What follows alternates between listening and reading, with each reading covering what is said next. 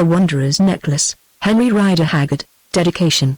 In memory of Oudnadatta and many wanderings overseas, I offer these pictures from the past, my dear Vincent, to you, a lover of the present if an aspirant who can look upon the future with more of hope than fear. Your colleague, H. Rider Haggard.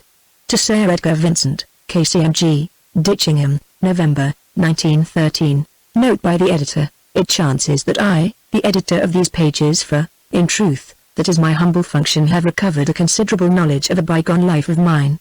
This life ended in times that are comparatively recent, namely, early in the 9th century, as is fixed by the fact that the Byzantine Empress, Irene, plays a part in the story. The narrative, it will be observed, is not absolutely consecutive, that is to say, all the details are not filled in. Indeed, it has returned to me in a series of scenes or pictures, and although each scene or picture has to do with every other, there are sometimes gaps between them. To take one example among several, the journey of Olaf. In those days my name was Olaf, or Michael after I was baptized, from the north to Constantinople is not recorded. The curtain drops at Au in Jutland and rises again in Byzantium. Only those events which were of the most importance seem to have burned themselves into my subconscious memory. Many minor details have vanished, or, at least, I cannot find them. This, however, does not appear to me to be a matter for regret. If every episode of a full and eventful life were painted in, the canvas would be overloaded and the eye that studied it bewildered. I do not think that I have anything more to say. My tale must speak for itself. So I will but add that I hold it unnecessary to set out the exact method by which I have been able to dig it and others from the quarry of my past. It is a gift which, although small at first, I have been able gradually to develop. Therefore, as I wish to hide my present identity, I will only sign myself. The Editor, Part 1, R. Chapter 1. The Betrayal of Olaf. Of my childhood in this Olaf life I can regain but little. There come to me, however, recollections of a house, surrounded by a moat, situated in a great plain near to seas or inland lakes, on which plain stood mounds that I connected with the dead. What the dead were I did not quite understand, but I gathered that there were people who, having once walked about and been awake, now laid themselves down in a bed of earth and slept. I remember looking at a big mound which was said to cover a chief known as the Wanderer, whom Freydisa, the wise woman, my nurse, told me had lived hundreds or thousands of years before, and thinking that so much earth over him must make him very hot at nights. I remember also that the hall called R was a long house roofed with sods, on which grew grass and sometimes little white flowers, and that inside of it cows were tied up. We lived in a place beyond, that was separated off from the cows by balks of rough timber. I used to watch them being milked through a crack between two of the balks where a knot had fallen out, leaving a convenient eye-hole about the height of a walking stick from the floor.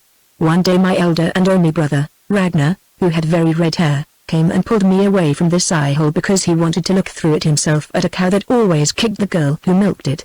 I howled, and Stina, my foster brother, who had light-colored hair and blue eyes, and was much bigger and stronger than I, came to my help, because we always loved each other.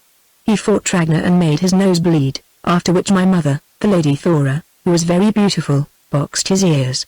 Then we all cried, and my father, Thorvald, a tall man, rather loosely made, who had come in from hunting, for he carried the skin of some animal of which the blood had run down onto his leggings, scolded us and told my mother to keep us quiet as he was tired and wanted to eat. That is the only scene which returns to me of my infancy.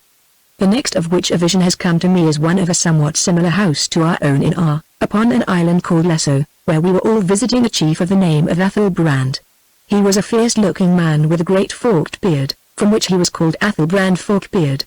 One of his nostrils was larger than the other, and he had a droop in his left eye, both of which peculiarities came to him from some wound or wounds that he had received in war.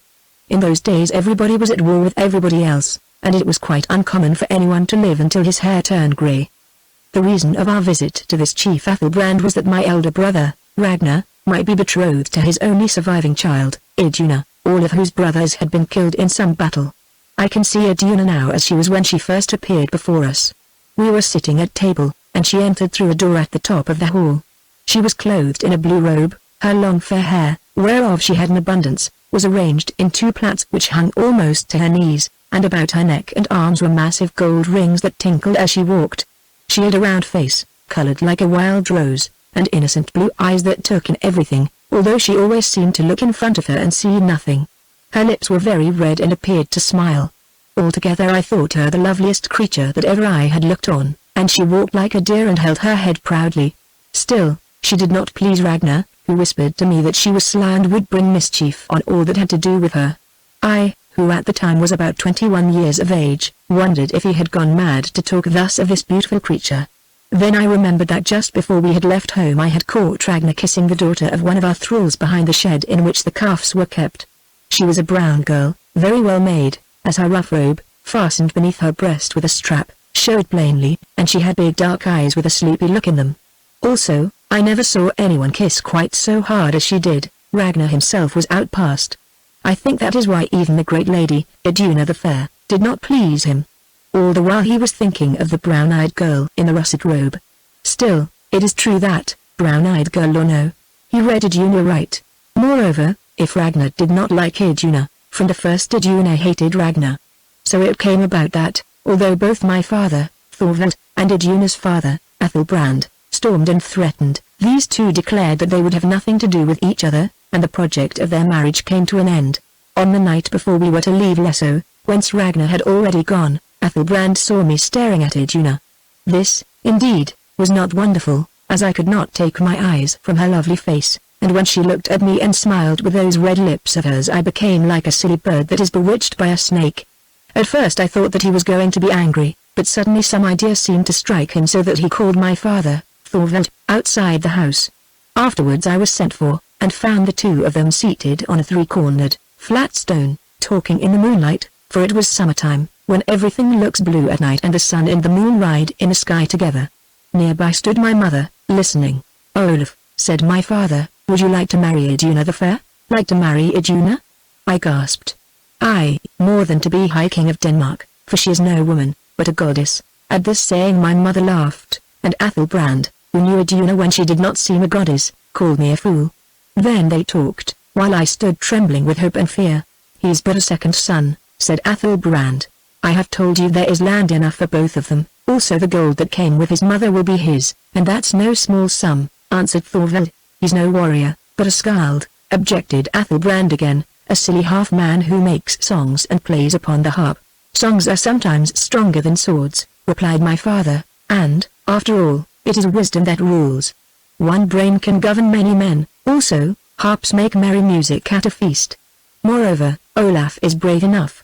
How can he be otherwise coming of the stock he does?" "He is thin and weedy," objected Athelbrand, a saying that made my mother angry. "Nay, Lord Athelbrand," she said, "he is tall and straight as a dart, and will yet be the handsomest man in these parts. Every duck thinks it has hatched out a swan," grumbled Athelbrand, while with my eyes I implored my mother to be silent. Then he thought for a while, pulling at his long forked beard, and said at last, "My heart tells me no good of such a marriage.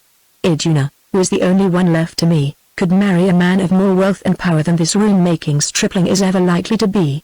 Yet just now I know none such whom I would wish to hold my place when I am gone. Moreover, it is spread far and wide throughout the land that my daughter is to be wed to Thorvald's son, and it matters little to which son. At least, I will not have it said that she has been given the go-by. Therefore, let this Olaf take her, if she will have him.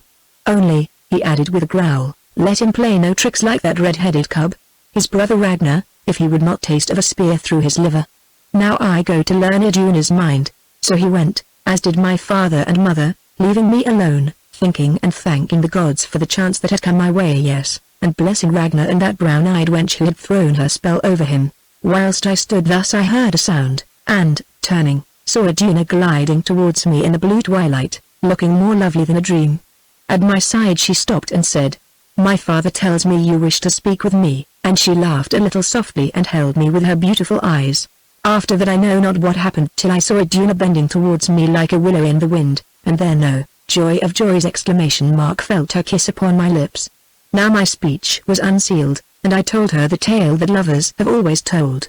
How that I was ready to die for her, to which she answered that she had rather that I lived, since ghosts were no good husbands. How that I was not worthy of her, to which she answered that I was young, with all my time before me, and might live to be greater than I thought, as she believed I should, and so forth. Only one more thing comes back to me of that blissful hour. Foolishly I said what I had been thinking, namely, that I blessed Ragnar. At these words, Of a sudden Iduna's face grew stern and the lover-light in her eyes was changed to such as gleams from swords. "I do not bless Ragnar," she answered. "I hope one day to see Ragnar," and she checked herself, adding, "Come, let us enter, Olaf. I hear my father calling me to mix his sleeping cup." So we went into the house hand in hand, and when they saw us coming thus, all gathered to burst into shouts of laughter after their rude fashion. Moreover, beakers were thrust into our hands, and we were made to drink from them and swear some oath. Thus ended our betrothal. I think it was on the next day that we sailed for home in my father's largest ship of war, which was named the Swan. I went unwillingly enough, we desired to drink more of the delight of Iduna's eyes. Still, go I must, since Athelbrand would have it so. The marriage, he said, should take place at the time of the spring feast, and not before. Meanwhile he held it best we should be apart that we might learn whether we still clung to each other in absence. These were the reasons he gave, but I think that he was already somewhat sorry for what he had done, and reflected that between harvest and springtime he might find another husband for Iduna, who was more to his mind. For Athelbrand, as I learned afterwards, was a scheming and a false-hearted man. Moreover, he was of no high lineage, but one who had raised himself up by war and plunder, and therefore his blood did not compel him to honor. The next scene which comes back to me of those early days is that of the hunting of the white northern bear, when I saved the life of Stina, my foster brother, and nearly lost my own. It was on a day when the winter was merging into spring, but the coastline near our was still thick with pack ice and large floes which had floated in from the more northern seas. A certain fisherman who dwelt on this shore came to the halt to tell us that he had seen a great white bear on one of these floes, which, he believed, had swum from it to the land. He was a man with a club-foot, and I can recall a vision of him limping across the snow towards the drawbridge of our, supporting himself by a staff on the top of which was cut the figure of some animal. "Young lords," he cried out, "there is a white bear on the land, such a bear as once I saw when I was a boy. Come out and kill the bear and win honor. But first give me a drink for my news." At that time I think my father, Thorvald, was away from home with most of the men. I do not know why, but Ragnar, Stina and I were lingering about the stead with little or nothing to do, since the time of sowing was not yet. At the news of the club-footed man, we ran for our spears, and one of us went to tell the only thrall who could be spared to make ready the horses and come with us. Thora, my mother, would have stopped us. She said she had heard from her father that such bears were very dangerous beasts, but Ragnar only thrust her aside, while I kissed her and told her not to fret. Outside the hall I met Freydisa, a dark, quiet woman of middle age, one of the virgins of Odin, whom I loved and who loved me and, save one other, me only among men, for she had been my nurse. "Whither now, young Olaf?" she asked me. "Has Iduna come here that you run so fast?" "No," I answered, "but a white bear has." "Oh. Then things are better than I thought, who feared lest it might be Iduna before her time. Still, you go on an ill errand, from which I think you will return sadly." "Why do you say that, Freydisa?" I asked. "Is it just because you love to croak like a raven on a rock, or for some good reason?" "I don't know, Olaf," she answered.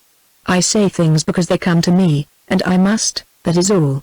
I tell you that evil will be born of this bear hunt of yours, and you had better stop at home, to be laughed at by my brethren, Freydisa. Moreover, you are foolish, for if evil is to be, how can I avoid it? Either your foresight is nothing or the evil must come." "That is so," answered Freydisa. "From your childhood up you had the gift of reason, which is more than is granted to most of these fools about us. Go, Olaf, and meet your foreordained evil. Still, kiss me before you go lest we should not see each other again for a while. If the bear kills you, at least you will be saved from Iduna." Now while she said these words I was kissing Freydisa, whom I loved dearly, but when I understood them I leapt back before she could kiss me again. "What do you mean by your talk about Iduna?" I asked. "Iduna is my betrothed, and I'll suffer no ill speech of her." "I know she is, Olaf. You've got Ragnar's leavings. Although he is so hot-headed, Ragnar is a wise dog in some ways, who can tell what he should not eat. There, begone. You think me jealous of Iduna, as old women can be, but it's not that, my dear.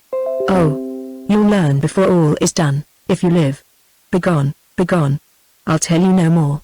Hark, Ragnar is shouting to you," and she pushed me away. It was a long ride to where the bear was supposed to be.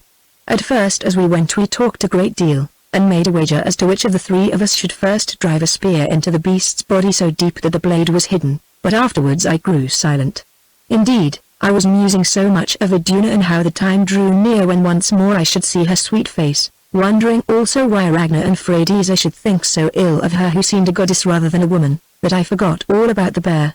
So completely did I forget it that when, being by nature very observant, I saw the slot of such a beast as we passed a certain birch wood, I did not think to connect it with that which we were hunting or to point it out to the others who were riding ahead of me.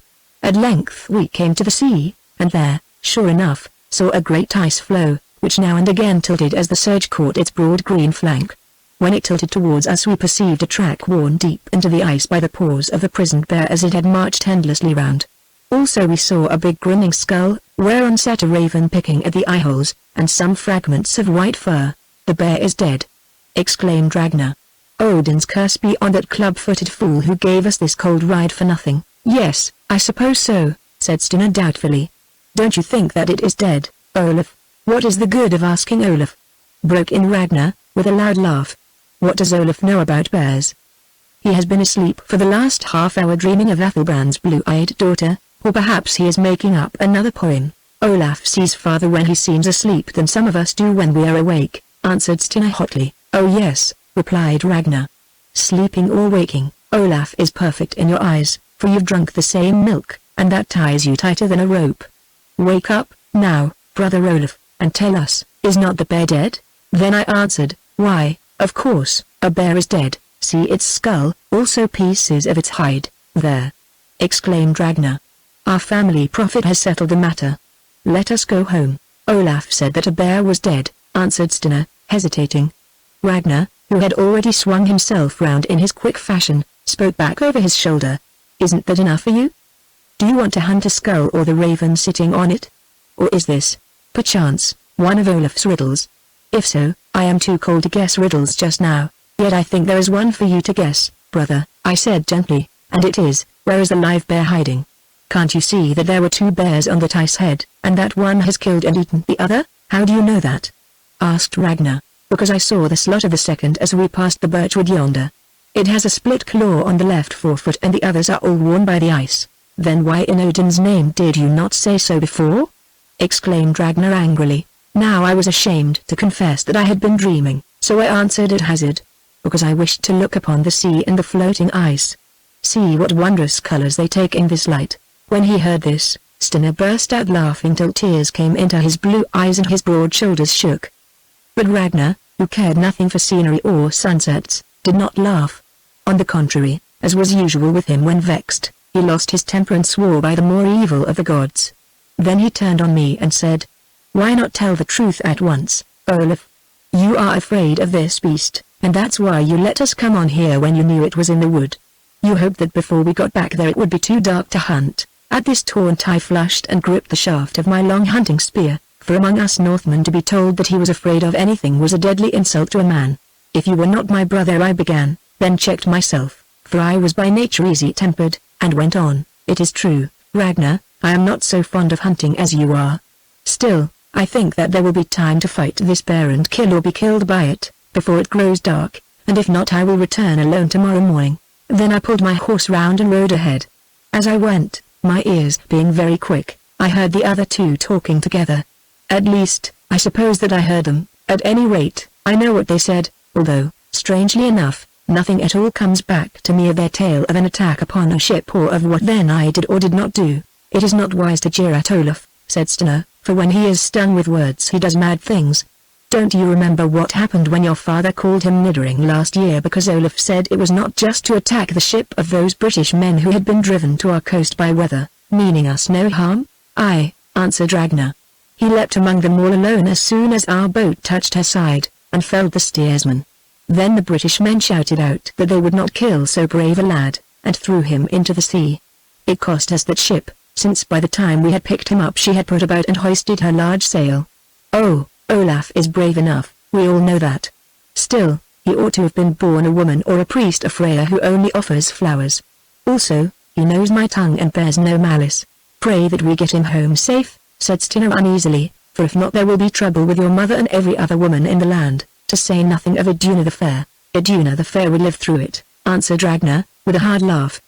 "But you are right, and, what is more, there will be trouble among the men also, especially with my father and in my own heart. After all there is but one Olaf." At this moment I held up my hand, and they stopped talking. Chapter 2: The Slaying of the Bear. Leaping from their horses, Ragnar and Stina came to where I stood, for already I had dismounted and was pointing to the ground, which just here had been swept clear of snow by the wind. "I see nothing," said Ragnar. "But I do, brother," I answered, "who study the ways of wild things while you think I am asleep.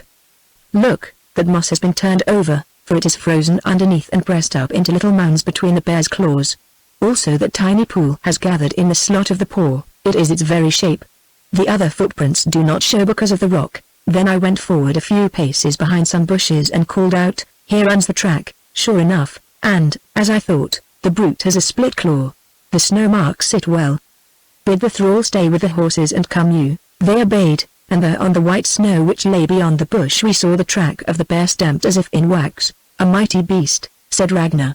"Never have I seen its like." "Aye," exclaimed Stina, "but an ill place to hunt it in," and he looked doubtfully at the rough gorge, covered with undergrowth, that some 100 yards farther on became dense birch forest. "I think it would be well to ride back to our, and return tomorrow morning with all whom we can gather. This is no task for 3 spears." By this time I, Olaf, was springing from rock to rock up the gorge, following the bear's track. For my brother's taunts rankled in me and I was determined that I should kill this beast or die and thus show Ragnar that I feared no bear. So I called back to them over my shoulder, "Aye, go home, it is wisest, but I go on for I have never yet seen one of these white ice bears alive." "Now it is Olaf who taunts in his turn," said Ragnar with a laugh. Then they both sprang after me, but always I kept ahead of them. For the half of a mile or more they followed me out of the scrub into the birch forest, where the snow, lying on the matted boughs of the trees and especially of some firs that were mingled with the birch, made the place gloomy in that low light. Always in front of me ran the huge slots of the bear till at length they brought me to a little forest glade, where some great whirling wind had torn up many trees which had but a poor root hold on a patch of almost soilless rock. These trees lay in confusion, their tops, which had not yet rotted, being filled with frozen snow. On the edge of them I paused, having lost the track. Then I went forward again, casting wide as a hound does, while behind came Ragnar and Stina, walking straight past the edge of the glade, and purposing to meet me at its head. This, indeed, Ragnar did, but Stina halted because of a crunching sound that caught his ear, and then stepped to the right between 2 fallen birches to discover its cause. Next moment, as he told me afterwards, he stood frozen, for there behind the boughs of one of the trees was the huge white bear, eating some animal that it had killed. The beast saw him, and, mad with rage at being disturbed, for it was famished after its long journey on the floe, reared itself up on its hind legs, roaring till the air shook. High it towered, its hook-like claws outstretched. Stina tried to spring back, but caught his foot, and fell. Well for him was it that he did so, for otherwise the blow which the bear struck would have crushed him to a pulp. The brute did not seem to understand where he had gone at any rate, it remained upreared and beating at the air. Then a doubt took it, its huge paws sank until it sat like a begging dog, sniffing the wind. At this moment Ragnar came back shouting, and hurled his spear. It stuck in the beast's chest and hung there. The bear began to feel for it with its paws, and, catching the shaft, lifted it to its mouth and champed it, thus dragging the steel from its hide. Then it bethought it of Stina, and, sinking down, discovered him, and tore at the birch tree under which he had crept till the splinters flew from its trunk. Just then I reached it, having seen all. By now the bear had its teeth fixed in Stina's shoulder, or, rather, in his leathern garment, and was dragging him from under the tree. When it saw me it reared itself up again, lifting Stina and holding him to its breast with one paw. I went mad at the sight, and charged it, driving my spear deep into its throat. With its other paw it struck the weapon from my hand, shivering the shaft. There it stood, towering over us like a white pillar, and roared with pain and fury, Stina still pressed against it, Ragnar and I helpless. "He sped," gasped Ragnar. I thought for a flash of time, and oh! Well do I remember that moment. The huge beast foaming at the jaws and Stina held to its breast as a little girl holds a doll, the still, snow-laden trees, on the top of one of which sat a small bird spreading its tail in jerks, the red light of evening, and about us the great silences of the sky above and of the lonely forest beneath. It all comes back to me. I can see it now quite clearly, yes, even the bird flitting to another twig, and there again spreading its tail to some invisible mate. Then I made up my mind what to do. "Not yet," I cried. "Keep it in play," and, drawing my short and heavy sword, I plunged through the birch boughs to get behind the bear. Ragnar understood. He threw his cap into the brute's face, and then, after it had growled at him a while, just as it dropped its great jaws to crunch Stinner, he found a bough and thrust it between them. By now I was behind the bear, and, smiting at its right leg below the knee, severed the tendon. Down it came, still hugging Stinner. I smote again with all my strength, and cut into its spine above the tail, paralyzing it. It was a great blow, as it need to be to cleave the thick hair and hide, and my sword broke in the backbone, so that, like Ragnar, now I was weaponless. The forepart of the bear rolled about in the snow, although its after half was still. Then once more it seemed to bethink itself of Stinner, who lay unmoving and senseless. Stretching out a paw, it dragged him towards its champing jaws. Ragnar leapt upon its back and struck at it with his knife, thereby only maddening it the more. I ran in and grasped Stinner, whom the bear was again hugging to its breast. Seeing me, it loosed Stinner, whom I dragged away and cast behind me, but in the effort I slipped and fell forward. The bear smote at me, and its mighty forearm, well for me that it was not its claws, struck me upon the side of the head and sent me crashing into a treetop to the left. 5 paces I flew before my body touched the boughs, and there I lay quiet. I suppose that Ragnar told me what passed after this while I was senseless. At least, I know that the bear began to die, for my spear had pierced some artery in its throat, and all the talk which followed, as well as though I heard it with my ears. It roared and roared, vomiting blood and stretching out its claws after Stinner as Ragnar dragged him away. Then it laid its head flat upon the snow and died. Ragnar looked at it and muttered, "Dead." Then he walked to that top of the fallen tree in which I lay, and again muttered, "Dead." Well, Valhalla holds no braver man than Olaf the Skald. Next he went to Stinner and once again exclaimed, "Dead," for so he looked, indeed, smothered in the blood of the bear and with his garments half torn off him. Still, as the words passed Ragnar's lips, he sat up, rubbed his eyes and smiled as a child does when it awakes. "Are you much hurt?" asked Ragnar. "I think not," he answered doubtfully, "save that I feel sore and my head swims. I have had a bad dream."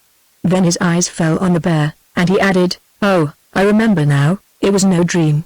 "Where is Olaf?" "Supping with Odin," answered Ragnar and pointed to me. Stinner rose to his feet, staggered to where I lay, and stared at me stretched there as white as the snow, with a smile upon my face and in my hand a spray of some evergreen bush which I had grasped as I fell. "Did he die to save me?" asked Stinner. "Aye," answered Ragnar, "and never did man walk that bridge in better fashion." "You were right. Would that I had not mocked him. Would that I had died and not he," said Stinner with a sob. "It is borne in upon my heart that it were better I had died." "Then that may well be, for the heart does not lie at such a time. Also it is true that he was worth both of us. There was something more in him than there is in us, Stinner. Come, lift him to my back, and if you are strong enough, go on to the horses and bid the thrall bring one of them. I follow." Thus ended the fight with the great white bear. Some 4 hours later, in the midst of a raging storm of wind and rain, I was brought at last to the bridge that spanned the moat of the Hall of Ar, laid like a corpse across the back of one of the horses. They had been searching for us at Ar, but in that darkness had found nothing. Only, at the head of the bridge was Freydisa, a torch in her hand. She glanced at me by the light of the torch, as my heart foretold. "So it is," she said. "Bring him in," then turned and ran to the house. They bore me up between the double ranks of stabled kine to where the great fire of turf and wood burned at the head of the hall, and laid me on a table. "Is he dead?" asked Thorvald, my father, who had come home that night, "and if so, how?" "Aye, father," answered Ragnar, "and nobly. He dragged Stinner yonder from under the paws of the great white bear and slew it with his sword." "A mighty deed," muttered my father. "Well, at least he comes home in honor." But my mother, whose favorite son I was, lifted up her voice and wept. Then they took the clothes from off me, and, while all watched, Freydisa, the skilled woman, examined my hurts. She felt my head and looked into my eyes, and laying her ear upon my breast, listened for the beating of my heart. Presently she rose, and, turning, said slowly, "Olaf is not dead, though near to death. His pulses flutter, the light of life still burns in his eyes, and though the blood runs from his ears, I think the skull is not broken." When she heard these words, Thora, my mother, whose heart was weak, fainted for joy, and my father, untwisting a gold ring from his arm, threw it to Freydisa. "First the cure," she said, thrusting it away with her foot. "Moreover, when I work for love I take no pay." Then they washed me, and, having dressed my hurts, laid me on a bed near the fire that warmth might come back to me. But Freydisa would not suffer them to give me anything save a little hot milk which she poured down my throat. For 3 days I lay like one dead. Indeed, all save my mother held Freydiza wrong and thought that I was dead. But on the 4th day I opened my eyes and took food, and after that fell into a natural sleep. On the morning of the 6th day I sat up and spoke many wild and wandering words, so that they believed I should only live as a madman. His mind is gone, said my mother, and wept. Nay, answered Freydiza, he does but return from a land where they speak another tongue. Thorvald, bring hither the bearskin. It was brought and hung on a frame of poles at the end of the niche in which I slept, that, as was usual among northern people, opened out of the hall. I stared at it for a long while. Then my memory came back and I asked, did the great beast kill Stina? No, answered my mother, who sat by me. Stina was sore hurt, but escaped and now is well again. Let me see him with my own eyes, I said. So he was brought, and I looked on him. I am glad you live, my brother, I said, for now in this long sleep of mine I have dreamed that you were dead, and I stretched out my wasted arms towards him, for I loved Stina better than any other man. He came and kissed me on the brow, saying, "Aye, thanks to you, Olaf, I live to be your brother and your thrall till the end." "My brother always, not my thrall," I muttered, for I was growing tired. Then I went to sleep again. 3 days later, when my strength began to return, I sent for Stina and said, "Brother, Iduna the fair, whom you have never seen, my betrothed, must wonder how it fares with me, for the tale of this hurt of mine will have reached Lesso. Now, as there are reasons why Ragnar cannot go, and as I would send no mean man, I pray you to do me a favor. It is that you will take a boat and sail to Lesso, carrying with you as a present from me to Athelbrand's daughter the skin of that white bear, which I trust will serve her and me as a bed covering in winter for many a year to come. Tell her, thanks be to the gods and to the skill of Freydiza, my nurse, I live who all thought must die, and that I trust to be strong and well for our marriage at the spring feast which draws on. Say also that through all my sickness I have dreamed of none but her, as I trust that sometimes she may have dreamed of me." "Aye, I'll go," answered Stina, "fast as horses' legs and sails can carry me," adding with his pleasant laugh, "Long have I desired to see this Iduna of yours, and to learn whether she is as beautiful as you say, also what it is in her that Ragnar hates." "Be careful that you do not find her too beautiful," broke in Freydiza, who, as ever, was at my side. "How can I if she is for Olaf?" answered Stina, smiling, as he left the place to make ready for his journey to Lesso. "What did you mean by those words, Freydiza?" I asked when he was gone. "Little or much," she replied, shrugging her shoulders. "Iduna is lovely, is she not? And Stina is handsome, is he not? And of an age when man seeks woman, and what is brotherhood when man seeks woman and woman beguiles man? Peace to your riddles, Freydiza. You forget that Iduna is my betrothed and that Stina was fostered with me. Why, I'd trust them for a week at sea alone, doubtless, Olaf, being young and foolish, as you are, also that is your nature. Now here is the broth. Drink it, and I, whom some call a wise woman and others a witch, say that tomorrow you may rise from this bed and sit in the sun, if there is any." "Freydiza," I said when I had swallowed the broth, "why do folk call you a witch?" "I think because I am a little less of a fool than other women, Olaf. Also because it has not pleased me to marry, as it is held natural that all women should do if they have the chance. Why are you wiser, and why have you not married, Freydiza?" "I am wiser because I have questioned things more than most, and to those who question answers come at last. And I am not married because another woman took the only man I wanted before I met him. That was my bad luck. Still, it taught me a great lesson, namely, how to wait and meanwhile to acquire understanding." "What understanding have you acquired, Freydiza? For instance, does it tell you that our gods of wood and stone are true gods which rule the world? Or are they but wood and stone, as sometimes I have thought? Then think no more, Olaf, for such thoughts are dangerous. If Ulf, your uncle, Odin's high priest, heard them, what might he not say or do? Remember that whether the gods live or no, certainly the priest lives, and on the gods, and if the gods went, where would the priest be? Also, as regards these gods, well, whatever they may or may not be, at least they are the voices that in our day speak to us from that land whence we came and whither we go. The world has known millions of days, and each day has its god or its voice, and all the voices speak truth to those who can hear them. Meanwhile, you are a fool to have sent Stina bearing your gift to Iduna. Or perhaps you are very wise. I cannot say as yet. When I learn I will tell you." Then again she shrugged her shoulders and left me wondering what she meant by her dark sayings. I can see her going now, a wooden bowl in her hand, and in it a horn spoon of which the handle was cracked long ways, and thus in my mind ends all the scene of my sickness after the slaying of the white bear. The next thing that I remember is the coming of the men of Haggard. This cannot have been very long after Stina went to Lesso, for he had not yet returned. Being still weak from my great illness, I was seated in the sun in the shelter of the house, wrapped up in a cloak of deerskins, for the northern wind blew bitter. By me stood my father, who was in a happy mood now he knew that I should live and be strong again. Stina should be back by now, I said to him. I trust that he has come by no ill. Oh no, answered my father carelessly. For 7 days the wind has been high, and doubtless Athelbrand fears to let him sail from Lesso. Or perhaps Stina finds Athelbrand's hall a pleasant place to bide in, suggested Ragnar, who had joined us, a spear in his hand, for he had come in from hunting. There are good drink and bright eyes there. I was about to answer sharply, since Ragnar stung me with his bitter talk of Stina, of whom I knew him to be somewhat jealous, because he thought I loved my foster brother more than I did him, my brother. Just then, however, 3 men appeared through trees that grew about the hall, and came towards the bridge, whereon Ragnar's great wolfhounds, knowing them for strangers, set up a furious baying and sprang forward to tear them. By the time the beasts were caught and quelled, these men, aged persons of presence, had crossed the bridge and were greeting us. This is the hall of Thorvaldr, is it not?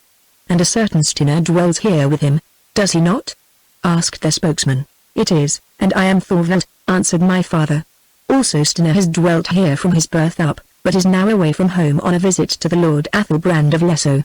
Who are you, and what would you of Stina, my fosterling? When you have told us the story of Stina we will tell you who we are and what we seek, answered the man, adding, Fear not, we mean him no harm, but rather good if he is the man we think. Wife, called my father, come hither.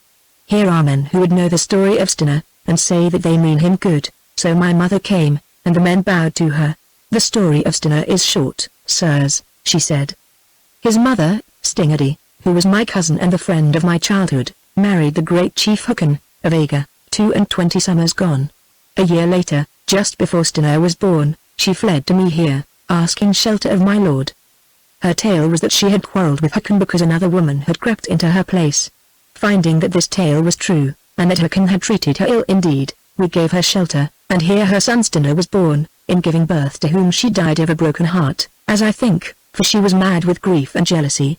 I nursed him with my son Olaf yonder, and as, although he had news of his birth, Haggard never claimed him, with us he has dwelt as a son ever since. That is all the tale. Now what would you with Stina? This lady. The Lord Haggard and the 3 sons whom that other woman knew tell of bore him ere she died, for after Stingadi's death he married her, were drowned in making harbour on the night of the great gale 18 days ago. That is the day when the bear nearly killed Stina, I interrupted. Well for him, then, young sir, that he escaped to this bear, for now, as it seems to us, he is the lord of all Haggard's lands and people, being the only male left living of his issue. This, by the wish of the head men of Haggard, where is Haggard's hall, we have come to tell him, if he still lives, since by report he is a goodly man and brave one well fitted to sit in Haggard's place. Is the heritage great? Asked my father. Aye, very great, lord. In all Jutland there was no richer man than Haggard, by Odin. Exclaimed my father, it seems that Stina is in fortune's favour. Well, men of Haggard, enter and rest you. After you have eaten we will talk further of these matters. It was just then that, appearing between the trees on the road that ran to Fladstrand and to the sea, I saw a company mounted upon horses. In front was a young woman, wrapped in a coat of furs, talking eagerly to a man who rode by her. Behind, clad in armour, with a battle-axe girt about him, rode another man, big and fork-bearded, who stared about him gloomily, and behind him again 10 or 12 thralls and seamen. One glance was enough for me. Then I sprang up, crying, Iduna's self, and with her my brother Stina, the Lord Athelbrand and his folk. A happy sight indeed. And I would have run forward to meet them. Yes, yes, said my mother, but await them here, I pray you. You are not yet strong, my son. And she flung her arms about me and held me. Presently they were at the bridge, and Stina, springing from his horse, lifted Iduna from her saddle, a sight at which I saw my mother frown. Then I would no longer be restrained, but ran forward, crying greetings as I came, and, seizing Iduna's hand, I kissed it. Indeed, I would have kissed her cheek also, but she shrank back, saying, Not before all these folk, Olaf. As you will, I answered, though just then a chill struck me, which, I thought to myself, came doubtless from the cold wind. It will be the sweeter afterwards, I added as gaily as I could. Yes, she said hurriedly. But, Olaf, how white and thin you are. I had hoped to find you well again, though, not knowing how it fared with you, I came to see with my own eyes. That is good of you, I muttered as I turned to grasp Stina's hand, adding, I know well who it was that brought you here. Nay, nay, she said. I came of myself. But my father waits you, Olaf, so I went to where the Lord Athelbrand Forkbeard was dismounting, and greeted him, lifting my cap. What? Grumbled Athelbrand, who seemed to be in an ill temper. Are you Olaf? I should scarcely have known you again, lad, for you look more like a wisp of hay tied on a stake than a man.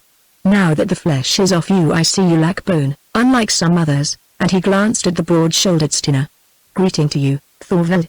We are come here through a sea that nearly drowned us, somewhat before the appointed time, because, on the whole, I thought it best to come.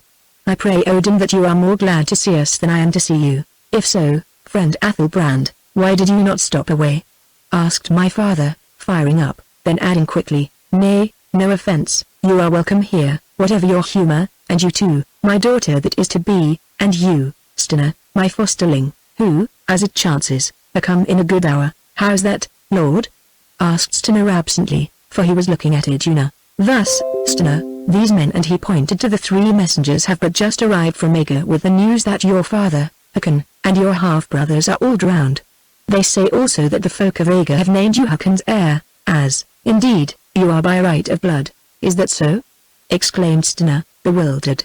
Well, as I never saw my father or my brothers, and they treated me but ill, I cannot weep for them. Håkon. Broke in Athelbrand. Why, I knew him well, for in my youth we were comrades in war. He was the wealthiest man in Jutland in cattle, lands, thralls and stored gold. Young friend, your luck is great, and he stared first at Stina, then at Iduna, pulling his forked beard and muttering words to himself that I could not catch. Stina gets the fortune he deserves, I exclaimed, embracing him. Not for nothing did I save you from the bear, Stina. Come, wish my foster brother joy, Iduna. Aye, that I do with all my heart, she said. Joy and long life to you, and with them rule and greatness, Stina, Lord of Haggard, and she curtsied to him, her blue eyes fixed upon his face. But Stina turned away, making no answer. Only Ragnar, who stood by, burst into a loud laugh. Then, putting his arm through mine, he led me into the hall, saying, This wind is over cold for you, Olaf. Nay, trouble not about Iduna. Stina, Lord of Haggard, will care for her, I think. That night there was a feast at and I sat at it with Iduna by my side. Beautiful she was indeed in her garment of blue, over which streamed her yellow hair, bright as the gold rings that tinkled on her rounded arms. She was kind to me also, and bade me tell her the story of the slaying of the bear, which I did as best I could, though afterwards Ragnar told it otherwise, and more fully. Only Stina said little or nothing, for he seemed to be lost in dreams. I thought that this was because he felt sad at the news of the death of his father and brethren, since, although he had never known them, blood still calls to blood, and so, I believe, did most the present. At any rate my father and mother tried to cheer him and in the end bade the men of Haggard draw near to tell him the tale of his heritage. They obeyed, and set out all their case, of which the sum was that Stina must now be one of the wealthiest and the most powerful men of the northern lands. It seems that we should all take off our caps to you, young lord, said Athelbrand when he heard this tale of rule and riches. Why did you not ask me for my fair daughter? He added with a half-drunken laugh, for all the liquor he had swallowed had got a hold of his brain. Recovering himself, he went on, It is my will, Thorvald, that Iduna and this snipe of an Olaf of yours should be wed as soon as possible. I say that they shall be wed as soon as possible, since otherwise I know not what may happen. Then his head fell forward on the table and he sank to sleep. Chapter 3 The Wanderer's Necklace.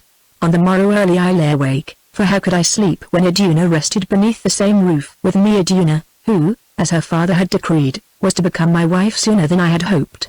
I was thinking how beautiful she looked, and how much I loved her, also of other things that were not so pleasant. For instance, why did not everybody see her with my eyes? I could not hide from myself that Ragnar went near to hating her. More than once she had almost been the cause of a quarrel between us. Freydisa, too, my nurse, who loved me, looked on her sourly, and even my mother, although she tried to like her for my sake, had not yet learned to do so, or thus it appeared to me. When I asked her why, she replied that she feared the maid was somewhat selfish, also too fond of drawing the eyes of men, and of the adornment of her beauty. Of those who were dearest to me, indeed, only Stina seemed to think Iduna as perfect as I did myself. This, so far as it went, was well, but, then, Stina and I had always thought alike, which robbed his judgment of something of its worth. Whilst I was pondering over these things, although it was still so early that my father and Athelbrand were yet in bed sleeping off the fumes of the liquor they had drunk, I heard Stina himself talking to the messengers from Haggard in the hall. They asked him humbly whether he would be pleased to return with them that day and take possession of his inheritance, since they must get back forthwith to Haggard with their tidings. He replied that if they would send some more come themselves to escort him on the 10th day from that on which they spoke, he would go to Haggard with them, but that until then he could not do so. 10 days. In 10 days who knows what may happen? Said their spokesman. Such a heritage as yours will not lack for claimants, Lord, especially as Hakan has left nephews behind him. I know not what will or will not happen, answered Stina, but until then I cannot come. Go now, I pray you, if you must, and bear my words and greetings to the men of Haggard, whom soon I hope to meet myself. So they went, as I thought, heavily enough. A while afterwards my father rose and came into the hall, where from my bed I could see Stina seated on a stool by the fire brooding. He asked where the men of Haggard were, and Stina told him what he had done. Are you mad, Stina? He asked. That you have sent them away with such an answer? Why did you not consult me first? Because you were asleep, foster father, and the messengers said they must catch the tide. Also I could not leave Ar until I had seen Olaf and Iduna married. Iduna and Olaf can marry without your help. It takes 2 to make a marriage, not 3. I see well that you owe love and loyalty to Olaf, who is your foster brother and saved your life, but you owe something to yourself also. I pray Odin that this folly may not have cost you your lordship. Fortune is a wench who will not bear slighting, I know it, answered Stina, and there was something strange in his voice. Believe me, I do not slight Fortune, I follow her in my own fashion. Then it is a mad fashion, grumbled my father, and walked away. It comes back to me that it was some days after this that I saw the ghost of the wanderer standing on his grave mound. It happened thus. On a certain afternoon I had been riding alone with Iduna, which was a great joy to me, though I would sooner have walked, for then I could have held her hand, and perhaps, if she had suffered it, kissed her. I had recited to her a poem which I had made comparing her to the goddess Iduna, the wife of Bragi, she who guarded the apples of immortal youth whereof the gods must eat or die, she whose garment was the spring, woven of the flowers that she put on when she escaped from winter's giant grasp.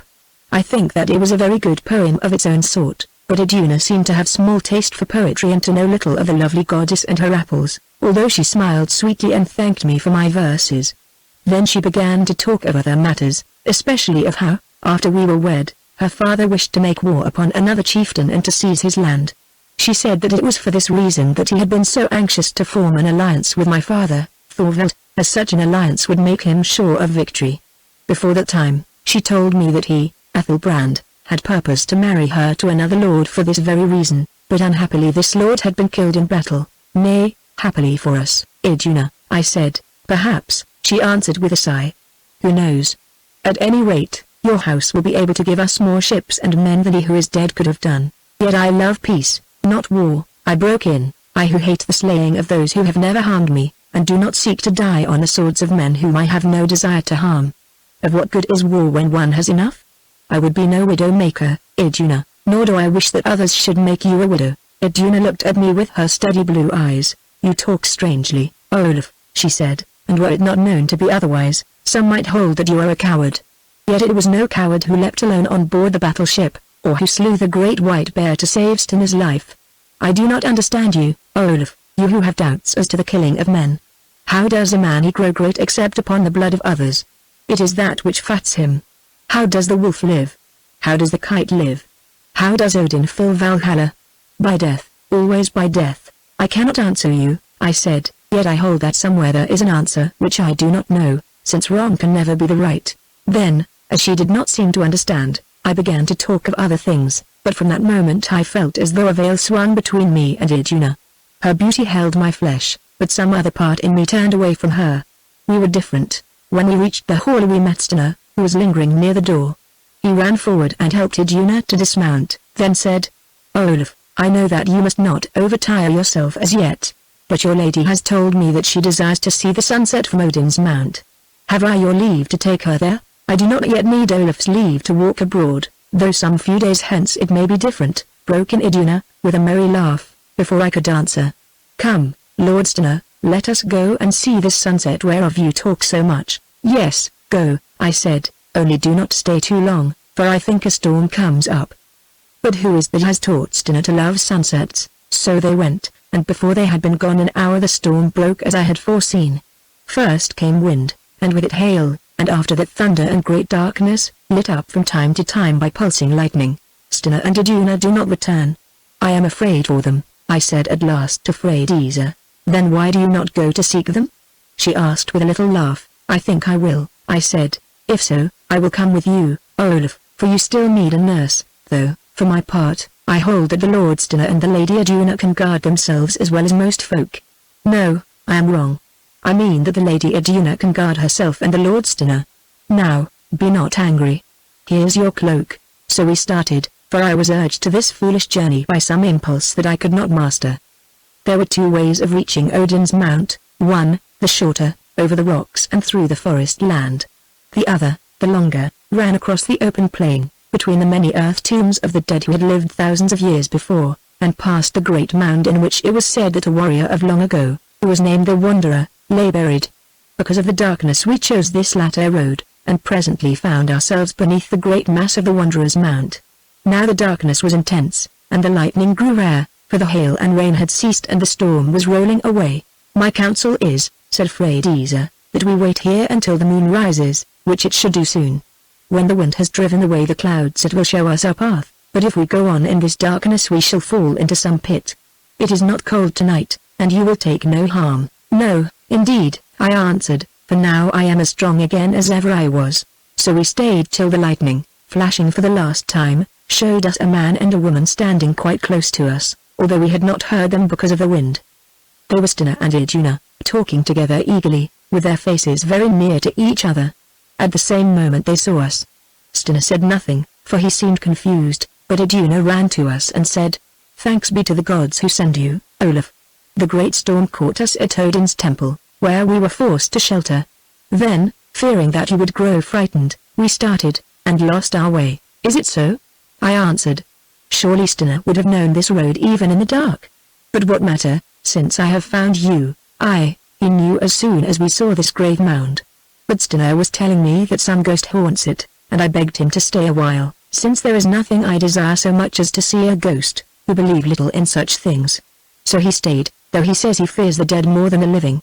"Freydisa, they tell me that you are very wise. Cannot you show me this ghost? The spirit does not ask my leave to appear, lady," answered Freydisa in her quiet voice. "Still, at times it does appear, for I have seen it twice. So let us bide here a little on the chance." Then she went forward a few steps and began to mutter to herself. Some minutes later the clouds broke and the great moon was seen riding low down in a clear sky, illumining the grave mound and all the plain, save where we stood in the shadow of the mount. "Do you see aught?" asked Freydisa presently. "If not, let us be gone, for when the Wanderer comes at all it is at the rising of the moon." Stina and Iduna answered, "No, but I, who did see something, said, 'Look yonder among the shadows. Mayhap it is a wolf stirring.' Nay, it is a man." "Look, Iduna." "I look and find nothing," she answered. "Look again," I said. He reaches the top of the mount and stands there staring towards the south.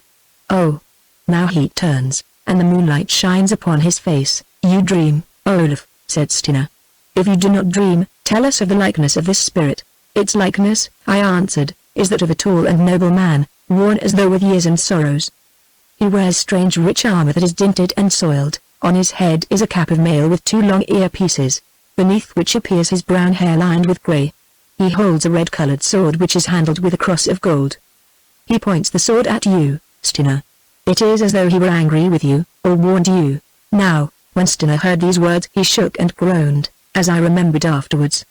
But of this I took no note at the time, for just then Iduna cried out, "Say, Olaf, does the man wear a necklace? I see a necklace hanging in the air above the mount, but naught else." "Yes, Iduna, he wears a necklace above his mail." "How does it appear to you?" "Oh, beautiful, beautiful," she answered.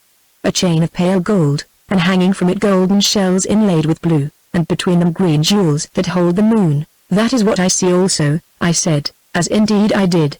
"There, all is gone." Freydiza returned, and there was a strange smile on her dark face, for she had heard all our talk. "Who sleeps in that mound, Freydiza?" asked Iduna. "How can I tell, lady, seeing that he was laid there 1,000 years ago, or mayhap more? Yet a story, true or false, remains of him that I have heard. It is that he was a king of these parts, who followed a dream to the south. The dream was of a necklace, and of one who wore it. For many years he wandered, and at length returned again to this place, which had been his home, wearing the necklace. But when he saw its shore from the sea he fell down and his spirit left him. What happened to him in his wanderings none know, for the tale is lost. Only it is said that his people buried him in yonder mound still wearing his armor and the necklace he had won. There, as Olaf has seen, or thinks that he has seen, but now, he stands at moonrise ere trouble comes to any of his race, and stares towards the south, always towards the south. Is the necklace yet in the mound?" asked Iduna eagerly. "Without doubt, lady. Who would dare to touch the holy thing and bring on him the curse of the wanderer and his gods, and with it his own death? No man that ever sailed the seas, I think." "Not so, Freydiza, for I am sure I know one who would dare it for my sake. Olaf, if you love me, bring me that necklace as a marriage gift. I tell you that, having once seen it, I want it more than anything in all the world." "Did you hear what Freydiza said?" I asked. "That he who wrought this sacrilege would bring upon himself evil and death?" "Yes, I heard, but it is folly, for who need fear dead bones? As for the shape you saw, why, it is strengthless for good oil, a shadow drawn from what has been by the magic moon, or perchance by Freydiza's witchery. Olaf, Olaf, get me that necklace or I will never kiss you more." "That means you will not marry me, Iduna?" "That means I will only marry the man who gives me that necklace. If you fear the deed, perhaps there are some others by whom it might be tried." Now when I heard these words a sudden rage seized me. Was I to be taunted thus by the fair woman whom I loved? "Fear is an ill word to use to me," I said sternly. "No, Iduna, that if it is put to me thus I fear nothing in life or death. You shall have the necklace if it can be found in yonder earth, chance what may to the searcher. Nay, no more words. Stina will lead you home. I must talk of this matter with Freydiza." It was midnight, I know not on what day, since all these things come back to me in vivid scenes, as flashes of lightning show a landscape, but are separated from each other by dense darkness. Freydiza and I stood by the wanderer's grave, and at our feet lay digging tools, 2 lamps, and tinder to light them. We were setting about our grim task at dead of night, for fear lest the priests should stay us. Also, I did not wish the people to know that I had done this thing. "Here is work for a month," I said doubtfully, looking up at the great mass of the mount. "Nay," replied Freydiza, "since I can show you the door of the grave, and perchance the passage still stands." "Yet, will you really enter there?" "Why not, Freydiza? Must I bear to be taunted by the woman I am to wed? Surely it would be better to die and have done. Let the ghost slay me if he will. It comes upon me that if so I shall be spared trouble." "No bridegroom's talk," said Freydiza, "however true it may be. Yet, young Olaf, do you take heart, since I think that this ghost has no desire for your blood. I am wise in my own fashion, Olaf, and much of the past comes to me, if little of the future, and I believe that this wanderer and you have more to do with each other than we can guess. It may be even that this task is appointed to you and that all these happenings, which are but begun, work to an end unseen. At the least, try your fortune, and if you die why, I who was your nurse from your mother's knee, love you well enough to die with you. Together we'll descend to Hela's halls, that to seek out the wanderer and learn his story." Then, throwing her arms about my neck, she drew me to her and kissed me on the brow. "I was not your mother, Olaf," she went on, "but, to be honest, I would have been could I have had my fancy though, strangely enough, I never felt thus towards Ragnar, your brother. Now, why do you make me talk foolishness? Come hither, and I will show you the entrance to the grave. It is where the sun first strikes upon it." Then she led me to the east of the mound, where, not more than 8 or 10 feet from its base, grew a patch of bushes. Among these bushes was a little hollow, as though at this spot the earth had sunk in. Here, at her bidding, I began to dig, and with her help worked for the half of an hour or more in silence, till at length my spade struck against a stone. "It is the door stone," said Freydiza. "Dig round it." So I dug till I made a hole at the edge of the stone large enough for a man to creep through. After this we paused to rest a while and to allow the air within the mound to purify. "Now," she said, "if you are not afraid, we will enter." "I am afraid," I answered. Indeed, the terror which struck me then returns, so that even as I write I feel fear of the dead man who lay, and for aught I know still lies within that grave. Yet, I added, never will I face Iduna more without the necklace, if it can be found. So we struck sparks onto the tinder, and from them lit the 2 lamps of seal oil. Then I crept into the hole, Freydisa following me, to find myself in a narrow passage built of rough stones and roofed with flat slabs of water-worn rock. This tunnel, save for a little dry soil that had sifted into it through the cracks between the stones, was quite clear. We crawled along it without difficulty till we came to the tomb chamber, which was in the center of the mound, but at a higher level than the entrance. For the passage sloped upwards, doubtless to allow for drainage. The huge stones with which it was lined and roofed over, were not less than 10 feet high and set on end side by side. One of these upright stones was that designed for the door. Had it been in place, we could not have entered the chamber without great labor and the help of many men, but, as it chanced, either it had never been set up after the burial, or this was done so hastily that it had fallen. We are in luck's way, said Freydisa, when she noticed this. No, I will go first, who know more of ghosts than you do, Olaf. If the wanderer strikes, let him strike me, and she clambered over the fallen slab. Presently she called back, saying, Come, all is quiet here, as it should be in such a place. I followed her, and sliding down the end of the stone which I remember scratched my elbow and made it bleed, found myself in a little room about 12 feet square. In this place there was but one thing to be seen, what appeared to be the trunk of a great oak tree, some 9 feet in length, and, standing on it, side by side, 2 figures of bronze under a foot in height, the coffin in which the wanderer lies and the gods he worshipped, said Freydisa. Then she took up first one and next the other of the bronze figures and re-examined them in the light of the lamps, although I feared to touch them. They were statues of a man and a woman. The man, who wore a long and formal beard, was wrapped in what seemed to be a shroud, through an opening in which appeared his hands. In the right hand was a scourge with a handle, and in the left a crook such as a shepherd might use, only shorter. On his head was what I took to be a helmet, a tall peaked cap ending in a knob, having on either side of it a stiff feather of bronze, and in front, above the forehead, a snake, also of bronze. The woman was clad in a straight and narrow robe, cut low beneath her breast. Her face was mild and beautiful, and in her right hand she held a looped scepter. Her hair descended in many long plaits onto her shoulders. For her dress she wore 2 horns, supporting between them a burnished disc of gold like to that of the moon when it is full. Strange gods, I muttered. Aye, answered Freydisa, yet may be true ones to those who worship them.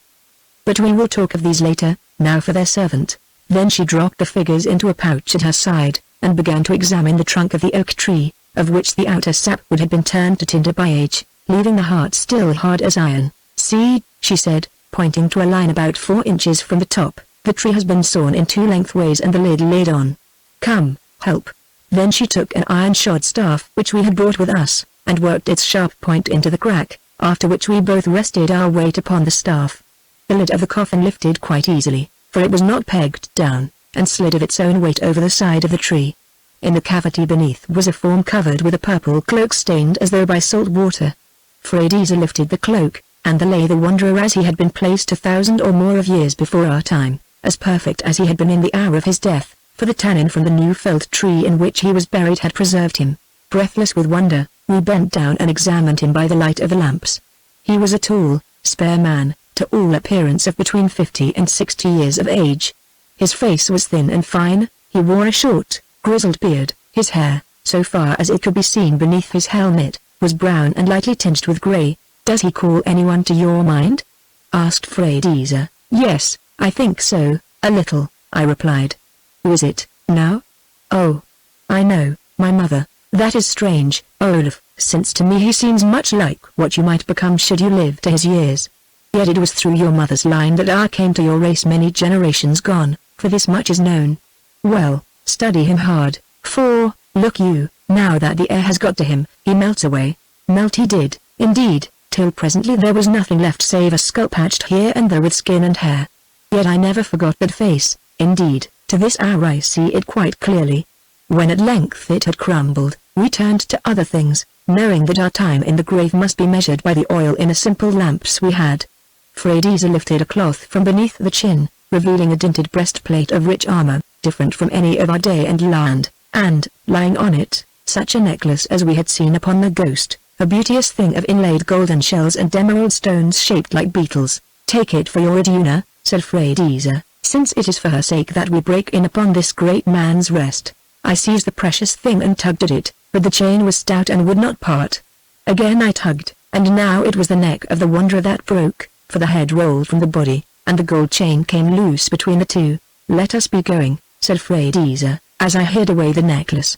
"The oil in the lamps burns low, and even I do not care to be left here in the dark with this mighty one whom we have robbed." "There's his armor," I said. "I'd have that armor, it is wonderful." "Then stop and get it by yourself," she answered, "for my lamp dies." "At least, I will take the sword," I exclaimed, and snatched at the belt by which it was girt about the body. The leather had rotted, and it came away in my hand. Holding it, I clambered over the stone after Freydiza, and followed her down the passage. Before we reached the end of it the lamps went out, so that we must finish our journey in the dark. Thankful enough were both of us when we found ourselves safe in the open air beneath the familiar stars. "Now, how comes it, Freydiza," I asked, when we had got our breath again, "that this wanderer, who showed himself so threateningly upon the crest of his grave, lies patient as a dead sheep within it while we rob his bones? Because we were meant to take it, as I think, Olaf. Now, help me to fill in the mouth of that hole roughly. I will return to finish this tomorrow and let us away to the hall. I am weary, and I tell you, Olaf, that the weight of things to come lies heavy on my soul. I think wisdom dwells with that wanderer's bones. Yes, and foresight of the future and memories of the past." Chapter 4 Iduna wears the necklace. I lay sleeping in my bed the sword of the wanderer by my side and his necklace beneath my pillow. In my sleep there came to me a very strange and vivid dream. I dreamed that I was the wanderer, no other man, and here I, who write this history in these modern days, will say that the dream was true. Once in the far past I, who afterwards was born as Olaf, and who am now never mind my name, lived in the shape of that man who in Olaf's time was by tradition known as the wanderer. Of that wanderer life, however, for some reason which I cannot explain, I am able to recover but few memories. Other earlier lives come back to me much more clearly, but at present the details of this particular existence escape me.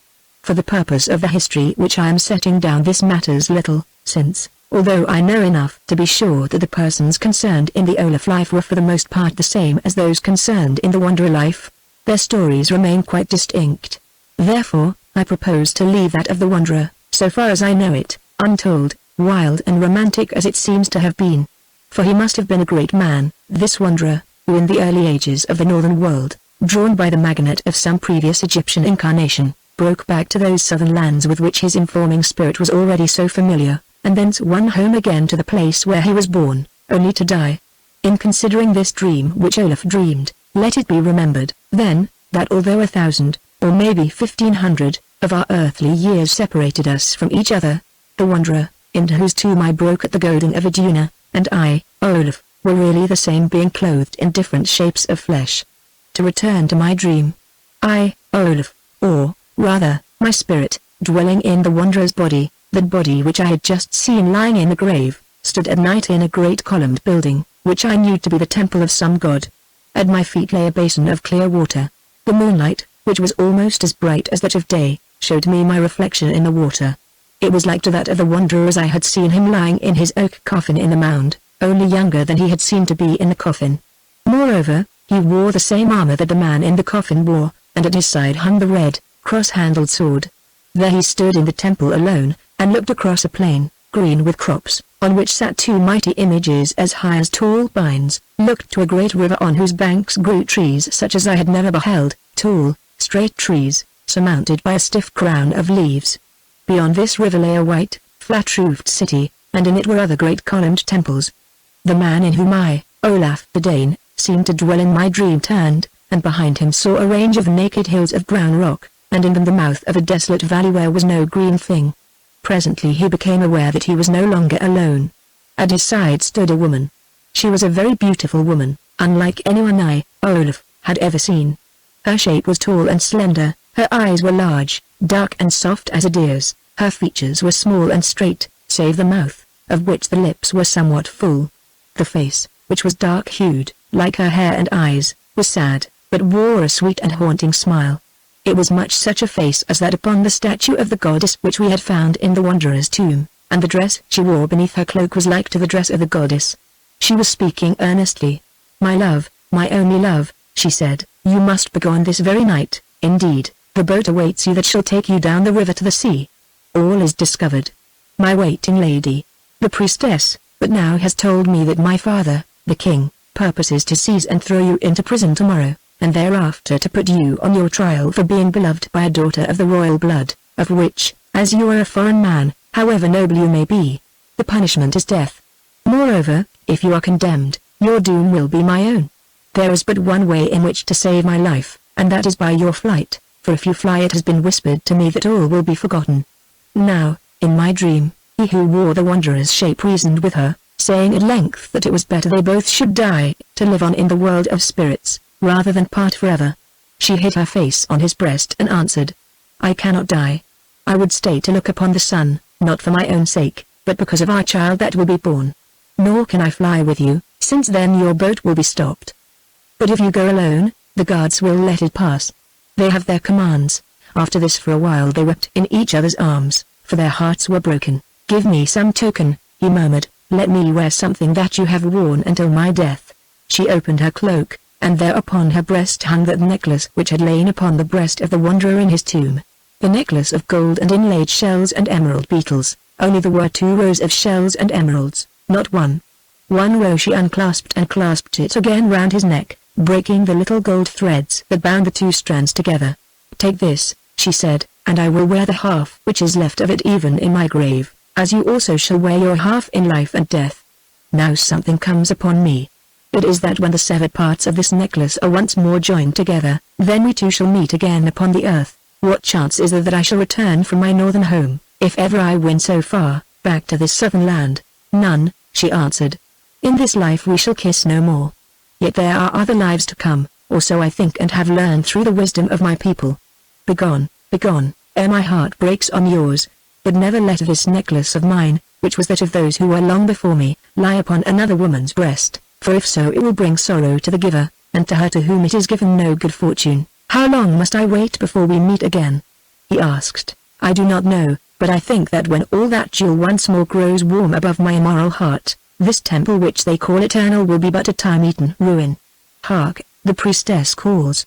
Farewell, you man who have come out of the north to be my glory and my shame. Farewell, until the purpose of our lives declares itself and the seed that we have sown in sorrow shall blossom into an everlasting flower. Farewell. Farewell. Then a woman appeared in the background beckoning, and all my dream vanished away. Yet to my mind came the thought that it was to the lady who gave the necklace that death stood near, rather than to him to whom it was given. For surely death was written in her sad and longing eyes. So that dream ended. When I, Olaf, awoke in the morning, it was to find that already everyone was astir, for I had overslept myself. In the hall were gathered Ragnar, Stina, Iduna and Freydisa. The elders were talking together elsewhere on a subject of the forthcoming marriage. I went to Iduna to embrace her, and she proffered me her cheek, speaking all the while over her shoulder to Ragnar. Where were you last night, brother, that you came in near the dawn, all covered with mud? Asked Ragnar, turning his back on Iduna, without making any answer to her words. Digging in the wanderer's grave, brother, as Iduna challenged me to do. Now all 3 of them turned on me eagerly, save Freydisa, who stood by the fire listening, and with one voice asked if I had found anything. I replied. I found the wanderer, a very noble-looking man, and I began to describe him. Peace to this dead wanderer, broke in Iduna. Did you find the necklace? Yes, I found the necklace. Here it is. And I laid the splendid thing upon the board. Then suddenly I lost my speech, since now for the first time I saw that, twisted round the chain of it, were 3 broken wires of gold. I remembered how in my dream I had seen the beautiful woman break such wires ere she gave half of the jewel to the man in whose breast I had seemed to dwell, and for a moment grew so frightened that I could say no more. Oh! Exclaimed Iduna, it is beautiful, beautiful. Oh! Olaf, I thank you, and she flung her arms about me and kissed me, this time in earnest. Then she seized the necklace and fastened it round her throat. Stay, I said. Awaking. I think you had best not touch those gems. Iduna, I have dreamed that they will bring no luck to you or to any woman, save one. Here the dark-faced Freydisa looked up at me, then dropped her eyes again, and stood listening. You have dreamed. Exclaimed Iduna. I care little what you have dreamed. It is for the necklace I care, and not all the ill luck in the world shall stay me from the keeping of it. Here again Freydisa looked up, but Stina looked down. Did you find aught else? Asked Ragnar, interrupting. brother, this. And from under my cloak I produced the Wanderer's sword. A wondrous weapon, said Ragnar when he had examined it, though somewhat heavy for its length, and of bronze, after the fashion of those that are buried in the grave mounds. It has seen much wear also, and, I should say, has loosed many a spirit. Look at the gold work of the handle. Truly a wondrous weapon, worth all the necklaces in the world. But tell us your story. So I told them. And when I came to the images that we had found standing on the coffin, Iduna, who was paying little heed, stopped from her fondling of the necklace and asked where they were. Freydisa has them, I answered. Show them the Wanderer's gods, Freydisa. So Freydisa was with you, was she? Said Iduna. Then she glanced at the gods, laughed a little at their fashion and raiment, and again fell to fingering the necklace, which was more to her than any gods. Afterwards Freydisa asked me what was the dream of which I had spoken, and I told it to her, every word. It is a strange story, said Freydisa. What do you make of it, Olaf? Nothing save that it was a dream. And yet those 3 broken wires that are twisted round the chain, which I had never noted till I saw the necklace in Iduna's hand. They fit well with my dream, aye, Olaf, and the dream fits well with other things. Have you ever heard, Olaf, that there are those who say that men live more than once upon this earth? No, I answered, laughing. Yet why should they not do so, as they live at all? If so, perhaps I am that wanderer, in whose body I seem to be, only then I am sure that the lady with the golden shells was not Iduna. And again I laughed. No, Olaf, she was not Iduna, though perchance there was an Iduna, all the same. Tell me, did you see aught of that priestess who was with the lady? Only that she was tall and dark, one of middle age. But why waste words on this midnight madness? Yet that royal woman haunts me. I would that I could see her again, if only in a dream. Also, Freydisa, I would that Iduna had not taken the necklace. I fear lest it should bring misfortune. Where is she now? I will tell her again. Wandering with Stina, I think, and wearing the necklace. Oh, Olaf, like you I fear it will bring woe. I cannot read your dream as yet. It was the day before that of my marriage. I see them moving about, the shapes of all those long-forgotten men and women, arrayed in their bravest garments and rude ornaments of gold and silver, for a great company had been bidden, many of whom came from far. I see my uncle, Ulf, the dark-browed priest of Odin, passing between the hall and the temple where on the morrow he must celebrate the marriage rites in such a fashion as would do honor to the god. I see Iduna, Ethelbrand and Stina talking together apart. I see myself watching all this life and still like one who is mazed, and I know that since I had entered the Wanderer's grave all things had seemed unreal to me. Iduna, whom I loved, was about to become my wife, and yet between me and Iduna continually was thrust a vision of the woman of my dream. At times I thought that the blow from the bear's paw had hurt my brain, that I must be going mad. I prayed to the gods that this might not be so, and when my prayers availed me nothing I sought the counsel of Freydisa. She listened to my story, then said briefly, "Let be. Things will go as they are fated. You are no madder than the rest of men. I can say no more." It was the custom of that time and land that, if possible, the wife-to-be should not pass the night before her marriage under the same roof as her future husband. Therefore Athelbrand, whose mood had been strange of late, went with Iduna to sleep in his beached ship. At my request Stina went with them, in order that he might see that they were brought back in good time in the morning. "You will not fail me in this, Stina?" I said, clasping his hand. He tried to answer something, but the words seemed to choke in his throat and he turned away, leaving them unspoken. "Why," I exclaimed, "one might think you were going to be married." "Not I," broke in Iduna hurriedly. "The truth is that Stina is jealous of me. How is it that you can make us all love you so much, Olaf?" "Would that I were more worthy of your love," I answered, smiling, as in years to come I hope to show myself. Ethelbrand, who was watching, tugged at his forked beard and muttered something that sounded like an oath. Then he rode off, kicking his horse savagely and not noting my outstretched hand, or so it seemed. Of this, however, I took little heed, for I was engaged in kissing Iduna in farewell. "Be not sad," she said, as she kissed me back on the lips. "Remember that we part for the last time." Again she kissed me and went, laughing happily. The morning came. All was prepared. From far and near the guests were gathered, waiting to do honor to the marriage feast. Even some of the men of Haggard were there, who had come to pay homage to their new lord. The spring sun shone brightly, as it should upon a marriage morn, and without the doors the trumpeters blew blasts with their curved horns.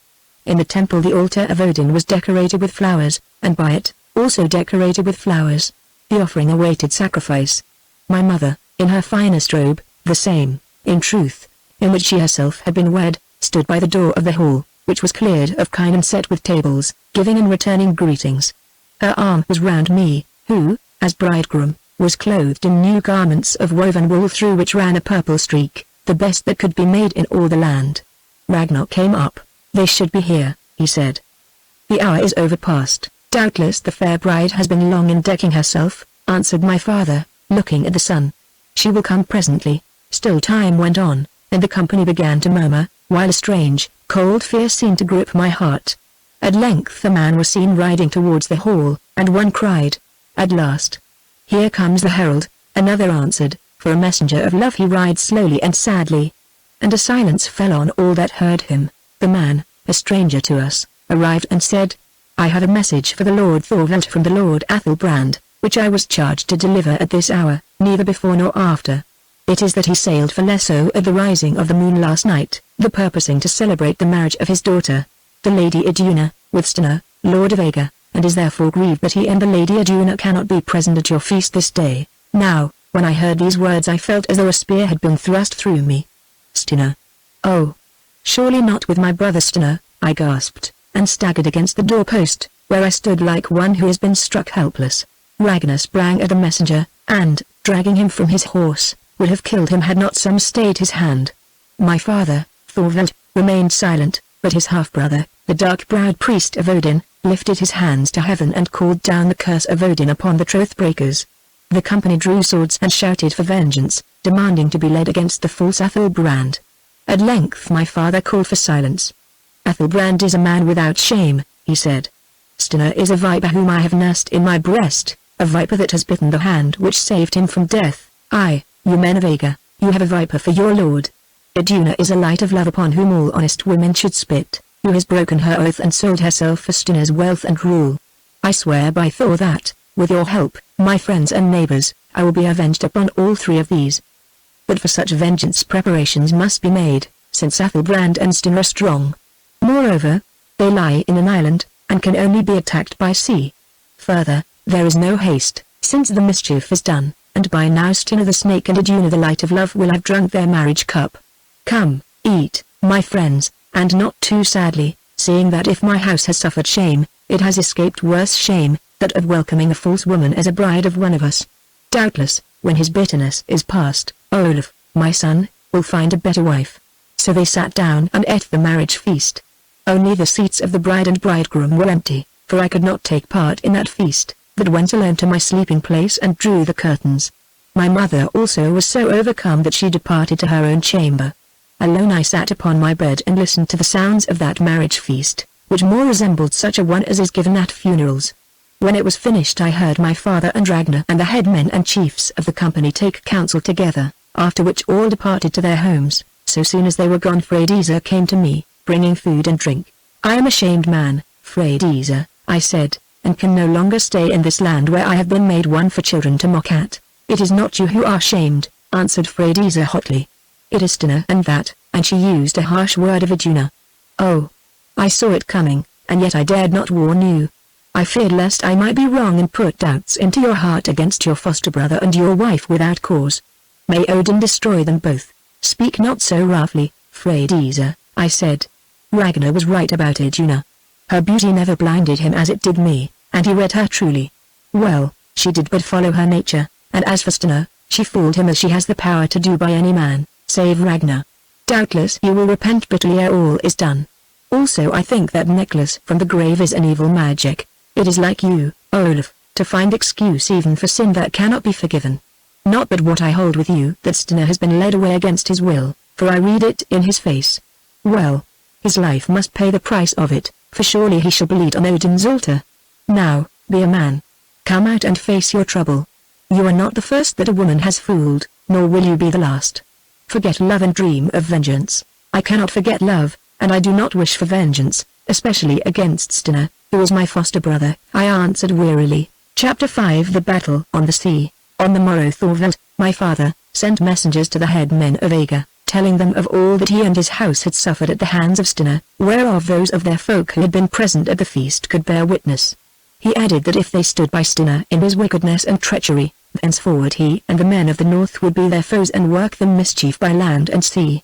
In due course these messengers returned with the tale that the headmen of Haggard had met together and deposed Stina from his lordship over them, electing another man, a nephew of Stina's father. Also they sent a present of gold rings in atonement for the wrong which had been done to the house of Thorvald by one of their blood, and prayed that Thorvald and the northern men would bear them no ill will for that in which they were blameless. Cheered by this answer, which halved the number of their foes, my father, Thorvald of R, and those men of whom he was the High Lord, began to make their preparations to attack Ethelbrand on his island of Lesso.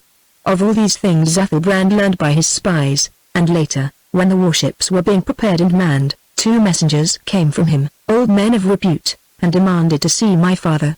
This was the substance of his message, which was delivered in my hearing.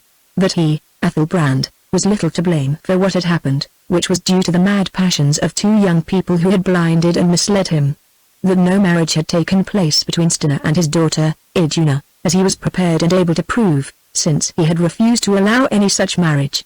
That, therefore, he was ready to outlaw Stina, who only dwelt with him as an unwelcome guest, and to return his daughter, Iduna, to me, Olaf, and with her a fine in gold rings as compensation for the wrong done, of which the amount was to be ascertained by judges to be agreed upon. My father entertained the messengers, but would give them no answer till he had summoned a council of the underlords who stood with him in this business. At that council, where I was present, some said that the insult could only be washed out with blood.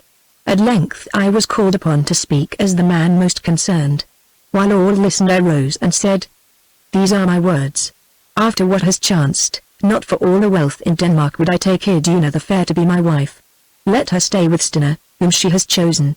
Still, I do not wish to cause the blood of innocent men to be spent because of my private wrong. Neither do I wish to wreak vengeance upon Stina, who for many years was my brother, and who has been led away by a woman, as may chance to any one of us and has chanced to many. Therefore I say that my father should accept Ethelbrand's fine in satisfaction of the insult to our house, and let all this matter be forgotten. As for myself, I purpose to leave my home, where I have been put to shame, and to seek my fortune in other lands." Now, the most of those present thought this a wise saying and were ready to abide by it. Yet, unluckily enough, it was made of no account by what had slipped from my lips at its end. Although many held me strange and fey, all men loved me because I had a kind heart and a gentleness, also because of the wrongs that I had suffered and for something which they saw in me, which they believed would one day make of me a great skald and a wise leader. When she heard me announce thus publicly that I was determined to leave them, Thora, my mother, whispered in the ears of Thorvald, my father, and Ragnar and others also said to each other that this might not be. It was Ragnar, the headlong, who sprang up and spoke the first. "Is my brother to be driven from us and his home like a thrall caught in theft because a traitor and a false woman have put him to shame?" he said. "I say that I ask Ethelbrand's blood to wash away that stain, not his gold, and that if need be I will seek it alone and die upon his spears. Also I say that if Olaf, my brother, turns his back upon this vengeance, I name him Midring. No man shall name me that," I said, flushing, "and least of all Ragnar." So, amidst shouts, for there had been long peace in the land, and all the fighting men sighed for battle, it was agreed that war should be declared on Ethelbrand, those present pledging themselves and their dependents to follow it to the end. "Go back to the troth-breaker, Ethelbrand," said my father to the messengers. "Tell him that we will not accept his fine of gold, who come to take all his wealth, and with it his land and his life. Tell him also that the young Lord Olaf refuses his daughter, Iduna, since it has not been the fashion of our house to wed with drabs. Tell Stina, the woman thief, that he would do well to slay himself, or to be sure that he is killed in battle, since if we take him living he shall be cast into a pit of vipers or sacrificed to Odin, the god of honor." "Begone."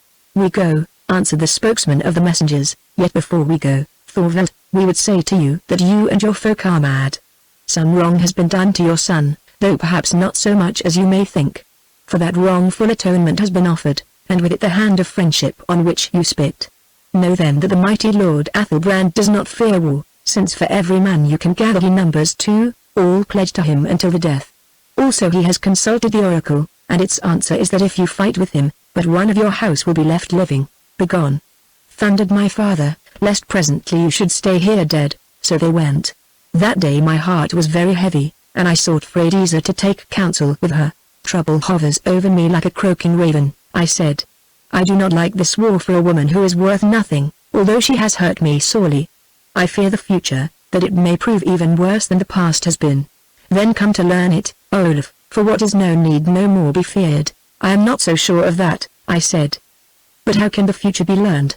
Through the voice of the god, Olaf. Am I not one of Odin's virgins, who knows something of the mysteries?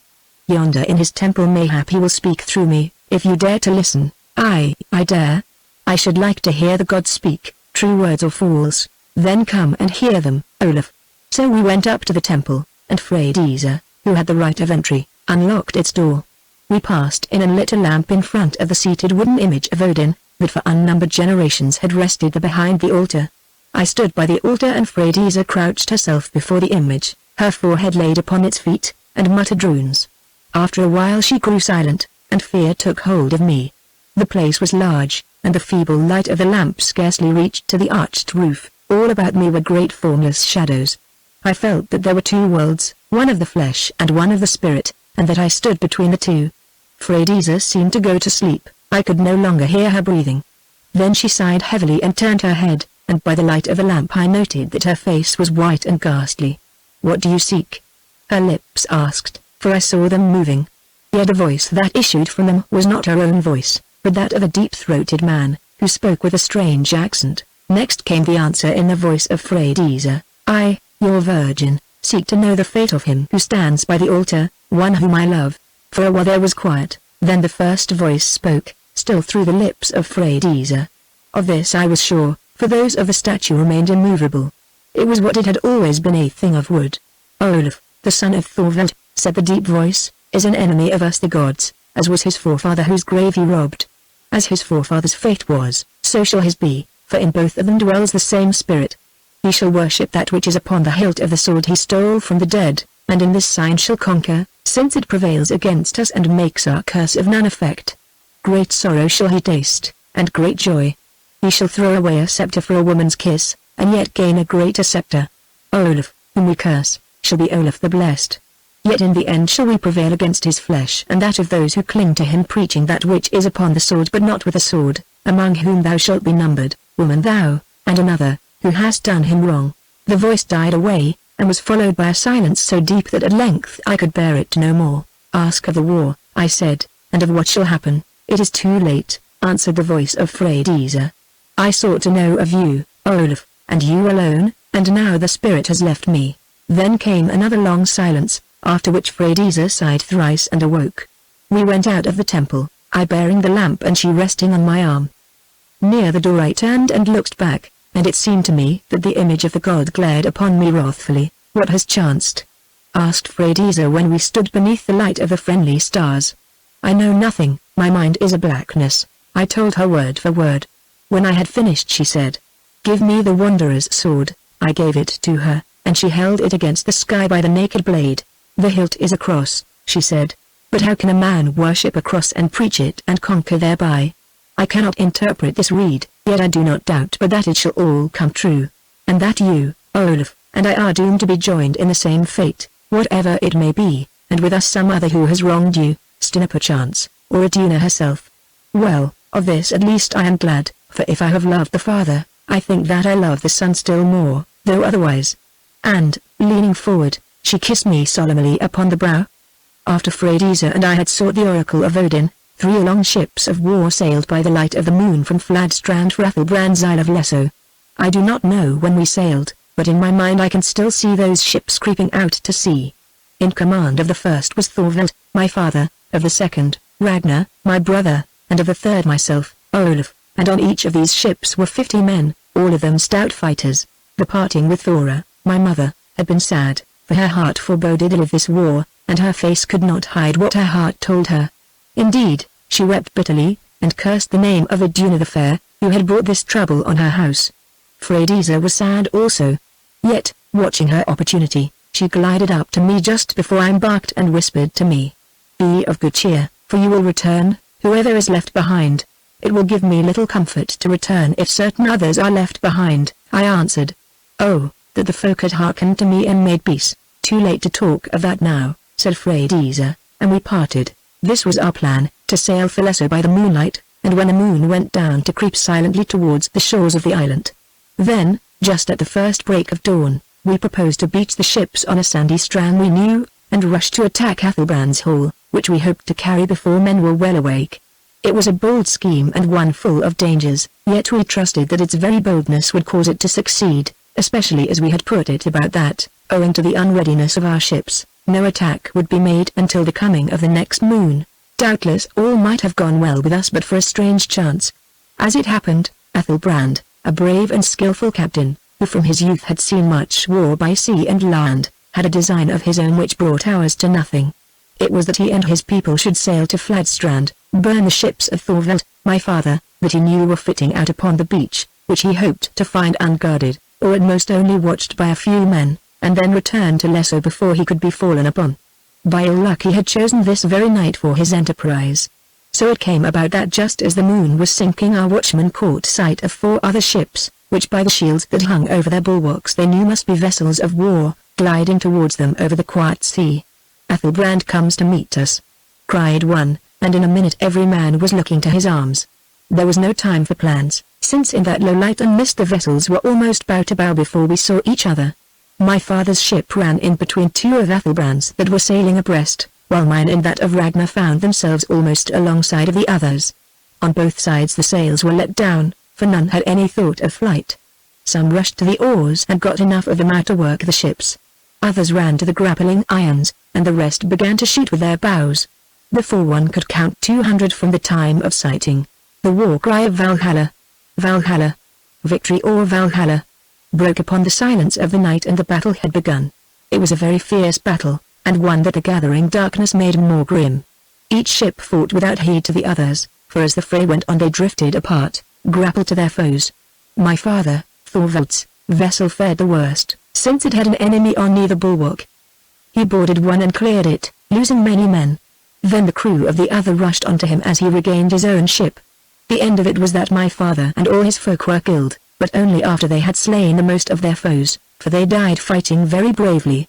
Between Ragnar's ship and that of Athelbrand himself the fray was more even. Ragnar boarded Athelbrand and was driven back. Athelbrand boarded Ragnar and was driven back. Then for the second time Ragnar boarded Athelbrand with those men who were left to him. In the narrow waist of Athelbrand's ship a mighty battle was fought, and here at last Ragnar and Athelbrand found themselves face to face. They hacked at each other with their axes, till at length Ragnar, with a fearful blow, drove in Athelbrand's helmet and clove his skull in 2, so that he died. But even as he fell, a man, it may have been friend or foe, for the moon was sinking and the darkness grew dense, thrust a spear into Ragnar's back, and he was carried, dying, to his own vessel by those who remained to him. Then that fight ceased, for all Athelbrand's people were dead or wounded to the death. Meanwhile, on the right, I was fighting the ship that was commanded by Stina, for it was fated that we 2 should be thrown together. Here also the struggle was desperate. Stina and his company boarded at the prow, but I and my men, charging up both boards, drove them back again. In that charge it is true that I, Olaf, fighting madly, as was my wont when roused, killed 3 of the Lesso folk with a wanderer's sword. Still I see them falling one by one. Followed by 6 of my people, I sprang onto the raised prow of Stina's ship. Just then the grapnels parted, and there we were left, defending ourselves as best we could. My mates got their oars and once more brought our boat alongside. Grapple they could not, because the irons were lost. Therefore, in obedience to the order which I shouted to them from the high prow of the enemy's ship, they began to hurl their ballast stones into her, and thus stove out her bottom, so that in the end she filled and sank. Even while she was down the fray went on. Nearly all my people were down, indeed but 2 remained to me when Stina, not knowing who I was, rushed up and, having lost his sword, gripped me round the middle. We wrestled, but Stina, who was the stronger, forced me back to the bulwarks and so overboard. Into the sea we went together just as the ship sank, drawing us down after her. When we rose Stina was senseless, but still clinging to me as I caught a rope that was thrown to me with my right hand, to which the wanderer's sword was hanging by a leathern loop. The end of it was that I and the senseless Stina were both drawn back to my own ship just as the darkness closed in. An hour later came the dawn, showing a sad sight. My father, Thorvald's, ship and one of Athelbrand's lay helpless, for all, or nearly all, their crews were dead, while the other had drifted off and was now half a mile away. Ragnar's ship was still grappled to its foe. My own was perhaps in the best case, for here over 20 men were left unhurt, and another 10 whose wounds were light. the rest were dead or dying. I sat on a bench in the waist of the ship, and at my feet lay the man who had been dragged from the sea with me. I thought that this man was dead till the first red rays of dawn lit upon his face, whereon he sat up, and I saw that he was Stina. "Thus we meet again, my brother," I said in a quiet voice. "Well, Stina, look upon your work." And I pointed to the dead and dying and to the ships around, whence came the sound of groans. Stina stared at me and asked in a thick voice, "Was it with you, Olaf, that I fell into the sea?" "Even so, Stina. I knew it not in the darkness, Olaf. If I had known, never would I have lifted sword against you." "What did that matter, Stina, when you had already pierced my heart, though not with a sword?" At these words Stina moaned aloud, then said, "For the second time you have saved my life." "Aye, Stina, but who knows whether I can do so for a third time. Yet take comfort, for if I may I will, for thus shall I be best avenged." "A white vengeance," said Stina. "Oh, this is not to be borne." And drawing a knife he wore at his girdle, he strove to kill himself, but I, who was watching, snatched it away, then gave an order, "Bind this man and keep him safe. Also bring him drink and a cloak to cover him." "Best kill the dog," grumbled the captain, to whom I spoke. "I kill that one who lays a finger on him," I replied. Someone whispered into the captain's ear, whereon he nodded and laughed savagely. "Ah!" he exclaimed, "I am a thickhead. I had forgotten Odin and his sacrifice. Yes, yes, we'll keep the traitor safe." So they bound Stina to one of the benches and gave him ale and covered him with a blood-stained cloak taken from a dead man. I also drank of the ale and drew a cloak about me, for the air was keen. Then I said, "Let us go to the other ships and see what has chanced there." They got out the oars and rowed to Ragnar's vessel, where we saw men stirring. "How went it with you?" I asked of one who stood upon the prow. "Not so ill, Olaf," he answered. "We won, and but now, with a new light, have finished the game. They are all quiet yonder," he added, nodding at the vessel of Athelbrand, to which they were still grappled. "Where is Ragnar?" I asked. "Come on board and see," answered the man. A plank was thrust out and I ran across it, fear gripping at my heart. Resting against the mast sat Ragnar, dying. "Good morrow to you, Olaf," he gasped. "I am glad you live, but there may be one left to sit at our—" "What do you mean, my brother?" "I mean, Olaf, that our father, Thorvald, is dead. They called it to us from yonder." And he pointed with his red sword to our father's ship, that lay side by side with one of Athelbrand's. "Athelbrand is dead, for I slew him, and ere the sun is well clear of the sea I also shall be dead. Oh, weep not, Olaf, we have won a great fight, and I travel to Valhalla with a glorious company of friends and foes, that to await you. I say that had I lived to be old, never could I have found a better death, who then at last might have died like a cow. Get the ships to Fladstrand, Olaf, and gather more men to put all lesser to the sword. Give us good burial, Olaf, and build a great mound over us, that we may stand thereon at moonrise and mock the men of lesser as they row past, till Valhalla is full and the world dies. Is Stina dead? Tell me that Stina is dead, for then I'll speak with him presently." "No, Ragnar, I have taken Stina captive." "Captive? Why captive?" "Oh, I understand, that he may lie on Odin's altar." "Friends, swear to me that Stina shall lie on Odin's altar." "Stina, the bride thief, say in the traitor." "Swear it, for I do not trust this brother of mine, who has woman's milk in his breasts. By Thor, he might spare him if he had his way." "Swear it, or I'll haunt your beds o' nights and bring the other heroes with me."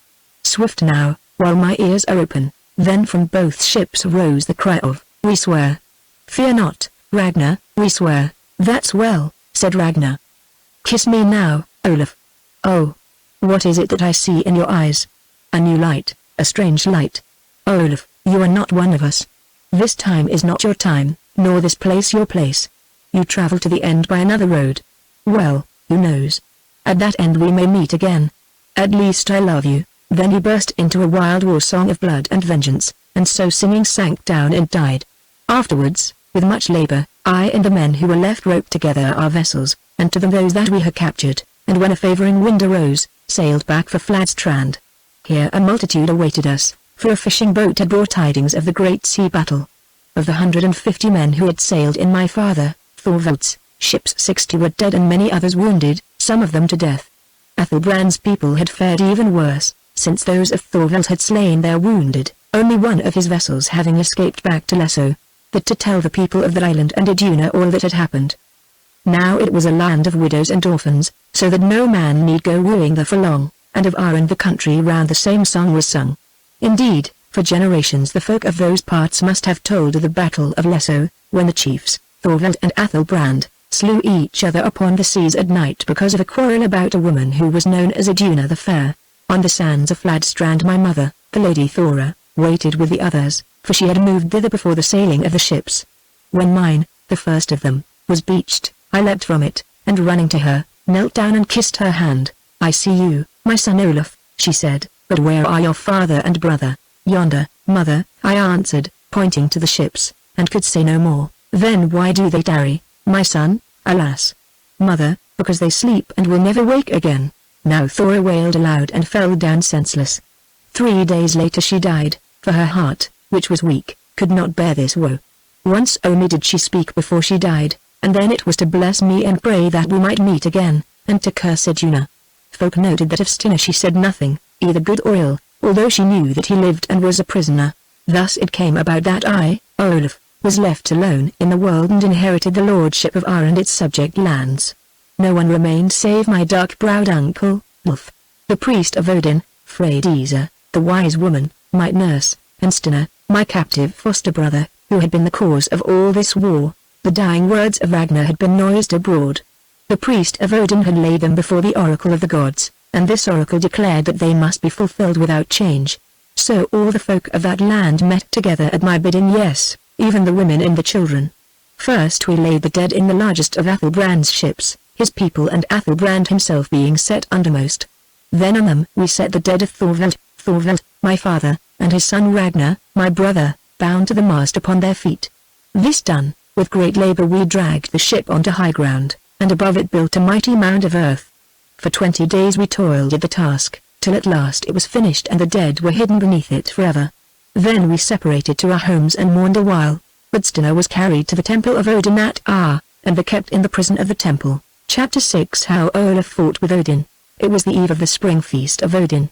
It comes back to me that at this feast it was the custom to sacrifice some beast to Odin and to lay flowers and other offerings upon the altars of certain other gods that they might be pleased to grant a fruitful season. On this day, however, the sacrifice was to be of no beast, but of a man Stinner the traitor. That night I, Olaf, by the help of Freydisa, the priestess of the god, won entrance to the dungeon where Stinner lay awaiting his doom. This was not easy to do. Indeed, I remember that it was only after I had sworn a great oath to Ulf and the other priests that I would attempt no rescue of the victim, nor aid him to escape from his prison, that I was admitted there, while armed men stood without to see that I did not break my word. For my love of Stinner was known, and in this matter none trusted me. That dungeon was a dreadful place. I see it now. In the floor of the temple was a trapdoor, which, when lifted, revealed a flight of steps. At the foot of these steps was another massive door of oak, bolted and barred. It was opened and closed behind me, who found myself in a darksome den built of rough stone, to which air came only through an opening in the roof, so small that not even a child could pass it. In the far corner of this hole, bound to the wall by an iron chain fastened round his middle, Stinner lay upon a bed of rushes, while on a stool beside him stood food and water. When I entered, bearing a lamp, Stinner sat up blinking his eyes, for the light, feeble as it was, hurt them, and I saw that his face was white and drawn, and the hand he held to shade his eyes was wasted. I looked at him and my heart swelled with pity, so that I could not speak. "Why have you come here, Olaf?" asked Stinner when he knew me. "Is it to take my life? If so, never were you more welcome." "No, Stinner, it is to bid you farewell, since tomorrow at the feast you die, and I am helpless to save you. In all things else men will obey me, but not in this." "And would you save me if you could?" "I, Stinner. Why not? Surely you must suffer enough with so much blood and evil on your hands." "Yes, I suffer enough, Olaf. So much that I shall be glad to die. But if you are not come to kill me, then it is that you may scourge me with your tongue." "Not so, Stinner. It is as I have said, only to bid you farewell and to ask you a question, if it pleases you to answer me. Why did you do this thing which has brought about such misery and loss, which has sent my father, my brother, and a host of brave men to the grave, and with them my mother, whose breasts nursed you? Is she dead also, Olaf? Oh, my cup is full." He hid his eyes in his thin hands and sobbed, then went on, "Why did I do it? Olaf, I did not do it, but some spirit that entered into me and made me mad for the lips of Iduna the Fair. Olaf, I would speak no ill of her, since her sin is mine, but yet it is true that when I hung back she drew me on, nor could I find the strength to say her nay. Do you pray the gods, Olaf, that no woman may ever draw you on to such shame as mine? Hearken now to the great reward that I have won. I was never wed to Iduna, Olaf. Athelbrand would not suffer it till he was sure of the matter of the lordship of Haggard. Then, when he knew that this was gone from me, he would suffer it still less, and Iduna herself seemed to grow cold. In truth, I believe he thought of killing me and sending my head as a present to your father Thorvald. But this Iduna forbade, whether because she loved me or for other reasons, I cannot say. Olaf, you know the rest. Aye, Stina, I know the rest. Iduna is lost to me, and for that perhaps I should thank you, although such a thrust as this leaves the heart sore for life. My father, my mother, my brother all are lost to me, and you, too, who were as my twin, are about to be lost. Night is you all, and with you 100 other men, because of the madness that was bred in you by the A's of Iduna the Fair, who also is lost to both of us. Stina, I do not blame you, for I know yours was a madness which, for their own ends, the gods send upon men, naming it love. I forgive you, Stina, if I have aught to forgive, and I tell you, so weary am I of this world, which I feel holds little that is good, that, if I might, I'd yield up my life instead of yours, and go to seek the others, though I doubt whether I should find them, since I think that our roads are different. Hark! The priests call me. Stina, there's no need to bid you to be brave, for who of our northern race is not? That's our one heritage, the courage of a bull. Yet it seems to me that there are other sorts of courage which we lack, to tread the dark ways of death with eyes fixed on things gentler and better than we know. Pray to our gods, Stina, since they are the best we have to pray to, though dark and bloody in their ways. Pray that we may meet again, where priests and swords are not and women work no ruin, where we may love as we once loved in childhood and there is no more sin. Fare you well, my brother Stina, yet not forever, for sure I am that here we did not begin and here we shall not end. Oh! Stina, Stina, who could have dreamed that this would be the last of all our happy fellowship? When I had spoken such words as these to him, I flung my arms about him, and we embraced each other. Then that picture fades. It was the hour of sacrifice. The victim lay bound upon the stone in the presence of the statue of the god, but outside of the doors of the little temple, that all who were gathered there might see the offering. The ceremonies were ended. Ulf, the head priest, in his robe of office, had prayed and drunk the cup before the god, dedicating to him the blood that was about to fall, and narrating in a chant the crimes for which it was offered up and all the tale of woe that these had brought about. Then, in the midst of an utter silence, he drew the sacrificial sword and held it to the lips of Odin that the god might breathe upon it and make it holy. It would seem that the god did breathe, at least, that side of the sword which had been bright grew dull. Ulf turned it to the people, crying in the ancient words, Odin takes, who dare deny? All eyes were fixed upon him, standing in his black robe, and holding aloft the gleaming sword that had grown dull. Yes, even the patient eyes of Stina, bound upon the stone. Then it was that some spirit stirred in my heart which drove me on to step between the priest and his prey. Standing in the doorway of the chapel, a tall, young shape against the gloom behind, I said in a steady voice, I dare deny. A gasp of wonderment went up from all who heard, and Stina, lifting himself a little from the stone, stared at me, shook his head as if in dissent, then let it fall again, and listened. Hearken, friends, I said. This man, my foster brother, has committed a sin against me and my house. My house is dead, I alone remain, and on behalf of the dead and of myself I forgive him his sin, which, indeed, was less his than another's. Is there any man among you who at some time has not been led aside by woman, or who has not again and again desired to be so led aside? If such a one there be, let him say that he has no forgiveness in his heart for Stina, the son of Haggard. Let him come forward and say it. None stirred, even the women drooped their heads and were silent. Then, if this is so, I went on, and you can forgive, as I do, how much more should a god forgive? What is a god? Is he not one greater than man, who must know all the weakness of man, which, for his own ends, he has bred into the flesh of man? How, then, can he do otherwise than be pitiful to what he has created? If this be so, how can the god refuse that which men are willing to grant, and what sacrifice can please him better than the foregoing of his own vengeance? Would a god wish to be outdone by a man? If I, Olaf, the man can forgive, who have been wronged, how much more can Odin the god forgive, who has suffered no wrong save that of the breaking of those laws which will ever be broken by men who are as it has pleased him to fashion them. On Odin's behalf, therefore, and speaking as he would speak, could he have voice among us, I demand that you set this victim free, leaving it to his own heart to punish him." Now, some whom my simple words had touched, I suppose because there was truth in them, although in those days and in that land none understood such truths, and others, because they had known and loved the open-handed sinner, who would have given the cloak from his back to the meanest of them, cried, "Aye, let him go free. There has been enough of death through this age." But more stood silent, lost in doubt at this new doctrine. Only Ulf, my uncle, did not stand silent. His dark face began to work as though a devil possessed him, as, indeed, I think one did. His eyes rolled. He champed his jaws like an angry hog, and screamed. "Surely the Lord Olaf is mad, for no sane man would talk thus. Man may forgive while it is within his power, but this traitor has been dedicated to Odin, and can a god forgive? Can a god spare when his nostrils are opened for the smell of blood? If so, of what use is it to be a god? How is he happier than a man if he must spare? Moreover, would ye bring the curse of Odin upon you all? I say to you, steal his sacrifice, and you yourselves shall be sacrificed, you, your wives, your children, aye, and even your cattle and the fruit of your fields." When they heard this, the people groaned and shouted out, "Let Stina die. Kill him. Kill him that Odin may be fed." "Aye," answered Ulf, "Stina shall die. See, he dies." Then, with a leap like to that of a hungry wolf, he sprang upon the bound man and slew him. I see it now. The rude temple, the glaring statue of the god, the gathered crowd, open-mouthed and eyed, the spring sunshine shining quietly over all, and, running past the place, you calling to the lamb that it had lost. I see the dying Stina turn his white face, and smile a farewell to me with his fading eyes. I see Ulf getting to his horrible rites that he might learn the omen, and lastly I see the red sword of the wanderer appear suddenly between me and him, and in my hand. I think that my purpose was to cut him down. Only a thought arose within me. This priest was not to blame. He did no more than he had been taught. Who taught him? The god he served, through whom he gained honor and livelihood.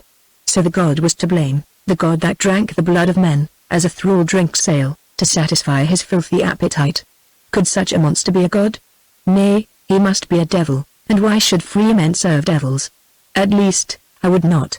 I would cast him off, and let him avenge himself upon me if he could. I, Olaf, would match myself against this god or devil. I strode past Ulf and the altar to where the statue of Odin sat within the temple. "Hearken," I said in such a voice that all lifted their eyes from the scene of butchery to me. "You believe in Odin, do you not?" They answered, "Aye." "Then you believe that he can revenge himself upon one who rejects and affronts him?" "Aye," they answered again. "If this be so," I went on, "will you swear to leave the matter between Odin and me, Olaf, to be settled according to the law of single combat, and give peace to the victor, with promise from all harm save at the hands of his foe?" "Aye," they answered, yet scarcely understanding what they said. "Good," I cried. "Now, God Odin, I, Olaf, a man, challenge you to single combat.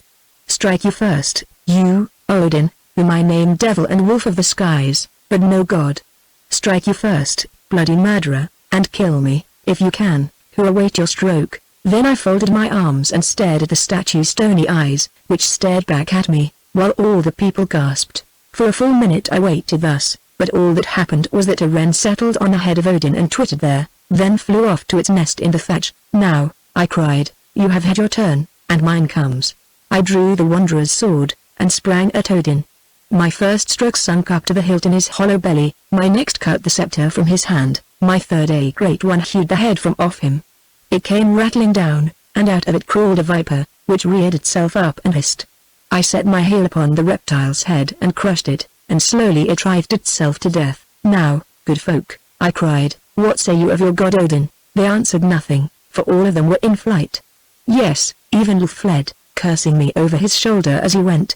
Presently I was alone with the dead Stina and the shattered god, and in that loneliness strange visions came to me, for I felt that I had done a mighty deed, one that made me happy.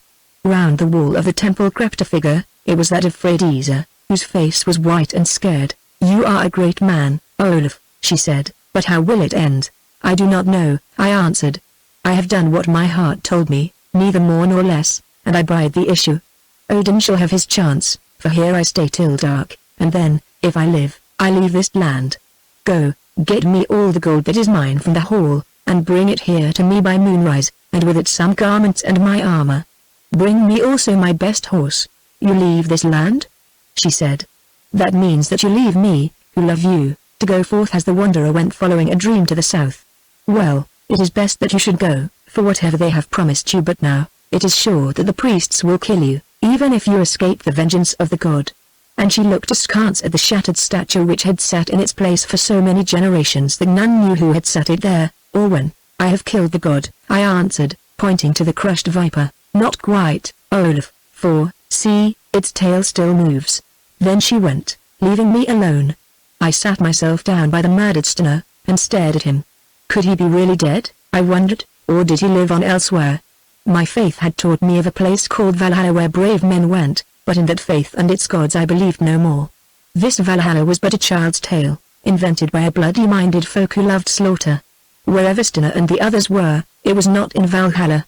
Then, perhaps, they slept like the beasts do after these have been butchered. Perhaps death was the end of all.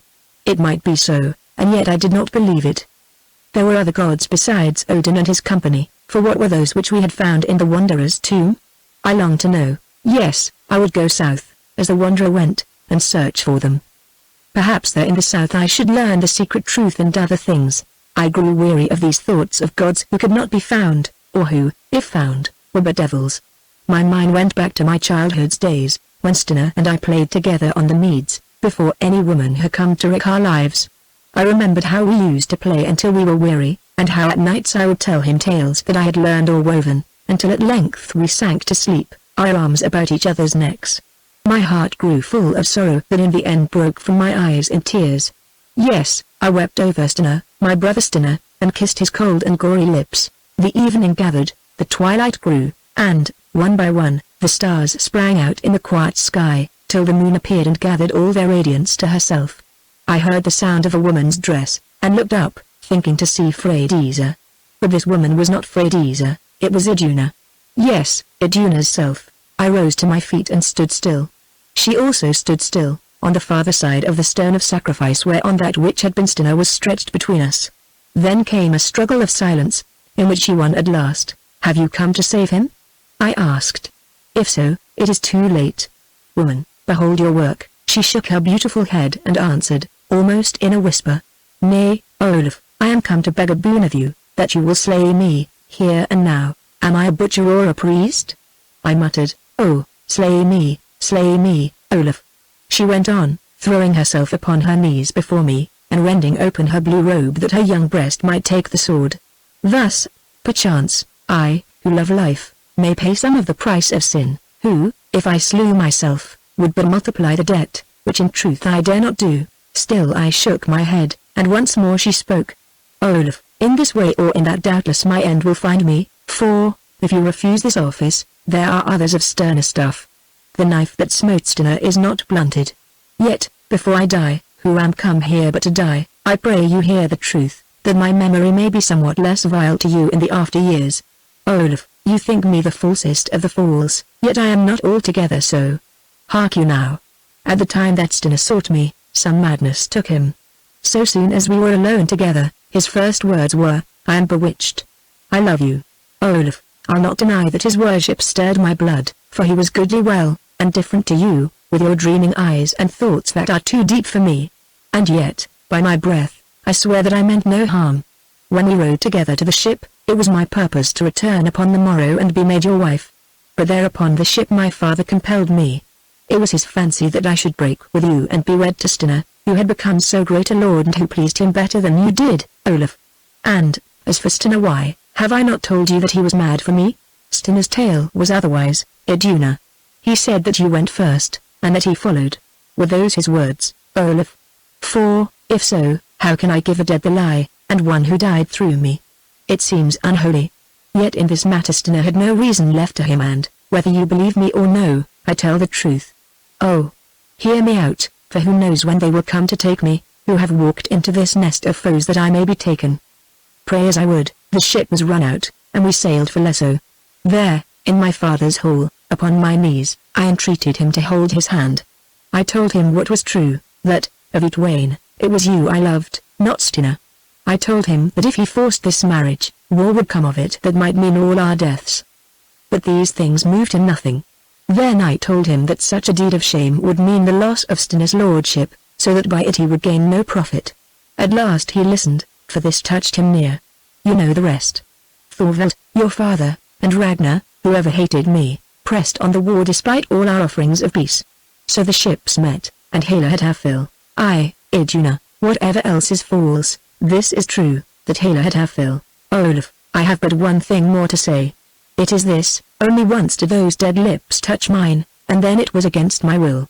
Although it is shameful, you must learn the truth. My father held me, Olaf, while I took the betrayal kiss, because I must.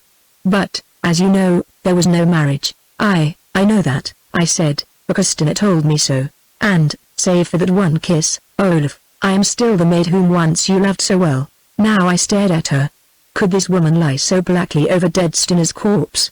When all was said and done, was it not possible that she spoke the truth, and that we had been but playthings in the hands of an evil fate? Save for some trifling error, which might be forgiven to one who, as she said, loved the worship that was her beauty's due. What if she were innocent, after all? Perhaps my face showed the thoughts that were passing through my mind. At the least, she who knew me well found skill to read them. She crept towards me, still on her knees, she cast her arms about me, and, resting her weight upon me, drew herself to her feet. Olaf, she whispered, I love you well, as I have always done, though I may have erred a little, as women wayward and still unwed are apartment to do. Olaf, they told me yonder how you had matched yourself against the god, with his priests for judges, and smitten him, and I thought this the greatest deed that ever I have known. I used to think you something of a weakling, Olaf, not in your body but in your mind, one lost in music and in runes, who feared to put things to the touch of war, but you have shown me otherwise. You slew the bear, you overcame Stina, who was so much stronger than you are, in the battle of the ships, and now you have bearded Odin, the All-Father. Look, his head lies there, hewn off by you for the sake of one who, after all, had done you wrong. Olaf, such a deed as that touches a woman's heart, and he who does it is the man she would wish to lie upon her breast and be her lord. Olaf, all this evil past may yet be forgotten. We might go and live elsewhere for a while, or always, for with your wisdom and my beauty joined together what could we not conquer? Olaf, I love you now as I have never loved before, cannot you love me again?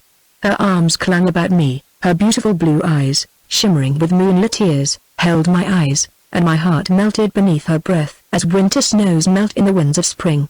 She saw, she understood, she cast herself upon me, shaking her long hair over both of us, and seeking my lips. Almost she had found them, when, feeling something hard between me and her, something that hurt me, I looked down. Her cloak had slipped or been thrown aside, and my eye caught the glint of gold and jewels. In an instant I remembered the wanderer's necklace and the dream, and with those memories my heart froze again. Nay, Iduna, I said, I loved you well, there's no man will ever love you more, and you are very fair. Whether you speak true words or false, I do not know, it is between you and your own spirit. But this I do know, that betwixt us runs the river of Stina's blood, and the blood of Thorvald, my father, of Thora, my mother, of Ragnar, my brother, and of many another man who clung to us, and that is a stream which I cannot cross. Find you another husband, Iduna the fair, since never will I call you wife. She loosed her arms from round me, and, lifting them again, unclasped the wanderer's necklace from about her breast. This it is, she said, which has brought all these evils on me. Take it back again, and, when you find her, give it to that one for whom it is meant, that one whom you love truly, as, whatever you may have thought, you never have loved me. Then she sank upon the ground, and resting her golden head upon dead Stina's breast, she wept. I think it was then that Freydisa returned, at least, I recall her tall form standing near the stone of sacrifice, gazing at us both, a strange smile on her face. Have you withstood? She said. Then, truly, you are in the way of victory and have less to fear from woman than I thought. All things are ready as you commanded, my lord Olaf, and there remains but to say farewell, which you had best do quickly, for they plot your death yonder. Freydisa, I answered, I go, but perchance I shall return again. Meanwhile, all I have is yours, with this charge. Guard yonder woman, and see her safe to her home, or wherever she would go, and to Stina here give honorable burial. Then the darkness of oblivion falls, and I remember no more save the white face of Iduna, her brow stained with Stina's lifeblood, watching me as I went. Part 2, Byzantine, Chapter 1. Irene, Empress of the Earth. A gulf of blackness, and the curtain lifts again upon a very different Olaf from the young northern lord who parted from Iduna at the place of sacrifice at I see myself standing upon a terrace that overlooks a stretch of quiet water, which I now know was the Bosphorus. Behind me are a great palace and the lights of a vast city. In front, upon the sea and upon the farther shore, are other lights.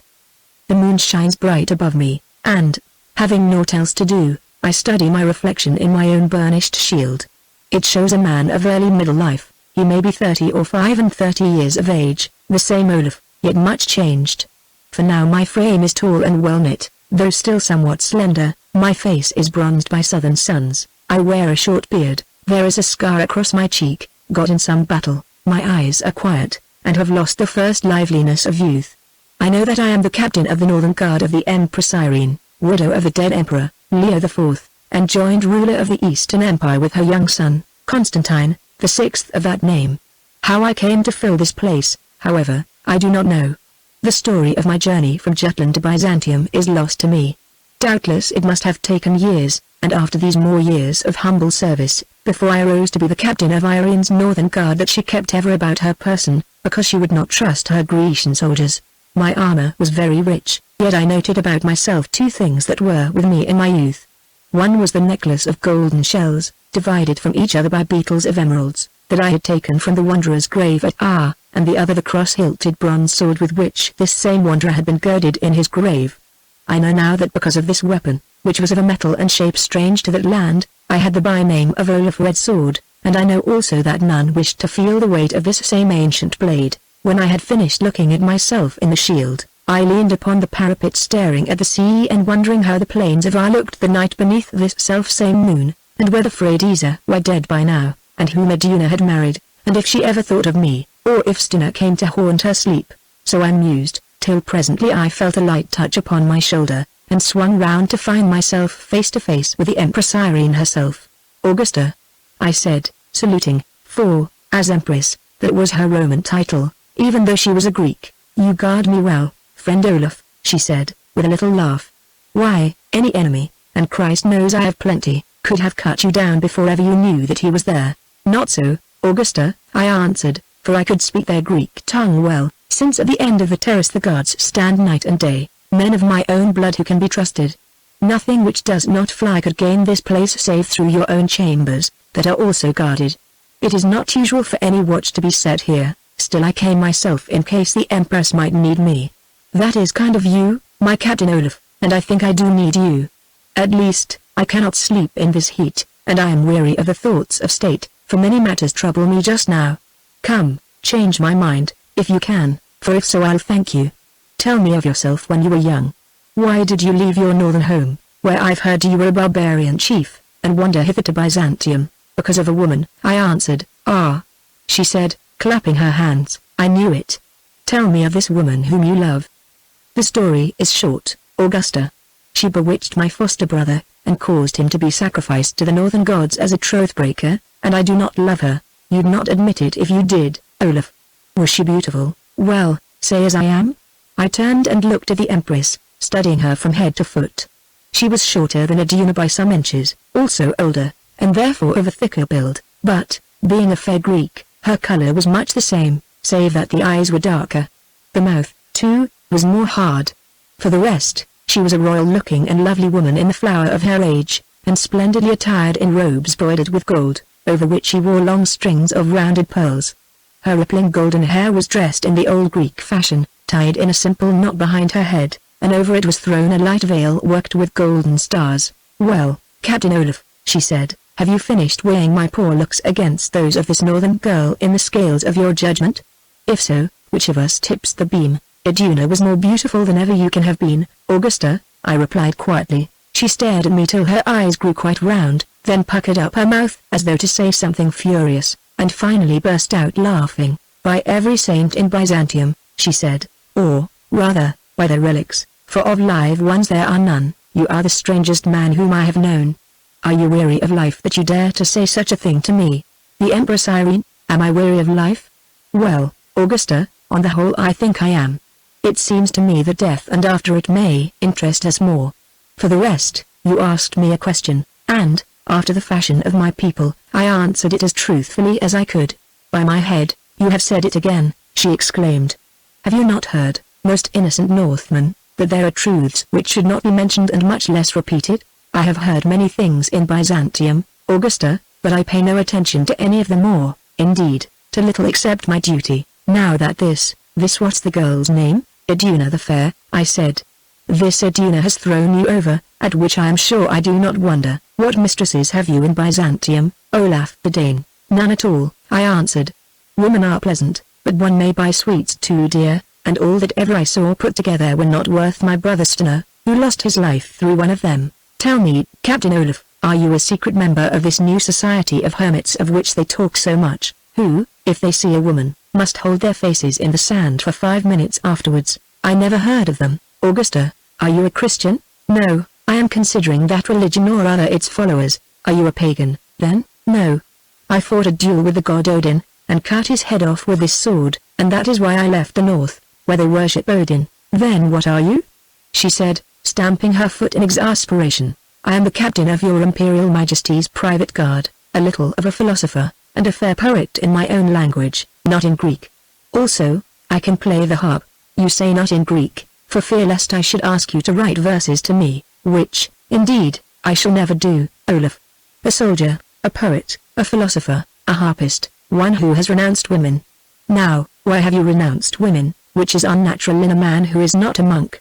It must be because you still love this Iduna, and hope to get her some day. I shook my head and answered. I might have done that long ago, Augusta. Then it must be because there is some other woman whom you wish to gain. Why do you always wear that strange necklace? She added sharply. Did it belong to this savage girl Iduna, as, from the look of it, it might well have done? Not so, Augusta. She took it for a while, and it brought sorrow on her, as it will do on all women save one who may or may not live today. Give it me. I have taken a fancy to it, it is unusual. Oh. Fear not, you shall receive its value. If you wish the necklace, Augusta, you must take the head as well, and my counsel to you is that you do neither, since they will bring you no good luck. In truth, Captain Olaf, you anger me with your riddles. What do you mean about this necklace? I mean, Augusta, that I took it from a very ancient grave. That I can believe, for the jeweler who made it worked in old Egypt, she interrupted. And thereafter I dreamed a dream, I went on, of the woman who wears the other half of it. I have not seen her yet, but when I do I shall know her at once. So, she exclaimed, did I not tell you that, east or west or north or south, there is some other woman? There was once, Augusta, quite 1,000 years ago or more, and there may be again now, or 1,000 years hence. That is what I am trying to find out. You say the work is Egyptian. Augusta, at your convenience, will you be pleased to make another captain in my place? I would visit Egypt. If you leave Byzantium without express permission under my own hand, not the emperor's or anybody else's hand, mine, I say, and our court, your eyes shall be put out as a deserter. She said savagely. As the Augusta pleases, I answered, saluting. Olaf, she went on in a more gentle voice. You are clearly mad, but, to tell truth, you are also a madman who pleases me, since I weary of the rogues and lickspittles who call themselves sane in Byzantium. Why, there's not a man in all the city who would dare to speak to me as you have spoken tonight, and like that breeze from the sea, it is refreshing. Lend me that necklace, Olaf, till tomorrow morning. I want to examine it in the lamplight, and I swear to you that I will not take it from you or play you any tricks about it. Will you promise not to wear it, Augusta? Of course. Is it likely that I should wish to wear it on my bare breast after it has been rubbing against your soiled armor? Without another word I unhooked the necklace and handed it to her. She ran to a little distance, and, with one of those swift movements that were common to her, fastened it about her own neck. Then she returned, and threw the great strings of pearls, which she had removed to make place for it, over my head. Now have you found the woman of that dream, Olaf? She asked, turning herself about in the moonlight. I shook my head and answered. Nay, Augusta, but I fear that you have found misfortune. When it comes, I pray you to remember that you promised not to wear the necklace. Also that your soldier, Olaf, Thorvald's son, would have given his life rather than that you should have done so, not for the sake of any dream, but for your sake, Augusta, whom it is his business to protect. Would, then, it be your business either to protect me a little more, or a little less? She exclaimed bitterly. Having uttered this dark saying, she vanished from the terrace still wearing the string of golden shells. On the following morning the necklace was returned to me by Arian's favorite lady, who smiled as she gave it to me. She was a dark-eyed, witty, and able girl named Martina, who had been my friend for a long while. The Augusta said that you were to examine this jewel to see that it has not been changed. I never suggested that the Augusta was a thief, I replied, therefore it is unnecessary. She said also that I was to tell you, in case you should think that it has been befouled by her wearing of it, that she has had it carefully cleaned. That is thoughtful of her, Martina, for it needed washing. Now, will you take the Augusta's pearls, which she left with me in error? I have no orders to take any pearls, Captain Olaf, although I did notice that 2 of the finest strings in the Empire are missing. Oh, you great northern child, she added in a whisper, keep the pearls, they are a gift, and worth a prince's ransom, and take whatever else you can get, and keep the 2. I have no further vision concerning these priceless pearls and do not know what became of them. Perhaps I was robbed of them during my imprisonment, or perhaps I gave them to Heliodor or to Martina. Where are they now, I wonder? Editor. Then, before I could answer her, she was gone. For some weeks after this I saw no more of the Augusta, who appeared to avoid me. One day, however, I was summoned to her presence in her private apartments by the waiting lady Martina, and went, to find her alone, save for Martina. The first thing that I noticed was that she wore about her neck an exact copy of the necklace of golden shells and emerald beetles, further, that about her waist was a girdle and on her wrist a bracelet of similar design. Pretending to see nothing, I saluted and stood to attention. Captain, she began, yonder, and she waved her hand towards the city, so that I could not fail to see the shell bracelet. The uncles of my son, the Emperor, lie in prison. Have you heard of the matter, and, if so, what have you heard? I have heard, Augusta, that the Emperor having been defeated by the Bulgarians, some of the legions proposed to set his uncle, Nicephorus, who has been made a priest, upon the throne. I have heard further that thereon the Emperor caused the Caesar Nicephorus to be blinded, and the tongues of the 2 other Caesars and of their 2 brothers, the nobilissimi, to be slit. Do you think well of such a deed, Olaf? Augusta, I answered, in this city I make it my business not to think, for if I did I should certainly go mad. Still, on this matter I command you to think, and to speak the truth of your thoughts. No harm shall come to you, whatever they may be. Augusta, I obey you. I think that whoever did this wicked thing must be a devil, either returned from that hell of which everyone is so fond of talking here, or on the road there. Oh, you think that, do you? So I was right when I told Martina that there was only one honest opinion to be had in Constantinople and I knew where to get it. Well, most severe and indignant judge, suppose I tell you it was I who commanded that this deed should be done. Then would you change your judgment? Not so, Augusta. I should only think much worse of you than ever I did before. If these great persons were traitors to the state, they should have been executed. But to torment them, to take away the sight of heaven and to bring them to the level of dumb beasts, all that their actual blood may not be on the tormentor's hand, why, the act is vile. So, at least, it would be held in those northern lands which you are pleased to call barbarian. Now Irene sprang from her seat and clapped her hands for joy. You hear what he says, Martina, and the Emperor shall hear it too, aye, and so shall my ministers, Stauracius and Decius, who supported him in this matter. I alone withstood him. I prayed him for his soul's sake to be merciful. He answered that he would no longer be governed by a woman, that he knew how to safeguard his empire, and what conscience should allow and what refuse. So, in spite of all my tears and prayers, the vile deed was done, as I think for no good cause. Well, it cannot be undone. Yet, Olaf, I fear that it may be added to, and that these royal-born men may be foully murdered. Therefore, I put you in charge of the prison where they lie.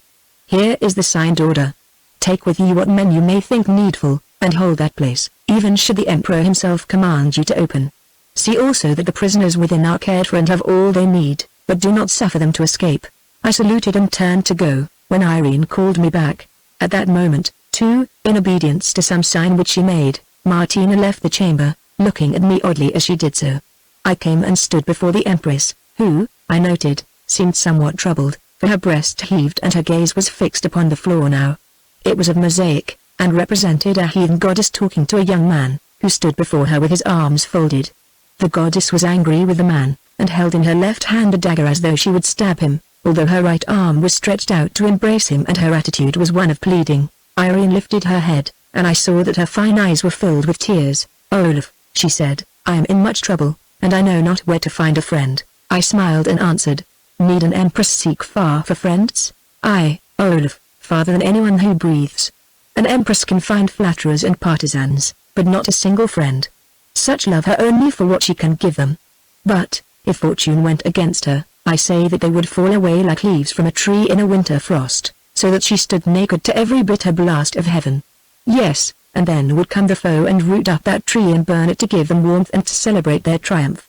So I think, Olaf, it will be with me before all is done. Even my son hates me, Olaf, my only child for whose true welfare I strive night and day. I have heard as much, Augusta, I said. You have heard, like all the world. But what else of ill have you heard of me, Olaf? Speak out, man, I'm here to learn the truth. I have heard that you are very ambitious, Augusta, and that you hate your son as much as he hates you, because he is a rival to your power. It is rumored that you would be glad if he were dead and you left to reign alone. Then a lie is rumored, Olaf. Yet it is true that I am ambitious, who see far and would build this tottering empire up afresh. Olaf, it is a bitter thing to have begotten a fool. Then why do you not marry again and beget others, who might be no fools, Augusta? I asked bluntly. Ah. Why? She answered, flashing a curious glance upon me. In truth, I do not quite know why, but from no lack of suitors, since, were she but a hideous hag, an empress would find these. Olaf, you may have learned that I was not born in the purple. I was but a Greek girl of good race, not even noble, to whom God gave a gift of beauty, and when I was young I saw a man who took my fancy, also of old race, yet but a merchant of fruits which they grow in Greece and sell here and at Rome. I wished to marry him, but my mother, a far-seeing woman, said that such beauty as mine, though less than that of your Iduna the fair, Olaf, was worth money or rank. So they sent away my merchant of fruits, who married the daughter of another merchant of fruits and throve very well in business.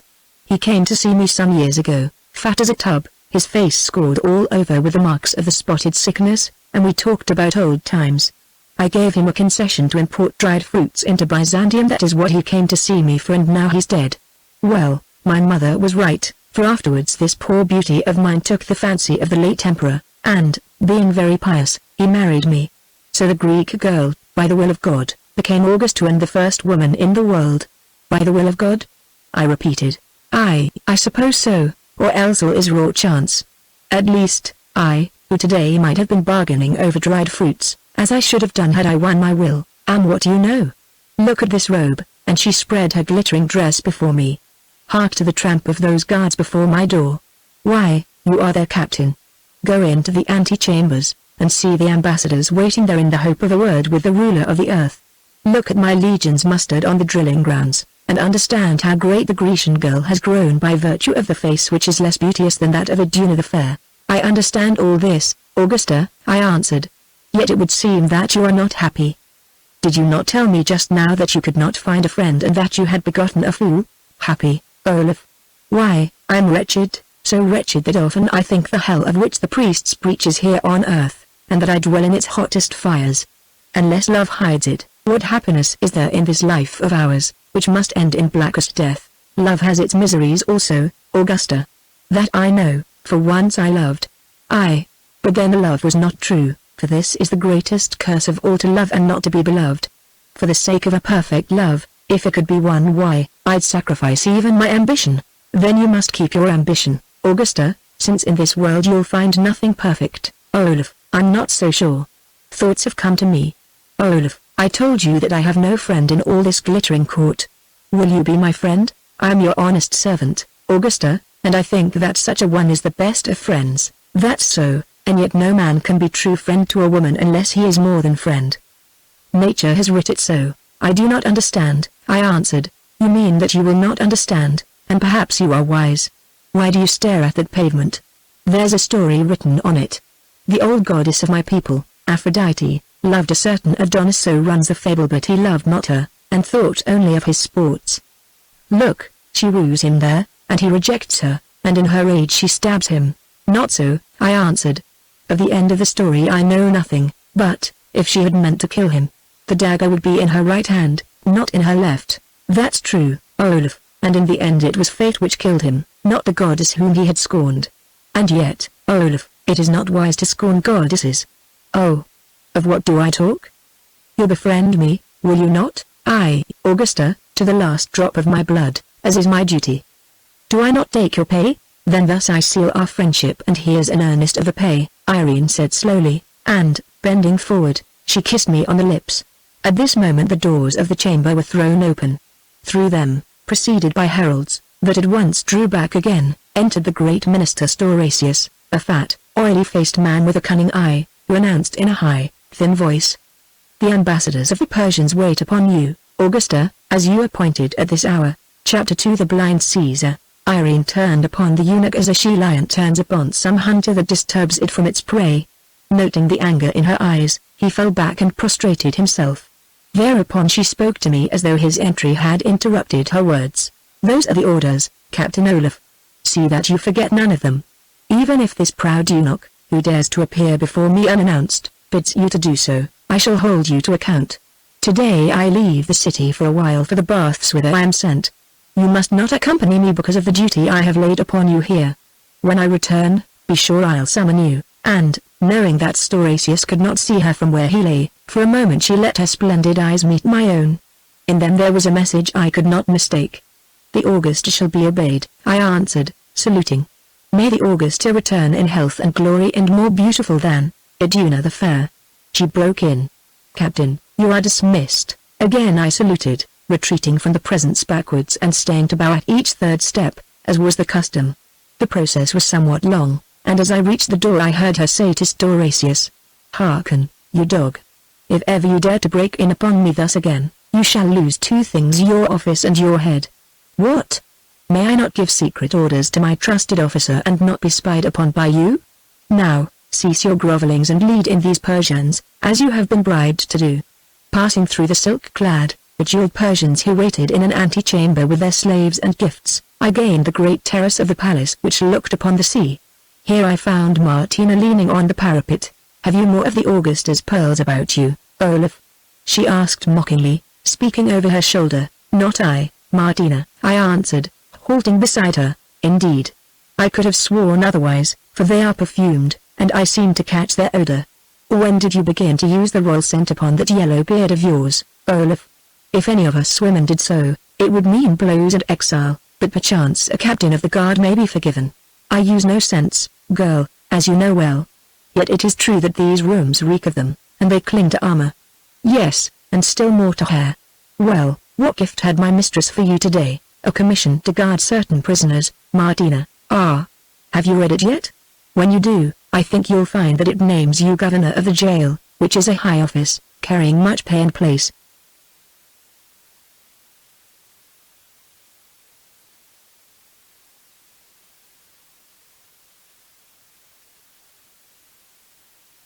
You are in good favor, Olaf, and I hope that when you come to greatness you will not forget Martina. It was I who put it into a certain mind to give you this commission as the only man that could be trusted in the court. I do not forget a friend, Martina, I answered. That is your reputation, Olaf. Oh. What a road is opening to your feet. Yet I doubt you'll not walk it, being too honest, or, if you do, that it will lead you not to glory, but a grave, mayhap, Martina, and to speak truth. A grave is the only quiet place in Constantinople. Mayhap, too, it hides the only real glory. That's what we Christians say. It would be strange if you, who are not a Christian, alone should believe and keep the saying. Oh. She went on with passion, we are but shams and liars, whom God must hate. Well, I go to make ready for this journey to the baths. How long do you stay there? I asked. The course of waters takes a month. Less than that time does not serve to clear the Augusta's skin and restore her shape to the lines of youth which it begins to need, though doubtless you do not think so. You were named to come as her officer of the person, but, Olaf, this other business rose up of a new governor for the jail in which the Caesars and nobilissimi are confined. I saw a chance for you in it, who, although you have served all these years, have had no real advancement, and mentioned your name, at which the Augusta leapt. To tell the truth, Olaf, I was not sure that you would wish to be captain of the guard at the baths. Was I right or was I wrong? I think you were right, Martina. Baths are idle places where folk drift into trouble, and I follow duty. Martina, may I say it to you? You are a good woman and a kind. I pray that those gods of yours whom you worship may bless you. You pray in vain, Olaf, for that they will never do. Indeed, I think that they have cursed me. Then suddenly she burst into tears, and, turning, went away. I, too, went away somewhat bewildered, for much had happened to me that morning which I found it hard to understand. Why had the Augusta kissed me? I took it that this was some kind of imperial jest. It was known that I kept aloof from women, and she may have desired to see what I should do when an Augusta kissed me, and then to make a mock of me. I had heard that she had done as much with others. Well, let that be, since Stauracius, who always feared lest a new favorite should slip between him and power, had settled the matter for me, for which I blessed Stauracius, although at the moment, being but a man, I had cursed him. And now why did Martina, the little, dark Martina with the kind face and the watchful, beady eyes, like to those of a robin in our northern lands, speak as she had done, and then burst into tears? A doubt struck me, but I, who was never vain, pushed it aside. I did not understand, and of what use was it to try to interpret the meaning of the moods of women? My business was war, or, at the moment, the service that has to do with war, not women. Wars had brought me to the rank I held, though, strangely enough, of those wars I can recall nothing now. They have vanished from my vision. To wars also I looked to advance me in the future, who was no courtier, but a soldier, whom circumstances had brought to court. Well, thanks to Martina, as she said, or to some caprice of the Empress, I had a new commission that was of more worth to me than her random kisses, and I would go to read it. Read it I did in the little private room upon the palace wall which was mine as captain of the Augusta's guard, though, being written in Greek, I found this difficult. Martina had spoken truly. I was made the governor of the state prison, with all authority, including that of life and death should emergency arise. Moreover, this governorship gave me the rank of a general, with a general's pay, also such pickings as I chose to take. In short, from captain of the guard, suddenly I had become a great man in Constantinople, one with whom even Stauracius and others like him would have to reckon, especially as his signature appeared upon the commission beneath that of the Empress. Whilst I was wondering what I should do next, a trumpet blew upon the ramparts, and a Northman of my company entered, saluted and said that I was summoned. I went out, and there before me stood a dazzling band that bowed humbly to me, whom yesterday they would have passed without notice. Their captain, a smooth-faced Greek, came forward, and, addressing me as general, said the imperial orders were that he was to escort me to the state jail. For what purpose? I asked, since it came to my mind that Irene might have changed her fancy and issued another kind of commission. As its general and governor, illustrious, he replied. Then I will lead, I answered. Do you follow behind me? Thus that vision ends. In the next I see myself dwelling in some stately apartments that formed the antechambers to the great prison. This prison, which was situated not far from the Forum of Constantine, covered a large area of ground, which included a garden where the prisoners were allowed to walk. It was surrounded by a double wall, with an outer and an inner moat, the outer dry, and the inner filled with water. There were double gates also, and by them guard towers. Moreover, I see a little yard, with posts in it, where prisoners were scourged, and a small and horrible room, furnished with a kind of wooden bed, to which they were bound for the punishment of the putting out of their eyes and the slitting of their tongues. In front of this room was a block where those condemned to death were sometimes executed. There were many prisoners, not common felons, but people who had been taken for reasons of state or sometimes of religion. Perhaps in all they numbered 100 men, and with them a few women, who had a quarter to themselves. Besides the jailers, 80 guards were stationed the night and day, and of all of these I was in command. Before I had held my office 3 days I found that Irene had appointed me to it with good reason. It happened thus. The most of the prisoners were allowed to receive presents of food and other things sent to them by their friends. All these presents were supposed to be inspected by the officer in charge of the prison. This rule, which had been much neglected, I enforced again, with the result that I made some strange discoveries. Thus, on the 3rd day, there came a magnificent offering of figs for the Caesars and Nobilissimi, the brothers-in-law of Irene and the uncles of the young Emperor Constantine, her son. These figs were being carried past me formally, when something about the appearance of one of them excited my suspicion. I took it and offered it to the jailer who carried the basket. He looked frightened, shook his head, and said, "General, I touch no fruit." "Indeed," I answered. "That is strange, since I thought that I saw you eating of it yesterday." "Aye, General," he replied, "the truth is that I ate too much." Making no answer, I went to the window, and threw the fig to a long-tailed, tame monkey which was chained to a post in the yard without. It caught it and ate greedily. "Do not go away, friend," I said to the jailer, who was trying to depart while my back was turned. "I have questions that I would ask you." So I spoke to him about other matters, and all the while watched the monkey. Soon I saw that it was ill at ease. It began to tear at its stomach and to whimper like a child. Then it foamed at the mouth, was seized with convulsions, and within a quarter of an hour by the water clock was dead. It would seem that those figs are poisoned, friend," I said, "and therefore it is fortunate for you that you ate too much fruit yesterday. Now, man, what do you know of this matter?" "Nothing, sir," he answered, falling on his knees. "I swear to you by Christ, nothing.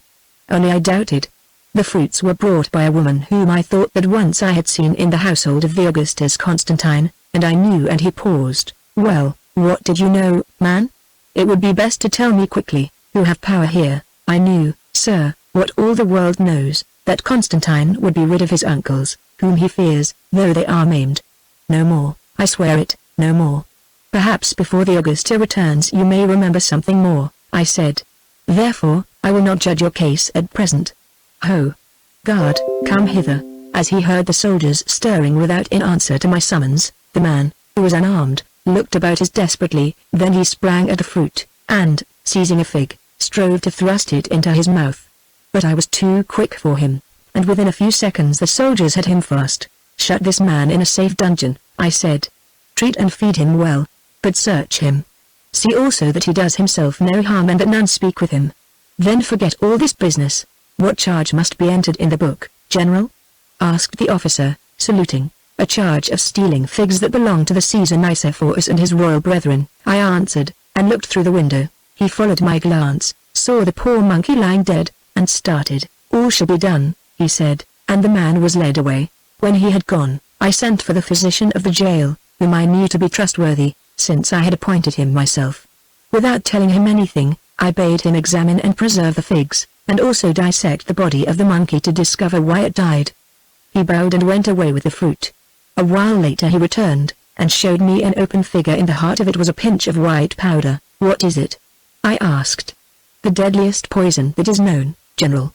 See, the stalk has been drawn out, the powder blown in through a straw, and then the stalk replaced." "Ah," I said, "that is clever, but not quite clever enough. They have mixed the stalks." I noted that the purple fig had the stalk of a green fig, and that is why I tried it on the monkey. "You observe well, General." "Yes, physician, I observe. I learned that when, as a lad, I hunted game in the far north. Also I learned to keep silent, since noise frightens game."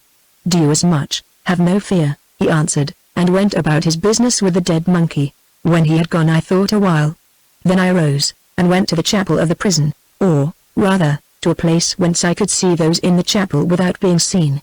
This chapel was situated in a gloomy crypt, lighted only with oil lamps that hung from the massive pillars and arches. The day was the Sabbath of the Christians, and when I entered the little secret hollow in the walls, the sacrament was being administered to certain of the prisoners. Truly it was a sad sight, for the ministering priest was none other than the Caesar Nicephorus, the eldest of the emperor's uncles, who had been first ordained in order that he might be unfit to sit upon the throne, and afterwards blinded, as I have told. He was a tall, pale man, with an uncertain mouth and a little pointed chin, apparently between 40 and 50 years of age, and his face was made dreadful by 2 red hollows where the eyes should have been. Yet, notwithstanding this disfigurement, and his tonsure crown, and the broidered priest's robes which hung upon him awkwardly, as he stumbled through the words of his office, to this poor victim there still seemed to cling some air of royal birth and bearing. Being blind, he could not see to administer the element, and therefore his hand was guided by one of his imperial brethren, who also had been made a priest. The tongue of this priest had been slit, but now and again he gibbered some direction into the ear of Nicephorus.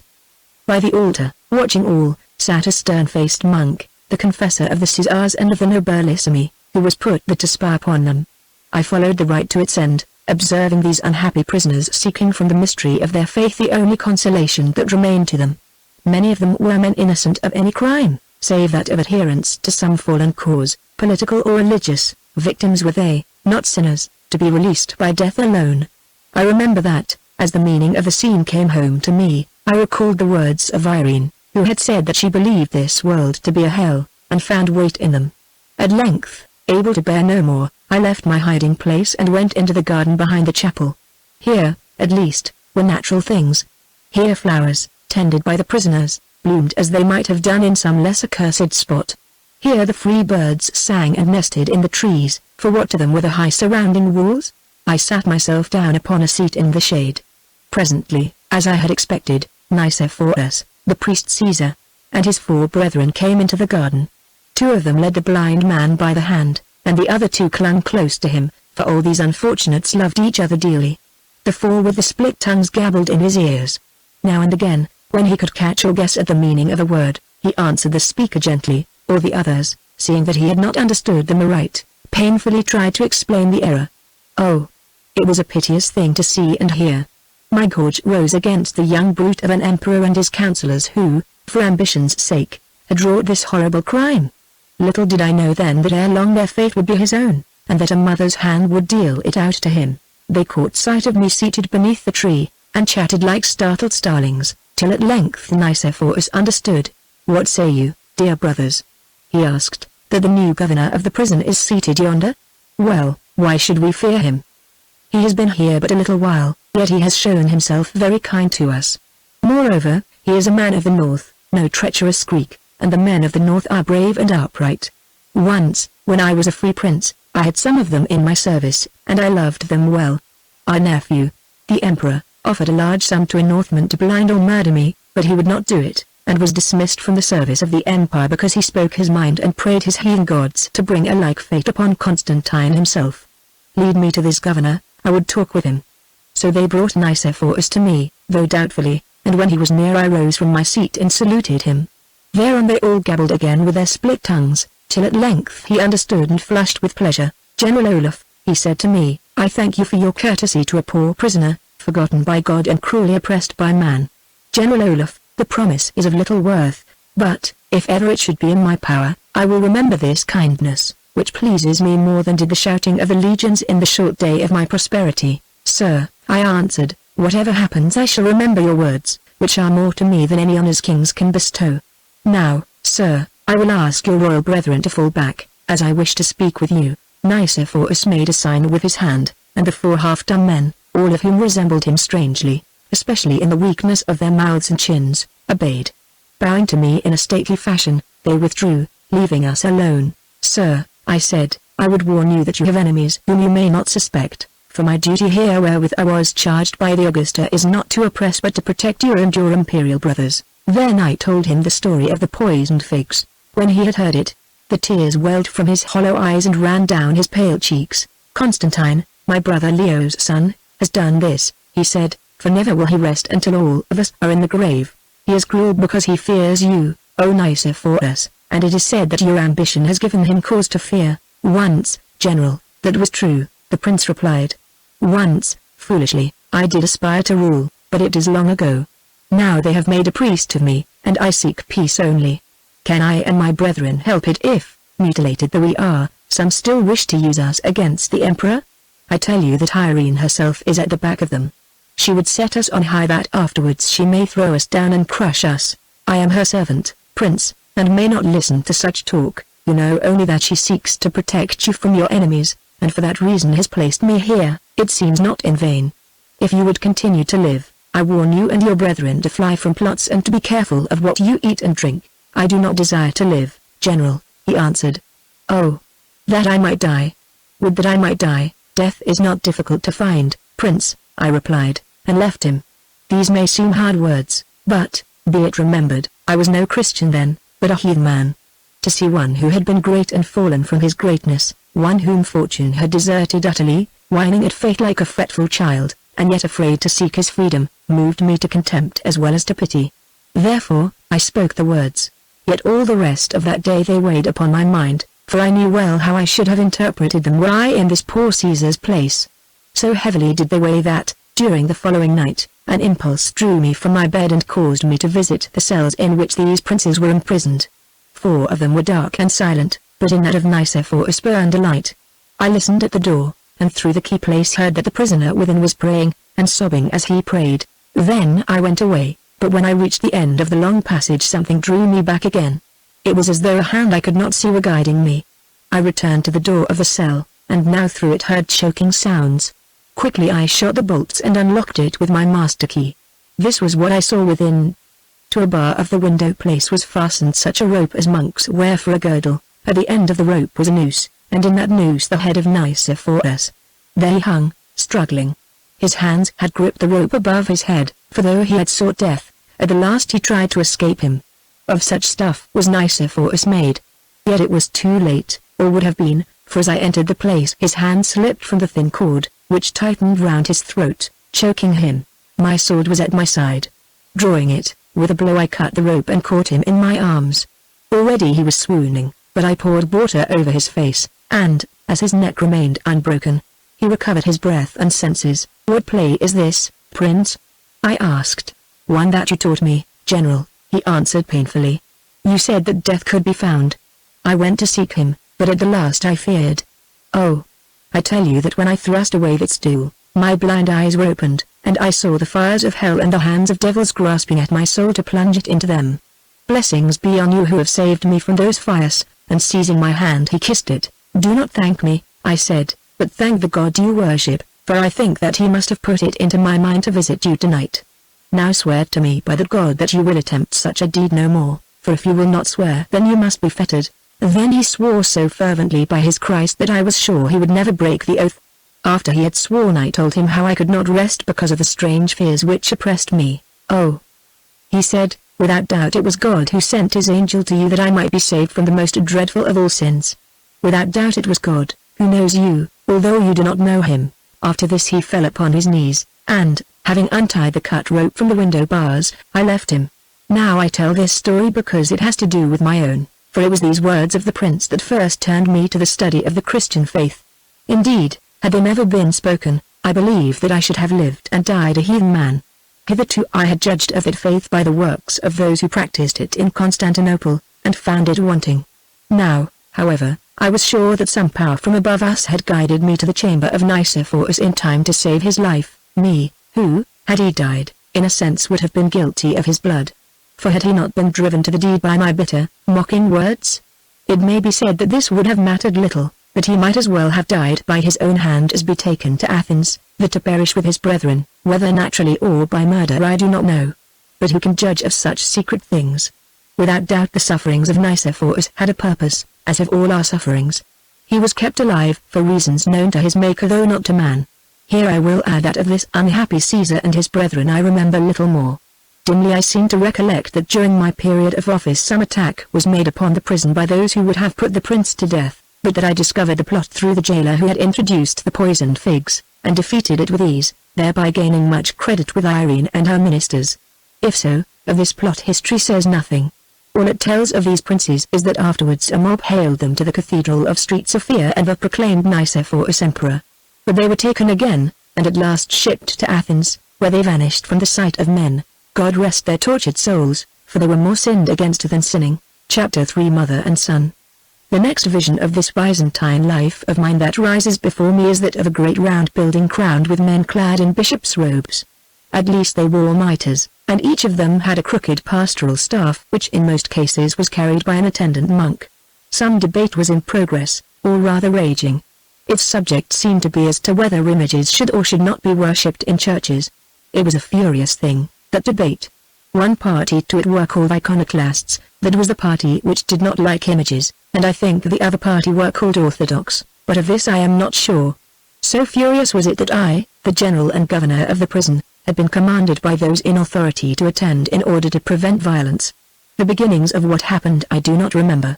What I do remember is that the anti-iconoclasts, the party to which the Empress Irene belonged, that was therefore the fashionable sect, being, as it seemed to me, worsted in argument, fell back on violence. There followed a great tumult, in which the spectators took part, and the strange sight was seen of priests and their partisans, and even of bishops themselves, falling upon their adversaries and beating them with whatever weapon was to hand, yes, even with their pastoral staves. It was a wonderful thing to behold, these ministers of the Christ of peace belaboring each other with pastoral staves. The party that advocated the worship of images was the more numerous and had the great number of adherents, and therefore those who thought otherwise were defeated. A few of them were dragged out into the street and killed by the mob which waited there, and more were wounded, notwithstanding all that I and the guards could do to protect them. Among the iconoclasts was a gentle-faced old man with a long beard, one of the bishops from Egypt, who was named Barnabas. He had said little in the debate, which lasted for several days, and when he spoke his words were full of charity and kindness. Still, the image faction hated him, and when the final tumult began some of them set upon him. Indeed, one brawny, dark-faced bishop, I think it was he of Antioch, rushed at Barnabas, and before I could thrust him back, broke a jeweled staff upon his head, while other priests tore his robe from neck to shoulder and spat in his face. At last the riot was quelled, the dead were borne away, and orders came to me that I was to convey Barnabas to the state prison if he still lived, together with some others, of whom I remember nothing. So thither I took Barnabas, and there, with the help of the prison physician he to whom I had given the poisoned figs and the dead monkey to be examined, I nursed him back to life and health. His illness was long, for one of the blows which he had received crippled him, and during it we talked much together. He was a very sweet-natured man and holy, a native of Britain, whose father or grandfather had been a Dane, and therefore there was a tie between us. In his youth he was a soldier.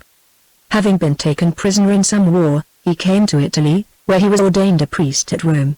Afterwards he was sent as a missionary to Egypt, where he was appointed the head of a monastery, and in the end elected to a bishopric. But he had never forgotten the Danish tongue, which his parents taught him as a child, and so we were able to talk together in that language. Now it would seem that since that night when the Caesar Nicephorus strove to hang himself, I had obtained and studied a copy of the Christian scriptures, how I do not know, and therefore was able to discuss these matters with Barnabas the bishop.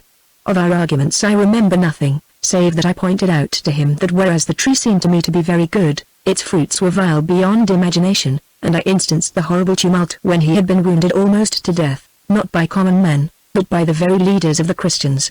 He answered that these things must happen, that Christ himself had said he came to bring not peace but a sword, and that only through war and struggle would the last truth be reached.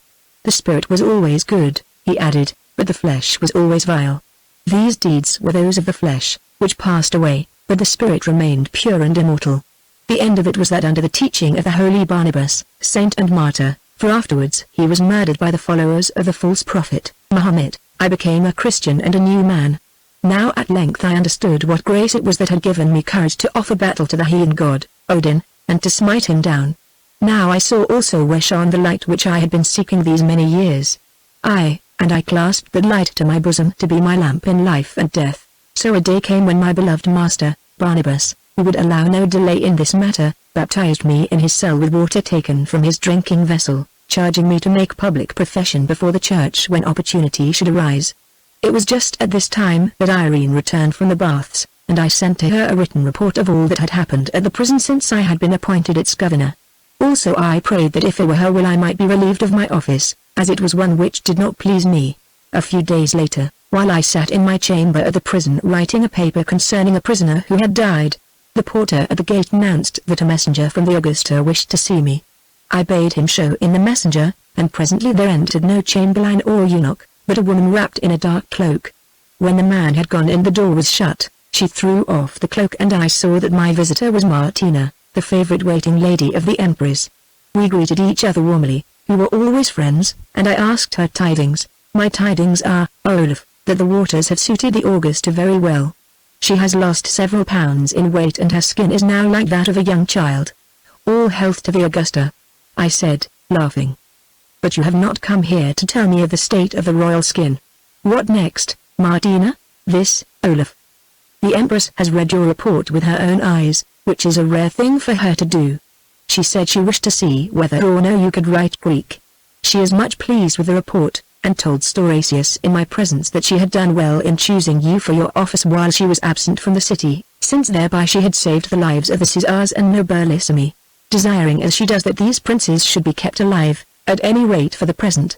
She accedes also to your prayer, and will relieve you of your office as soon as a new governor can be chosen. You are to return to guard her person, but with your rank of general confirmed. That is all good news, Martina, so good that I wonder what sting is hidden in all this honey. That you will find out presently, Olaf. One I can warn you of, however, the sting of jealousy. Advancement such as yours draws eyes to you, not all of them in love. I nodded and she went on. Meantime your star seems to shine very bright indeed. One might almost say that the Augusta worshipped it, at least she talks of you to me continually, and once or twice was in half a mind to send for you to the baths. Indeed, had it not been for reasons of state connected with your prisoners I think she would have done so. Ah, I said, now I think I begin to feel another sting in the honey. Another sting in the honey. Nay, you mean a divine perfume, an essence of added sweetness, a flavor of the flowers on Mount Ida. Why, Olaf, if I were your enemy, as I dare say I shall be some day, for often we learn to hate those whom we have rather liked, Your head and your shoulders might bid goodbye to each other for such words as those. Perhaps, Martina, and if they did I do not know that it would greatly matter now. Not greatly matter, when you are driving at full gallop along Fortune's road to Fame's temple with an empress for your charioteer. Are you blind or mad, Olaf, or both? And what do you mean by you're now?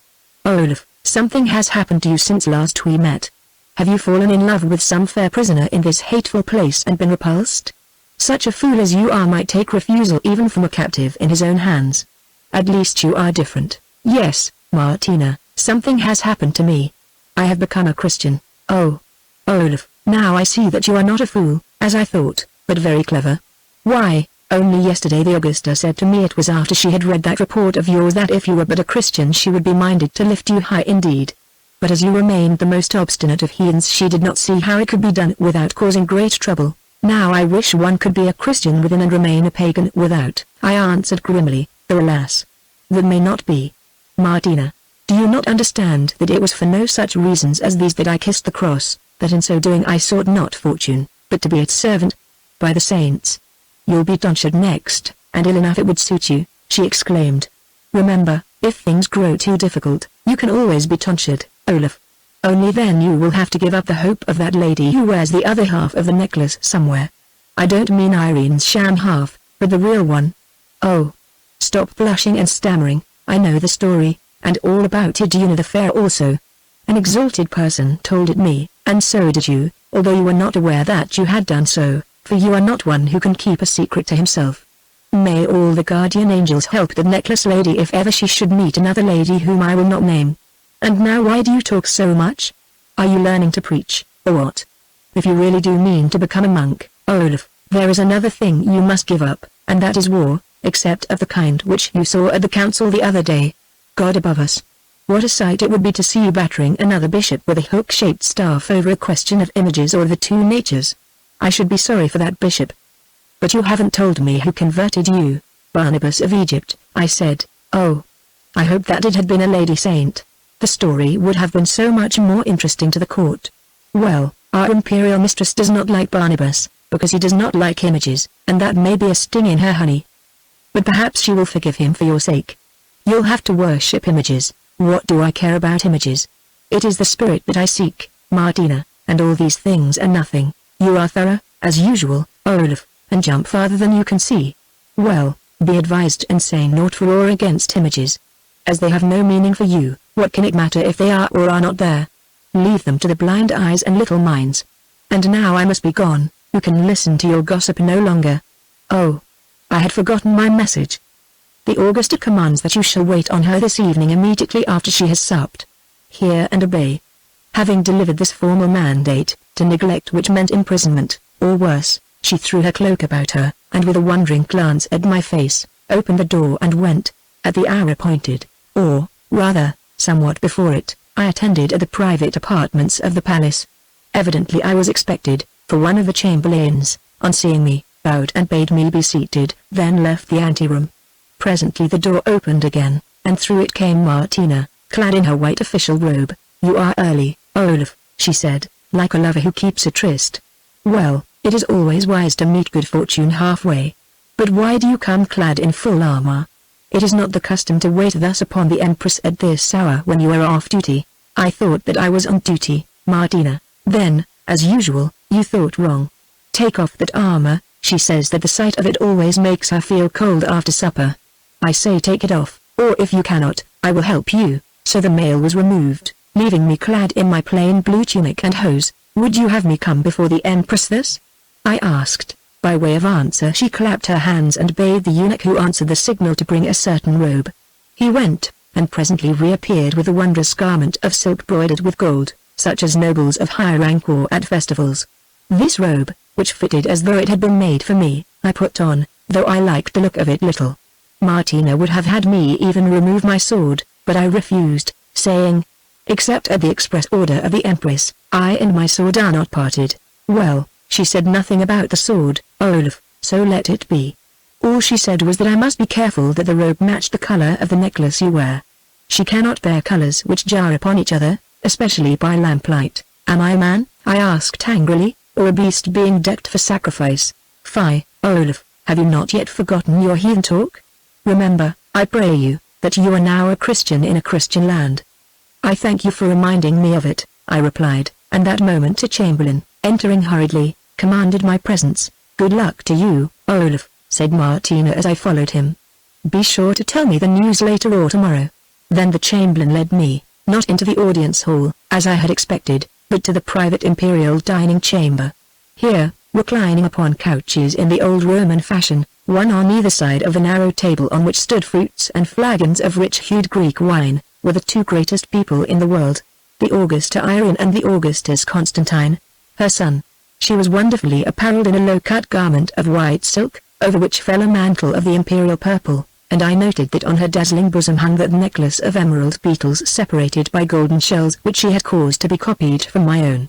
On her fair hair that grew low upon her forehead and was parted in the middle, she wore a diadem of gold in which were set emeralds to match the beetles of the necklace. The Augustus was arrayed in the festal garments of a Caesar, also covered with a purple cloak. He was a heavy-faced and somewhat stupid-looking youth, dark-haired, like his father and uncles, but having large, blue, and not unkindly eyes. From his flushed face I gathered that he had drunk well of the strong Greek wine, and from the sullen look about his mouth that, as was common, he had been quarreling with his mother. I stood at the end of the table and saluted first the Empress and then the Emperor. "Who's this?"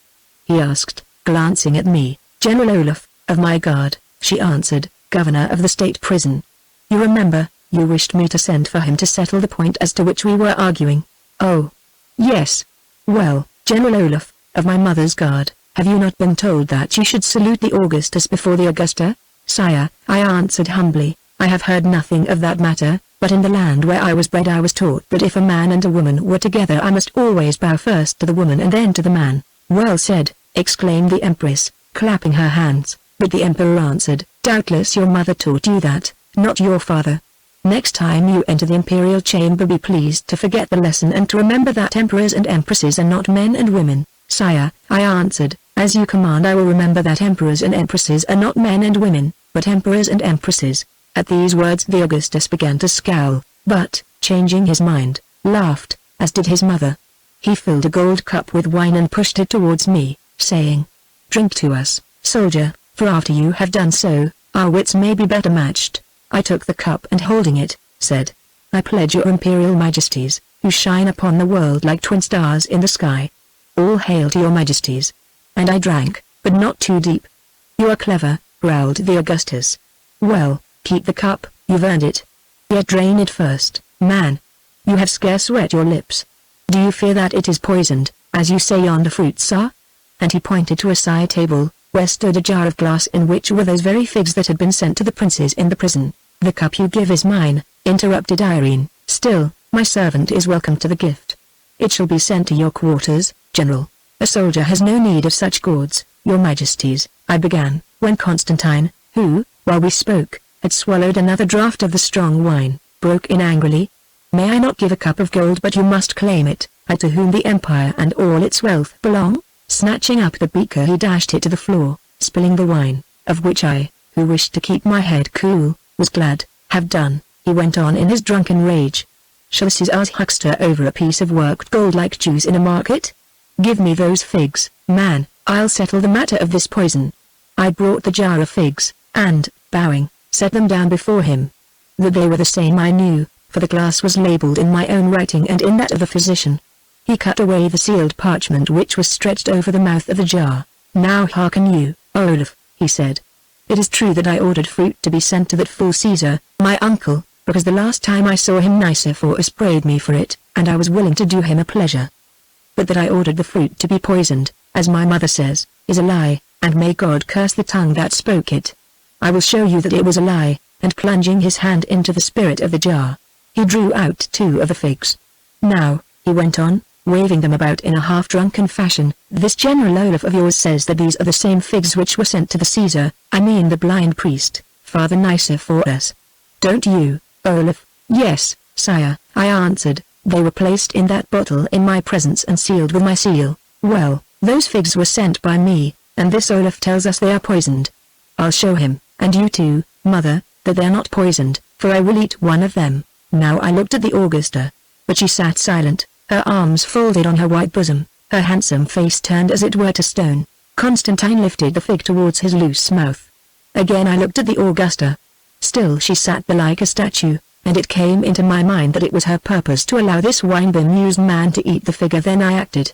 "Augustus," I said, "you must not touch that fruit," and stepping forward I took it from his hand. He sprang to his feet and began to revile me. "You watchdog of the north," he shouted. "Do you dare to say to the emperor that he shall not do this or that? By all the images my mother worships, I'll have you whipped through the circus." "That you will never do," I answered, for my free blood boiled at the insult. "I tell you, sire," I went on, leaving out certain words which I meant to speak, "that the fig is poisoned, and I tell you that you lie, you heathen savage. See here. Either you eat that fig or I do, so that we may know who speaks the truth. If you won't, I will. Now obey, or, by Christ, tomorrow you shall be shorter by a head." "The Augustus is pleased to threaten, which is unnecessary," I remarked.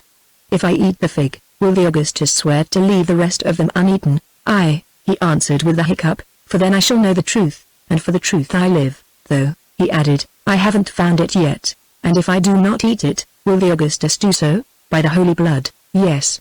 I'll eat a dozen of them. Am I one to be hectored by a woman and a barbarian? Eat, or I eat." "Good, sire. It is better that a barbarian should die than that the world should lose its glorious emperor. I eat, and when you are as I soon shall be, as will happen even to an emperor, may my blood lie heavy on your soul, the blood which I give to save your life." Then I lifted the fig to my lips. Before ever it touched them, with a motion swift as that of a panther springing on its prey, Irene had leapt from her couch and dashed the fruit from my hand.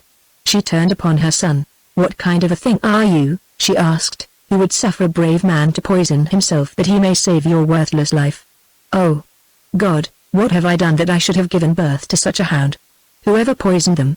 These fruits are poisoned, as has been proved and can be proved again, yes, and shall be. I tell you that if Olaf had tasted one of them by now he would have been dead or dying." Constantine drank another cup of wine, which, oddly enough, seemed to sober him for the moment. "I find all this strange," he said heavily. "You, my mother, would have suffered me to eat the fig which you declare is poisoned, a matter whereof you may know something. But when the General Olaf offers to eat it in my place, with your own royal hand you dash it from his lips, as he dashed it from mine. And there is another thing which is still more strange. This Olaf, who also says the figs are poisoned, offered to eat one of them if I promised I would not do so, which means, if he is right, that he offered to give his life for mine. Yet I have done nothing for him except call him hard names, and as he is your servant he has nothing to look for from me if I should win the fight with you at last. Now I have heard much talk of miracles, but this is the only one I have ever seen. Either Olaf is a liar, or he is a great man and a saint. He says, I am told, that the monkey which ate one of those figs died. Well, I never thought of it before, but there are more monkeys in the palace. Indeed, one lives on the terrace nearby, for I fed it this afternoon. We'll put the matter to the proof and learn of what stuff this Olaf is really made." On the table stood a silver bell, and as he spoke he struck it. A chamberlain entered and was ordered to bring in the monkey. He departed, and with incredible swiftness the beast and its keeper arrived. It was a large animal of the baboon tribe, famous throughout the palace for its tricks. Indeed, on entering, at a word from the man who led it, it bowed to all of us. "Give your beast these," said the emperor, handing the keeper several of the figs. The baboon took the fruits and, having sniffed at them, put them aside. Then the keeper fed it with some sweetmeats, which it caught and devoured, and presently, when its fears were allayed, threw it one of the figs, which it swallowed, doubtless thinking it a sweet meat. A minute or two later it began to show signs of distress and shortly afterwards died in convulsions. "Now," said Irene, "now do you believe, my son?" "Yes," he answered, "I believe that there is a saint in Constantinople." "Sir Saint, I salute you.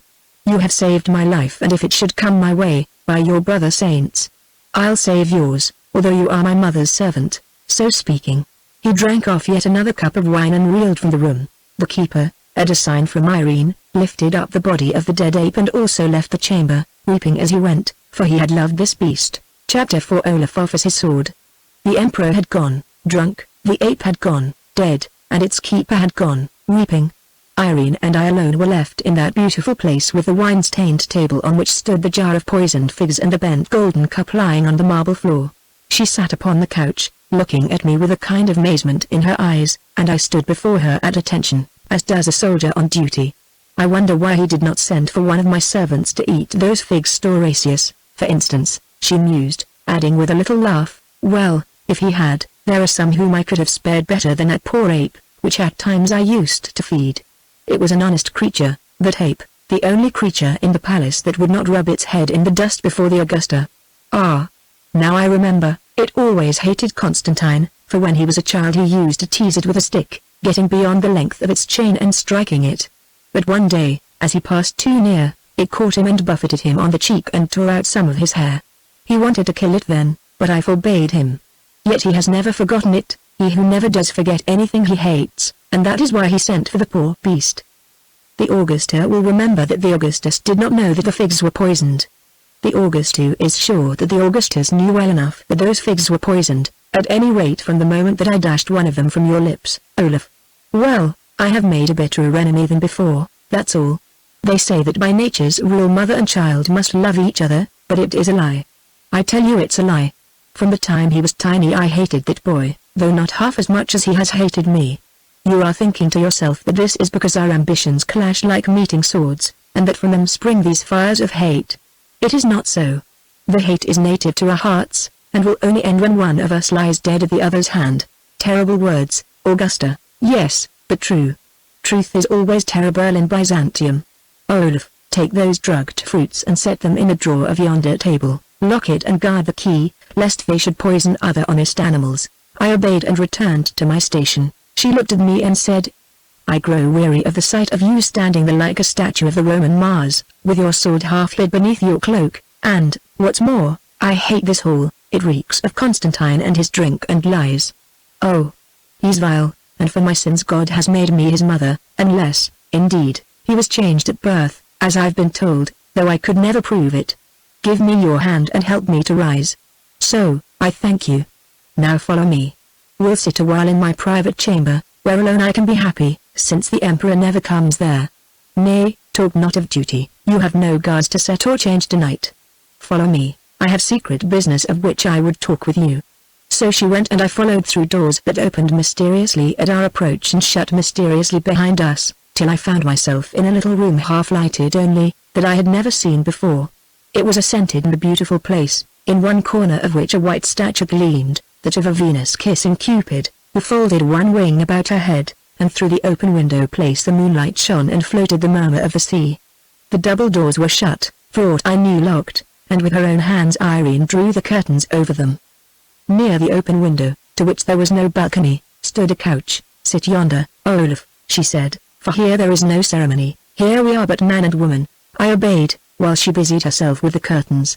Then she came and sat herself down on the couch also, leaning against the end of it in such a fashion that she could watch me in the moonlight. Olaf, she said, after she had looked at me a while, rather strangely, as I thought, for the color came and went upon her face, which in that light seemed quite young again and wonderfully beautiful. Olaf, you are a very brave man. There are hundreds in your service braver, Empress. Cowards do not take to soldiering. I could tell you a different story, Olaf, but it was not of this kind of courage that I talked.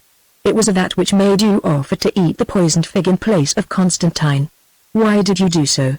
It is true that, as things have happened, he'll remember it in your favor, for I'll say this of him, he never forgets one who has saved him from harm, any more than he forgets one who has harmed him. But if you had eaten you would have died, and then how could he have rewarded you, Empress? When I took my oath of office I swore to protect both the Augustus and the Augusta, even with my life.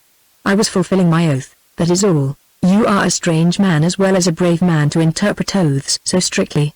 If you will do as much as this for one who is nothing to you, and who has never paid you a gold piece, how much, I wonder, would you do for one whom you love? I could offer no more than my life for such a one, Empress, could I?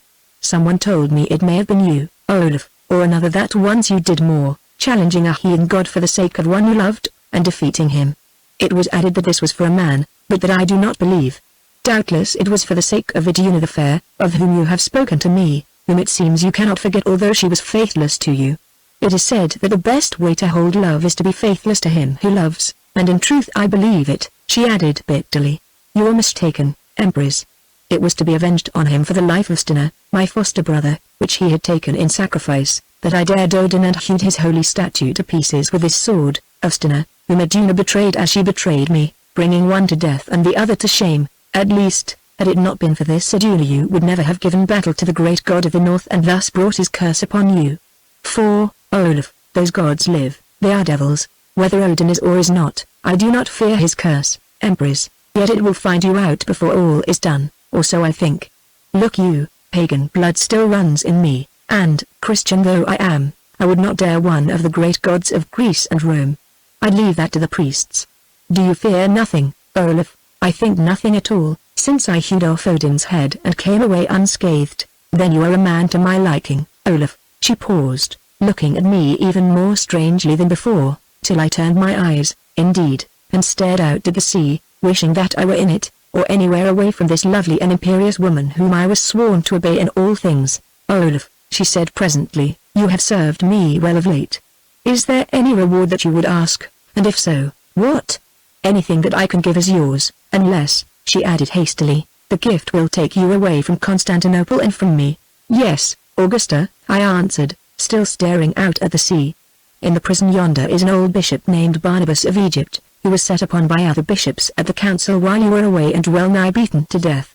I ask that he may be freed and restored to his diocese with honor. Barnabas, she replied sharply. I know the man. He is an iconoclast, and therefore my enemy. Only this morning I signed an order that he should be kept in confinement till he died, here or elsewhere. Still, she went on, though I would sooner give you a province, have your gift, for I can refuse you nothing. Barnabas shall be freed and restored to his see with honor. I have said. Now I began to thank her, but she stopped me, saying, have done.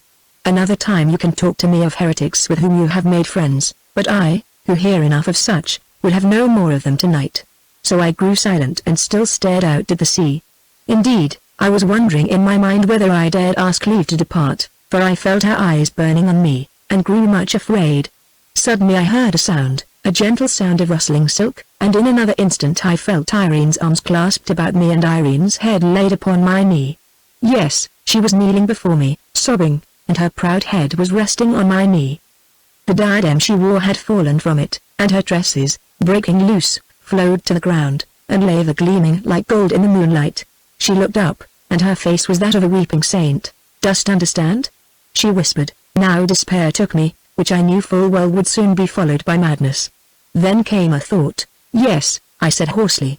I understand that you grieve over that matter of the Augustas and the poisoned figs, and would pray me to keep silence. Have no fear, my lips are sealed, but for his I cannot answer, though perhaps as he had drunk so much. Fool! She whispered. Is it thus that an empress pleads with her captain to keep silence?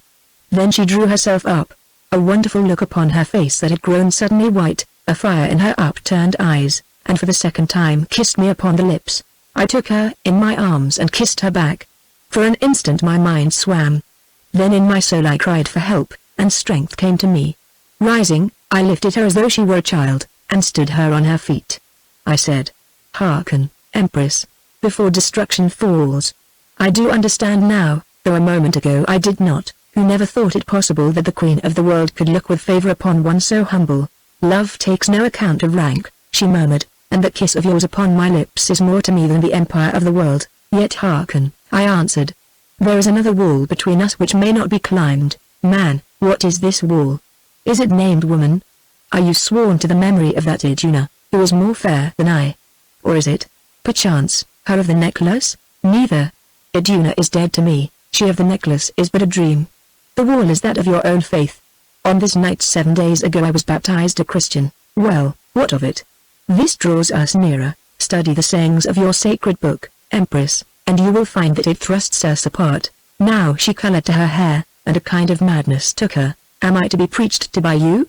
She asked. I preach to myself, Augusta, who need it greatly, not to you, who mayhap do not need it. Hating me as you do, why should you need it? You are the worst of hypocrites, who would veil your hate under a priest's robe. Have you no pity, Irene? When did I say that I hated you? Moreover, if I had hated you, should I and I ceased? I do not know what you would or would not have done, she answered coldly. I think that Constantine is right, and that you must be what is called a saint, and, if so, saints are best in heaven, especially when they know too much on earth. Give me that sword of yours. I drew the sword, saluted with it, and gave it to her. It is a heavy weapon, she said. Whence came it? From the same grave as the necklace, Augusta. Ah. The necklace that your dream woman wore. Well, go to seek her in the land of dreams. And she lifted the sword. Your pardon, Augusta, but you are about to strike with a blunt edge, which may wound but will not kill. She laughed a little, very nervously, and, turning the sword round in her hand, said, Truly, you are the strangest of men. Ah. I thank you, now I have it right. Do you understand, Olaf, I mean, Sir Saint, what sort of a story I must tell of you after I have struck? Do you understand that not only are you about to die, but that infamy will be poured upon your name and that your body will be dragged through the streets and thrown to the dogs with the city offal? Answer, I say, answer. I understand that you must cause these things to be done for your own sake, Augusta, and I do not complain. Lies matter nothing to me, who journey to the land of truth, where there are some whom I would meet again. Be advised by me. Strike here, where the neck joins the shoulder, holding the sword slantwise, for that even a woman's blow will serve to sever the great artery. I cannot. Kill yourself, Olaf. A week ago I'd have fallen on the sword, but now, by the rule of our faith, in such a cause I may not.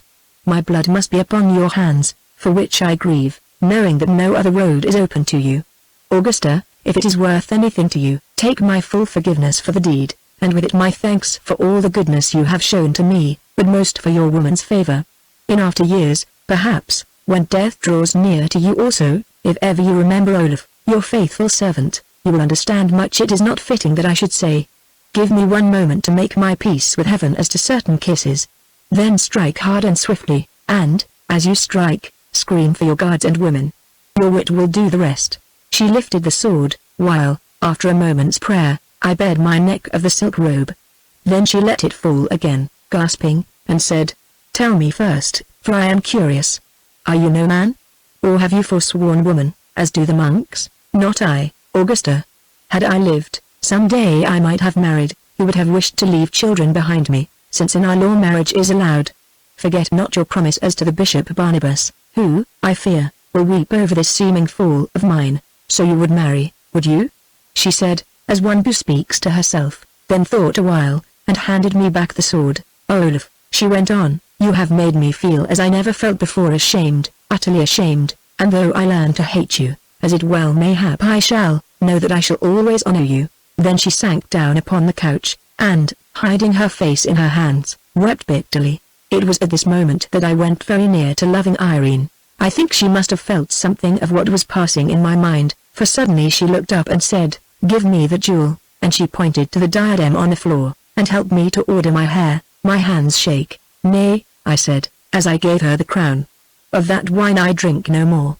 I dare not touch you, you grow too dear. For those words, she whispered, Go in safety, and remember that from Irene you have naught to fear, as I know well I have naught to fear from you, O prince among men. So presently I went. On the following morning, as I sat in my office at the prison, setting all things in order for whoever should succeed me, Martina entered, as she had done before. How came you here unannounced? I asked, when she was seated. By virtue of this, she answered, holding up her hand and showing on it a ring I knew. It was the signet of the Empress. I saluted the seal, saying, And for what purpose, Martina? To order me to bonds or death? To bonds or death? She exclaimed innocently. What can our good Olaf have done worthy of such woes? Nay, I come to free one from bonds, and perhaps from death, namely, a certain heretic bishop who is named Barnabas. Here is the order for his release, signed by the Augusta's hand and sealed with her seal, under which he is at liberty to bide in Constantinople while he will and to return to his bishopric in Egypt when it pleases him. Also, if he holds that any have harmed him, he may make complaint, and it shall be considered without delay. I took the parchment, read it, and laid it on the table, saying, The commands of the Empress shall be done. Is there aught else, Martina? Yes. Tomorrow morning you will be relieved of your office, and another governess Taurasius and Aetius quarreling as to his name will take your place, and you will resume your post as captain of the private guard, only with the rank of a full general of the army. But that I told you yesterday. It is now confirmed. I said nothing, but a groan I could not choke broke from my lips. You do not seem as pleased as you might be, Olaf. Tell me, now, at what hour did you leave the palace last night? While waiting for my mistress to summon me I fell asleep in the vestibule of the anteroom, and when I awoke and went into that room I found the gold-broidered silk robe you wore, cast upon the ground, and your armor gone. I know not what was the hour, Martina, and speak no more to me, I pray, of that accursed womanish robe, which you treated but ill, Olaf, for it is spotted as though with blood. The Augustus spilt some wine over it. My mistress told me the story. Also that of how you would have eaten the poisoned fig, which you snatched from the lips of Constantine. And what else did your mistress tell you, Martina? Not much, Olaf. She was in a very strange mood last night, and while I combed her hair, which, Olaf, was as tangled as though a man had handled it, and she looked at me till I colored to the eyes, and undid her diadem, that was set on it all awry, she spoke to me of marriage, of marriage. I gasped. Certainly did I not speak the word with clearness? Of marriage, with whom, Martina? Oh. Grow not jealous before there is need, Olaf. She made no mention of the name of our future divine master, for whosoever can rule Irene, if such a one lives, will certainly rule us also. All she said was that she wished she could find some man to guide and comfort her, who grew lonely amidst many troubles, and hoped for more sons than Constantine. What sort of a man, Martina? This Emperor Charlemagne, or some other king? No. She vowed that she had seen enough of princes, who were murderers and liars, all of them, and that what she desired was one of good birth, no more, brave, honest, and not a fool. I asked her, too, what she would have him like to look upon, and what did she say to that, Martina? Oh. She said that he must be tall, and under 40, fair-haired and bearded, since she loved not these shaven effeminates, who look half woman and half priest, one who had known war, and yet was no ruffler, a person of open mind, who had learned and could learn more. Well, now that I think of it, by all the saints! Yes, much such a man as you are, Olaf. Then she may find them in plenty, I said, with an uneasy laugh. Do you think so? Well, she did not, neither did I. Indeed, she pointed out that this was her trouble. Among the great of the earth she knew no such man, and, if she sought lower, then would come jealousies and war. Indeed they would. Doubtless you showed her that this was so, Martina. Not at all, Olaf. I asked her of what use it was to be an empress if she could not please her own heart in this matter of a husband, which is one important to a woman. I said also, as for such fears, that a secret marriage might be thought of, which is an honest business that could be declared when occasion came. And what did she answer to that, Martina? She fell into high good humor, called me a faithful and a clever friend, gave me a handsome jewel, told me that she would have a mission for me on the morrow, doubtless that which I now fulfill, for I have heard of no other, said, notwithstanding all the trouble as to the Augustus and his threats, that she was sure she would sleep better than she had done for nights, kissed me on both cheeks, and flung herself upon her knees at her praying stool, where I left her. But why are you looking so sad, Olaf? Oh, I know not, save that I find life difficult, and full of pitfalls which it is hard to escape. Martina rested her elbows on the table and her chin upon her little hand, staring me full in the face with her quick eyes that pierced like nails. Olaf, she said, your star shines bright above you. Keep your eyes fixed thereon and follow it, and never think about the pitfalls. It may lead you I know not where, to heaven, perhaps, I suggested. Well, you did not fear to go thither when you would have eaten the poisoned fig last night. To heaven, perchance, but by a royal road. Whatever you may think of some others, marriage is an honorable estate, my Christian friend, especially if a man marries well. And now goodbye, we shall meet again at the palace, whither you will repair tomorrow morning. Not before, since I am engaged in directing the furnishment of your new quarters in the right wing, and, though the workmen labor all night, they will not be finished until then. Goodbye, General Olaf. Your servant Martina salutes you and your star, and she curtsied before me until her knees almost touched the ground. Chapter 5 Ave Post Secular. It comes back to me that on the following day my successor in the governorship of the jail, who he was I know not now, arrived, and that to him in due form I handed over my offices and duties. Before I did so, however, I made it my care to release Barnabas, I think on the previous evening. In his cell I read the Augusta's warrant to the old bishop. How was it obtained, son? He asked. For, know, that having so many enemies on this small matter of image worship, I expected to die in this place. Now it seems that I am free, and may even return to my charge in Egypt. The Empress granted it to me as a favor, father, I answered. I told her that you were from the north, like myself. He studied me with his shrewd blue eyes, and said, it seems strange to me that so great and unusual a boon should be granted for such a reason, seeing that better men than I am have suffered banishment and worse woes for less cause than I have given. What did you pay the Empress for this favor, son Olaf? Nothing, father, is it so? Olaf, a dream has come to me about you, and in that dream I saw you walk through a great fire and emerge unscathed, save for the singeing of your lips and hair. Perhaps they were singed, father. Otherwise, I am unburned, though what will happen to me in the future I do not know, for my dangers seem great. In my dream you triumphed over all of them, Olaf, and also met with some reward even in this life, though now I know not what it was. Yes, and triumph you shall, my son in Christ. Fear nothing, even when the storm clouds sweep about your head and the lightnings blind your eyes. I say, fear nothing, for you have friends whom you cannot see. I ask no more even under the seal of confession, since there are secrets which it is not well to learn. Who knows, I might go mad, or torture might draw from me words I would not speak. Therefore, keep your own counsel, son, and confess to God alone. What will you do now, father? I asked. Return to Egypt? Nay, not yet a while. It comes to me that I must bide here for a space, which under this pardon I have liberty to do, but to what end I cannot say. Later on I shall return, if God so wills. I go to dwell with good folk who are known to me, and from time to time will let you hear where I may be found, if you should need my help or counsel.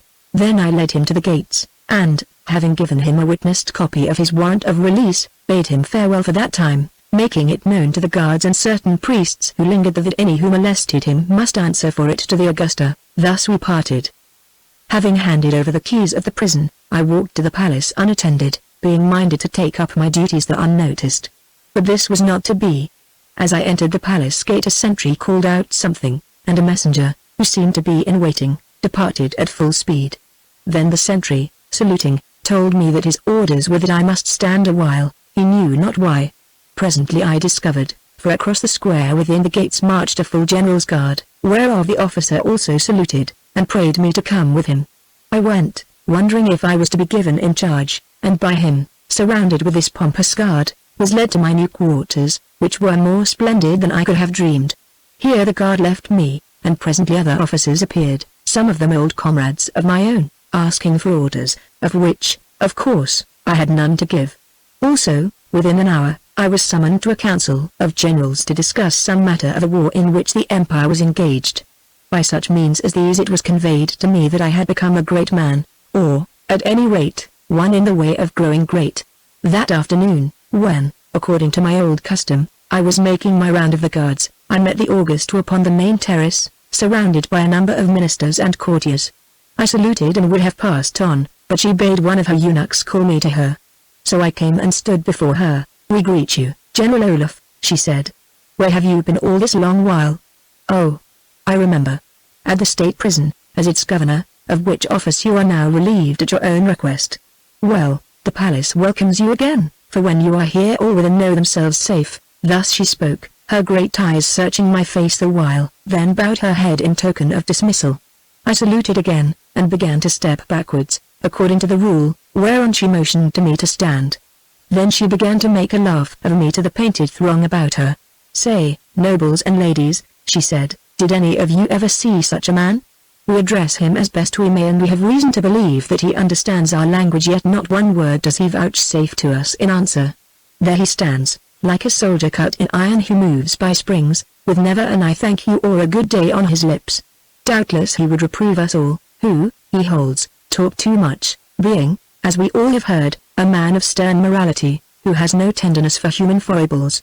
By the way, General Olaf, a rumor has reached us that you have forsaken doubt, and become a Christian. Is this true?" "It is true, Augusta." "Then if as a pagan you were a man of iron, what will you be as a Christian, we wonder?" "One hard as diamond, no less. Yet we are glad of this tidings, as all good servants of the church must be, since henceforth our friendship will be closer and we value you. General, you must be received publicly into the bosom of the faith. It will be an encouragement to others to follow your example. Perhaps, as you have served us so well in many wars and as an officer of our guard, we ourselves will be your godmother. The matter shall be considered by us." "What have you to answer to it?" "Nothing," I replied, "save that when the Augusta has considered the matter, I will consider of my answer." At this the courtiers tittered, and, instead of growing angry, as I thought she might, Irene burst out laughing. "Truly we were wrong," she said. to provoke you to open your mouth, General, for when you do so, like that red sword you wear, your tongue is sharp, if somewhat heavy. Tell us, General, are your new quarters to your taste, and before you reply know that we inspected them ourselves, and, having a liking for such tasks, attended to their furnishment. 'Tis done, you will see, in the northern style, which we think somewhat cold and heavy like your sword and tongue. If the Augusta asks me, I said, the quarters are too fine for a single soldier. The 2 rooms where I dwelt before were sufficient, a single soldier. Well, that is a fault which can be remedied. You should marry, General Olaf. When I find any woman who wishes to marry me and whom I wish to marry, I will obey the Augusta's commands. So be it, General, only remember that first we must approve the lady. Venture not, General, to share those new quarters of yours with any lady whom we do not approve. Then, followed by the court, she turned and walked away, and I went about my business, wondering what was the meaning of all this guarded and half-bitter talk. The next event that returns to me clearly is that of my public acceptance as a Christian in the great cathedral of St. Sophia, which must have taken place not very long after this meeting upon the terrace.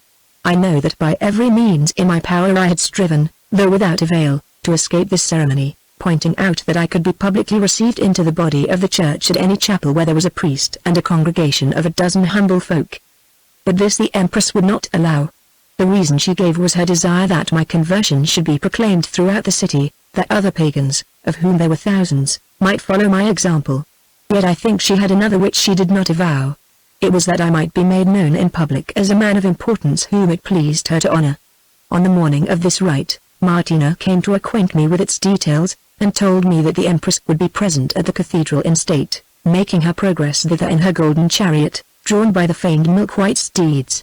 I, it seemed, was to ride after the chariot in my general's uniform, which was splendid enough, followed by a company of guards, and surrounded by chanting priests.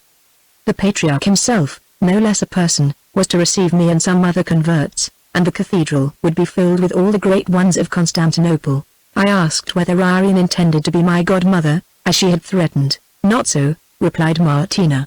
On that point she has changed her mind, so much the better, I said. But why? There is a canon of the church, Olaf, which forbids intermarriage between a godparent and his or her godchild, she replied dryly. Whether this canon has come to the Augusta's memory or not, I cannot say. It may be so. Who, then, is to be my godmother? I asked hurriedly, leaving the problem of Irene's motives undiscussed. I am.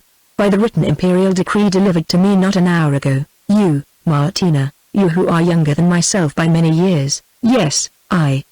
The Augusta has just explained to me that as we seem to be such very good friends, and to talk together so much alone, doubtless, she supposed, upon matters of religion, there could be no person more suitable than such a good Christian as myself to fill that holy office. What do you mean, Martina? I asked bluntly. I mean, Olaf, she replied, turning away her head, and speaking in a strained voice, that, where you are concerned, the Augusta of late has done me the honor to be somewhat jealous of me. Well, of a godmother no one need be jealous. The Augusta is a clever woman, Olaf. I do not quite understand, I said. Why should the Augusta be jealous of you? There is no reason at all, Olaf, except that, as it happens, she is jealous of every woman who comes near to you, and she knows that we are intimate and that you trust me well, more, perhaps, than you trust her. Oh. I assure you that of late you have not spoken to any woman under 50 unnoted and unreported. Many eyes watch you, Olaf. Then they might find better employment.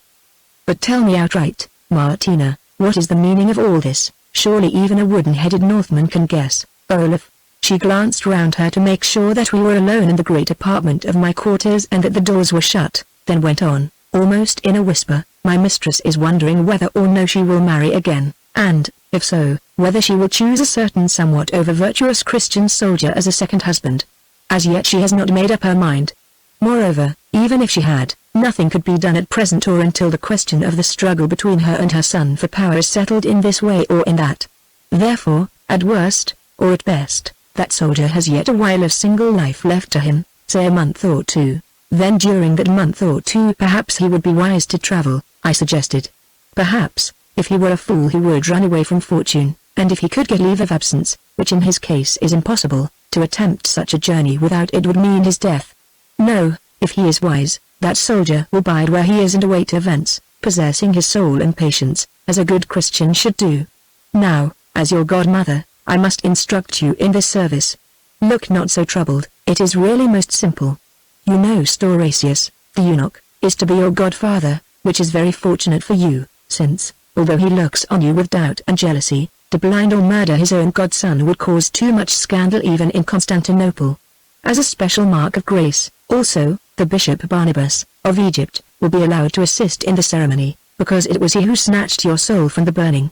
Moreover, since the sacrament is to be administered afterwards, he has been commanded to attend here to receive your confession in the chapel of the palace, and within an hour.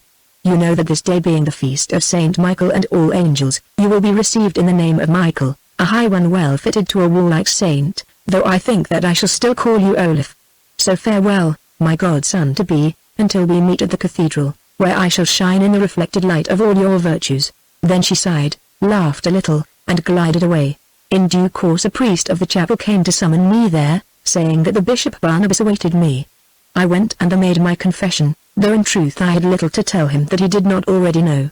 Afterwards the good old man, who by now was quite recovered from his hurts and imprisonment, accompanied me to my quarters, where we ate together. He told me that before he attended in the chapel he had been received by the Empress, who had spoken to him very kindly, making light of their difference of opinion as to images, and with her own mouth confirmed him in his bishopric, even hinting at his possible promotion. This, my son, he added, I am well aware I owe to your good offices. I asked him if he would return at once to Upper Egypt, where he had his bishopric. No, my son, he answered, not yet a while. The truth is that there have arrived here the chief man in my diocese, and his daughter. He is a descendant of the old pharaohs of the Egyptians who lives near the second cataract of the Nile, almost on the borders of Ethiopia, whither the accursed children of Mahomet have not yet forced their way. He is still a great man among the Egyptians, who look upon him as their lawful prince. His mission here is to try to plan a new war upon the followers of the Prophet, who, he holds, might be assailed by the empire at the mouths of the Nile, while he attacked them with his Egyptians from the south. Now I grew interested, who had always grieved over the loss of Egypt to the empire, and asked what was this prince's name. Magas, my son, and his daughter is named Heliodor. Ah! She is such a woman as I would see you wed, beautiful indeed, and good and true as she is beautiful, with a high spirit also, such as befits her ancient blood. Mayhap you will note her in the cathedral. Nay, I forgot, not there, but afterwards in this palace, since it is the command of the Empress, to whom I have been speaking of their matters, that these two should come to dwell here for a while. After that I hope we shall all return to Egypt together, though Magas, being on a secret mission, does not travel under his own name, but as a merchant. Suddenly he paused, and began to stare at my throat. Is aught wrong with my armor, father? I asked. No, son. I was looking at that trinket which you wear. Of course, I have noted it before, but never closely. It is strange, very strange. What is strange, father? Only that I have seen another like it. I dare say you have, I answered, laughing, for when I would not give this to the Augusta, it pleased her to have it copied. No, no, I mean in Egypt, and, what is more, a story hung to the jewel. On whom? Where? What story? I asked eagerly. Oh, I cannot stay to tell you now. Moreover, your mind should be fixed upon immortal grounds, and not on earthly necklaces.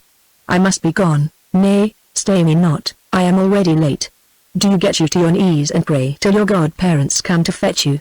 Then, in spite of all I could do to keep him, he went, muttering, strange. Exceeding strange. And leaving me quite unfit for prayer. An hour later I was riding through the streets of the mighty city, clad in shining armor. As the season was that of October, in which the feast of Saint Michael falls, we wore cloaks, although, the day being warm, they were little needed.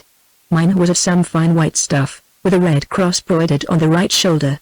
Stauracius, the eunuch and great minister, who had been ordered to act as my godfather, rode alongside of me on a mule, because he dared not mount a horse, sweating beneath his thick robe of office, and, as I heard from time to time, cursing me, his godson, and all this ceremony beneath his breath. On my other hand was my godmother, Martina, riding an Arab mare, which she did well enough, having been brought up to horsemanship on the plains of Greece. Her mood was varied, for now she laughed at the humor of the scene, and now she was sad almost to tears. The streets were lined with thousands of the pleasure-loving people of the city, who had come out to see the show of the Empress going in state to the cathedral. They were gathered even on the flat house tops and in the entrances to the public buildings and open places. But the glory of the sight was centered, not about me, with my escort of guards and chanting priests, but in Irene's self. Preceded and followed by glittering regiments of soldiers, she drove in her famous golden chariot, drawn by 8 milk-white steeds, each of which was led by a bejeweled noble. Her dress was splendid and covered with sparkling gems, and on her yellow hair she wore a crown. As she went the multitudes shouted their welcome, and she bowed to right and left in answer to the shouts. Now and again, however, bands of armed men, clad in a dress of a peculiar color, emerged from side streets and hooted, crying, "Where is the Augustus? Give us the Augustus. We will not be ruled by a woman and her eunuchs." These men were of the party of Constantine, and set on by him. Once, indeed, there was a tumult, for some of them tried to bar the road, till they were driven away, leaving a few dead or wounded behind them. But still the crowds shouted and the Empress bowed as though nothing had happened, and thus by a somewhat winding route, we came to Street Sophia. The Augusta entered, and presently I and those with me followed her into the wonderful cathedral.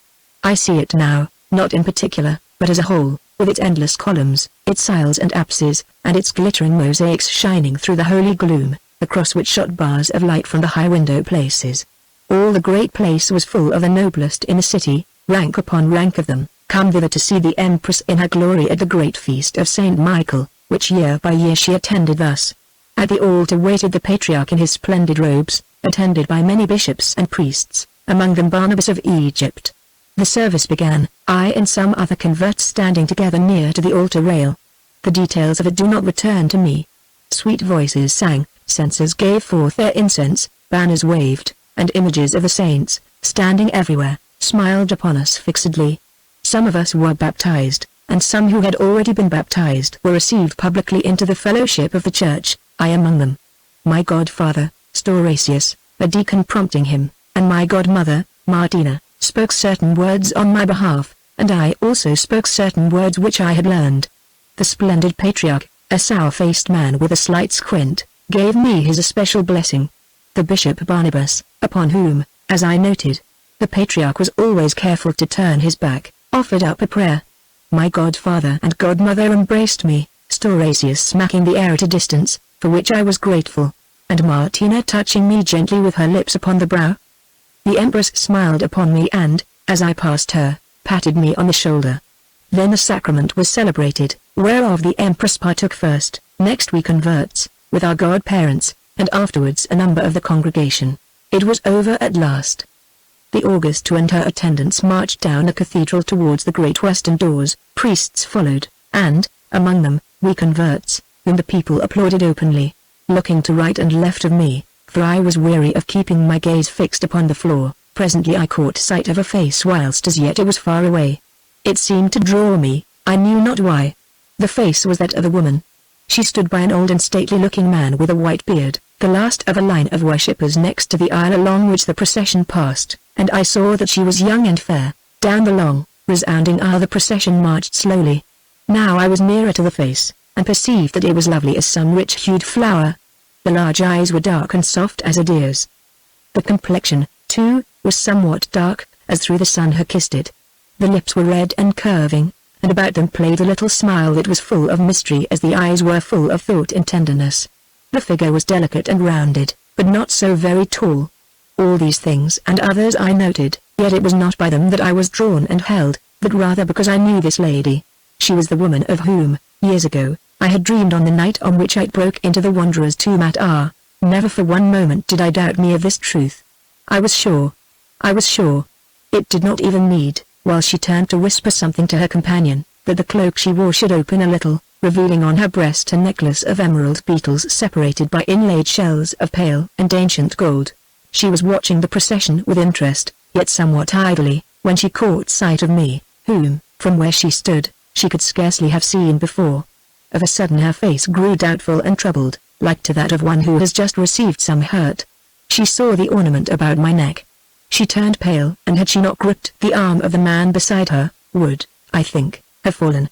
Then her eyes caught mine, and fate had us in its net. She leaned forward, gazing, all her soul in those dark eyes, and I, too, gazed and gazed. The great cathedral vanished with its glittering crowds, the sound of chanting and of feet that marched died from my ears. In place of these I saw a mighty columned temple and 2 stone figures, taller than pines, seated on a plain, and through the moonlit silence heard a sweet voice murmuring, "Farewell. For this life, farewell." Now we were near to each other, now I was passing her, I who might not stay. My hand brushed hers, and oh! It was as though I had drunk a cup of wine. A spirit entered into me and, bending, I whispered in her ear, speaking in the Latin tongue, since Greek, which all knew, I did not dare to use, Ave post secula.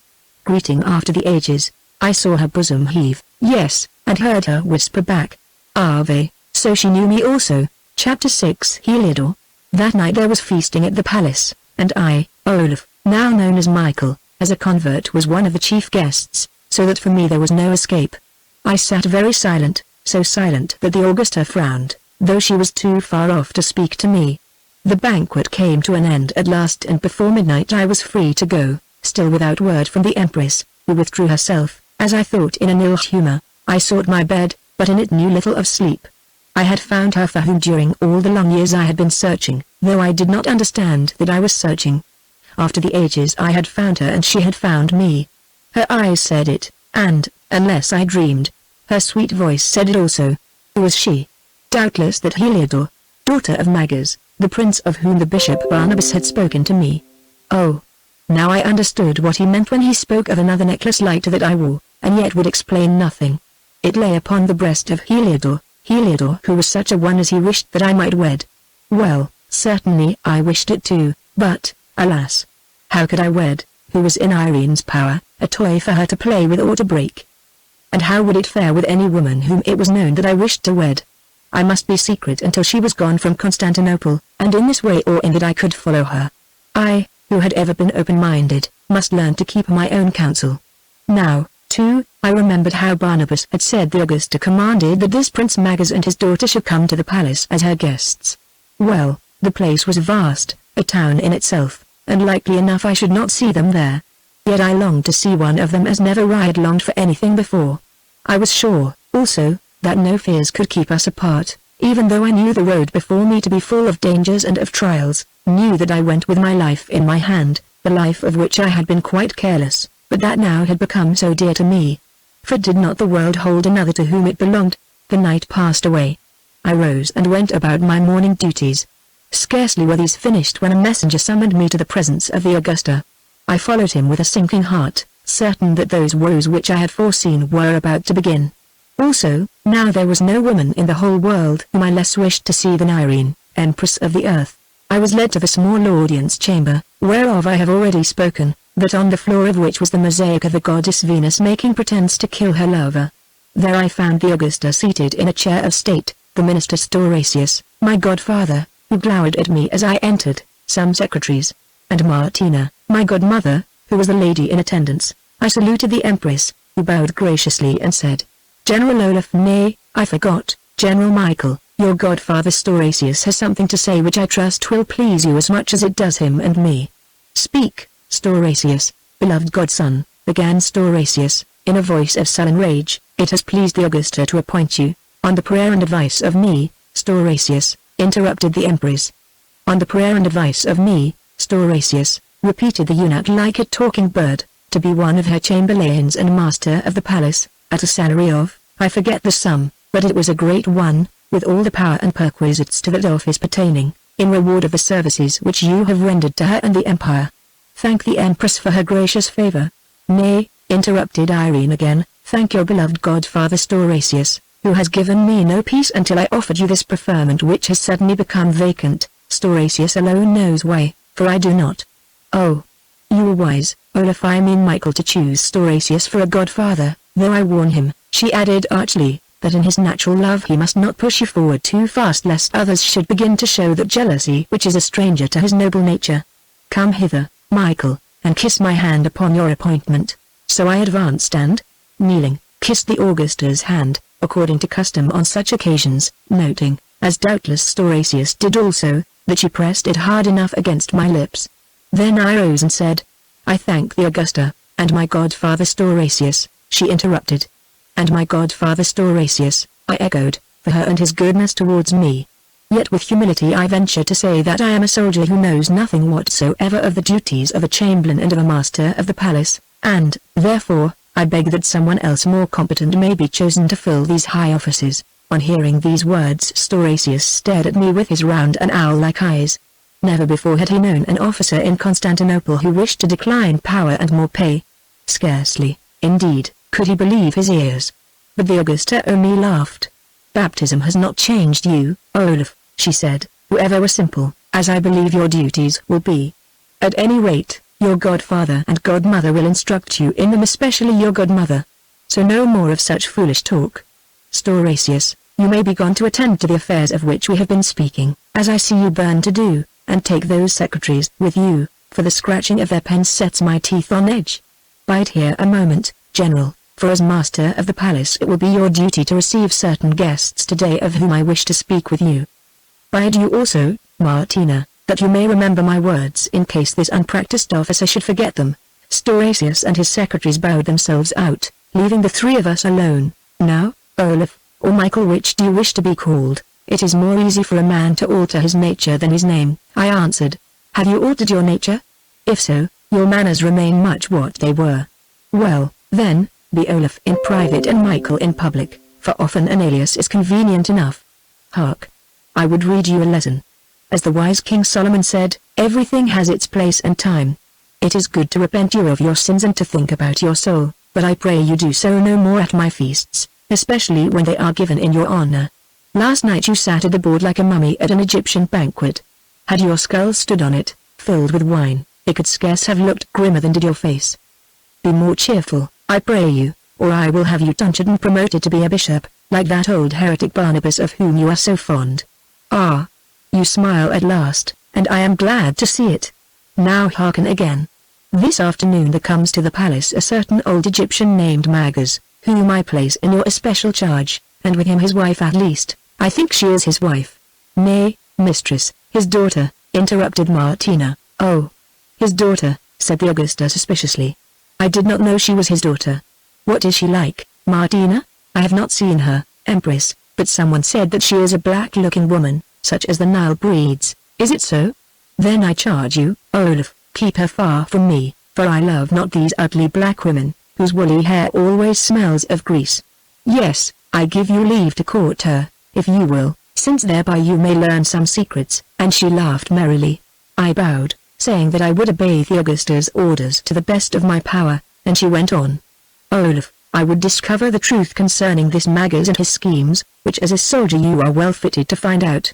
It seems he has a plan for the recovery of Egypt out of the hands of the followers of that accursed false prophet whose soul dwells with Satan. Now, I would win back Egypt, if I may, and thereby add glory to my name and the empire. Hear all that he proposes, study it well, and make report to me. Afterwards I will see him alone, who for the present will send him a letter by the hand of Martina here bidding him open all his heart to you. For a week or more I shall have no time to spend upon this Magas, who must give myself to business upon which hangs my power and perchance my life." These words she spoke heavily, then fell into a fit of brooding. Rousing herself, she went on.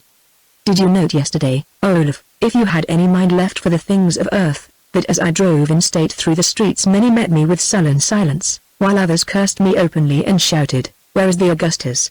Give us Constantine. We will have no woman's rule.' I saw and heard something of these things, Augusta, also that certain of the soldiers on guard in the city had a mutinous air. Aye, but what you did not see and hear was that a plot had been laid to murder me in the cathedral. I got wind of it in time, and if you were still governor of yonder prison you would know where the murderers are today. Yet they're but tools, it is their captains whom I want. Well, torture may make them speak, Stauracius has gone to see to it. Oh, the strife is fierce and doubtful. I walk blindfold along a precipice, above our fortune's heights, and beneath black ruin. Perhaps you'd be wise to get you to Constantine, Olaf, and become his man, as many are doing, since he'd be glad of you. No need to shake your head, for that's not your way. You are no hound to bite the hand that feeds you, like these street-bred dogs. Would that I could keep you nearer to me, where hour by hour you might help me with your counsel and your quiet strength. But it may not be as yet. I raise you as high as I dare, but it must be done step by step, for even now some grow jealous. Take heed to what you eat, Olaf. see that your guards are Northmen, and beneath your doublet wear mail, especially at night. Moreover, unless I send for you, do not come near me too often, and, when we meet, be my humble servant, like others. Learn to crawl and kiss the ground. Above all, keep secret as the grave. Now, she went on after a pause, during which I stood silent, what is there more? Oh. With your new offices, you'll retain that of captain of my guard, for I will be well watched during these next few weeks. Follow up the matter of the Egyptian, you may find advancement in it. Perchance one day you will be the general I send against the Muslims if I can spare you. On all this matter be secret also, for once rumor buzzes over it that Petrots, the Egyptian and his swarthy girl come to the palace today, when you will receive my letter. Meet him and see them well housed, though not too near me. Martina will help you. Now be gone and leave me to my battles. So I went, and she watched me to the door with eyes that were full of tenderness. Again there is a blank in my memory, or my vision. I suppose that Magas and his daughter Heliodor arrived at the palace on the day of my interview with Irene, of which I have told. I suppose that I welcomed them and conducted them to the guest house that had been made ready for them in the gardens. Doubtless, I listened eagerly to the first words which Heliodor spoke to me, save that one in the cathedral, the word of greeting. Doubtless, I asked her many things, and she gave me many answers. But of all this nothing remains. What comes back to me is a picture of the Egyptian prince, Magas, and myself seated at some meal in a chamber overlooking the moonlit palace garden. We were alone, and this noble, white-bearded man, hook-nosed and hawk-eyed, was telling me of the troubles of his countrymen, the Christian Copts of Egypt. Look on me, sir, he said. As I could prove to you, were it worthwhile, and as many could bear witness, for the records have been kept, I am a descendant in the true line from the ancient pharaohs of my country. Moreover, my daughter, through her Grecian mother, is sprung from the Ptolemies. Our race is Christian, and has been for these 300 years, although it was among the last to be converted. Yet, noble as we are, we suffer every wrong at the hands of the Muslims. Our goods and lands are doubly taxed, and, if we should go into the towns of Lower Egypt, we must wear garments on which the cross is broidered as a badge of shame.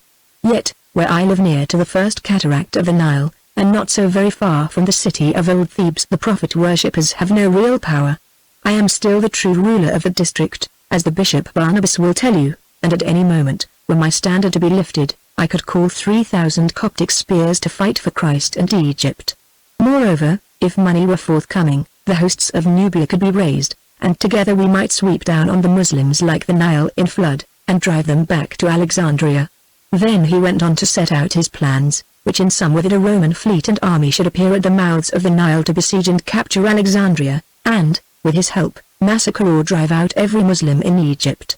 The scheme, which he set forth with much detail, seemed feasible enough, and when I had mastered its particulars I promised to report it to the Empress, and afterwards to speak with him further. I left the chamber, and presently stood in the garden. Although it was autumn time, the night in this mild climate was very warm and pleasant, and the moonlight threw black shadows of the trees across the paths. Under one of these trees, an ancient, green-leaved oak, the largest of a little grove, I saw a woman sitting. Perchance I knew who she was. Perchance I had come thither to meet her, I cannot say. At least, this was not our first meeting by many, for as I came she rose, lifting her flower-like face towards my own, and next moment was in my arms. When we had kissed our full, we began to talk, seated hand in hand beneath the oak. What have you been doing this day, beloved? She asked. Much what I do every day, Heliodor. I have attended to my duties, which are threefold, as chamberlain, as master of the palace, and as captain of the guard. Also, for a little while, I saw the Augusta, to whom I had to report various matters. The interview was brief, since a rumor had reached her that the Armenian regiments refused to take the oath of fidelity to her alone, as she has commanded should be done, and demand that the name of the emperor, her son, should be coupled with hers, as before. This report disturbed her much, so that she had little time for other business. Did you speak of my father's matter, Olaf? Aye, shortly. She listened, and asked whether I was sure that I had got the truth from him. She added that I had best test it by what I could win from you by any arts that a man may use.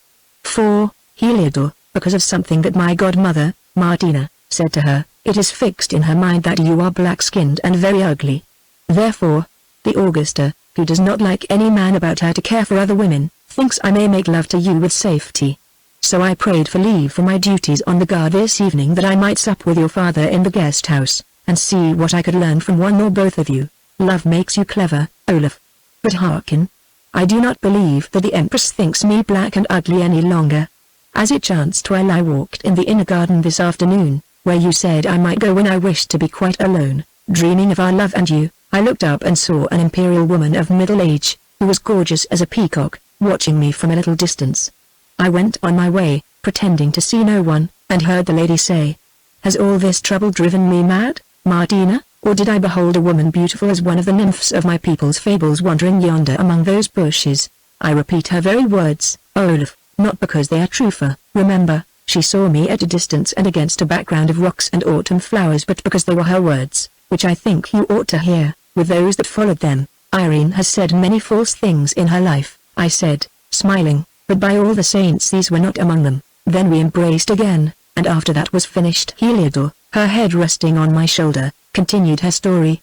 What was she like, mistress? Asked the Lady Martina, for by this time I had passed behind some little trees. I have seen no one who is beautiful in this garden except yourself. She was clad in a clinging white robe, Martina, that left her arms and bosom bare. Being alone, Olaf, I wore my Egyptian dress beneath my cloak, which I had laid down because of the heat of the sun. She was not so very tall, yet rounded and most graceful. Her eyes seemed large and dark, Martina, like her hair. Her face was tinted like a rich-hued rose. Oh! Were I a man, she seemed such a one as I should love, who, like all my people, have ever worshipped beauty. Yet, what did I say, that she put me in mind of a nymph of Greece? Nay, that was not so. It was of a goddess of old Egypt that she put me in mind, for on her face was the dreaming smile which I have seen on that of a statue of Mother Isis whom the Egyptians worshipped. Moreover, she wore just such a headdress as I have noted upon those statues. Now the Lady Martina answered, "Surely, you must have dreamed, mistress. The only Egyptian woman in the palace is the daughter of the old Coptic noble, Magas, who is in Olaf's charge, and though I am told that she is not so ugly as I heard at first, Olaf has never said to me that she was like a goddess. What you saw was doubtless some image of fortune conjured up by your mind. This I take to be the best of omens, who in these doubtful days grow superstitious. Would Olaf tell one woman that another was like a goddess, Martina, even though she to whom he spoke was his godmother and a dozen years younger than himself? Come, she added, and let us see if we can find this Egyptian. Then, Heliodor went on, not knowing what to do. I stood still there against the rockwork and the flowers till presently, round the bushes, appeared the splendid Lady and Martina. Now when I, Olaf, heard all this, I groaned and said, "Oh, Heliodor, it was the Augusta herself." Yes, it was the Augusta, as I learned presently. Well, they came, and I curtsied to them. "Are you the daughter of Magas, the Egyptian?" asked the lady, eyeing me from head to foot. "Yes, madame," I answered. "I am Heliodor, the daughter of Magas. I pray that I have done no wrong in walking in this garden, but the General Olaf, the master of the palace, gave me leave to come here, and did the General Olaf, whom we know as Michael, give you that necklace which you wear, also, O daughter of Magas? Nay, you must needs answer me, for I am the Augusta." Now I curtsied again, and said, "Not so, O Augusta. The necklace is from old Egypt, and was found upon the body of a royal lady in a tomb. I have worn it for many years, indeed, and that which the General Michael wears came also from a tomb." "Yes, he told me so, Augusta," I said. "It would seem that the two must once have been one. Daughter of Magas, it may be so, Augusta, I do not know." Now the Empress looked about her, and the Lady Martina, dropping behind, began to fan herself. "Are you married, girl?" she asked. "No," I answered. "Are you affianced?" Now I hesitated a little, then answered no again. "You seem to be somewhat doubtful on the point. Farewell for this while. When you walk abroad in our garden, which is open to you, be pleased to array yourself in the dress of our country, and not in that of a courtesan of Egypt." "What did you answer to that saying?" I asked. "That which was not wise, I fear, Olaf, for my temper stirred me. I answered, 'Madame, I thank you for your permission to walk in your garden. If ever I should do so again as your guest, be sure that I will not wear garments which, before Byzantium was a village, were sacred to the gods of my country and those of my ancestors the queens of Egypt.'" "And then?" I asked. The Empress answered, "Well spoken. Such would have been my own words had I been in your place. Moreover, they are true, and the robe becomes you well. Yet presume not too far, girl, seeing that Byzantium is no longer a village, and Egypt is some fanatic Muslim for a pharaoh, who thinks little of your ancient blood. So I bowed and went, and as I walked away heard the Empress rating the Lady Martina about I know not what, save that your name came into the matter, and my own. Why does this Empress talk so much about you, Olaf, seeing that she has many officers who I hire in her service, and why was she so moved about this matter of the necklace of golden shells? Heliodor, I answered, I must tell now what I have hidden from you. The Augusta has been pleased why, I cannot say, but chiefly, I suppose, because of late years it has been my fancy to keep myself apart from women, which is rare in this land to show me certain favor. I gather, even, that, whether she means it or means it not, she has thought of me as a husband. Oh! Interrupted Heliodor, starting away from me, now I understand everything. And, pray, have you thought as a wife of her, who has been a widow these 10 years and has a son of 20? God above us alone knows what I have or have not thought, but it is certain that at present I think of her only as one who has been most kind to me, but who is more to be feared than my worst foe, if I have any. Hush! She said, raising her finger. I fancied I heard someone stir behind us. Fear nothing, I answered. We are alone here, for I set guards of my own company around the place, with command to admit no one, and my order runs against all save the Empress in person. Then we are safe, Olaf, since this damp would disarrange her hair, which, I noted, is curled with irons, not by nature, like my own. Oh! Olaf, Olaf, how wonderful is the faith that has brought us together. I say that when I saw you yonder in the cathedral for the first time since I was born, I knew you again, as you knew me. That is why, when you whispered to me, greeting after the ages, I gave you back your welcome. I know nothing of the past. If we lived and loved before, that tale is lost to me. But there's your dream and there's the necklace. When I was a child, Olaf, it was taken from the embalmed body of some royal woman, who, by tradition, was of my own race, yes, and by records of which my father can tell you, for he is among the last who can still read the writing of the old Egyptians. Moreover, she was very like me, Olaf, for I remember her well as she lay in her coffin, preserved by arts which the Egyptians had. She was young, not much older than I am today, and her story tells that she died in giving birth to a son, who grew up a strong and vigorous man, and although he was but half royal, founded a new dynasty in Egypt and became my forefather. This necklace lay upon her breast, and beneath it a writing on papyrus, which said that when the half of it which was lost should be joined again to that half, then those who had worn them would meet once more as mortals. Now the two halves of the necklace have met, and we have met as God decreed, and it is one and we are one forever and forever. Let every empress of the earth do what they will to part us. I answered, embracing her again, we are one forever and forever, though perchance for a while we may be separated from time to time. Chapter 7 Victory or Valhalla. A minute later I heard a rustle as of branches being moved by people thrusting their way through them. A choked voice commanded. Taken living or dead. Armed men appeared about us, 4 of them, and one cried yield. I sprang up and drew the wanderer's sword. Who orders the General Michael to yield in his own command? I asked. I do, answered the man. Yield or die. Now, thinking that these were robbers or murderers hired by some enemy, I sprang at him, nor was that battle long, for at my first stroke he fell dead. Then the other 3 set on me.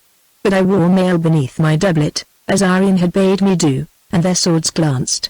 Moreover, the old northern rage entered into me, and these Easterners were no match for my skill and strength.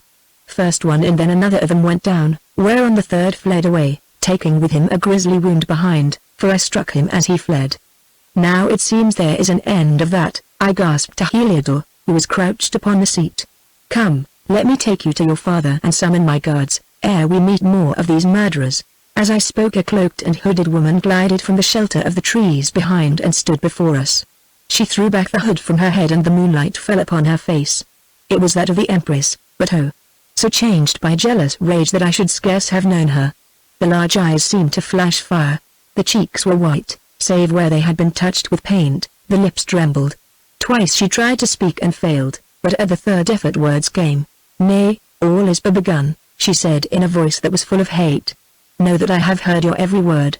So, traitor, you would tell my secrets to this Egyptian slut and then murder my own servants, and she pointed to the dead and wounded men. Well, you shall pay for it, both of you, that I swear. Is it murder, Augusta? I asked, saluting, when 4 assail one man, and, thinking them assassins. He fights for his life and wins the fray. What are 4 such curs against you? I should have brought a dozen. Yet it was at me you struck.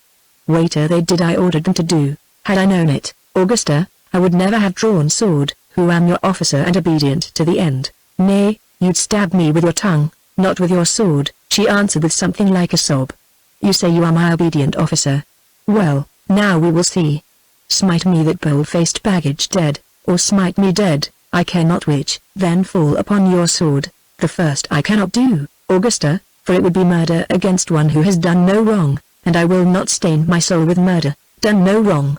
Has she not mocked me, my years, my widowhood, yes, and even my hair, in the pride of her youth, me, the Empress of the world? Now Heliodore spoke for the first time. And has not the Empress of the world called a poor maid of blood as noble as her own by shameful names? She asked. For the second, I went on before Irene could answer, I cannot do that either, for it would be foul treason as well as murder to lift my sword against your anointed majesty. But as for the third, as is my duty, that I will do or rather suffer your servants to do if it pleases you to repeat the order later when you are calm. What? Cried Heliodore, would you go and leave me here? Then, Olaf, by the gods my forefathers worshipped for 10,000 years, and by the gods I worship, I'll find a means to follow you within an hour. Oh, Empress of the world, there is another world you do not rule, and there we'll call you to account. Now Irene stared at Heliodore, and Heliodore stared back at her, and the sight was very strange. At least you have spirit, girl. But think not that she'll save you, for there's no room for both of us on earth. If I go it may prove wide enough. Augusta, I broke in. Nay, you shall not go, Olaf, at least not yet. My orders are that you do not fall upon your sword.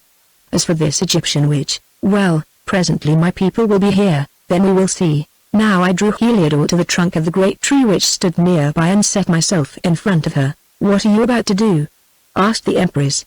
I am about to fight your eastern curs until I fall, for no northern man will lift a sword against me, even on your orders, Augusta.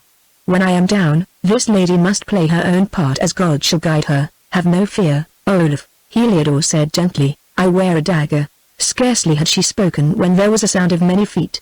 The man whom I had wounded had run shouting towards the palace, rousing the soldiers, both those on watch and those in their quarters. Now these began to arrive and to gather in the glade before the clump of trees, for some guards who had heard the clash of arms guided them to the place. They were of all races and sundry regiments, Greeks, Byzantines, Bulgars, Armenians, so-called Romans, and with them a number of Britons and northern men. Seeing the Empress and, nearby, myself standing with drawn sword against the tree sheltering the lady Heliodore, also on the ground those whom I had cut down, they halted. One of their officers asked what they must do. Kill me that man who has slain my servants, or stay take him living, screamed the Augusta. Now among those who had gathered was a certain lieutenant of my own, a blue-eyed, flaxen-haired Norwegian giant of the name of Jod. This man loved me like a brother, I believe because once it had been my fortune to save his life. Also often I had proved his friend when he was in trouble, for in those days Jod got drunk at times, and when he was drunk lost money which he could not pay. Now, when he saw my case, I noted that this Jod, who, if sober, was no fool at all, although he seemed so slow and stupid, whispered something to a comrade who was with him, whereon the man turned and fled away like an arrow. From the direction in which he went I guessed at once that he was running to the barracks close at hand, where were stationed quite 300 Northmen, all of whom were under my command. The soldiers prepared to obey the Augusta's orders, as they were bound to do. They drew their swords and a number of them advanced towards me slowly. Then it was that Jod, with a few Northmen, moved between them and me, and, saluting the Empress, said in his bad Greek, Your pardon, Augusta, but why are we asked to kill our own general? Obey my orders, fellow, she answered. Your pardon, Augusta, said the stolid Jod, but before we kill our own general, whom you commanded us to obey in all things, we would know why we must kill him. It is a custom of our country that no man shall be killed until he has been heard.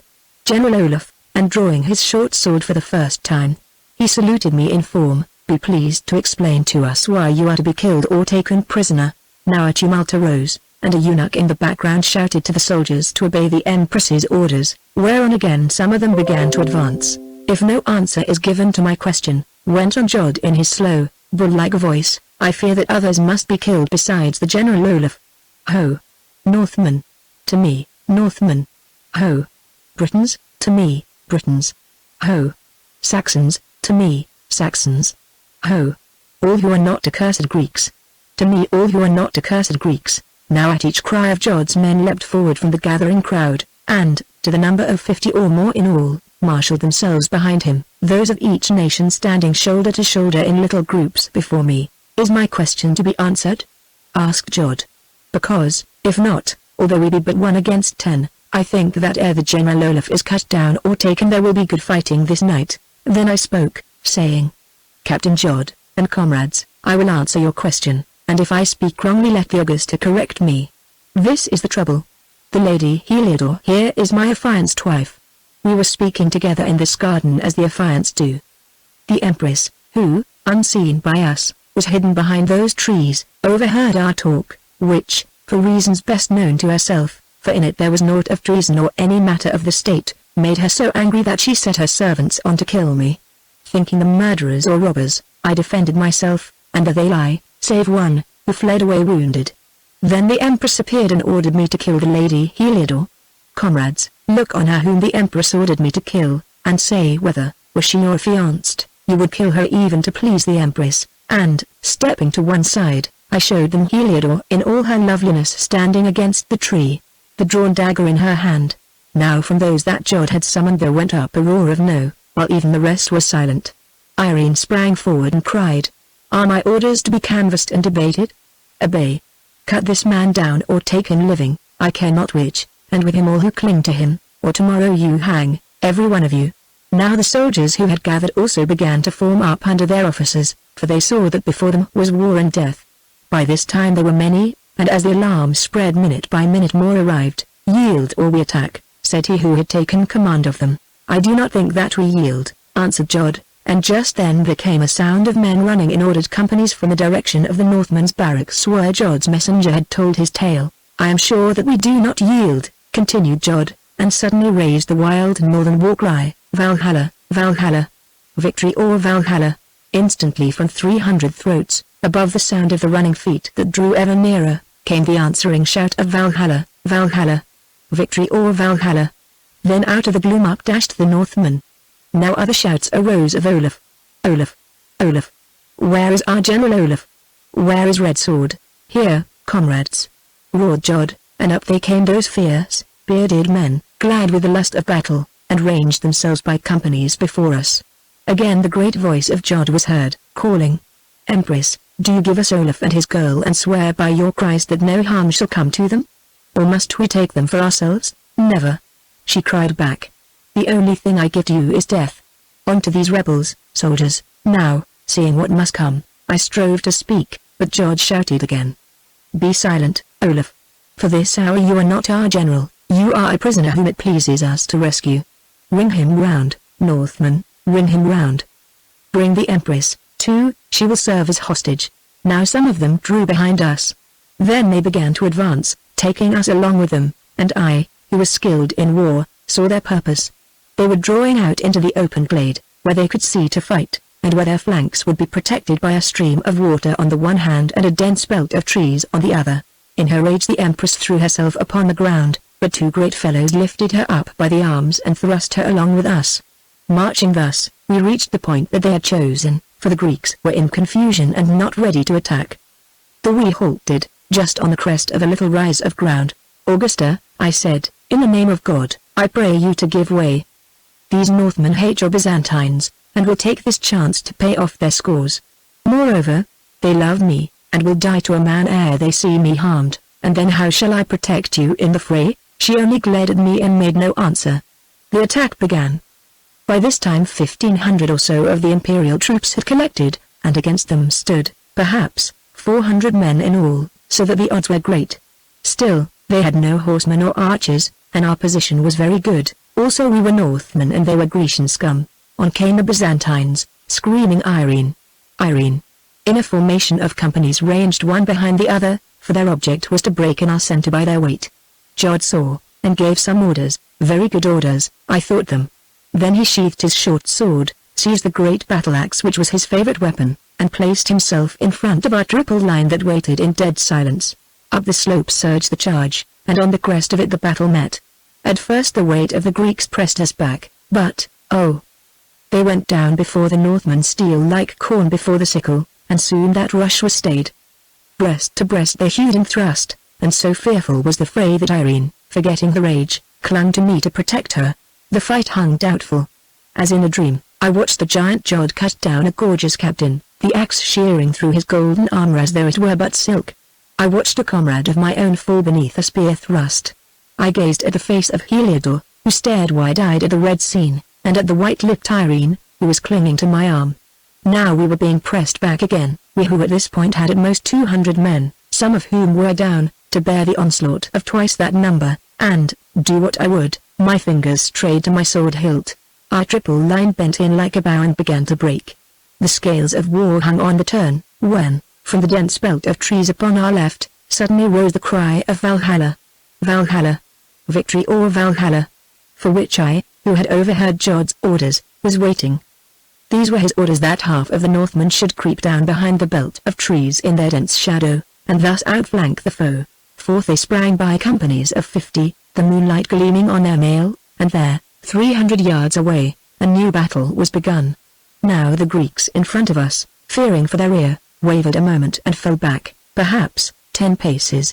I saw the opportunity and could bear no more, who before all things was a soldier. Shouting to some of our wounded to watch the women, I drew my sword and leapt forward. "I come, Northmen!" I cried, and was greeted with a roar of, "Olaf Red Sword! Follow Olaf Red Sword!" For so the soldiers named me. "Steady, Northmen! Shoulder to shoulder, Northmen!" I cried back.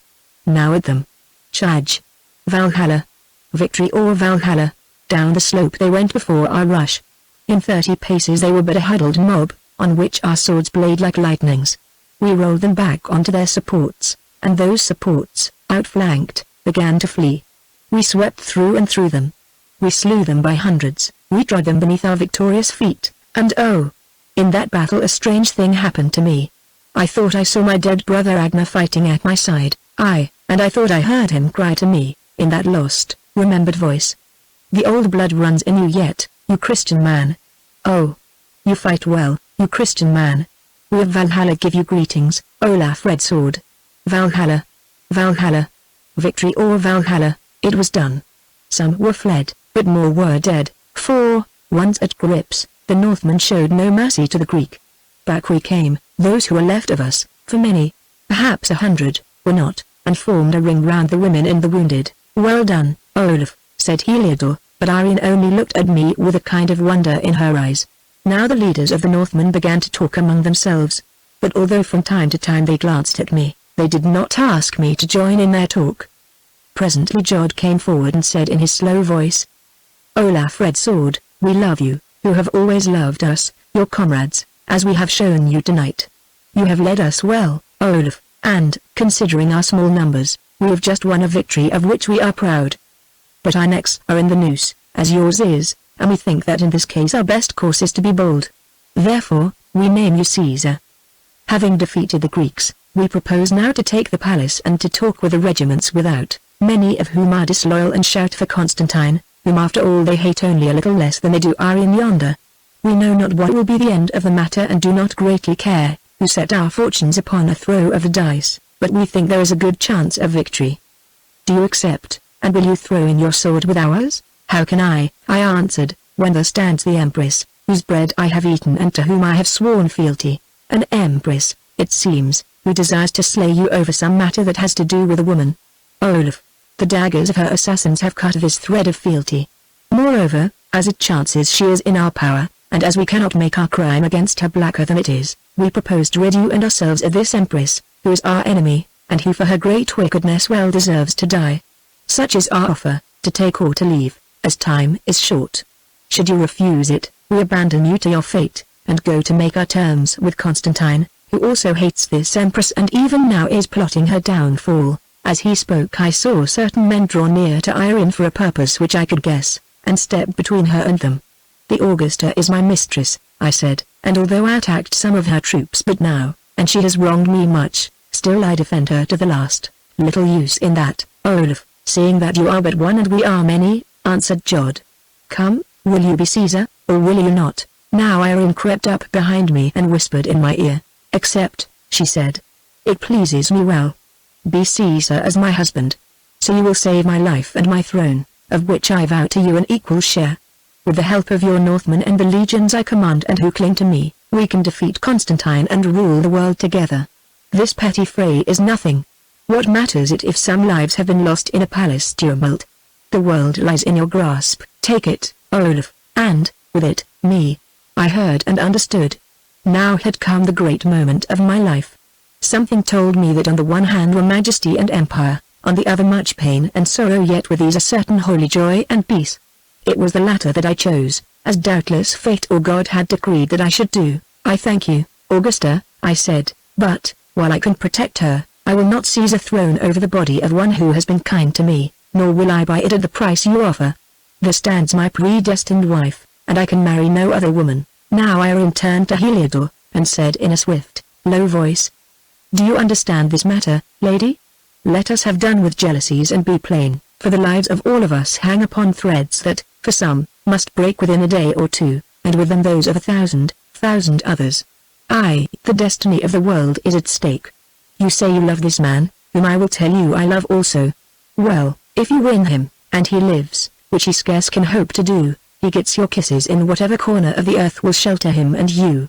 If I win him, the empire of the earth is his. Moreover, girl," she added with meaning, "empresses are not always jealous, sometimes even they can look the other way.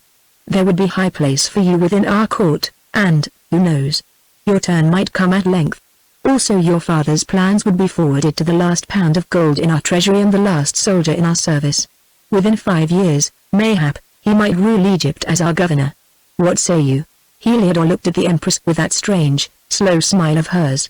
Then she looked at me, and answered, "I say what Olaf says. There are 2 empires in the case. One, which you can give, Augusta, is of the world. The other, which I can give him here, is only a woman's heart, yet, as I think, of another eternal world that you do not know. I say what Olaf says." "Let Olaf speak, Augusta, Empress," I said slowly. "Again I thank you, but it may not be. My fate lies here," and I laid my hand upon the heart of Heliodor. "You are mistaken, Olaf," answered the Empress, in a cold and quiet voice, but seemingly without anger. "Your fate lies there," and she pointed to the ground, then added, "Believe me, I am sorry, for you are a man of whom any woman might be proud, yes, even an empress. I have always thought it, and I thought it again just now when I saw you lead the charge against those curs in armor," and she pointed towards the bodies of the Greeks. "So, it is finished, as perchance I am. If I must die, let it be on your sword, Olaf." "Your answer, Olaf Red Sword," called Jod. "You have talked enough, your answer." "Yes, your answer." The Northman echoed. "The Empress has offered to share her crown with me, Jod, but, friends, it cannot be, because of this lady to whom I am affianced. Marry them both," shouted a rude voice. But Jod replied, "Then that is soon settled. Out of our path, Olaf, and look the other way. When you turn your head again there will be no Empress to trouble you, except one of your own choosing." On hearing these words, and seeing the swords draw near, Irene clutched hold of me, for always she feared death above everything. "You will not see me butchered?" she gasped. "Not while I live," I answered. "Hearken, friends. I am the general of the Augusta's guard, and if she dies, for honor's sake I must die first. Strike, then, if you will, but through my body, tear her away." Called a voice, "Comrades," I went on, "be not so mad. Tonight we have done that which has earned us death, but while the Empress lives you have a hostage in your hands with whom you can buy pardon. As a lump of clay, what worth is she to you? Hark!" The regiments from the city. As I spoke, from the direction of the palace came a sound of many voices and of the tread of 5,000 feet. "True enough," said Jod, with composure. "They are on us, and now it is too late to storm the palace. Olaf, like many another man, you have lost your chance of glory for a woman, or, who knows, perhaps you won it. Well, comrades, as I take it you are not minded to fly and be hunted down like rats. Only one thing remains, to die in a fashion they will remember in Byzantium. Olaf, you'd best mind the women, I will take command. Ring round, comrades, ring round. 'Tis a good place for it. Set the wounded in the middle. Keep that Empress living for the present, but when all is done, kill her. We'll be her escort to the gates of hell, for there she's bound if ever woman was." Then, without murmur or complaint, almost in silence, indeed, they formed Odin's ring, That triple circle of the Northmen doomed to die, the terrible circle that on many a battlefield has been hidden at last beneath the heap of fallen foes. The regiments moved up, there were 3 of them of full strength. Irene stared about her, seeking some loophole of escape, and finding none. Heliodor and I talked together in low tones, making our tryst beyond the grave. The regiments halted within 50 paces of us. They liked not the look of Odin's ring, and the ground over which they had marched, and the fugitives with whom they had spoken told them that many of them looked their last upon the moon. Some mounted generals rode towards us and asked who was in command of the Northmen. When they learned that it was Jod, they invited him to a parley. The end of it was that Jod and 2 others stepped 20 paces from our ranks, and met a councillor. It was Storasius and 2 of the generals in the open, where no treachery could well be practiced, especially as Storasius was not a man of war. Here they talked together for a long while. Then Jod and his companions returned, and Jod said, so that all might hear him, "Hearken. These are the terms offered, that we return to our barracks in peace, bearing our weapons. That nothing be laid to our charge under any law, military or civil, by the state or private persons, for this night's slaying and tumult, and that in guarantee thereof 12 hostages of high rank, upon whose names we have agreed, be given into our keeping. That we retain our separate stations in the service of the Empire, or have leave to quit that service within 3 months, with the gratuity of a quarter's pay, and go where we will unmolested. But that, in return for these boons, we surrender the person of the Empress unharmed, and with her that of the General Olaf, to whom a fair trial is promised before a military court. That with her own voice the Augusta shall confirm all these undertakings before she leaves our ranks. Such is the offer, comrades. And if we refuse it, what?" asked a voice. "This, that we shall be ringed round, and either starved out or shot down by archers. Or, if we try to escape, that we shall be overwhelmed by numbers, and any of us who chance to be taken living shall be hanged, sound and wounded together." Now the leaders of the Northmen consulted. Irene watched them for a while, then turned to me and asked, "What will they do, Olaf?" "I cannot say, Augusta," I answered, "but I think that they will offer to surrender you and not myself, since they may doubt them of that fair trial which is promised to me, which means," she said, "that, whether I live or die, all these brave men will be sacrificed to you, Olaf, who, after all, must perish with them, as will this Egyptian. Are you prepared to accept that blood offering, Olaf? If so, you must have changed from the man I loved." "No, Augusta," I answered, "I am not prepared. Rather would I trust myself into your power, Augusta." The conference of the officers had come to an end. Their leader advanced and said, "We accept the terms, except as to the matter of Olaf Redsword. The Empress may go free, but Olaf Redsword, our general whom we love, we will not surrender. First will we die." "Good," said Jod. "I looked for such words from you." Then he marched out, with his companions, and again met Storasius and the 2 generals of the Greeks. After they had talked a little while he returned and said, "Those 2 officers, being men, would have agreed, but Storasius, the eunuch, who seems in command, will not agree. He says that Olaf Redsword must be surrendered with the Empress." We answered that in this case soon there would be no Empress to surrender except one ready for burial. He replied that was as God might decree, either both must be surrendered or both be held. "Do you know why the dog said that?" whispered Irene to me. "It was because those Northmen have let slip the offer I made to you but now, and he is jealous of you, and fears you may take his power. Well, if I live, one day he shall pay for this who cares so little for my life." So she spoke, but I made no answer. Instead, I turned to Heliodor, saying, "You see how matters stand, beloved. Either I must surrender myself, or all these brave men must perish, and we with them. For myself, I am ready to die, but I am not willing that you and they should die. Also, if I yield, I can do no worse than die, whereas perchance after all things will take another turn. Now what say you?" "I say, follow your heart, Olaf," she replied steadily. "Honor comes first of all. The rest is with God. Wherever you go there I soon shall be." "I thank you," I answered, "your mind is mine." Then I stepped forward and said, "Comrades, it is my turn to throw in this great game. I have heard and considered all, and I think it best that I should be surrendered, with the Augusta, to the Greeks." "We will not surrender you," they shouted. "Comrades, I am still your general, and my order is that you surrender me. Also, I have other orders to give to you. That you guard this lady Heliodor to the last, and that, while one of you remains alive, she shall be to you as though she were that man's daughter, or mother, or sister, to help and protect as best he may in every circumstance, seen or unforeseen. Further, that with her you guard her father, the noble Egyptian Magas. Will you promise this to me? Aye. They roared in answer. You hear them, Heliodor, I said. Know that henceforth you are one of a large family, and, however great your enemies, that you will never lack a friend. Comrades, I went on, this is my second order, and perchance the last that I shall ever give to you. Unless you hear that I am evilly treated in the palace yonder, stay quiet.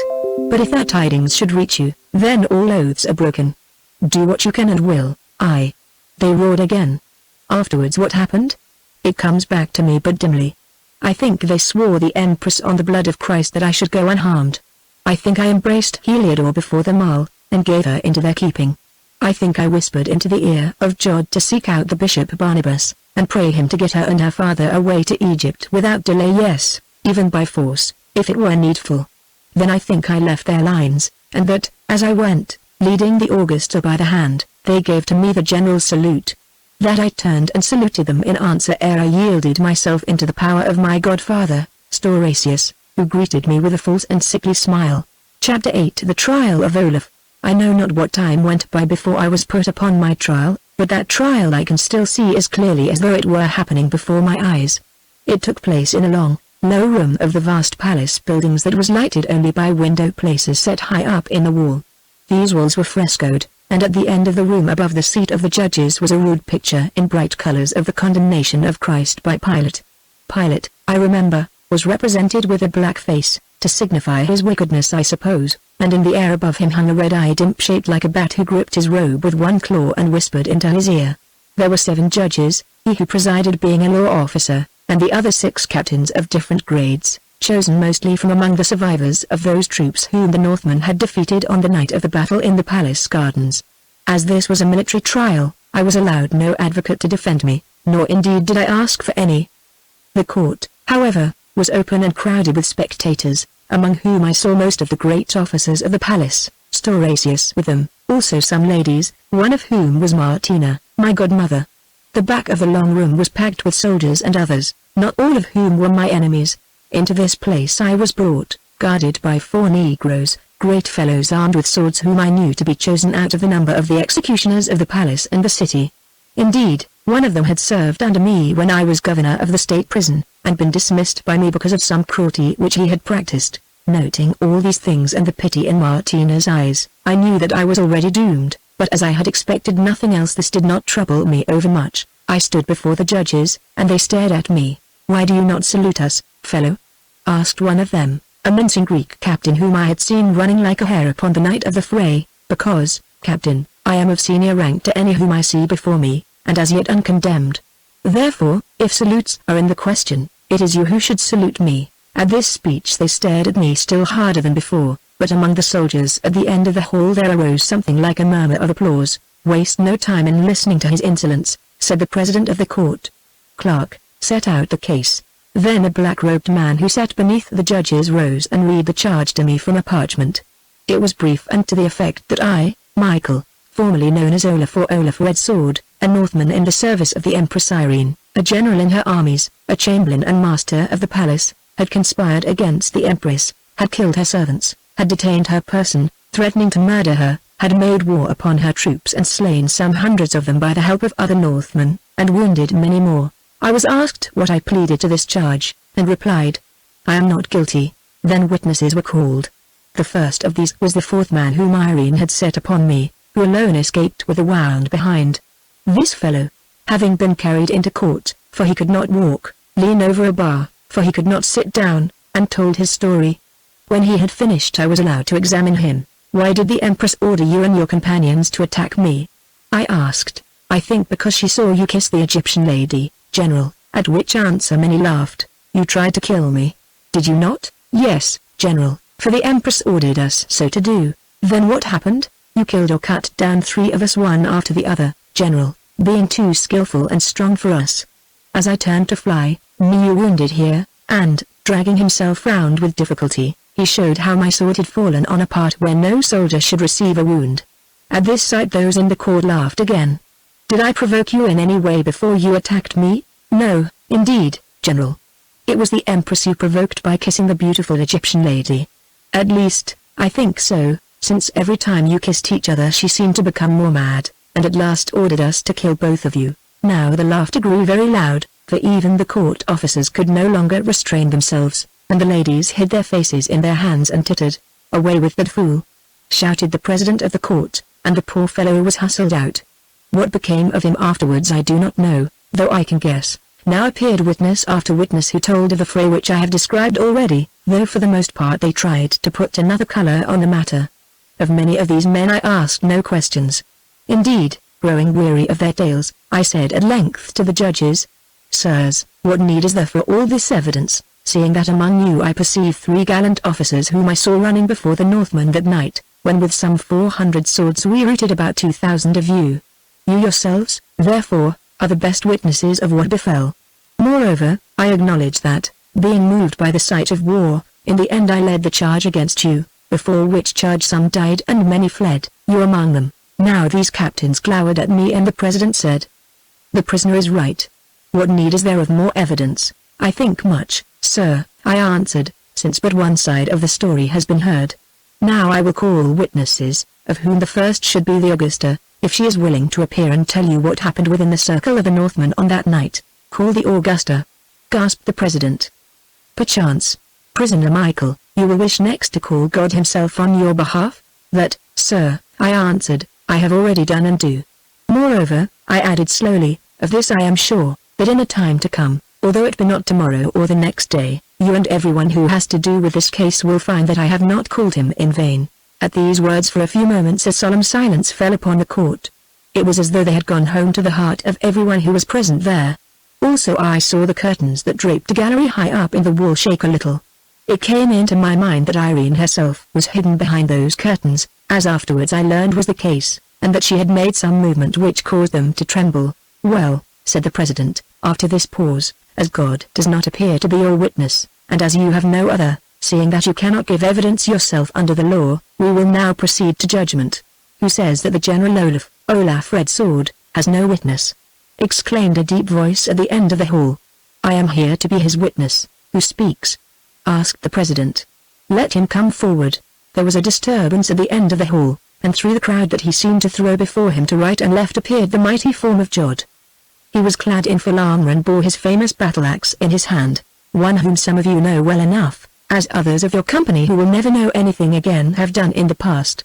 "One named Jod, the Northman, second in command of the guard to the General Olaf," he answered, and marched to the spot where witnesses were accustomed to stand. "Take away that barbarian's axe," exclaimed an officer who sat among the judges. "Aye," said Jod, "come hither, mannequin, and take it away if you can. I promise you that along with it something else shall be taken away, to wit your fool's head. Who are you that would dare to disarm an officer of the Imperial Guard?" After this there was no more talk of removing Jod's axe, and he proceeded to give his evidence, which, as it only detailed what has been written already, need not be repeated. What effect it produced upon the judges, I cannot say, but that it moved those present in the court was clear enough. "Have you done?" asked the president at length when the story was finished. "Not altogether," said Jod. "Olaf Red Sword was promised an open trial, and that he has, since otherwise I and some friends of mine could not be in this court to tell the truth, where perhaps the truth has seldom been heard before. Also he was promised a fair trial, and that he has not, seeing that the most of his judges are men with whom he fought the other day and who only escaped his sword by flight. Tomorrow I propose to ask the people of Byzantium whether it is right that a man should be tried by his conquered enemies. Now I perceive that you will find a verdict of guilty against Olaf Red Sword, and perhaps condemn him to death. Well, find what verdict you will and pass what sentence you will, but do not dare to attempt to execute that sentence." "Dare? Dare?" shouted the president. "Who are you, man, who would dictate to a court appointed by the Empress what it shall or shall not do? Be careful lest we pass sentence on you as well as on your fellow traitor. Remember where you stand, and that if I lift my finger you will be taken and bound. I remember this and other things. For instance, that I have the safe conduct of the Empress under an oath sworn on the cross of the Christ she worships. For instance, also, that I have 300 comrades waiting my safe return." 300, snarled the president. "The Empress has 3,000 within these walls who will soon make an end of your 300. I have been told," answered Jod, "that once there lived another monarch, one called Xerxes, who thought that he would make an end of a certain 300 Greeks, when Greeks were different from what you are today, at a place called Thermopylae. He made an end of them. But they cost him more than he cared to pay, and now it is those Greeks who live forever and Xerxes who is dead. But that's not all. Since that fray the other night we Northmen have found friends. Have you heard of the Armenian legions, President, those who favor Constantine? Well, kill Olaf Red Sword, or kill me, Jod, and you have to deal first with the Northmen and next with the Armenian legions. Now here I am waiting to be taken by any who can pass this axe. At these words a great silence fell upon the court. Jod glared about him, and, seeing that none ventured to draw near, stepped from the witness place, advanced to where I was, gave me the full salute of ceremony, then marched away to the back of the court, the crowd opening a path for him. When he had gone the judges began to consult together, and, as I expected, very soon agreed upon their verdict. The president said, or rather gabbled, "Prisoner, we find you guilty. Have you any reason to offer why sentence of death should not be passed upon you?" "Sir," I answered, "I'm not here to plead for my life, which already I have risked a score of times in the service of your people. Yet I would say this. On the night of the outbreak I was set on, 4-1, for no crime, as you have heard, and did but protect myself. Afterwards, when I was about to be slain, the Northmen, my comrades, protected me unasked, then I did my best to save the life of the Empress, and, in fact, succeeded. My only offense is that when the great charge took place and your regiments were defeated, remembering only that I was a soldier, I led that charge. If this is a crime worthy of death, I am ready to die. Yet I hold that both God and man will give more honor to me the criminal than to you the judges, and to those who before ever you sat in this court instructed you, whom I know to be but tools, as to the verdict that you should give." The applause which my words called forth from those gathered at the end of the court died away. In the midst of a great silence the president, who, like his companions, I could see well, was growing somewhat fearful, read the sentence in a low voice from a parchment. After setting out the order by which the court was constituted and other matters, it ran, "We condemn you, Michael, otherwise called Olaf or Olaf Red Sword, to death. This sentence will be executed with or without torture at such time and in such manner as it may please the Augusta to decree." Now the voice of Jod was heard crying through the gathering gloom, for night was near. "What sort of judgment is this that the judges bring already written down into the court? Hearken you, lawyer, and you street curs, his companions, who call yourselves soldiers. If Olaf Red Sword dies, those hostages whom we hold die also. If he is tortured, those hostages will be tortured also. Moreover, ere long we will sack this fine place, and what has befallen Olaf shall befall you also, you false judges, neither less nor more. Remember it, all you who shall have charge of Olaf in his bonds, and, if she be within hearing, let the Augusta Aryan remember it also, lest another time there should be no Olaf to save her life." Now I could see that the judges were terrified. Hastily, with white faces, they consulted together as to whether they should order Jod to be seized. Presently I heard the president say to his companions, "Nay, best let him go. If he is touched, our hostages will die. Moreover, doubtless Constantine and the Armenians are at the back of him, or he would not dare to speak thus. Would that we were clear of this business which has been thrust upon us." Then he called aloud, "Let the prisoner be removed." Down the long court I was marched, only now guards, who had been called in, went in front of and behind me, and with them the 4 executioners by whom I was surrounded. "Farewell, godmother," I whispered to Martina as I passed. "Nay, not farewell," she whispered back, looking up at me with eyes that were full of tears, though what she meant I did not know. At the end of the court, where those who dared to sympathize with me openly were gathered, rough voices called blessings on me and rough hands patted me on the shoulder. To one of these men whose voice I recognized in the gloom I turned to speak a word. Thereon the black executioner who was between us, he whom I had dismissed from the jail for cruelty, struck me on the mouth with the back of his hand.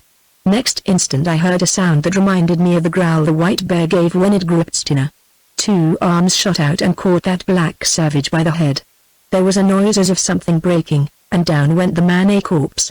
Then they hurried me away, for now it was not only the judges who were afraid. It comes to me that for some days, 3 or 4, I sat in my cell at the palace, for here I was kept because, as I learned afterwards, it was feared that if I were removed to that state prison of which I had been governor, some attempt would be made to rescue me. This cell was one of several situated beneath that broad terrace which looked out onto the sea, where Irene had first questioned me as to the shell necklace and, against my prayer, had set it upon her own breast. It had a little barred window, out of which I could watch the sea, and through this window came the sound of sentries tramping overhead and of the voice of the officer who, at stated hours, arrived to turn out the guard, as for some years it had been my duty to do. I wondered who that officer might be, and wondered also how many of such men since Byzantium became the capital of the empire had filled his office and mine, and what had become of them all. As I knew, if that terrace had been able to speak, it could have told many bloody histories, whereof doubtless mine would be another. Doubtless, too, there were more to follow until the end came, whatever that might be. In that strait place I reflected on many things. All my youth came back to me. I marveled what had happened at R since I left it such long years ago. Once or twice rumours had reached me from men in my company, who were Danish-born, that Iduna was a great lady there and still unmarried. But of Freydisa I had heard nothing. Probably she was dead, and, if so, I felt sure that her fierce and faithful spirit must be near me now, as that of Ragnar had seemed to be in the Battle of the Garden. How strange it was that after all my vision had been fulfilled and it had been my lot to meet her of whom I had dreamed, wearing that necklace of which I had found one half upon the Wanderer in his grave mound. Were I and the Wanderer the same spirit, I asked of myself, and she of the dream and Heliodore the same woman? Who could tell? At least this was sure, from the moment that first we saw one another we knew we belonged each to each for the present and the future. Therefore, as it was with these we had to do, the past might sleep and all its secrets. Now we had met but to be parted again by death, which seemed hard indeed. Yet since we had met, for my part fate had my forgiveness, for I knew that we should meet again.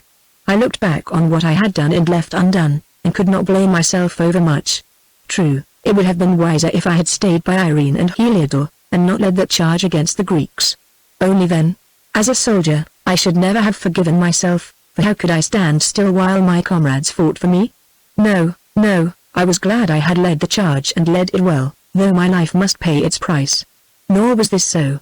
I must die, not because I had lifted sword against Irene's troops, but for the sin of loving Heliodore. After all, what was life as we knew it? A passing breath. Well, as the body breathes many million times between the cradle and the grave, so I believe the soul must breathe out its countless lives, each ending in a form of death. And beyond these, what? I did not know, yet my newfound faith gave me much comfort.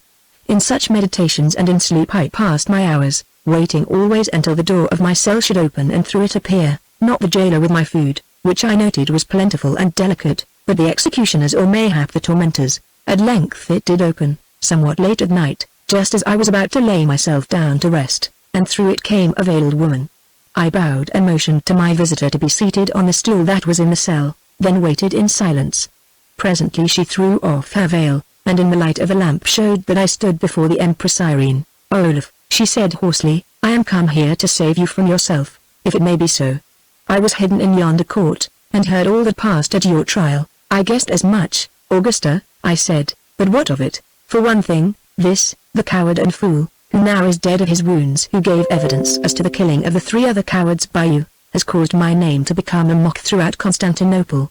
I, the vilest, make songs upon me in the streets, such songs as I cannot repeat. I am grieved, Augusta," I said. "It is I who should grieve, not you, who are told of as a man who grew weary of the love of an empress, and cast her off as though she were a tavern wench.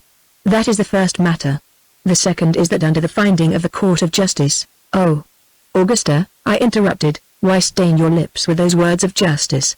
Under the finding of the court," she went on, "your fate is left in my hands. I may kill you or torment your body. Or I may spare you and raise your head higher than any other in the empire, and adorn it with a crown. Doubtless you may do any of these things, Augusta, but which of them do you wish to do?" "Olaf, notwithstanding all that has gone, I would still do the last. I speak to you no more of love or tenderness, nor do I pretend that this is for your sake alone. It is for mine also. My name is smirched, and only marriage can cover up the stain upon it. Moreover, I'm beset by troubles and by dangers.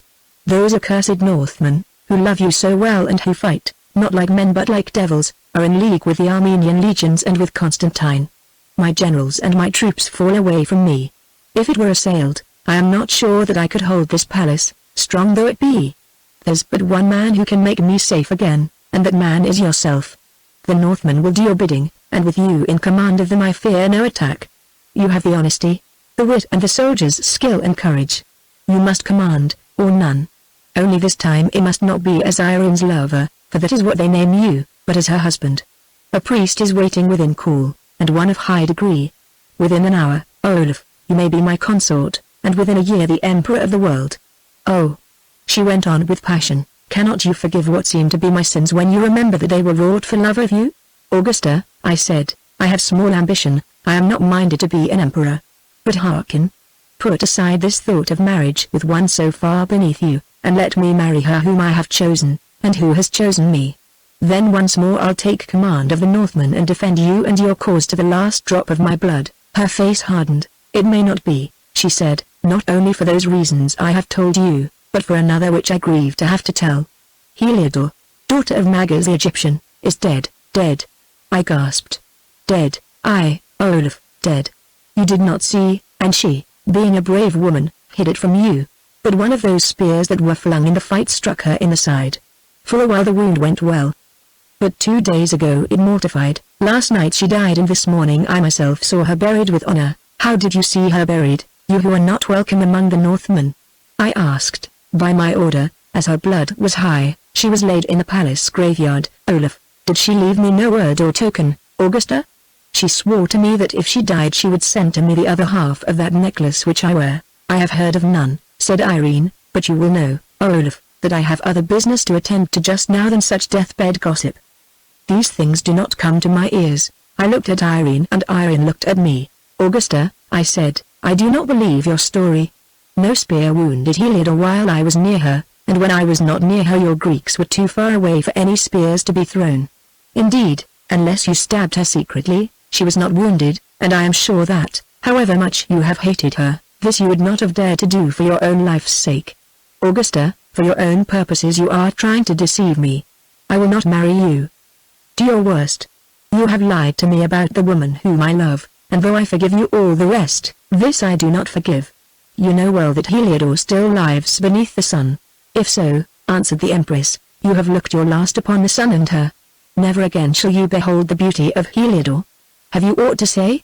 "There is still time." "Nothing, Augusta, at present, except this. Of late I have learned to believe in a God. I summon you to meet me before that God. There we will argue out our case and abide his judgment. If there is no God there will be no judgment, and I salute you, Empress, who triumph. If, as I believe and as you say you believe, there is a God, think whom you will be called upon to salute when that God has heard the truth. Meanwhile I repeat that Heliodor the Egyptian still lives beneath the sun." Irene rose from the stool on which she sat and thought a moment. I gazed through the bars of the window place in my cell out at the night above. A young moon was floating in the sky, and near to it hung a star. A little passing cloud with a dented edge drifted over the star and the lower horn of the moon. It went by, and they shone out again upon the background of the blue heavens. Also an owl flitted across the window place of my cell. It had a mouse in its beak, and the shadow of it and of the writhing mouse for a moment lay upon Irene's breast, for I turned my head and saw them. It came into my mind that here was an allegory. Irene was the night hawk, and I was the writhing mouse that fed its appetite. Doubtless it was decreed that the owl must be and the mouse must be, but beyond them both, hidden in those blue heavens, stood that justice which we call God. These were the last things that I saw in this life of mine, and therefore I remember them well, or rather, almost the last. The very last of which I took note was Irene's face. It had grown like to that of a devil. The great A's in it stared out between the puffed and purple eyelids. The painted cheeks had sunk in and were pallid beneath and round the paint. The teeth showed in 2 white lines. The chin worked. She was no longer a beautiful woman, she was a fiend. Irene knocked thrice upon the door. Bolts were thrown back, and men entered. "Blind him," she said. Chapter 9. The Hall of the Pit. The days and the nights went by, but which was day and which was night I knew not, save for the visits of the jailers with my meals. I who was blind, I who should never see the light again. At first I suffered much, but by degrees the pain died away. Also a physician came to tend my hurts, a skillful man. Soon I discovered, however, that he had another object. He pitied my state, so much, indeed, he said, that he offered to supply me with a drug that, if I were willing to take it, would make an end of me painlessly. Now I understood at once that Irene desired my death, and, fearing to cause it, set the means of self-murder within my reach. I thanked the man and begged him to give me the drug, which he did, whereon I hid it away in my garments. When it was seen that I still lived although I had asked for the medicine, I think that Irene believed this was because it had failed to work, or that such a means of death did not please me. So she found another. One evening when a jailer brought my supper, he pressed something heavy into my hand, which I felt to be a sword. "What weapon is this?" I asked, "and why do you give it to me?" "It is your own sword," answered the man, "which I was commanded to return to you." I know no more. Then he went away, leaving the sword with me. I drew the familiar blade from its sheath, the red blade that the wanderer had worn, and touching its keen edge with my fingers, wept from my blinded eyes to think that never again could I hold it aloft in war or see the light flash from it as I smote. Yes, I wept in my weakness, till I remembered that I had no longer any wish to be the death of men. So I sheathed the good sword and hid it beneath my mattress lest some jailer should steal it, which, as I could not see him, he might do easily. Also I desired to put away temptation.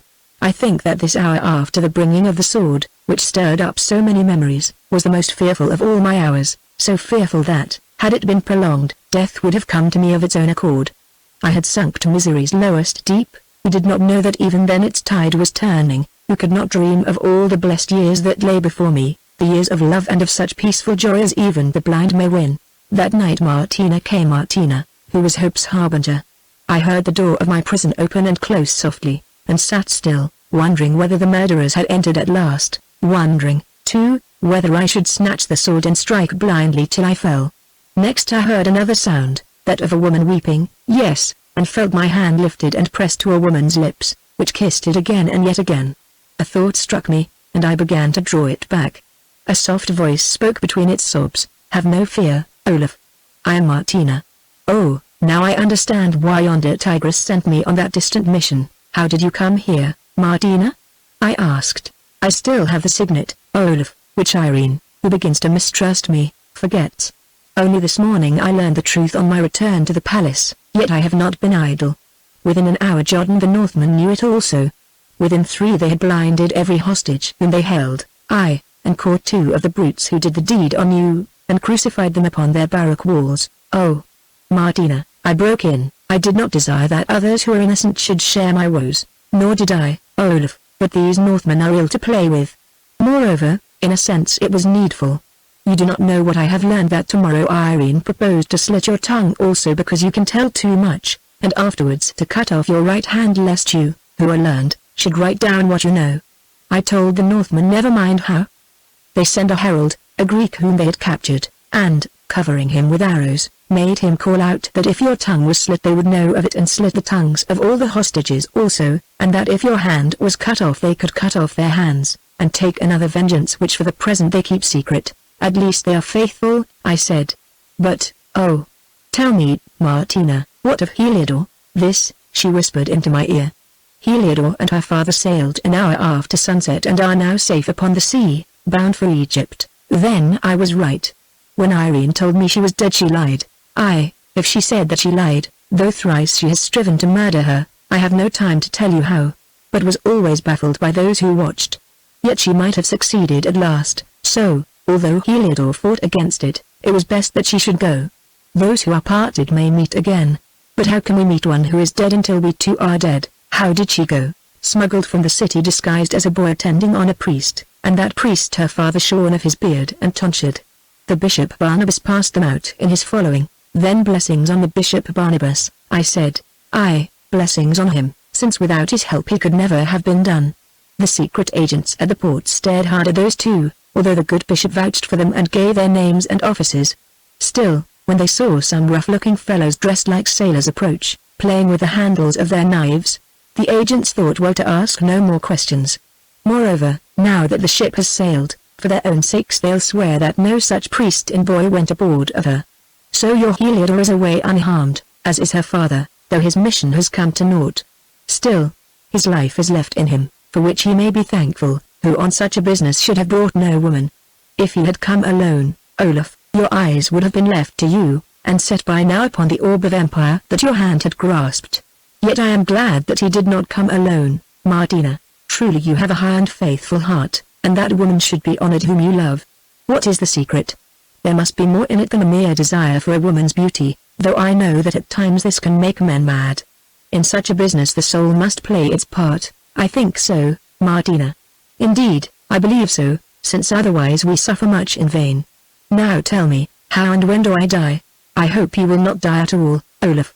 Certain plans are laid which even here I dare not whisper. Tomorrow I hear they will lead you again before the judges, who, by Irene's clemency, will change your sentence to one of banishment, with secret orders to kill you on the voyage. But you will never make that voyage. Other schemes are afoot, you'll learn of them afterwards. Yet, Martina, if you know these plots, the Augusta knows them also, since you and she are one. When those dagger points were thrust into your eyes, Olaf, they cut the thread that bound us, and now Irene and I are more far apart than hell and heaven. I tell you that for your sake I hate her and work her downfall. Am I not your godmother, Olaf? Then again she kissed my hand and presently was gone. On the following morning, as I supposed it to be, my jailers came and said to me that I must appear before the judges to hear some revision of my sentence. They dressed me in my soldier's gear, and even allowed me to gird my sword about me, knowing, doubtless, that, save to himself, a blind man could do no mischief with a sword. Then they led me I know not whither by passages which turned now here, now there. At length we entered some place, the doors were closed behind us. This is the Hall of Judgment, said one of them, but the judges have not yet come. It is a great room and bare.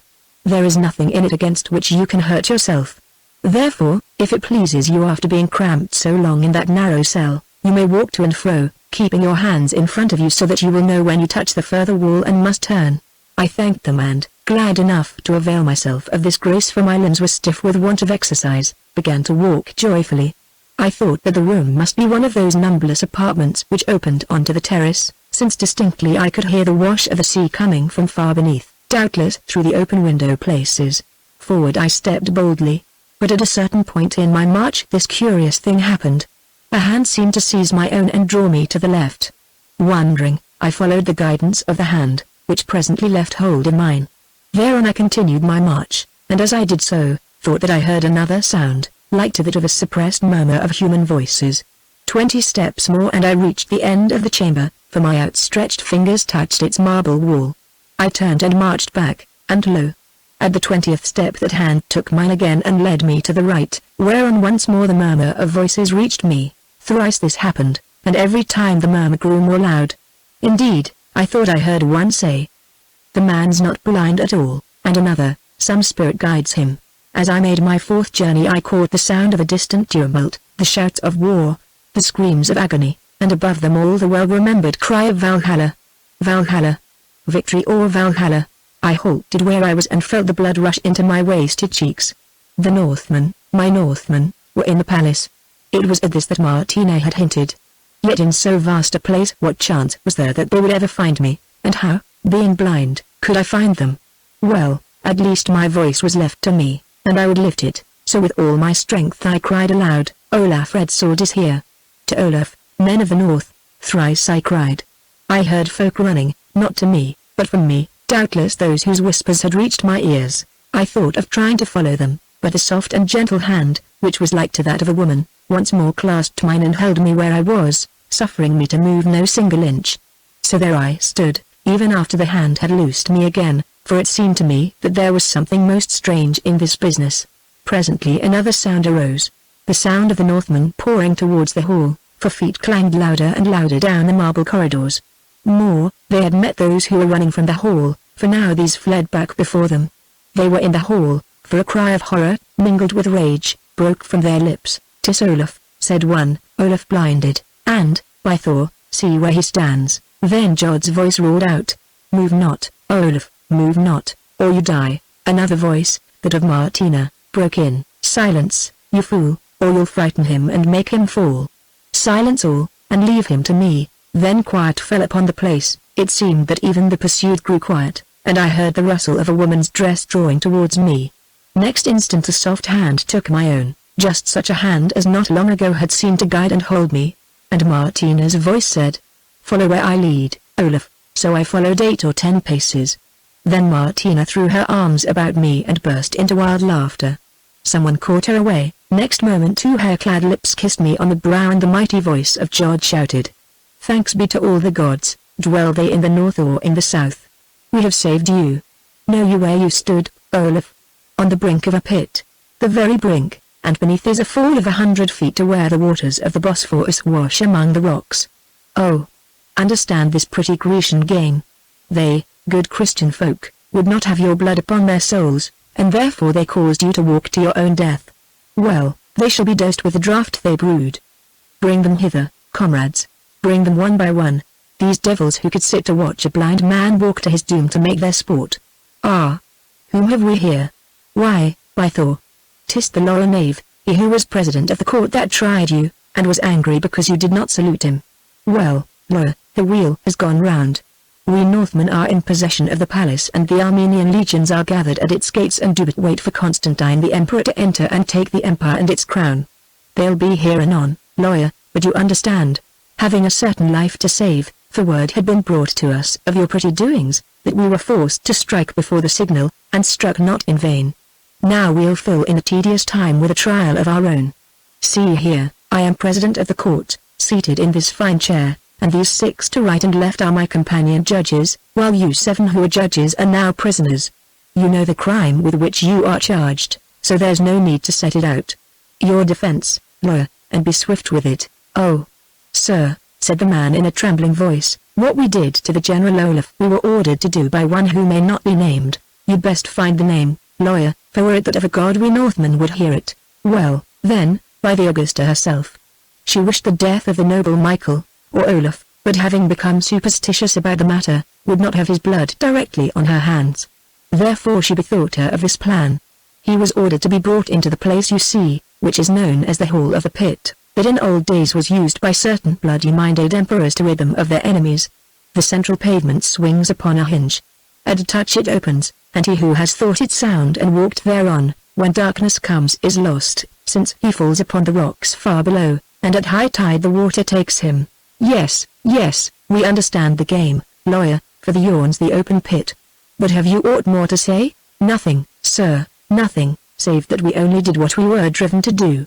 Moreover, no harm has come of it, since whenever the noble general came to the edge of the opened pit, although he was blind, he halted and went off to right or left as though someone drew him out of danger. Well, then, cruel and unjust judges, who could gather to mock at the murder of a blinded man that you had trapped to his doom, sir, broke in one of them, it was not we who tried to trap him, it was those jailers who stand there. They told the general that he might exercise himself by walking up and down the hall. Is that true, Olaf? Asked Jod. Yes, I answered, it is true that the 2 jailers who brought me here to tell me this, though whether those men are present I cannot say. Very good, said Jod. Add them to the other prisoners, who by their own showing heard them set the snare and did not warn the victim. Now, murderers all, this is the sentence of the court upon you, that you salute the General Olaf and confess your wickedness to him. So they saluted me, kneeling, and kissing my feet, and one and all made confession of their crime. Enough, I said, I pardon them who are but tools. Pray to God that he may do as much. You may pardon here, Olaf, said Jod, and your God may pardon hereafter, but we, the Northmen, do not pardon. Blindfold those men and bind their arms. Now, went on Jod after a pause, their turn has come to show us sport. Run, friends, run, for swords are behind you. Can you not feel them? The rest may be guessed. Within a few minutes the 7 judges and the 2 jailers had vanished from the world. No hand came to save them from the cruel rocks and the waters that seethed 100 feet below that dreadful chamber. This fantastic, savage vengeance was a thing dreadful to hear. What it must have been to see I can only guess. I know that I wished I might have fled from it and that I pleaded with Jod for mercy on these men. But neither he nor his companions would listen to me. What mercy had they on you? He cried. Let them drink from their own cup. Let them drink from their own cup. Roared his companions, and then broke into a roar of laughter as one of the false judges, feeling space before him, leapt short, and with a shriek departed forever. It was over.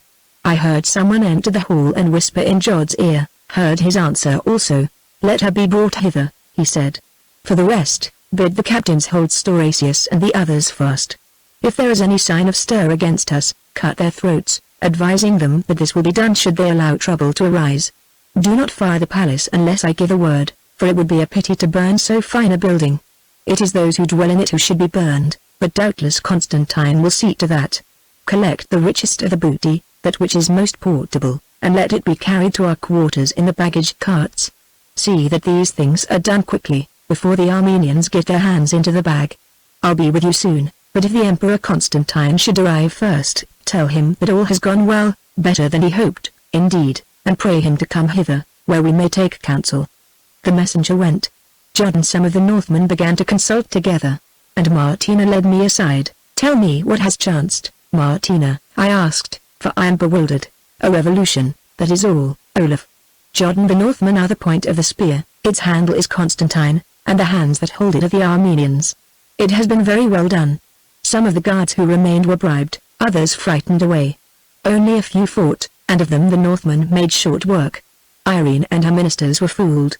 They thought the blow would not fall for a week or more, if at all, since the Empress believed that she had appeased Constantine by her promises. I'll tell you more later. How did you find me, Martina, and in time?"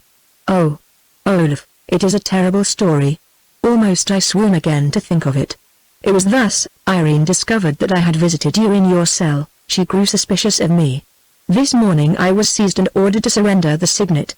But first I had heard that they planned your death today, not a sentence of banishment and the murderer far off, as I told you.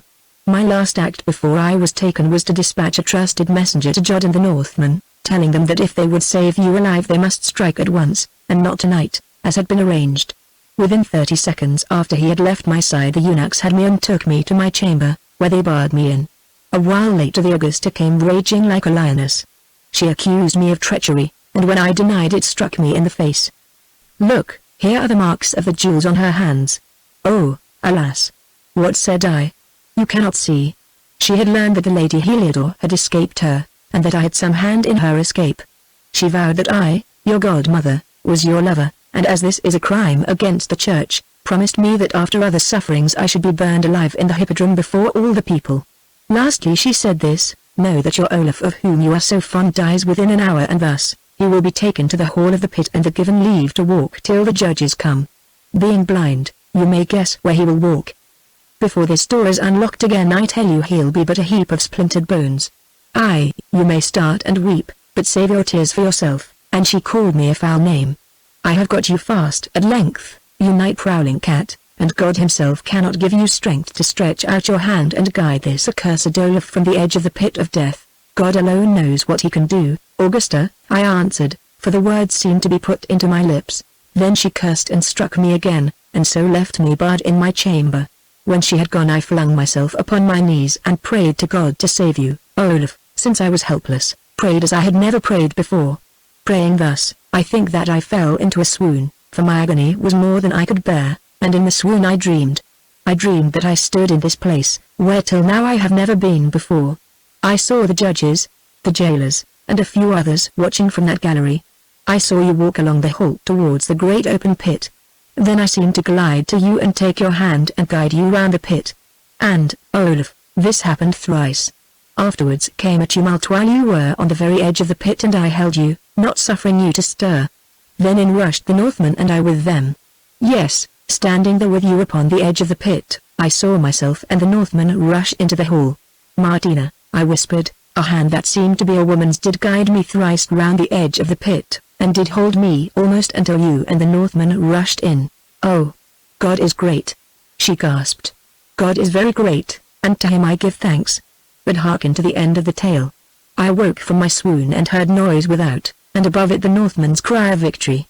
They had scaled the palace walls or broken in the gates, as yet I know not which. They were on the terrace driving the Greek guards before them. I ran to the window place and below me saw Jod. I screamed till he heard me. Save me if you would save Olaf, I cried. I am prisoned here. They brought one of their scaling ladders and drew me through the window. I told them all I knew. They caught a palace eunuch and beat him till he promised to lead us to this hall.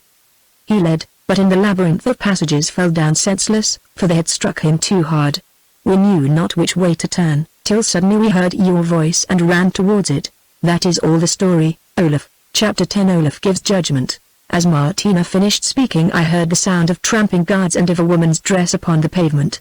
Then a voice, that of Irene, spoke, and though her words were quiet I caught in them the tremble of smothered rage. Be pleased to tell me, Captain Jod, she said, what is happening in my palace, and why I, the Empress, am hailed from my apartment hither by soldiers under your command. Lady, answered Jod, you are mistaken. Yesterday you were an Empress, Today you are well, whatever your son, the Emperor, chooses to name you. As to what has been and is happening in this palace, I scarcely know where to begin the tale. First of all, your general and Chamberlain Olaf, in case you should not recognize him, I mean the blind man who stands yonder, was being tricked to death by certain servants of yours who called themselves judges, and who stated that they were acting by your orders. Confront me with them, said Irene, that I may prove to you that they lie. Certainly. Ho! You, bring the Lady Irene here. Now hold her over that hole. Nay, struggle not, lady, lest you should slip from their hands. Look down steadily, and you will see by the light that flows in from the cave beneath, certain heaps lying on the rocks round which the rising waters seethe. There are your judges whom you say you wish to meet. If you desire to ask them any questions, we can satisfy your will. Nay, why should you turn pale at the mere sight of the place that you thought good enough to be the bed of a faithful soldier of your own, one high in your service, whom it has pleased you to blind? Why did it please you to blind him, lady? Who are you that dare to ask me questions? She replied, gathering up her courage. I'll tell you, lady. Now that the General Olaf yonder is blinded, I am the officer in command of the Northmen, who, until you tried to murder the said General Olaf a while ago, were your faithful guard. I am also, as it chances, the officer in command of this palace, which we took this morning by assault and by arrangement with most of your Greek soldiers, having learned from your confidential lady, Martina, of the vile deed you were about to work on the General Olaf. So it was you who betrayed me, Martina, gasped Irene, and I had you in my power. Oh, I had you in my power. I did not betray you, Augusta. I saved my godson yonder from torture and butchery, as by my oath I was bound to do, answered Martina. Have done with this talk of betrayals, went on Jod, for who can betray a devil? Now, lady, with your state quarrels we have nothing to do. You can settle them presently with your son, that is, if you still live. But with this matter of Olaf we have much to do, and we will settle that at once. The first part of the business we all know, so let us get to the next. By whose order were you blinded, General Olaf? By that of the Augusta, I answered. For what reason, General Olaf? For one that I will not state, I answered. Good. You were blinded by the Augusta for a reason you will not state, but which is well known to all of us. Now, we have a law in the north which says that an eye should be given for an eye and a life for a life. Would it not then be right, comrades, that this woman should be blinded also? What? Screamed Irene. Blinded? I blinded? I, the Empress. Tell me, lady, are the eyes of one who was an empress different from other eyes? Why should you complain of the darkness into which you were so ready to plunge one better than yourself? Still, Olaf shall judge. Is it your will, General, that we blind this woman who put out your eyes and afterwards tried to murder you? Now, I felt that all in that place were watching me and hanging on the words that I should speak, so intently that they never heard others entering it, as I did. For a while I paused, for why should not Irene suffer a little of that agony of suspense which she had inflicted upon me and others? Then I said, see what I have lost, friends, through no grave fault of my own. I was in the way of greatness. I was a soldier whom you trusted and liked well, one of unstained honor and of unstained name. Also I loved a woman, by whom I was beloved and whom I hoped to make my wife. And now what am I? My trade is gone, for how can a maimed man lead in war, or even do the meanest service of the camp? The rest of my days, should any be granted to me, must be spent in darkness blacker than that of midnight. I must live on charity. When the little store I have is spent, for I have taken no bribe and heaped up no riches, how can I earn a living? The woman whom I love has been carried away, after this empress tried thrice to murder her. Whether I shall ever find her again in this world I know not, for she has gone to a far country that is full of enemies to Christian men. Nor do I know whether she would be willing to take one who is blind and beggared for a husband, though I think this may be so. Shame on her if she does not, muttered Martina as I paused. Well, friends, that is my case, I went on. Let the Augusta deny it if she can. Speak, lady. Do you deny it? Said Jod. I do not deny that this man was blinded by my order in payment of crimes for which he might well have suffered death, answered Irene. But I do deny that I commanded him to be trapped in yonder pit. If those dead men said so, then they lied, and if the Lady Martina says so, what then? Asked Jod. Then she lies also, answered the Empress sullenly. Be it so, replied Jod. Yet it is strange that, acting on this lie of the Lady Martina's, we found the General Olaf upon the very edge of yonder hole, yes, with not the breadth of a barley corn between him and death. Now, General, both parties have been heard and you shall pass sentence. If you say that yonder woman is to be blinded, this moment she looks her last upon the light. If you say that she is to die, this moment she bids farewell to life. Again I thought a while. It came into my mind that Irene, who had fallen from power, might rise once more and bring fresh evil upon Heliodor. Now she was in my hand, but if I opened that hand and let her free, someone moved towards me, and I heard Irene's voice whispering in my ear. Olaf, she said, if I sinned against you it was because I loved you. Would you be avenged upon one who has burnt her soul with so much evil because she loved too well? Oh, if so, you are no longer Olaf. For Christ's sake have pity on me, since I am not fit to meet him. Give me time to repent. Nay. Hear me out. Let not those men drag me away as they threaten to do. I am fallen now, but who knows, I may grow great again. Indeed, I think I shall. Then, Olaf, may my soul shrivel everlastingly in hell if I try to harm you or the Egyptian. More Jesus be my witness that I ask no lesser doom upon my head. Keep the men back, Martina, for what I swear to him and the Egyptian I swear to you as well.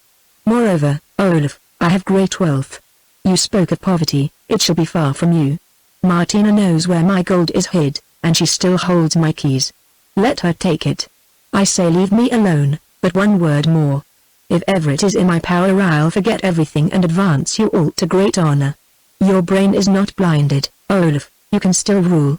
I swear, I swear, I swear upon the holy blood. Ah! Now drag me away if you will. I have spoken. Then perchance, lady, you will allow Olaf to speak, since we, who have much to do, must finish this business quickly, before the Emperor comes with the Armenians, said Jod. Captain Jod and his comrades, I said. The Empress Irene has been pleased to make certain solemn vows to me which perchance some of you may have overheard. At least, God heard them, and whether she keeps them or no is a matter between her and the God in whom we both believe. Therefore I set these vows aside, they draw me neither one way nor the other. Now, you have made me judge in my own matter and have promised to abide by my judgment, which you will do. Hear it, then, and let it be remembered. For long I have been the Augusta's officer, and of late High General and Chamberlain. As such I have bound myself by great oaths to protect her from harm in all cases, and those oaths heretofore I have kept, when I might have broken them and not been blamed by men. Whatever has chanced, it seems that she is still Empress and I am still her officer, seeing that my sword has been returned to me, although it is true she sent it that I might use it on myself. It pleased the Empress to put out my eyes. Under our soldiers' law the monarch who rules the empire has a right to put out the eyes of an officer who has lifted sword against her forces, or even to kill him. Whether this is done justly or unjustly again is a matter between that monarch and God above, to whom answer must be made at last. Therefore it would seem that I have no right to pronounce any sentence against the Augusta Irene, and whatever may have been my private wrongs, I pronounce none. Yet, as I am still your general until another is named, I order you to free the Augusta Irene and to work no vengeance on her person for aught that may have befallen me at her hands, were her deeds just or unjust. When I had finished speaking, in the silence that followed I heard Irene utter something that was half a sob and half a gasp of wonderment. Then above the murmuring of the Northmen, to whom this reed was strange, rose the great voice of Jod. General Olaf, he said, while you were talking it came into my mind that one of those knife points which pierced your eyes had pricked the brain behind them. But when you had finished talking it came into my mind that you are a great man who, putting aside your private rights and wrongs and the glory of revenge which lay to your hand, have taught us soldiers a lesson in duty which I, at least, never shall forget. General, if, as I trust, we are together in the future as in the past, I shall ask you to instruct me in this Christian faith of yours, which can make a man not only forgive but hide his forgiveness under the mask of duty, for that, as we know well, is what you have done. General, your order shall be obeyed. Be she Empress or nothing, this lady's person is safe from us. More, we will protect her to the best of our power, as you did in the Battle of the Garden. Yet I tell her to her face that had it not been for those orders, had you, for example, said that you left judgment to us, she who has spoiled such a man should have died a death of shame. I heard a sound as of a woman throwing herself upon her knees before me. I heard Irene's voice whisper through her tears. Olaf, Olaf, for the second time in my life you make me feel ashamed. Oh! If only you could have loved me. Then I should have grown good like you. There was a stir of feet and another voice spoke, a voice that should have been clear and youthful, that sounded as though it were thick with wine. It did not need Martina's whisper to tell me that it was that of Constantine. Greeting, "Friends," he said, and at once there came a rattle of saluting swords and an answering cry of, "Greeting, Augustus, you struck before the time," went on the thick, boyish voice. "Yet as things seem to have gone rather well for us, I cannot blame you, especially as I see that you hold fast her who has usurped my birthright." Now I heard Irene turn with a swift and furious movement. "Your birthright, boy," she cried. "What birthright have you save that which my body gave? I thought that my father had more to do with this matter of imperial right than the Grecian girl whom it pleased him to marry for her fair face," answered Constantine insolently, adding, "Learn your station, mother. Learn that you are but the lamp which once held the holy oil, and that lamps can be shattered." "Aye," she answered, "and oil can be spilt for the dogs to lap, if their gorge does not rise at such rancid stuff. The holy oil forsooth. Nay, the sour dregs of wine jars, the outscourings of the stews, the filth of the stables, of such is the holy oil that burns in Constantine, the drunkard and the liar." It would seem that before this torrent of coarse invective Constantine quailed, who at heart always feared his mother, and I think never more so than when he appeared to triumph over her. Or perhaps he scorned to answer it. At least, addressing Jod, he said, "Captain, I and my officers, standing yonder unseen, have heard something of what passed in this place. By what warrant do you and your company take upon yourselves to pass judgment upon this mother of mine?" "That is the Emperor's right." "By the warrant of capture, Augustus," answered Jod. "We Northmen took the palace and opened the gates to you and your Armenians. Also we took her who ruled in the palace, with whom we had a private score to settle that has to do with our general who stands yonder, blinded. Well, it is settled in his own fashion, and now we do not yield up this woman, our prisoner, save on your royal promise that no harm shall come to her in body. As for the rest, it is your business. Make a cook maid of her if you will, only then I think her tongue would clear the kitchen. But swear to keep her sound in life and limb till hell calls her, since otherwise we must add her to our company, which will make no man merrier." "No," answered Constantine, "in a week she would corrupt you every one and breed a war. Well," he added with a boisterous laugh, "I'm master now at last, and I'll swear by any saint that you may name, or all of them, no harm shall come to this empress whose rule is done, and who, being without friends, need not be feared. Still, lest she should spawn more mischief or murder, she must be kept close till we and our counselors decide where she shall dwell in future. Ho! Guards, take my royal father's widow to the dower palace, and there watch her well. If she escapes, you shall die beneath the rods. Away with the snake before it begins to hiss again."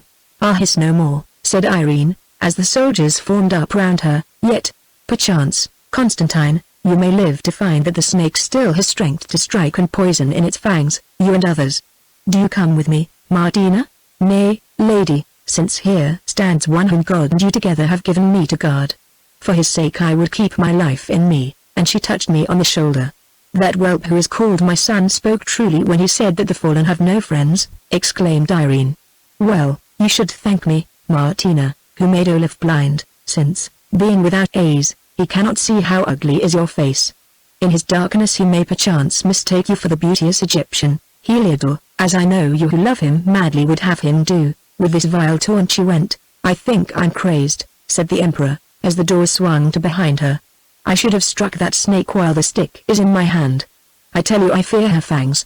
Why, if she could, she'd make me as that poor man is, blind, or even butcher me. Well, she's my mother, and I've sworn, so there's an end.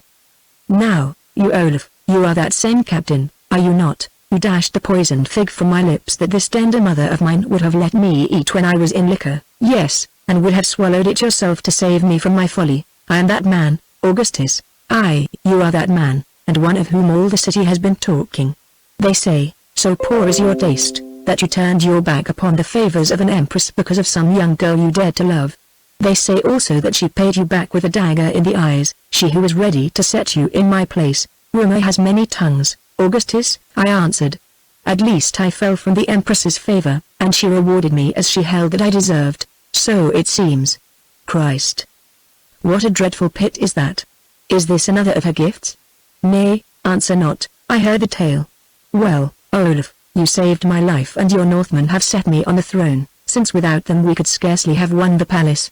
Now, what payment would you have?" "Leave to go hence, Augustus," I answered, "a small boon that you might have taken without asking, if you can find a dog to lead you, like other blind wretches. And you, Captain Jod, and your men, What do you ask? Such donation as it may please the Augustus to bestow, and after that permission to follow wherever our General Olaf goes, since he is our care. Here we have made so many enemies that we cannot sleep at night. The Empress of the world falls from her throne, mused Constantine, and not even a waiting maid attends her to her prison. But a blinded captain finds a regiment to escort him hence in love and honor, as though he were a new crowned king. Truly fortune is a jester. If ever fate should rob me of my eyes, I wonder, when I had nothing more to give them, if 300 faithful swords would follow me to ruin and to exile. Thus he thought aloud. Afterwards he, Jod and some others, Martina among them, went aside, leaving me seated on a bench. Presently they returned, and Constantine said, General Olaf, I and your companions have taken counsel. Listen. But today messengers have come from Lesbos, whom we met outside the gates. It seems that the governor there is dead, and that the accursed Muslims threaten to storm the isle as soon as summer comes and add it to their empire. Our Christian subjects pray that a new governor may be appointed, one who knows war, and that with him may be sent troops sufficient to repel the prophet worshippers, who, not having many ships, cannot attack in great force. Now, Captain Jod thinks this task will be to the liking of the Northmen, and though you are blind, I think that you would serve me well as governor of Lesbos. Is it your pleasure to accept this office? Aye, with thankfulness, Augustus, I answered. Only, after the Muslims are beaten back, if it pleases God that it should so befall, I ask leave of absence for a while, since there is one for whom I must search. I grant it, who name Captain Jod your deputy. Stay, there's one more thing. In Lesbos my mother has large vineyards and estates. As part payment of her debt these shall be conveyed to you. Nay, no thanks, it is I who owe them. Whatever his faults, Constantine is not ungrateful. Moreover, enough time has been spent upon this matter. What say you, officer? That the Armenians are marshalled and that you have Storacia safe? Good. I come to lead them. Then to the Hippodrome to be proclaimed, Part 3, Egypt, Chapter 1 Tidings from Egypt. That curtain of oblivion without rent or seam sinks again upon the visions of this past of mine. It falls, as it were, on the last of the scenes in the dreadful chamber of the pit, to rise once more far from Byzantium. I am blind and can see nothing, for the power which enables me to disinter what lies buried beneath the weight and wreck of so many ages tells me no more than those things that once my senses knew. What I did not hear then I do not hear now, what I did not see then I do not see now. Thus it comes about that of Lesbos itself, of the shape of its mountains or the color of its seas I can tell nothing more than I was told, because my sight never dwelt on them in any life that I can remember. It was evening. The heat of the sun had passed and the night breeze blew through the wide, cool chamber in which I sat with Martina, whom the soldiers, in their rude fashion, called Olaf's brown dog. For brown was her coloring, and she led me from place to place as dogs are trained to lead blind men. Yet against her the roughest of them never said an evil word, not from fear, but because they knew that none could be said. Martina was talking, she who always loved to talk, if not of one thing, then of another. Godson, she said, although you are a great grumbler, I tell you that in my judgment you were born under a lucky star, or saint, call it which you will. For instance, when you were walking up and down that hall of the pit in the palace at Constantinople, which I always dream of now if I sup too late, and your spirit, or double, or whatever you call it, was kindly leading me round the edge of the death trap, I interrupted. And my spirit, or double, making itself useful for once, was doing what you say. Well, who would have thought that before so very long you would be the governor, much beloved, of the rich and prosperous island of Lesbos, still the commander, much beloved, of troops, many of them your own countrymen, and, although you are blind, the imperial general who has dealt the Muslims one of the worst defeats they have suffered for a long while. Jod and the others did that, I answered. I only sat here and made the plans. Jod! She exclaimed with contempt. Jod has no more head for plans than a doorpost. Although it is true, she added with a softening of the voice, that he is a good man to lean on at a pinch, and a very terrible fighter, also one who can keep such brain as God gave him cool in the hour of terror, as Irene knows well enough. Yet it was you, Olaf, not even I, but you, who remembered that the Northmen are seafolk born, and turned all those trading vessels into war galleys and hid them in the little bays with a few of your people in command of each. It was you who suffered the Muslim fleet to sail unmolested into the Mytilene harbors, pretending and giving notice that the only defense would be by land. Then, after they were at anchor and beginning to disembark, It was you who fell on them at the dawn and sank and slew till none remained save those of their army who were taken prisoners or spared for ransom. Yes, and you commanded our ships in person, and at night who was a better captain than a blind man? Oh, you did well, very well, and you're rich with Irene's lands, and sit here in comfort and in honor, with the best of health save for your blindness, and I repeat that you were born under a lucky star or saint. Not altogether so, Martina, I answered with a sigh. Ah. She replied, man can never be content. As usual, you are thinking of that Egyptian, I mean of the lady Heliodor, of whom, of course, it is quite right that you should think. Well, it is true that we have heard nothing of her. Still, that does not mean that we may not hear. Perhaps Jod has learned something from those prisoners. Hark! He comes. As she spoke I heard the guard salute without and Jod's heavy step at the door of the chamber. Greeting, General, he said presently. I bring you good news. The messengers to the Sultan Harun have returned with the ransom. Also this Caliph sends a writing signed by himself and his ministers, in which he swears by God and his prophet that in consideration of our giving up our prisoners, among whom, it seems, are some great men, neither he nor his successors will attempt any new attack upon Lesbos for 30 years. The interpreter will read it to you tomorrow, and you can send your answering letters with the prisoners. Seeing that these Helene are so many and we are so few, we could scarcely look for better terms, I said, as I hope they will think at Constantinople. At least the prisoners shall sail when all is in order. Now for another matter. Have you inquired as to the Bishop Barnabas and the Egyptian Prince Magas and his daughter? Aye, General, this very day. I found that among the prisoners were 3 of the commoner sort who have served in Egypt and left that land not 3 months ago. Of these men 2 have never heard of the bishop or the others. The third, however, who was wounded in the fight, had some tidings. What tidings, Jod? None that are good, General. The bishop, he says, was killed by Muslims a while ago, or so he had been told, God rest him. But the others, Jod, what are the others? This. It seems that the Copt, as he called him, Magas, returned from a long journey, as we know he did, and raised an insurrection somewhere in the south of Egypt, far up the Nile. An expedition was sent against him, under one Musa, the governor of Egypt, and there was much fighting, in which this prisoner took part. The end of it was that the Copts who fought with Magas were conquered with slaughter. Magas himself was slain, for he would not fly, and his daughter, the lady Heliodor, was taken prisoner with some other Coptic women, and then? I gasped. Then, General, she was brought before the Emir Musa, who, noting her beauty, proposed to make her his slave. And her prayer, however, being, as the prisoner said, a merciful man, he gave her a week to mourn her further before she entered his harem. Still, the worst, he went on hurriedly, did not happen. Before that week was done, as the Muslim force was marching down the Nile, she stabbed the eunuch who was in charge of her and escaped. I thank God, I said. But, Jod, how is the man sure that she was Heliodor? Thus, all knew her to be the daughter of Magas, one whom the Egyptians held in honor. Moreover, among the Muslim soldiers she was named the Lady of the Shells, because of a certain necklace she wore, which you will remember. What more? I asked. Only that the Emir Musa was very angry at her loss and because of it caused certain soldiers to be beaten on the feet. Moreover, he halted his army and offered a reward for her. For 2 days they hunted, even searching some tombs where it was thought she might have hidden, but they found nothing but the dead. Then the Emir returned down the Nile, and that is the end of the story. Send this prisoner to me at once, Jod, with an interpreter. I will question him myself. I fear he is not fit to come, General. Then I will go to him. Lead me, Martina. If so, you must go far, General, for he died an hour ago, and his companions are making him ready for burial. Jod, I said angrily, those men have been in our hands for weeks. How comes it that you did not discover these things before? You had my orders, because, General, until they knew that they were to go free none of these prisoners would tell us anything.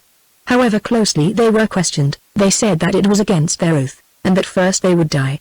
A long while ago I asked this very man of Egypt, and he vowed that he had never been there. Be comforted, Olaf, broke in Martina, for what more could he have told you? Nothing. Perchance, I answered, yet I should have gained many days of time. Know that I go to Egypt to search for Heliodor. Be comforted again, said Martina. This you could not have done until the peace was signed, it would have been against your oath and duty. That is so, I answered heavily. Olaf, said Martina to me that night after Jod had left us, you say that you will go to Egypt. How will you go? Will the blind Christian general of the empire, who has just dealt so great a defeat to the mighty Caliph of the East, be welcome in Egypt? Above all, will he be welcomed by the Emir Musa, who rules there, when it is known that he comes to seek a woman who has escaped from that Emir's harem? Why, within an hour he'd offer you the choice between death and the Quran. Olaf, this thing is madness. It may be, Martina. Still, I go to seek Heliodor. If Heliodor still lives you will not help her by dying, and if she is dead time will be little to her and she can wait for you a while. Yet I go, Martina. You, being blind, go to Egypt to seek one whom those who rule have searched for in vain. So be it. But how will you go? It cannot be as an open enemy, since then you would need a fleet and 10,000 swords to back you, which you have not. To take a few brave men, unless they were Muslims, which is impossible, would be but to give them to death. How do you go, Olaf? I do not know, Martina. Your brain is more nimble than mine. Think, and tell me. I heard Martina rise and walk up and down the room for a long time. At length she returned and sat herself by me again. Olaf, she said, you always had a taste for music. You have told me that as a boy in your northern home you used to play upon the harp and sing songs to it of your own making, and now, since you have been blind, you have practiced at this art till you are its master. Also, my voice is good, indeed, it is my only gift. It was my voice that first brought me to Irene's notice, when I was but the daughter of a poor Greek gentleman who had been her father's friend and therefore was given a small place about the court. Of late we have sung many songs together, have we not, certain of them in that northern tongue, of which you have taught me something? Yes, Martina, but what of it? You are dull, Olaf. I have heard that these Easterns love music, especially if it be of a sort they do not know. Why, therefore, should not a blind man and his daughter know? His orphaned niece earn an honest living as traveling musicians in Egypt. These prophet worshippers, I am told, think it a great sin to harm one who is maimed, a poor northern trader in amber who has been robbed by Christian thieves. Rendered sightless also that he might not be able to swear to them before the judges, and now, with his sister's child, winning his bread as best he may. Like you, Olaf, I have skill in languages, and even know enough of Arabic to beg in it, for my mother, who was a Syrian, taught it to me as a child, and since we have been here I have practiced. What say you? I say that we might travel as safely thus as in any other way. Yet, Martina, how can I ask you to tie such a burden on your back? Oh, no need to ask, Olaf, since fate bound it there when it made me your godmother. Where you go I needs must go also, until you are married, she added with a laugh. Afterwards, perhaps, you will need me no more. Well, there's a plan, for what it is worth, and now we'll sleep on it, hoping to find a better. Pray to Saint Michael tonight, Olaf. As it chanced, Saint Michael gave me no light, so the end of it was that I determined to play this part of a blind harper. In those days there was a trade between Lesbos and Egypt in cedar wood, wool, wine for the Copts, for the Muslims drank none, and other goods. Peace having been declared between the island and the Caliph, a small vessel was laden with such merchandise at my cost, and a Greek of Lesbos, Minas by name, put in command of it as the owner, with a crew of sailors whom I could trust to the death. To these men, who were Christians, I told my business, swearing them to secrecy by the most holy of all oaths. But, alas! As I shall show, although I could trust these sailors when they were masters of themselves, I could not trust them, or, rather, one of them, when wine was his master. In our northern land we had a saying that ale is another man, and now its truth was to be proved to me, not for the first time. When all was ready I made known my plans to Jod alone, in whose hands I left a writing to say what must be done if I returned no more.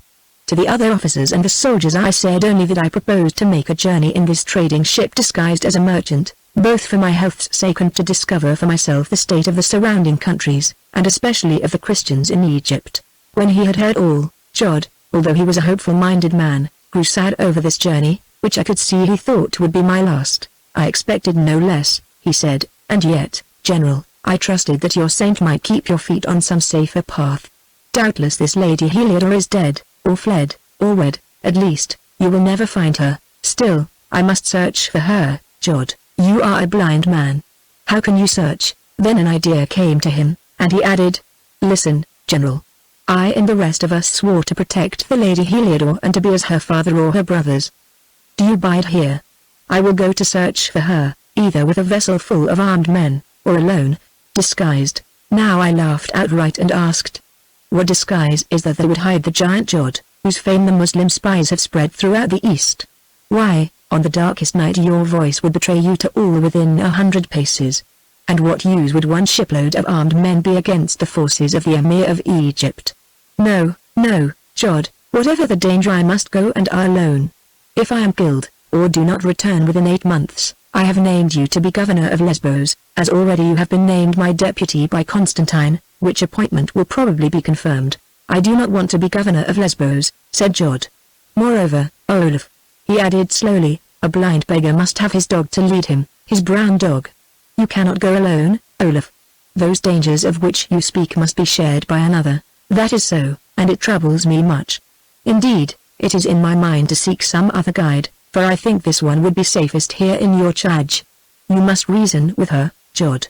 One can ask too much, even of a godmother, Why not say of a grandmother? By Thor. Olaf, you are blind indeed. Still, I'll try. Hush. Here she comes to say that our supper is ready. At our meal several others were present, besides the serving folk, and the talk was general. After it was done I had an interview with some officers.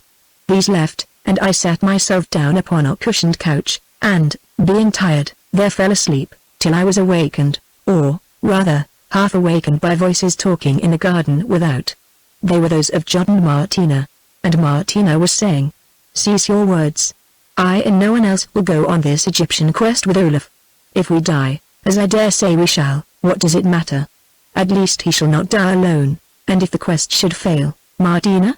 I mean if he should not find the Lady Heliodor and you should happen both to return safe, what then? Why, then nothing, except that as it has been, so it will be. I shall continue to play my part, as is my duty and my wish. Do you not remember that I am Olaf's godmother? Yes, I remember. Still, I have heard somewhere that the Christian Church never ties a knot which it cannot unloose for a proper fee, and for my part one do not know why a man should not marry one of different blood because she has been named his godmother before a stone vessel by a man in a broidered robe. You say I do not understand such matters. Perhaps, so let them be. But, Martina, let us suppose that this strange search were to succeed, and Olaf has a way of succeeding where others would fail. For instance, who else could have escaped alive out of the hand of Irene and become governor of Lesbos, and, being blind, yet have planned a great victory? Well, supposing that by the help of gods or men or women he should find this beautiful Heliodor, unwed and still willing, and that they should marry. What then, Martina? Then, Captain Jod, she answered slowly, if you are yet of the same mind we may talk again. Only remember that I ask no promises and make none. So you go to Egypt with Olaf? Aye, certainly, unless I should die first, and perhaps even then. You do not understand? Oh. Of course you do not understand, nor can I stop to explain to you. Captain Jod, I am going to Egypt with a certain blind beggar, whose name I forget at the moment, but who is my uncle, where no doubt I shall see many strange things. If ever I come back I will tell you about them, and, meanwhile, good night. Chapter 2 The Statues by the Nile. The first thing that I remember of this journey to Egypt is that I was sitting in the warm morning sunshine on the deck of our little trading vessel, that went by the name of the heathen goddess, Diana. We were in the port of Alexandria. Martina, who now went by the name of Hilda, stood by my side describing to me the great city that lay before us. She told me of the famous Pharos still rising from its rock, although in it the warning light no longer burned, for since the Muslims took Egypt they had let it die, as some said because they feared lest it should guide a Christian fleet to attack them. She described also the splendid palaces that the Greeks had built, many of them now empty or burned out, the Christian churches, the mosques, the broad streets and the grass-grown quays. As we were thus engaged, she talking and I listening and asking questions, she said, "The boat is coming with the Saracen officers of the port, who must inspect and pass the ship before she is allowed to discharge her cargo. Now, Olaf, remember that henceforth you are called Hodder. I had taken this name after that of the blind god of the northern peoples. Play your part well, and, above all, be humble. If you are reviled, or even struck, show no anger, and be sure to keep that red sword of yours close hidden beneath your robe. If you do these things we shall be safe, for I tell you that we are well disguised." The boat came alongside and I heard men climbing the ship's ladder. Then someone kicked me. It was our captain, Manas, who also had his part to play. "Out of the road, you blind beggar," he said. "The noble officers of the Caliph board our ship, and you block their path. Touch not one whom God has afflicted," said a grave voice, speaking in bad Greek. It is easy for us to walk round the man. But who is he, Captain, and why does he come to Egypt? By their looks he and the woman with him might well have seen happier days. I know not, Lord, answered the captain, who, after they paid their passage money, took no more note of them. Still they play and sing well, and serve to keep the sailors in good humor when we were becalmed. Sir, I broke in, I am a Northman named Hodder, and this woman is my niece.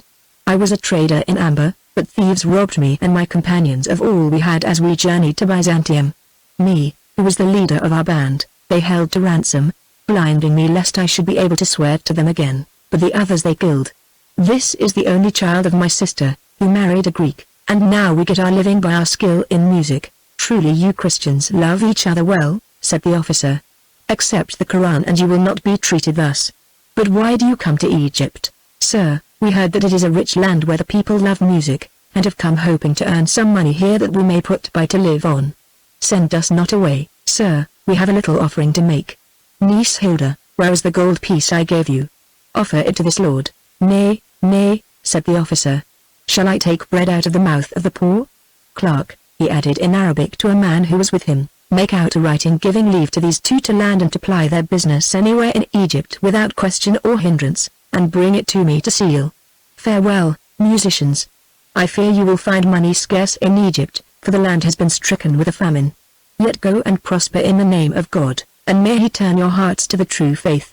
Thus it came about that through the good mind of this Muslim, whose name, as I learn when we met again, was Yusuf, our feet were lifted over many stumbling blocks. Thus it seems that by virtue of his office he had power to prevent the entry into the land of such folk as we seem to be, which power, if they were Christians, was almost always put in force. Yet because he had seen the captain appear to ill-treat me, or because, being a soldier himself, he guessed that I was of the same trade, whatever tale it might please me to tell, this rule was not enforced. Moreover, the writing which he gave me enabled me to go where we wished in Egypt without let or hindrance. Whenever we were stopped or threatened, which happened to us several times, it was enough if we presented it to the nearest person in authority who could read, after which we were allowed to pass upon our way unhindered. Before we left the ship I had a last conversation with the captain, Manners, telling him that he was to lie in the harbor, always pretending that he waited for some cargo not yet forthcoming, such as unharvested corn, or whatever was convenient, until we appeared again. If after a certain while we did not appear, then he was to make a trading journey to neighboring ports and return to Alexandria. These artifices he must continue to practice until orders to the contrary reached him under my own hand, or until he had sure evidence that we were dead. All this the man promised that he would do. Yes, said Martina, who was with me, you promise, Captain, and we believe you. But the question is, can you answer for the others? For instance, for the sailor Cosmas there, who, I see, is already drunken and talking loudly about many things. Henceforth, Lady, Cosmas shall drink water only. When not in his cups he is an honest fellow, and I do answer for him, yet, alas! As the end showed, Cosmas was not to be answered for by anyone. We went ashore and took up our abode in a certain house, where we were safe. Whether the Christian owners of that house did or did not know who we were, I am not certain. At any rate, through them we were introduced at night into the palace of Politian, the Melchite patriarch of Alexandria. He was a stern-faced, black-bearded man of honest heart but narrow views, of whom the Bishop Barnabas had often spoken to me as his closest friend. To this Politian I told all under the seal of our faith, asking his aid in my quest. When I had finished my tale he thought a while. Then he said, "You're a bold man, General Olaf, so bold that I think God must be leading you to his own ends. Now, you have heard aright. Barnabas, my beloved brother and your father in Christ, has been taken hence. He was murdered by some fanatic Muslims soon after his return from Byzantium. Also it is true that the Prince Magas was killed in war by the Emir Musa, and that the Lady Heliodore escaped out of his clutches. What became of her afterwards no man knows, but for my part one believe that she is dead, and I believe that she is alive," I answered, "and therefore I go to seek her." "Seek and ye shall find," mused the patriarch, "at least, I hope so, though my advice to you is to bide here and send others to seek." "That I will not do," I answered again. "Then go, and God be with you. I'll warn certain of the faithful of your coming, so that you may not lack a friend at need. When you return, if you should ever return, come to me, for I have more influence with these Muslims than most, and may be able to serve you. I can say no more, and it is not safe that you should tarry here too long. Stay, I forget. There are two things you should know. The first is that the Emir Musa, he who sees the Lady Heliodor, is about to be deposed. I have the news from the Caliph Harun himself, for with him I am on friendly terms because of a service I did him through my skill in medicine. The second is that Irene has beguiled Constantine, or bewitched him, I know not which. At least, by his own proclamation once more she rules the empire jointly with himself, and that I think will be his death warrant, and perhaps yours also. Sufficient unto the day is the evil thereof, I said. Now if I live I shall learn whether any oaths are sacred to Irene, as will Constantine. Then we parted. Leaving Alexandria, we wandered first to the town of Misra, which stood near to the mighty pyramids, beneath whose shadow we slept one night in an empty tomb. Thence by slow marches we made our way up the banks of the Nile, earning our daily bread by the exercise of our art. Once or twice we were stopped as spies, but always released again when I produced the writing that the officer Yusuf had given me upon the ship. For the rest, none molested us in a land where wandering beggars were so common. Of money it is true we earned little, but as we had gold in plenty sewn into our garments this did not matter. Food was all we needed, and that, as I have said, was never lacking. So we went on our strange journey, day by day learning more of the tongues spoken in Egypt, and especially of Arabic, which the Muslims used. Whither did we journey?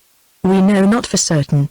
What I sought to find were those two huge statues of which I had dreamed at Ar on the night of the robbing of the wanderer's tomb. We heard that there were such figures of stone, which were said to sing at daybreak, and that they sat upon a plain on the western bank of the Nile, near to the ruins of the great city of Thebes, now but a village, called by the Arabs Zeluxa, or the palaces. So far as we could discover, it was in the neighborhood of this city that Heliodor had escaped from Musa, and there, if anywhere, I hoped to gain tidings of her fate. Also something within my heart drew me to those images of forgotten gods or men. At length, 2 months or more after we left Alexandria, from the deck of the boat in which we had hired a passage for the last 100 miles of our journey, Martina saw to the east the ruins of Thebes. To the west she saw other ruins, and seated in front of them two mighty figures of stone. This is the place, she said, and my heart leapt at her words. Now let us land and follow our fortune. So when the boat was tied up at sunset, to the west bank of the river, as it happened, we bade farewell to the owner and went ashore. Whither now? Asked Martina. To the figures of stone, I answered. So she led me through fields in which the corn was growing, to the edge of the desert, meeting no man all the way. Then for a mile or more we tramped through sand, till at length, late at night, Martina halted. We stand beneath the statues, she said, and they are awesome to look on, mighty, seated kings, higher than a tall tree. What lies behind them? I asked. The ruins of a great temple. Lead me to that temple. So we passed through a gateway into a court, and there we halted. Now tell me what you see, I said. We stand in what has been a hall of many columns, she answered, but the most of them are broken. At our feet is a pool in which there is a little water. Before us lies the plain on which the statues sit, stretching some miles to the Nile, that is fringed with palms. Across the broad Nile are the ruins of old Thebes. Behind us are more ruins and a line of rugged hills of stone, and in them, a little to the north, the mouth of a valley. The scene is very beautiful beneath the moon, but very sad and desolate. It is the place that I saw in my dream many years ago at Ar, I said. It may be, she answered, but if so it must have changed, since, save for a jackal creeping among the columns and a dog that barks in some distant village, I neither see nor hear a living thing. What now, Olaf? Now we will eat and sleep, I said. Perhaps light will come to us in our sleep. So we ate of the food we had brought with us, and afterwards lay down to rest in a little chamber, painted round with gods, that Martina found in the ruins of the temple. During that night no dreams came to me, nor did anything happen to disturb us, even in this old temple, of which the very paving stones were worn through by the feet of the dead.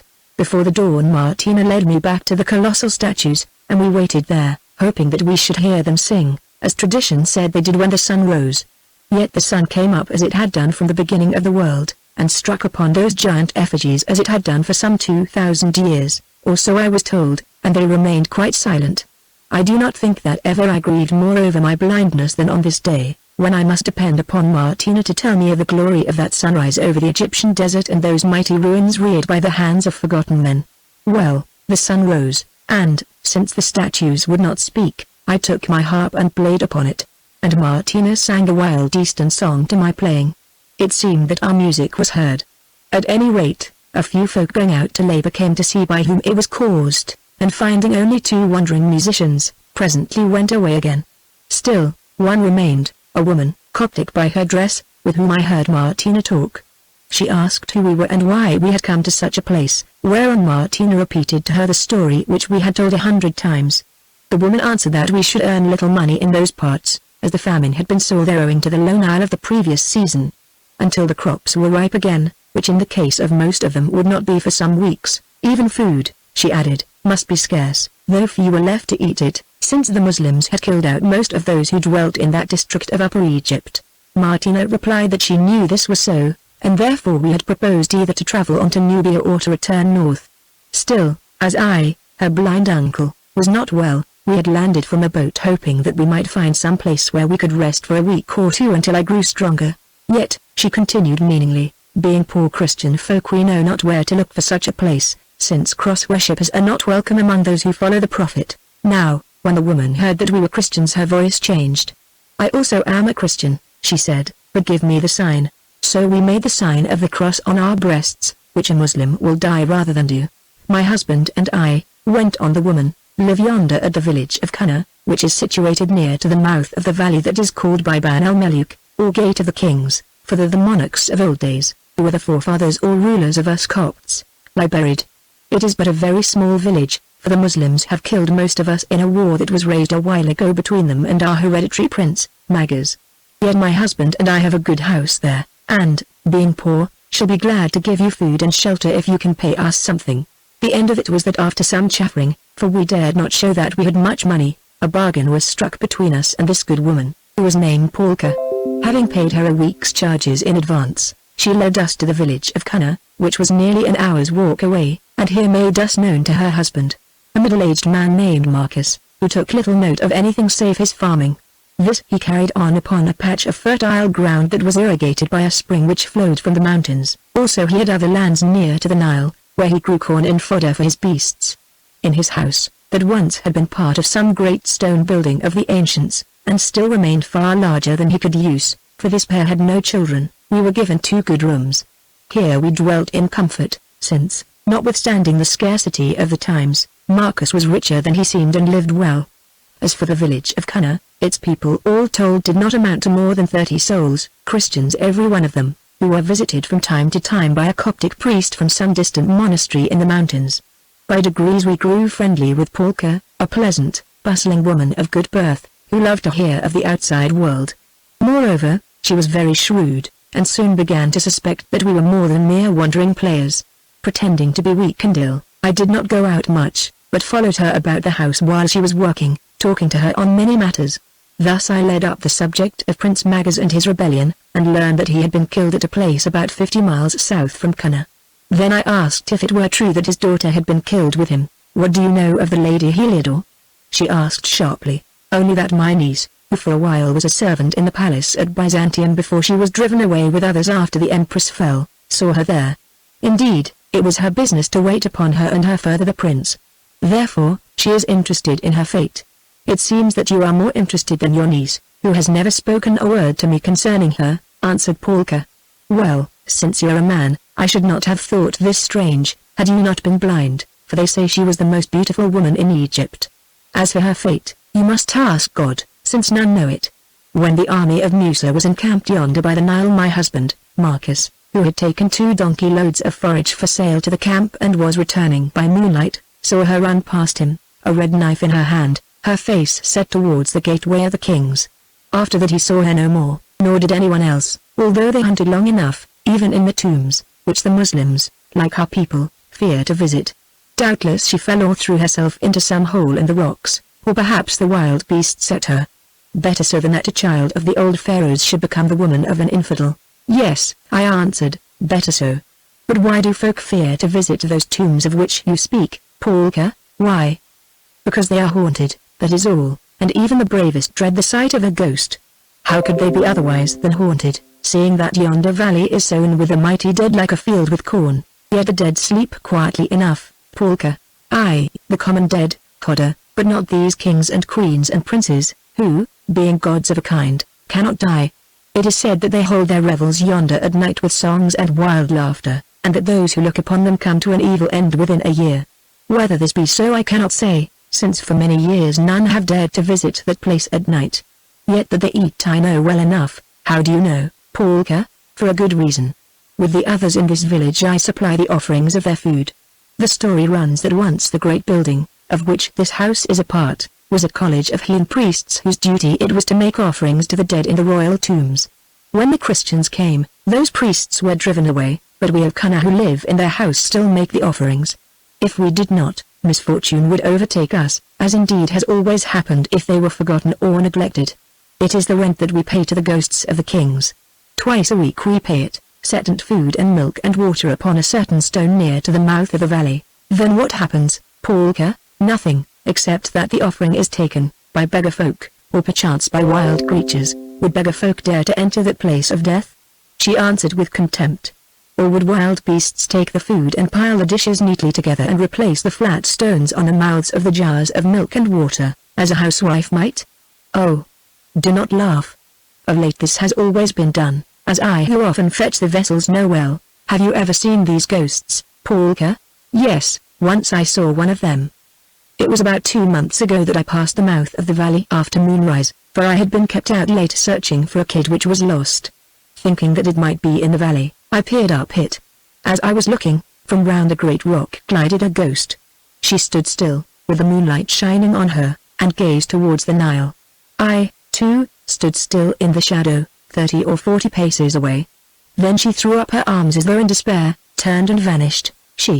I said, then checked myself and asked indifferently, well, what was the fashion of this ghost? So far as I could see that of a young and beautiful woman, wearing such clothes as we find upon the ancient dead, only wrapped more loosely about her. Had she aught upon her head, Polka? Yes, a band of gold or a crown set upon her hair, and about her neck what seemed to be a necklace of green and gold, for the moonlight flashed upon it. It was much such a necklace as you wear beneath your robe, Hodder. And pray how do you know what I wear, Polka?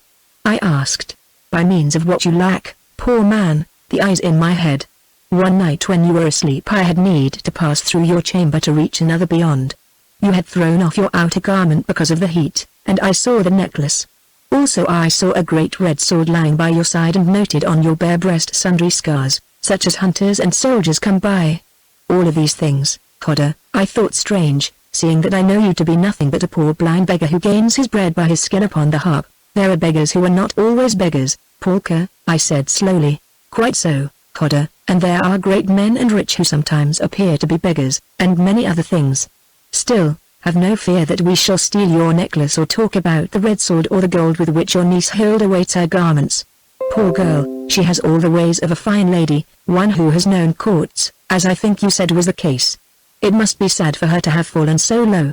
Still, have no fear, Hodder, and she took my hand and pressed it in a certain secret fashion which was practiced among the persecuted Christians in the East when they would reveal themselves to each other. Then she went away laughing. As for me, I sought Martina, who had been sleeping through the heat, and told her everything. Well, she said when I had finished, you should give thanks to God, Olaf, since without doubt this ghost is the Lady Heliodor. So should Jod, I heard her add beneath her breath, for in my blindness my ears had grown very quick. Chapter 3 The Valley of the Dead Kings. Martina and I had made a plan.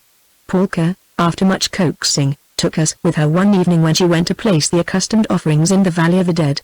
Indeed, at first she refused outright to allow us to accompany her, because, she said, only those who were born in the village of Cana had made such offerings since the days when the pharaohs ruled, and that if strangers shared in this duty it might bring misfortune. We answered, however, that if so the misfortune would fall on us, the intruders. Also we pointed out that the jars of water and milk were heavy, and, as it happened, there was no one from the hamlet to help to carry them this night. Having weighed these facts, Polka changed her mind. Well, she said, it is true that I grow fat, and after laboring all day at this and that have no desire to bear burdens like an ass. So come if you will, and if you die or evil spirits carry you away, do not add yourselves to the number of the ghosts, of whom there are too many hereabouts, and blame me afterwards. On the contrary, I said, we will make you our heirs, and I laid a bag containing some pieces of money upon the table. Polka, who was a saving woman, took the money, for I heard it rattle in her hand, hung the jars about my shoulders, and gave Martina the meat and corn in a basket. The flat cakes, however, she carried herself on a wooden trencher, because, as she said, she feared lest we should break them and anger the ghosts, who liked their food to be well served.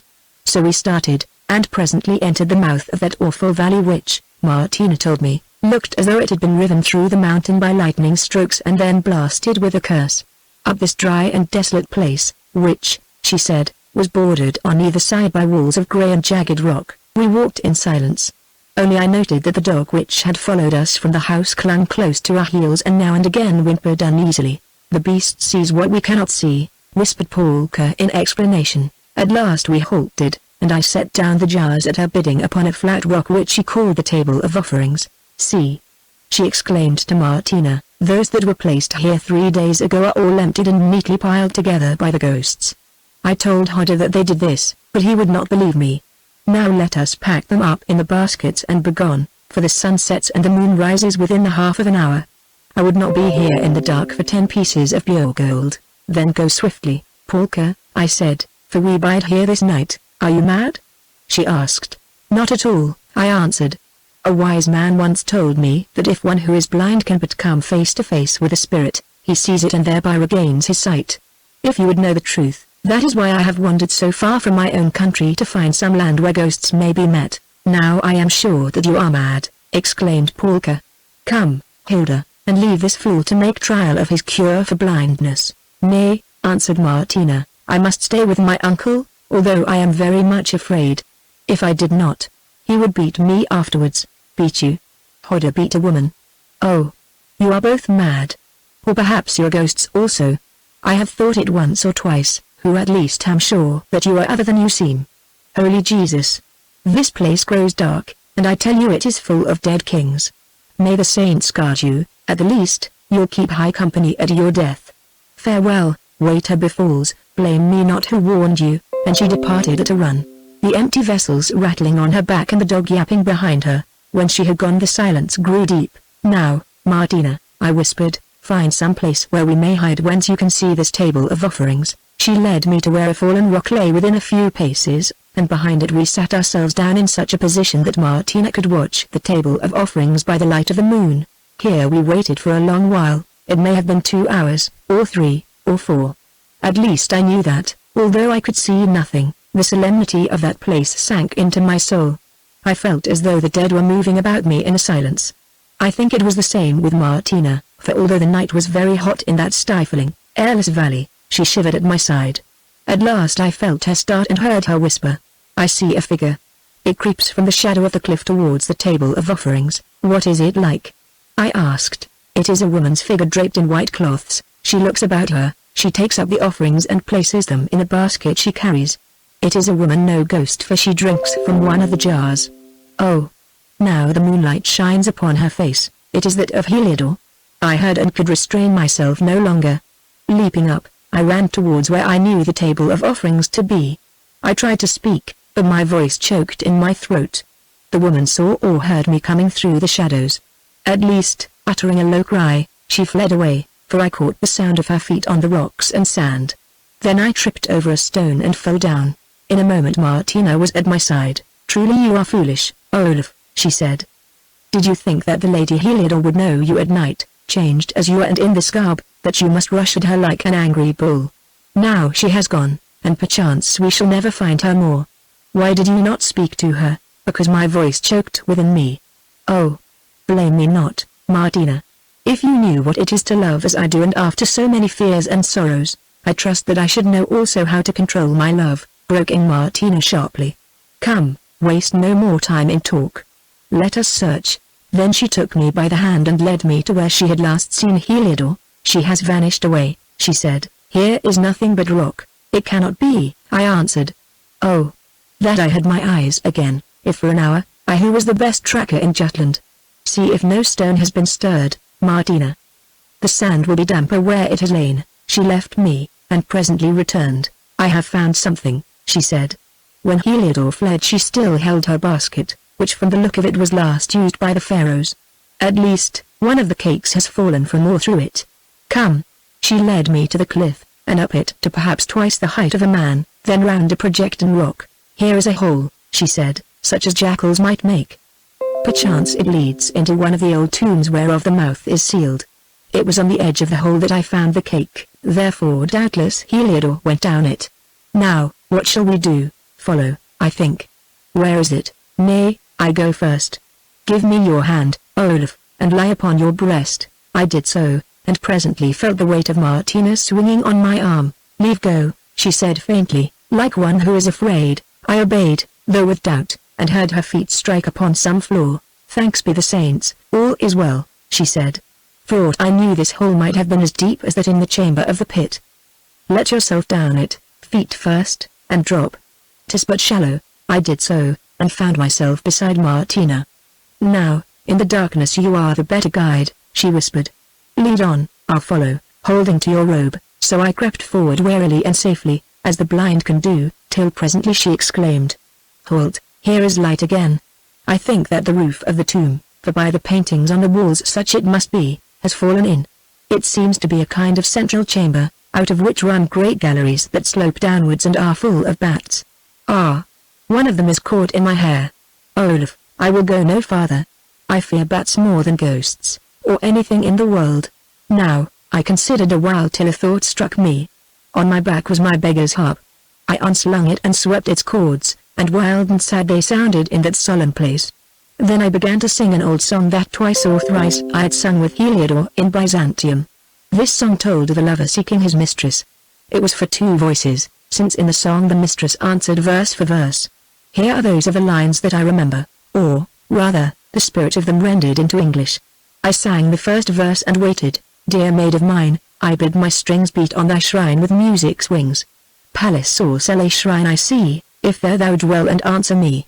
There was no answer, so I sang the second verse and once more waited. On thy love's fire my passion breathes, wind of desire thy incense wreathes. Greeting. To thee, or soon or late, I, bond or free, am dedicate. And from somewhere far away in the recesses of that great cave came the answering strophe. O love sublime and undismayed, no touch of time upon thee laid. That is thine, ended the quest. I seek my shrine upon thy breast. Then I laid down the harp. At last a voice, the voice of Heliodor speaking whence I knew not, asked. Do the dead sing, or is it a living man? And if so, how is that man named? A living man, I replied, and he is named Olaf, son of Thorvald, or otherwise Michael. That name was given him in the cathedral at Byzantium, where first his eyes fell on a certain Heliodor, daughter of Magas the Egyptian, whom now he seeks. I heard the sound of footsteps creeping towards me and Heliodor's voice say, Let me see your face, you who name yourself Olaf, for know that in these haunted tombs ghosts and visions and mocking voices play strange tricks. Why do you hide your face, you who call yourself Olaf? Because the eyes are gone from it, Heliodor. Irene robbed it of the eyes from jealousy of you, swearing that never more should they behold your beauty. Perchance you would not wish to come too near to an eyeless man wrapped in a beggar's robe. She looked, I felt her look. She sobbed, I heard her sob, and then her arms were about me and her lips were pressed upon my own. So at length came joy such as I cannot tell, the joy of lost love found again. A while went by, how long I know not, and at last I said, Where is Martina? It is time we left this place, Martina. She exclaimed. Do you mean Irene's lady, and is she here? If so, how comes she to be travelling with you, Olaf? As the best friend man ever had, Heliodor, as one who clung to him in his ruin and saved him from a cruel death, as one who has risked her life to help him in his desperate search, and without whom that search had failed, then may God reward her, Olaf, for I did not know there were such women in the world. Lady Martina. Where are you, Lady Martina? Thrice she cried the words, and at the third time an answer came from the shadows at a distance. I am here, said Martina's voice with a little yawn. I was weary and have slept while you two greeted each other. Well met at last, Lady Heliodor. See, I have brought you back your Olaf, blind it is true, but otherwise lacking nothing of health and strength and station. Then Heliodor ran to her and kissed first her hand and next her lips. In after days she told me that for those of one who had been sleeping the eyes of Martina seemed to be strangely wet and red. But if this was so, her voice trembled not at all. Truly you two should give thanks to God, she said, who has brought you together again in so wondrous a fashion, as I do on your behalf from the bottom of my heart. Yet you are still hemmed round by dangers many and great. What now, Olaf? Will you become as ghost also and dwell here in the tomb with Heliodor, and if so, What tale shall I tell to Polka and the rest? Not so, I answered. I think it will be best that we should return to Cana. Heliodor must play her part as the spirit of the queen till we can hire some boat and escape with her down the Nile. Never, she cried, I cannot, I cannot. Having come together we must separate no more. Oh, Olaf, you do not know what a life has been mine during all these dreadful months. When I escaped from Musa by stabbing the eunuch who was in charge of me, for which hideous deed may I be forgiven, and I felt her shudder at my side, I fled I knew not whither till I found myself in this valley, where I hid till the night was gone. Then at daybreak I peeped out from the mouth of the valley and saw the Muslims searching for me, but as yet a long way off. Also now I knew this valley. It was that to which my father had brought me as a child when he came to search for the burying place of his ancestor. The pharaoh, which records he had read told him was here. I remembered everything, where the tomb should be, how we had entered it through a hole, how we had found the mummy of a royal lady, whose face was covered with a gilded mask, and on her breast the necklace which I wear. I ran along the valley, searching the left side of it with my eyes, till I saw a flat stone which I knew again. It was called the Table of Offerings. I was sure that the hole by which we had entered the tomb was quite near to this stone and a little above it, in the face of the cliff. I climbed, I found what seemed to be the hole, though of this I could not be certain. I crept down it till it came to an end, and then, in my terror, hung by my hands and dropped into the darkness, not knowing whither I fell, or caring overmuch if I were killed. As it chanced it was but a little way, and, finding myself unhurt, I crawled along the cavern till I reached this place where there is light, for here the roof of the cave has fallen in. While I crouched amid the rocks I heard the voices of the soldiers above me, heard their officer also bidding them bring ropes and torches. To the left of where you stand there is a sloping passage that runs down to the great central chamber where sleeps some mighty king, and out of this passage open other chambers. Into the first of these the light of the morning sun struggles feebly. I entered it, seeking somewhere to hide myself, and saw a painted coffin lying on the floor near to the marble sarcophagus from which it had been dragged. It was that in which we had found the body of my ancestress. But since then thieves had been in this place. We had left the coffin in the sarcophagus and the mummy in the coffin, and replaced their lids. Now the mummy lay on the floor, half unwrapped and broken in two beneath the breast. Moreover, the face, which I remembered as being so like my own, was gone to dust, so that there remained of it nothing but a skull, to which hung tresses of long black hair, as, indeed, you may see for yourself. By the side of the body was the gilded mask, with black and staring eyes, and the painted breastpiece of stiff linen, neither of which the thieves had found worth stealing. I looked and a thought came to me. Lifting the mummy, I thrust it into the sarcophagus, all of it save the gilded mask and the painted breastpiece of stiff linen. Then I laid myself down in the coffin, of which the lid, still lying crosswise, hid me to the waist, and drew the gilded mask and painted breastpiece over my head and bosom. Scarcely was it done when the soldiers entered. By now the reflected sunlight had faded from the place, leaving it in deep shadow, but some of the men held burning torches made from splinters of old coffins, that were full of pitch. Feet have passed here, I saw the marks of them in the dust, said the officer. She may have hidden in this place. Search. Search. It will go hard with us if we return to Musa to tell him that he has lost his toy. They looked into the sarcophagus and saw the broken mummy.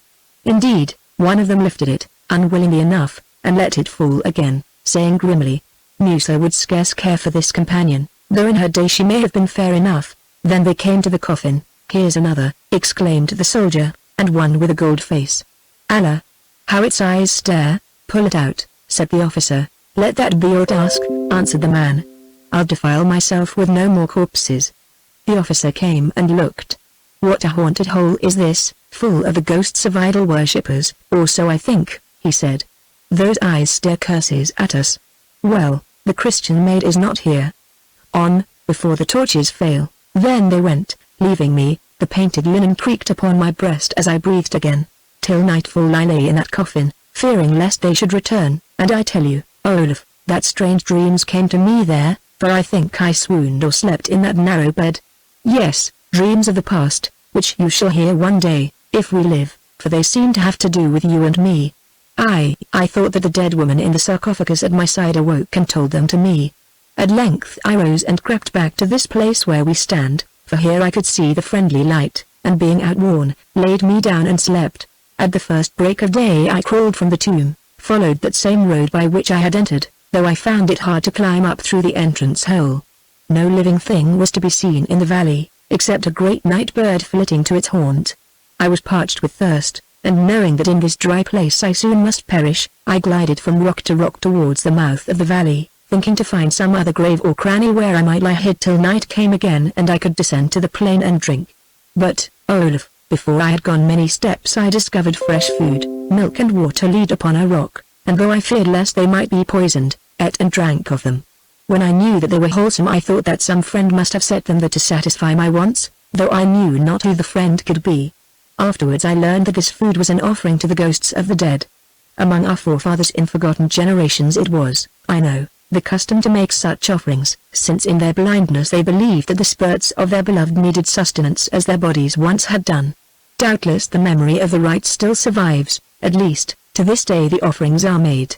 Indeed, when it was found that they were not made in vain, more and more of them were brought, so that I have lacked nothing. Here then I have dwelt for many moons among the dust of men departed, only now and again wandering out at night. Once or twice folk have seen me when I ventured to the plains, and I have been tempted to speak to them and ask their help. But always they fled away, believing me to be the ghost of some bygone queen. Indeed, to speak truth, Olaf, this companionship with spirits, for spirits do dwell in these tombs I have seen them, I tell you I have seen them has so worked upon my soul that at times I feel as though I were already of their company. Moreover, I knew that I could not live long. The loneliness was sucking up my life as the dry sand sucks water. Had you not come, Olaf, within some few days or weeks I should have died. Now I spoke for the first time, saying, "And did you wish to die, Heliodor?" "No." Before the war between Musa and my father, Magas, news came to us from Byzantium that Irene had killed you. All believed it save I, who did not believe. Why not, Heliodor? Because I could not feel that you were dead. Therefore I fought for my life, who otherwise, after we were conquered and ruined and my father was slain fighting nobly, should have stabbed, not that eunuch, but myself. Then later, in this tomb, I came to know that you were not dead. The other lost ones I could feel about me from time to time, but you never, you who would have been the first to seek me when my soul was open to such whisperings. So I lived on when all else would have died, because hope burned in me like a lamp unquenchable. And at last you came. Oh. At last you came. Chapter 4 The Caliph Harun. Here there is an absolute blank in my story. One of those walls of oblivion of which I have spoken seems to be built across its path. It is as though a stream had plunged suddenly from some bright valley into the bosom of a mountainside and vanished from the ken of man. What happened in the tomb after Heliodor had ended her tale, whether we departed thence together or left her there a while, how we escaped from Cana, and by what good fortune or artifice we came safely to Alexandria, I know not. As to all these matters my vision fails me utterly. So far as I am concerned, they are buried beneath the dust of time. I know as little of them as I know of where and how I slept between my life as Olaf and this present life of mine, that is, nothing at all. Yet in this way or in that the stream did win through the mountain, since beyond all grows clear again. Once more I stood upon the deck of the Diana in the harbour of Alexandria. With me were Martina and Heliodor. Heliodor's face was stained and she was dressed as a boy, such a harlequin lad as singers and mountebanks often take in their company. The ship was ready to start and the wind served. Yet we could not sail because of the lack of some permission. A Muslim galley patrolled the harbour and threatened to sink us if we dared away without this paper. The mate had gone ashore with a bribe. We waited and waited. At length the captain, Manas, who stood by me, whispered into my ear, "Be calm, he comes, all is well." Then I heard the mate shout, "I have the writing under seal," and Manas gave the order to cast off the ropes that held the ship to the quay. One of the sailors came up and reported to Manas that their companion, Cosmas, was missing. It seemed that he had slipped ashore without leave and had not returned. "Then let him bide," said Manas, with an oath. "Doubtless the hog lies drunk in some den. When he awakes he may tell what tale he pleases and find his own way back to Lesbos. Cast off, I say." At this moment that same Cosmas appeared. I could not see him, but I could hear him plainly enough. Evidently he had become involved in some brawl, for an angry woman and others were demanding money of him and he was shouting back drunken threats. A man struck him and the woman got him by the beard. Then his reason left him altogether. "Am I, a Christian, to be treated thus by you heathen dogs?" he screamed. "Oh, you think I am dirt beneath your feet? I have friends, I tell you I have friends. You know not whom I serve. I say that I am a soldier of Olaf the Northman, Olaf the Blind, Olaf Red Sword, he who made you prophet worshippers sing so small at Mytilene, as he will do again ere long. Indeed, friend, said a quiet voice. It was that of the Muslim captain, Yusuf, he who befriended us when we arrived at Alexandria, who had been watching all this scene. Then you serve a great general, as some of us have cause to know. Tell me, where is he now, for I hear that he has left Lesbos. Where is he? Why, aboard yonder ship, of course. Oh. He has fooled you finally. Another time you'll search beggars' rags more closely. Cast off. Cast off. Roared Manners. Nay, said the officer, cast not off. Soldiers, drive away those men. I must have words with the captain of this ship. Come, bring that drunken fellow with you. Now all is finished, I said. Yes, answered Heliodor, all is finished. After we have endured so much it is hard. Well, at least death remains to us. Hold your hand, exclaimed Martina. God still lives and can save us yet. Black bitterness took hold of me. In some few days I had hoped to reach Lesbos, and there be wed to Heliodor. And now, cut the ropes, Manners, I cried, and out with the oars. We'll risk the galley. You, Martina, set me at the mouth of the gangway and tell me when to strike.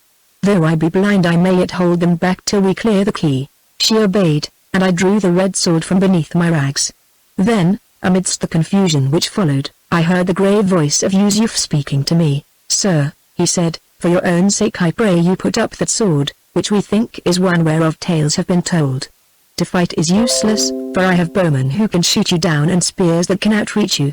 General Olaf, a brave man should know when to surrender, especially if he be blind. Aye, sir, I answered, and a brave man should know when to die. Why should you die, General? Went on the voice. I do not know that for a Christian to visit Egypt disguised as a beggar will be held a crime worthy of death, unless indeed you came hither to spy out the land. Can the blind spy? Asked Martina indignantly. Who can say, lady? But certainly it seems that your eyes are bright and quick enough. Also there is another matter. A while ago, when this ship came to Alexandria, I signed a paper giving leave to a certain eyeless musician and his niece to ply their trade in Egypt. Then there were two of you, now I behold a third. Who is that comely lad with a stained face that stands beside you? Heliodor began some story, saying that she was the orphan son of I forget whom, and while she told it certain of the Muslims slipped past me. Truly you should do well in the singing trade, interrupted the officer with a laugh, seeing that for a boy your voice is wondrous sweet. Are you quite sure that you remember your sex aright? Well, it can easily be proved. Bare that lad's bosom, soldiers. Nay, 'tis needless, snatch off that headdress. A man obeyed, and Heliodor's beautiful black hair, which I would not suffer her to cut, fell tumbling to her knees. Let me be, she said. I admit that I am the woman. That is generous of you, lady, the officer answered in the midst of the laughter which followed. Now will you add to your goodness by telling me your name? You refuse? Then shall I help you? In the late Coptic war it was my happy fortune twice to see a certain noble maiden, the daughter of Magas the prince, whom the Emir Musa afterwards took for himself, but who fled from him. Tell me, lady, have you a twin sister? Cease your mockings, sir, said Heliodor despairingly. I am she you seek, 'tis Musa seeks you, not I, lady. Then, sir, he seeks in vain, for know that ere he finds I die. Oh, sir, I know you have a noble heart, be pitiful and let us go. I'll tell you all the truth. Olaf red sword yonder and I have long been affianced. Blind though he is, he sought me through great dangers, aye, and found me. Would you part us at the last? In the name of the God we both worship, and of your mother, I pray you let us go. By the prophet, that I will do, lady, only then I fear me that I should let my head go from its shoulders also. There are too many in this secret for it to bide the long if I did as you desire. Nay, you must to the Emir, all three of you not Musa, but to his rival, Obaidullah, who loves him little, and by the decree of the Caliph once again rules Egypt. Be sure that in a matter between you and Musa you will meet with justice from Obaidullah. Come now, fearing nothing, to where we may find you all garments more befitting to your station than those mummers' robes. So a guard was formed round us, and we went. As my feet touched the quay I heard a sound of angry voices, followed by groans and a splash in the water. What is that? I asked of Yusuf. I think, General, that your servants from the Diana have settled some account that they had with the drunken dog who was so good as to bark out your name to me. But, with your leave, I will not look to make sure, God pardon him. As yet I cannot, I muttered, and marched on. We stood, whether on that day or another I do not know, in some hall of judgment.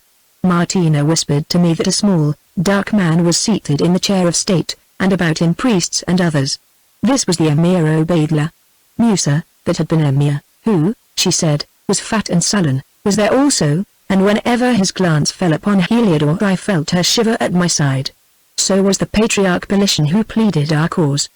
The case was long, so long that, being courteous as ever, they gave us cushions to sit on, also, in an interval, food and sherbet. Musa claimed Heliodore as his slave. An officer who prosecuted claimed that Allah having given me, their enemy and a well-known general who had done them much damage, into their hands, I should be put to death. Belitian answered on behalf of all of us, saying that we had harmed no man.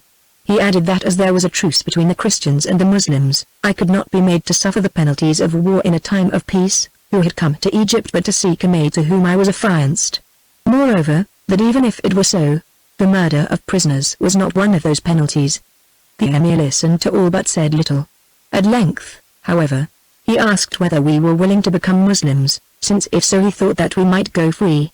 We answered that we were not willing. Then it would seem, he said, that the Lady Heliodore, having been taken in war, must be treated as a prisoner of war, the only question being to whom she belongs. Now Musa interrupted angrily, shouting out that as to this there was no doubt, since she belonged to him, who had captured her during his tenure of office. The Emir thought a while, and we waited trembling. At last he gave judgment, saying, the General Olaf the Blind, who in Byzantium was known as Olaf Redsword or as Michael, and who while in the service of the Empress Irene often made war against the followers of the Prophet, but who afterwards lost his eyes at the hands of this same evil woman, is a man of whom all the world has heard. Particularly have we Muslims heard of him, seeing that as governor of Lesbos in recent days he inflicted a great defeat upon our navy, slaying many thousands and taking others prisoner. But as it chances God, who bides his time to work justice, set a bait for him in the shape of a fair woman. On this bait he has been hooked, notwithstanding all his skill and cunning, and delivered into our hands, having come into Egypt disguised as a beggar in order to seek out that woman.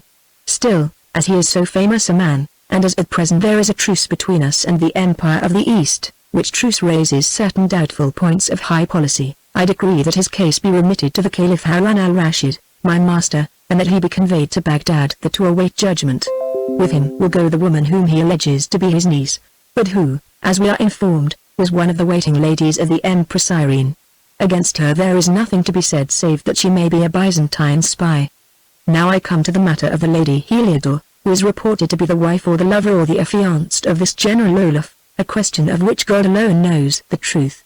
This Lady Heliodore is a person of high descent and ancient race. She is the only child of the late Prince Magas, who claimed to have the blood of the old pharaohs in his veins, and who within this year was defeated and slain by my predecessor in office, the Emir Musa. The said Emir, having captured the Lady Heliodore, purposed to place her in his harem, as he had a right to do, seeing that she refused the blessings of the faith. As it chanced, however, she escaped from him, as it is told by stabbing the eunuch in charge of her. At least it is certain that this eunuch was found dead, though by whom he was killed is not certain.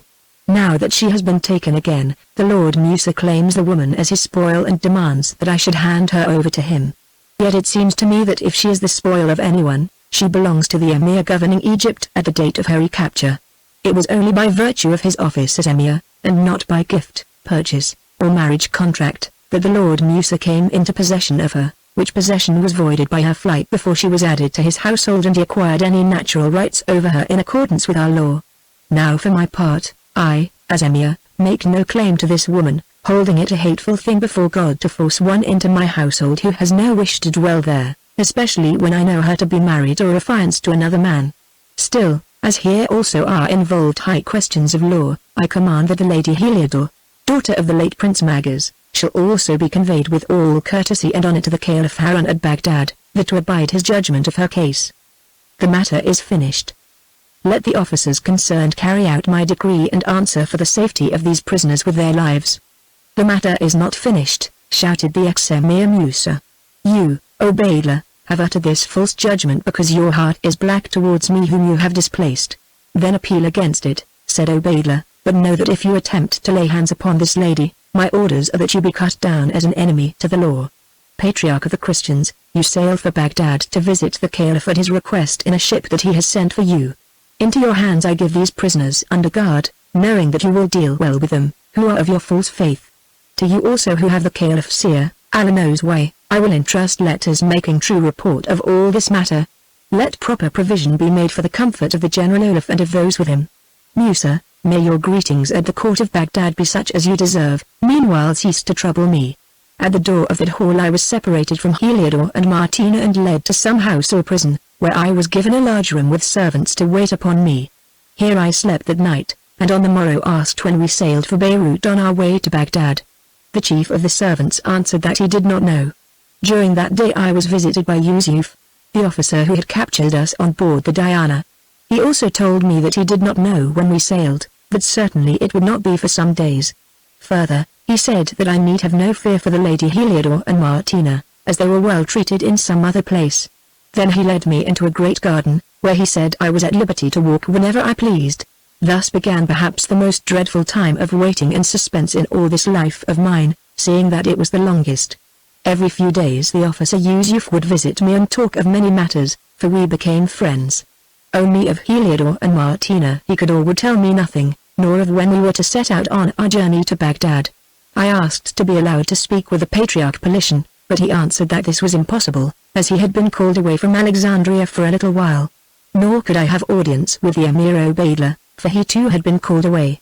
Now my heart was filled with terrors, for I feared lest in this way or in that Heliodor had fallen into the hands of the accursed Musa. I prayed Yusuf to tell me the truth of the matter, whereon he swore by the Prophet that she was safe, but would say no more. Nor did this comfort me much, since for aught I knew he might mean she was safe in death. I was aware, further, that the Muslims held it no crime to deceive an infidel. Week was added to week, and still I languished in this rich prison. The best of garments and food were brought to me, I was even given wine. Kind hands tended me and led me from place to place. I lacked nothing except freedom and the truth. Doubt and fear preyed upon my heart till at length I fell ill and scarcely cared to walk in the garden. One day when Yusuf visited me I told him that he would not need to come many more times, since I felt that I was going to die. Do not die, he answered, since then perchance you will find you have done so in vain, and he left me. On the following evening he returned and told me that he had brought a physician to see me, a certain Muhammad, who was standing before me. Although I had no hope from any physician, I prayed this Muhammad to be seated, whereon Yusuf left us, closing the door behind him. Be pleased to set out your case, General Olaf, said Muhammad in a grave, quiet voice, for know that I am sent by the Caliph himself to minister to you. How can that be, seeing that he is in Baghdad? I answered. Still, I told him my ailments. When I had finished he said, I perceive that you suffer more from your mind than from your body. Be so good, now, as to repeat to me the tale of your life, of which I have already heard something. Tell me especially of those parts of it which have to do with the Lady Heliodor, daughter of Magas, of your blinding by Irene for her sake, and of your discovery of her in Egypt, where you sought her disguised as a beggar. Why should I tell you all my story, sir? That I may know how to heal you of your sickness. Also, General Olaf, I will be frank with you. I am more than a mere physician, I have certain powers under the Caliph's seal, and it will be wise on your part to open all your heart to me. Now I reflected that there could be little harm in repeating to this strange doctor what so many already knew. So I told him everything, and the tale was long. Wondrous. Most wondrous, said the grave-voiced physician when I had finished. Yet to me the strangest part of your history is that played therein by the Lady Martina. Had she been your lover, now, one might have understood perhaps, and he paused. Sir Physician, I answered, the Lady Martina has been and is no more than my friend. Ah! Now I see new virtues in your religion, since we Muslims do not find such friends among those women who are neither our mothers nor our sisters. Evidently the Christian faith must have power to change the nature of women, which I thought to be impossible. Well, General Olaf, I will consider of your case, and I may tell you that I have good hopes of finding a medicine by which it can be cured, all save your sight, which in this world God himself cannot give back to you. Now I have a favor to ask. I see that in this room of yours there is a curtain hiding the bed of the servant who sleeps with you. I desire to see another patient here, and that this patient should not see you. Of your goodness will you sit upon the bed behind that curtain, and will you swear to me on your honor as a soldier that whatever you may hear you will in no way reveal yourself? Surely, that is if it is nothing which will bring disgrace upon my head or name. it will be nothing to bring disgrace on your head or name, General Olaf, though perhaps it may bring some sorrow to your heart. As yet I cannot say, my heart is too full of sorrow to hold more, I answered. Then he led me down to the guard's bed, on which I sat myself down, being strangely interested in this play. He drew the curtain in front of me, and I heard him return to the center of the room and clap his hands. Someone entered, saying, "High Lord, your will." "Silence!" he exclaimed, and began to whisper orders, while I wondered what kind of a physician this might be who was addressed as High Lord. The servant went, and, after a while of waiting that seemed long, once more the door was opened, and I heard the sweep of a woman's dress upon the carpet. "Be seated, lady," said the grave voice of the physician, "for I have words to say to you." "Sir, I obey," answered another voice, at the sound of which my heart stood still. It was that of Heliodor. "Lady," went on the physician, "as my robe will tell you, I am a doctor of medicine. Also, as it chances, I am something more, namely, an envoy appointed by the Caliph Harun al-Rashid, having full powers to deal with your case. Here are my credentials if you care to read them," and I heard a crackling as of parchment being unfolded. "Sir," answered Heliodor, "I will read the letters later. For the present I accept your word. Only I would ask one question, if it pleases you to answer. Why have not I and the General Olaf been conveyed to the presence of the Caliph himself, as was commanded by the Emir Obaidullah?" "Lady, because it was not convenient to the Caliph to receive you, since as it chances at present he is moving from place to place upon the business of the state. Therefore, as you will find in the writing, he has appointed me to deal with your matter. Now, lady, the Caliph and I his servant know all your story from lips which even you would trust. You are betrothed to a certain enemy of his, a Northman named Olaf Michael, who was blinded by the Empress Irene for some offense against her, but was afterwards appointed by her son Constantine to be governor of the Isle of Lesbos. This Olaf, by the will of God, inflicted a heavy defeat upon the forces of the Caliph which he had sent to take Lesbos. Then, by the goodness of God, he wandered to Egypt in search of you, with the result that both of you were taken prisoner. Lady, it will be clear to you that, having this wild hawk Olaf in his hands, the Caliph would scarcely let him go again to prey upon the Muslims, though whether he will kill him or make of him a slave as yet I do not know. Nay, hear me out before you speak.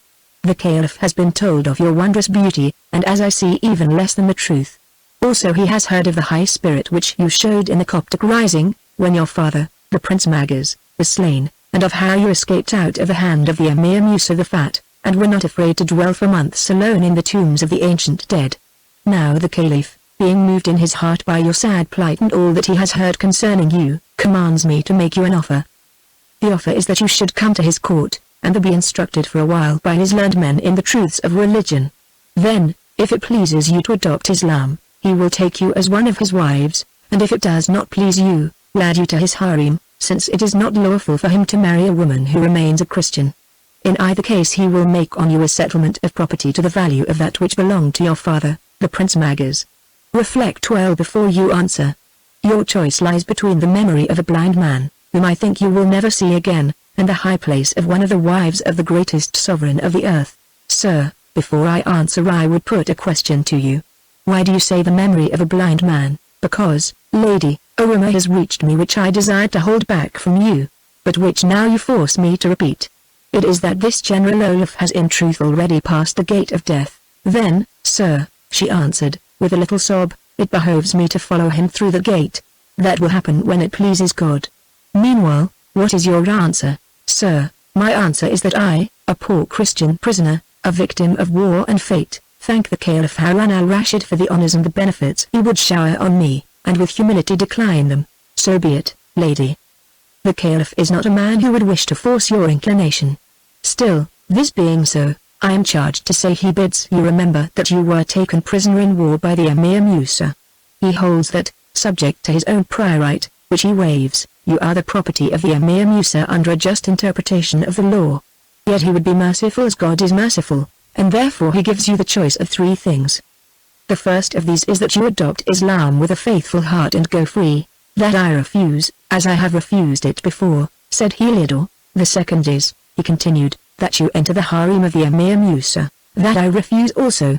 And the third and last is that, having thrust aside his mercy, you suffer the common fate of a captured Christian who persists in error, and die. That I accept, said Heliodor. You accept death. In the splendor of your youth and beauty, you accept death, he said, with a note of wonder in his voice. Truly, you are great-hearted, and the Caliph will grieve when he learns his loss, as I do now. Yet I have my orders, for which my head must answer. Lady, if you die, it must be here and now. Do you still choose death? Yes, she said in a low voice. Behold this cup, he went on, and this draught which I pour into it, and I heard the sound of liquid flowing. Presently I shall ask you to drink of it, and then, after a little while, say the half of an hour, you will fall asleep, to waken whatever world God has appointed to the idol worshippers of the cross. You will suffer no pain and no fear, indeed, maybe the draught will bring you joy. Then give it me, said Heliodor faintly. I will drink at once and have done. Then it was that I came out from behind my curtain and groped my way towards them. Sir Physician, or Sir Envoy of the Caliph Harun, I said, but for the moment went no further, since, with a low cry, Heliodor cast herself upon my breast and stopped my lips with hers. Hush till I have spoken, I whispered, placing my arm about her, then continued. I swore to you just now that I would not reveal myself unless I heard aught which would bring disgrace on my head or name. To stand still behind yonder curtain while my betrothed is poisoned at your hands would bring disgrace upon my head and name so black that not all the seas of all the world could wash it away. Say, physician, does yonder cup hold enough of death for both of us? Yes, General Olaf, and if you choose to share it I think the Caliph will be glad, since he loves not the killing of brave men. Only it must be now and without more words. You can talk for a little afterwards before the sleep takes you, so be it, I said. Since I must die, as I heard you decree but now, it is no crime to die thus, or at least I'll risk it who have one to guard upon that road. Drink, beloved, a little less than half since I am the stronger. Then give me the cup.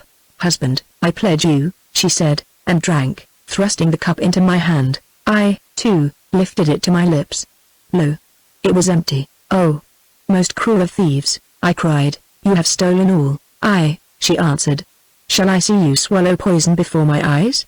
I die, but perchance God may save you yet. Not so, Heliodor, I cried again, and, turning, began to grope my way to the window place, which I knew was far from the ground, since I had no weapon that would serve my turn. In an instant, as I thrust the lattice open, I felt two strong arms cast about me and heard the physician exclaim. Come, lady, help me with this madman, lest he do himself a mischief. She seized me also, and we struggled together all three of us. The doors burst open, and I was dragged back into the center of the room. Olaf Red Sword, the blind general of the Christians, said the physician in a new voice, one that was full of majesty and command. I who speak to you am no doctor of medicine and no envoy. I am Harun al-Rashid, Caliph of the faithful. Is it not so, my servants? It is so, Caliph, pealed the answer from many throats. Hearken, then, to the decree of Harun al-Rashid. Learn both of you that all which has passed between us was but a play that I have played to test the love and faithfulness of you twain. Lady Heliodor, be at ease. You have drunk nothing save water distilled with roses, and no sleep shall fall on you save that which nature brings to happiness. Lady, I tell you that, having seen what I have seen and heard what I have heard, rather would I stand in the place of that blind man tonight than be sovereign of the East. Truly, I knew not that love such as yours was to be met with in the world. I say that when I saw you drain the cup in a last poor struggle to drive back the death that threatened this Olaf, my own heart went out in love for you. Yet have no fear, since my love is of a kind that would not rob you of your love, but rather would bring it to a rich and glorious blossom in the sunshine of my favor. Wondrous is the tale of the wooing of you twain, and happy shall be its end. General Olaf, you conquered me in war and dealt with those of my servants who fell into your hands according to the nobleness of your heart. Shall I, then, be outdone in generosity by one whom a while ago I should have named a Christian dog? Not so. Let the high priest of the Christians, Felician, be brought hither. He stands without, and with him the lady named Martina, who was the Empress Irene's waiting woman. The messengers went and there followed a silence. There are times when the heart is too full for words. At least, Heliodor and I found nothing to say to each other. We only clasped each other's hand and waited. At length the door opened, and I heard the eager, bustling step of Felician, also another gliding step, which I knew for that of Martina. She came to me, she kissed me on the brow, and whispered into my ear. So all is well at last, as I knew it would be, and now, Olaf, you are about to be married. Yes, at once, and I wish you joy.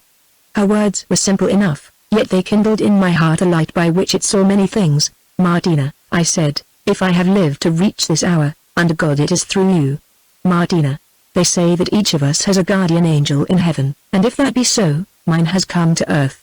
Yet in heaven alone shall I learn to thank her as I ought. Then suddenly Martina was sobbing on my breast, after which I remember only that Heliodor helped me to wipe away her tears, while in the background I heard the Caliph say to himself in his deep voice, "Wondrous!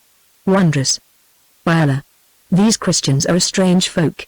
How far wiser is our law, for then he could have married both of them, and all three would have been happy. Truly he who decreed that it should be so knew the heart of man and woman and was a prophet sent by God. Nay, answer me not, friend Politian, since on matters of religion we have agreed that we will never argue.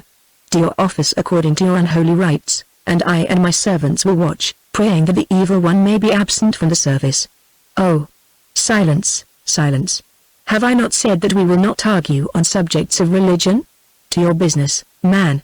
So Politian drew us together to the other end of the chamber, and the wed us as best he might, with Martina for witness and the solemn Muslims for congregation. When it was over, Harun commanded my wife to lead me before him. "Here is a marriage gift for you, General Olaf," he said, "one, I think, that you will value more than any other," and he handed me something sharp and heavy. I felt it, hilt and blade, and knew it for the Wanderer's sword, yes, my own red sword from which I took my name, that the commander of the faithful now restored to me, and with it my place and freedom. I took it, and, saying no word, with that same sword gave to him the triple salute due to a sovereign. Instantly I heard Harun's scimitar, the scimitar that was famous throughout the East, rattle as it left its scabbard, as did the scimitars of all those who attended on him, and knew that there was being returned to me the salute which a sovereign gives to a general in high command. Then the Caliph spoke again, "A wedding gift to you, Lady Heliodor, child of an ancient and mighty race, and new-made wife of a gallant man. For the second time tonight take this cup of gold, but let that which lies within it adorn your breast in memory of Harun. Queens of old have worn those jewels, but never have they hung above a noble heart." Heliodor took the cup, and in her trembling hand I heard the priceless gems that filled it clink against its sides. Once more the Caliph spoke. "A gift for you also, Lady Martina. Take this ring from my hand and place it on your own. It seems a small thing, does it not? Yet something lies within its circle. In this city I saw today a very beauteous house built by one of your Grecian folk, and behind it lands that a swift horse could scarcely circle twice within an hour, most fruitful lands fed by the waters.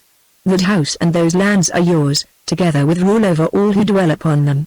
You may live content with whomever you may please, even if he be a Christian, free of tax or tribute, provided only that neither you nor he shall plot against my power. Now, to all three of you farewell. Perchance forever, unless some of us should meet again in war. General Olaf, your ship lies in the harbor, use it when you will. I pray that you will think kindly of Harun al-Rashid, as he does of you, Olaf Red Sword. Come, let us leave these two. Lady Martina, I pray you to be my guest this night." So they all went, leaving Heliodor and myself alone in the great room, yes, alone at last and safe. Chapter 5 Irene's Prayer. Years had gone by, I know not how many, but only that much had happened in them. For a while Irene and young Constantine were joint rulers of the empire. Then they quarreled again, and Constantine, afraid of treachery, fled with his friends in a ship after an attempt had been made to seize his person. He purposed to join his legions in Asia, or so it was said, and make war upon his mother. But those friends of his upon the ship were traitors, who, fearing Irene's vengeance or perhaps his own, since she threatened to tell him all the truth concerning them, seized Constantine and delivered him up to Irene. She, the mother who bore him, caused him to be taken to the purple porphyry chamber in the palace, the chamber in which, as the firstborn of an emperor, he saw the light, and they robbed him of light forever. Yes, Stauracius and his butchers blinded Constantine as I had been blinded. Only it was told that they drove their knives deeper so that he died. But others say that he lived on, a prisoner, unknown, unheeded, as those uncles of his whom he had blinded and who once were in my charge had lived, till in Greece the assassin's daggers found their hearts. If so, oh, what a fate was his.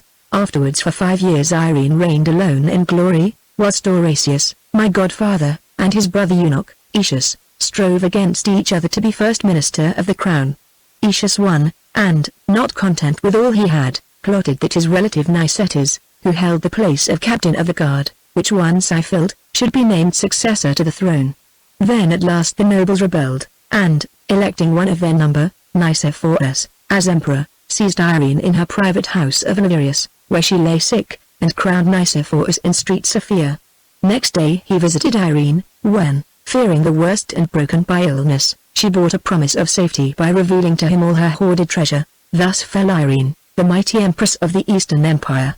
Now during all these years Heliodore and I were left in peace at Lesbos. I was not deposed from my governorship of the Isle, which prospered greatly under my rule. Even Irene's estates, which Constantine had given me, were not taken away. At the appointed times I remitted the tribute due, yes, and added to the sum, and received back the official acknowledgment signed by the empress, and with it the official thanks. But with these never came either letter or message. Yet it is evident she knew that I was married, for to Heliodore did come a message, and with it a gift. The gift was that necklace and those other ornaments which Irene had caused to be made in an exact likeness of the string of golden shells separated by emerald beetles, one half of which I had taken from the grave of the wanderer at Har and the other half of which was worn by Heliodore. So much of the gift. The message was that she who owned the necklace might wish to have the rest of the set. To it were added the words that a certain general had been wrong when he prophesied that the wearing of this necklace by any woman save one would bring ill fortune to the wearer, since from the day it hung about Irene's neck even that which seemed to be bad fortune had turned to good. Thus she had escaped the most evil thing in the world, namely, another husband, and had become the first woman in the world. These words, which were written on a piece of sheepskin, sealed up, and addressed to the Lady Heliodore, but unsigned, I thought of the most evil omen, since boastfulness always seems to be hateful to the power that decrees our fates. So, indeed, they proved to be. On a certain day in early summer, it was the anniversary of my marriage in Egypt. Heliodore and I had dined with but 2 guests. Those guests were Jod, the great Northman, my lieutenant, and his wife, Martina, for within a year of our return to Lesbos Jod and Martina had married. It comes back to me that there was trouble about the business, but that when Jod gave out that either she must marry him or that he would sail back to his northern land, bidding goodbye to us all forever, Martina gave way. I think that Heliodore managed the matter in some fashion of her own after the birth of our firstborn son. How, I held it best never to inquire. At least, it was managed, and the marriage turned out well enough in the end, although at first Martina was moody at times and somewhat sharp of tongue with Jod. Then they had a baby which died, and this dead child drew them closer together than it might have done had it lived. At any rate, from that time forward Martina grew more gentle with Jod, and when other children were born they seemed happy together. Well, we 4 had dined, and it comes to me that our talk turned upon the Caliph Harun and his wonderful goodness to us, whom as Christians he was bound to despise and hate. Heliodore told me then for the first time how she was glad he had made it clear so soon that what she drank from the gold cup which now stood upon our table was no more than rose water. So strong is the working of the mind that already she had begun to feel as though poison were numbing her heart and clouding her brain, and was sure that soon she would have fallen into the sleep which Harun had warned her would end in death. Had he been a true physician, he would have known that this might be so, and that such grim jests are very dangerous, I said. Then I added, for I did not wish to dwell longer upon a scene the memory of which was dreadful to me, although it had ended well. Tell us, Martina, is it true that those rich possessions of yours in Alexandria which the Caliph gave you are sold? Yes, Olaf, she answered, to a company of Greek merchants, and not so ill. The contract was signed but yesterday. It was my wish that we should leave Lesbos and go to live in this place, as we might have done with safety under Harun's signed firman, but Jod here refused. I, said Jod in his big voice. Am I one to dwell among Muslims and make money out of trade and gardens in however fine a house? Why, I should have been fighting with these prophet worshippers within a month, and had my throat cut. Moreover, how could I bear to be separated from my general, and whatever she may think, how could Martina bear to lose sight of her godson? Why, Olaf, I tell you that, although you are married and she is married, she still thinks twice as much of you as she does of me. Oh. Blind man's dog once, blind man's dog always. Look not so angry, Martina. Why, I wonder, does the truth always make women angry? And he burst into one of his great laughs. At this moment Heliodore rose from the table and walked to the open window place to speak to our children and Martinez, a merry company who were playing together in the garden.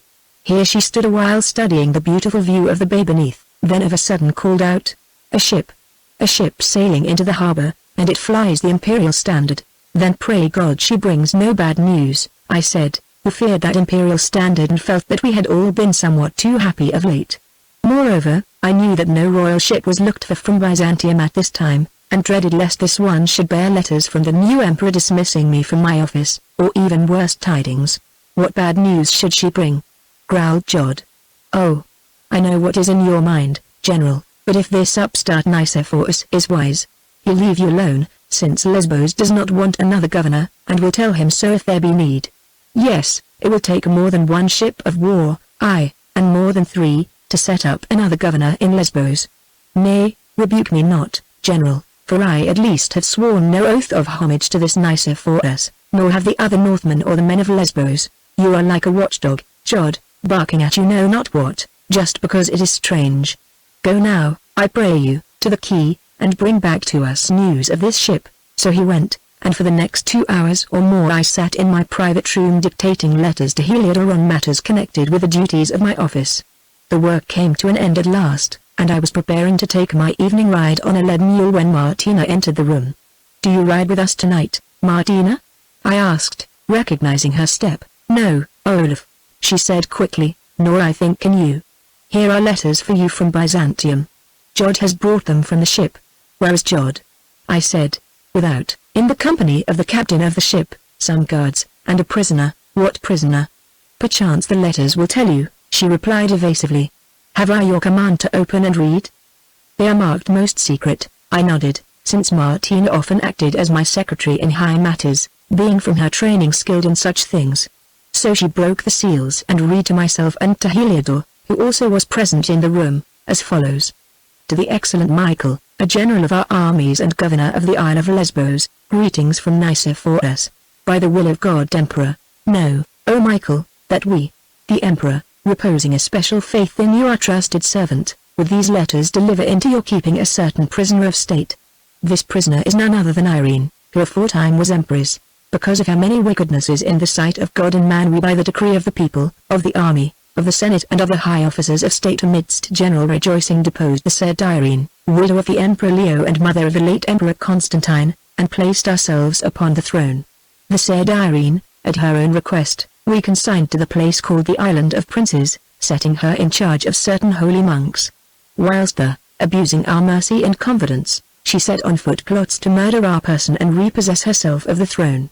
Now our councillors with one voice urged that she should be put to death in punishment of her crimes, but we, being mindful of the teaching of our Lord and Saviour and of his saying that we should turn the other cheek to those who smite us, out of our gentle pity have taken another counsel. Learn now, most excellent Michael the Blind, who once were known as Olaf Red Sword, that we hand over to your keeping the person of Irene, aforetime empress, charging you to deal with her as she dealt with you and as she dealt also with the late Emperor Constantine, the son of her body. For thus shall her evil plottings be brought to naught. By God's name, he means that I must blind her. I exclaimed, making no answer. Martina went on with the letter. Should the said Irene survive her just punishment, we command you to make sufficient provision for her daily wants, but no more, and to charge the same against the sum due us from the revenues of Lesbos. Should she die at once, or at any future time, give to her decent private burial, and report to us the circumstances of her death duly attested.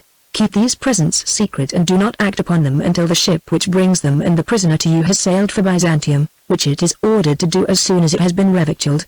On your head be it to carry out these our commands, for which you shall answer with your life and those of your wife and children. This signed and sealed at our court of Byzantium on the 12th day of the 6th month of the 1st year of our reign, and countersigned by the high officers whose names appear beneath. Such was this awful letter that, having read, Martina thrust into my hand as though she would be rid of it. Then followed a silence, which at length Martina broke. Your commands, Excellency, she said in a dry voice.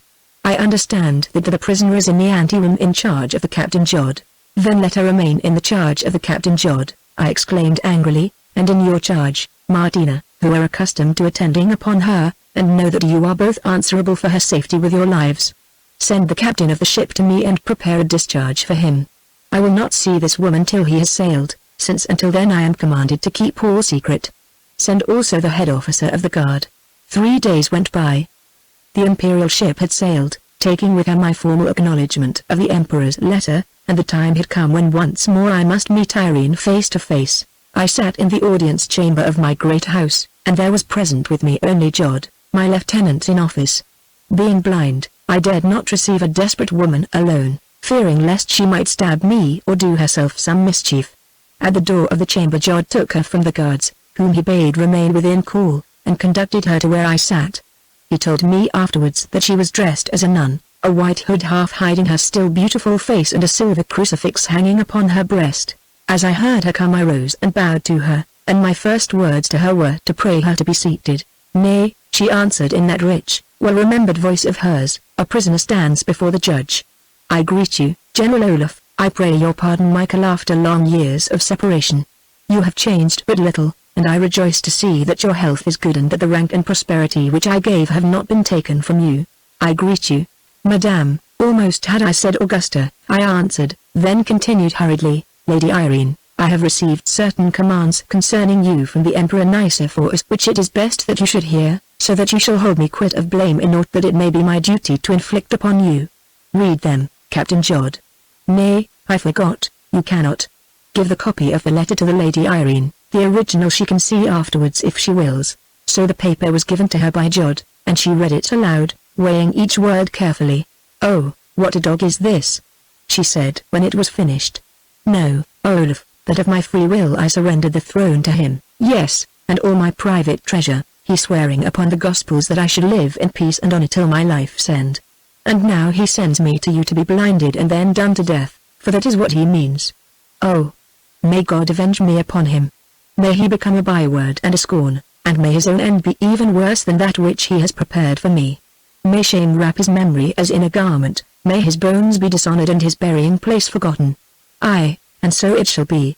The skull of this Nicephorus is said to have been used as a drinking cup by his victorious enemy, the King Crump. Editor, she paused in her fearful curse, then said in a new voice, that voice in which she was wont to plead. You will not blind me, Olaf. You will not take from me my last blessing, the light of day. Think what it means. The General Olaf should know well enough, interrupted Jod, but I waved him to be silent, and answered.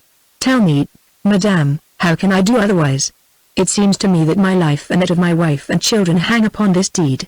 Moreover, why should I do otherwise now that by God's justice the wheel has come round at last? I added, pointing to the hollows beneath my brows where the eyes once had been. Oh, Olaf, she said, if I harmed you, you know well it was because I loved you. Then God send that no woman ever loves me in such a fashion, broke in Jod. Olaf, she continued, taking no note of him, once you went very near to loving me also, on that night when you would have eaten the poisoned figs to save my son, the Emperor. At least, you kissed me. If you forget, I cannot. Olaf, can you blind a woman whom you have kissed? Kissing takes two, and I knows that you blinded him, muttered Jod, for I crucified the brutes you commanded to do the deed to which they confessed. Olaf, I admit that I treated you ill, I admit that I would have killed you, but, believe me, it was jealousy and naught but jealousy which drove me on. Almost as soon would I have killed myself, indeed, I thought of it. And there the matter ended, said Jod. It was Olaf who walked the hall of the pit, not you. We found him on the brink of the hole, Olaf, after I regained my power, by blinding your own son, said Jod, for which you will have an account to settle one day. I dealt well with you. Knowing that you had married my rival, for I kept myself informed of all you did, still I lifted no hand against you. What good was a maimed man to you when you were courting the Emperor Charlemagne? Asked Jod. Now at last she turned on him, saying, Well is it for you, barbarian, that if only for a while fate has reft power from my hands. Oh! This is the bitterest drop in all my cup, that I who for a score of years ruled the world must live to suffer the insults of such as you. Then why not die and have done? Asked the imperturbable Jod. Or, if you lack the courage, why not submit to the decree of the Emperor, as so many have submitted to your decree, instead of troubling the general here with prayers for mercy? It would serve as well. Jod, I said, I command you to be silent. This lady is in trouble, attack those in power, if you will, not those who have fallen. Thus speaks the man I loved, said Irene.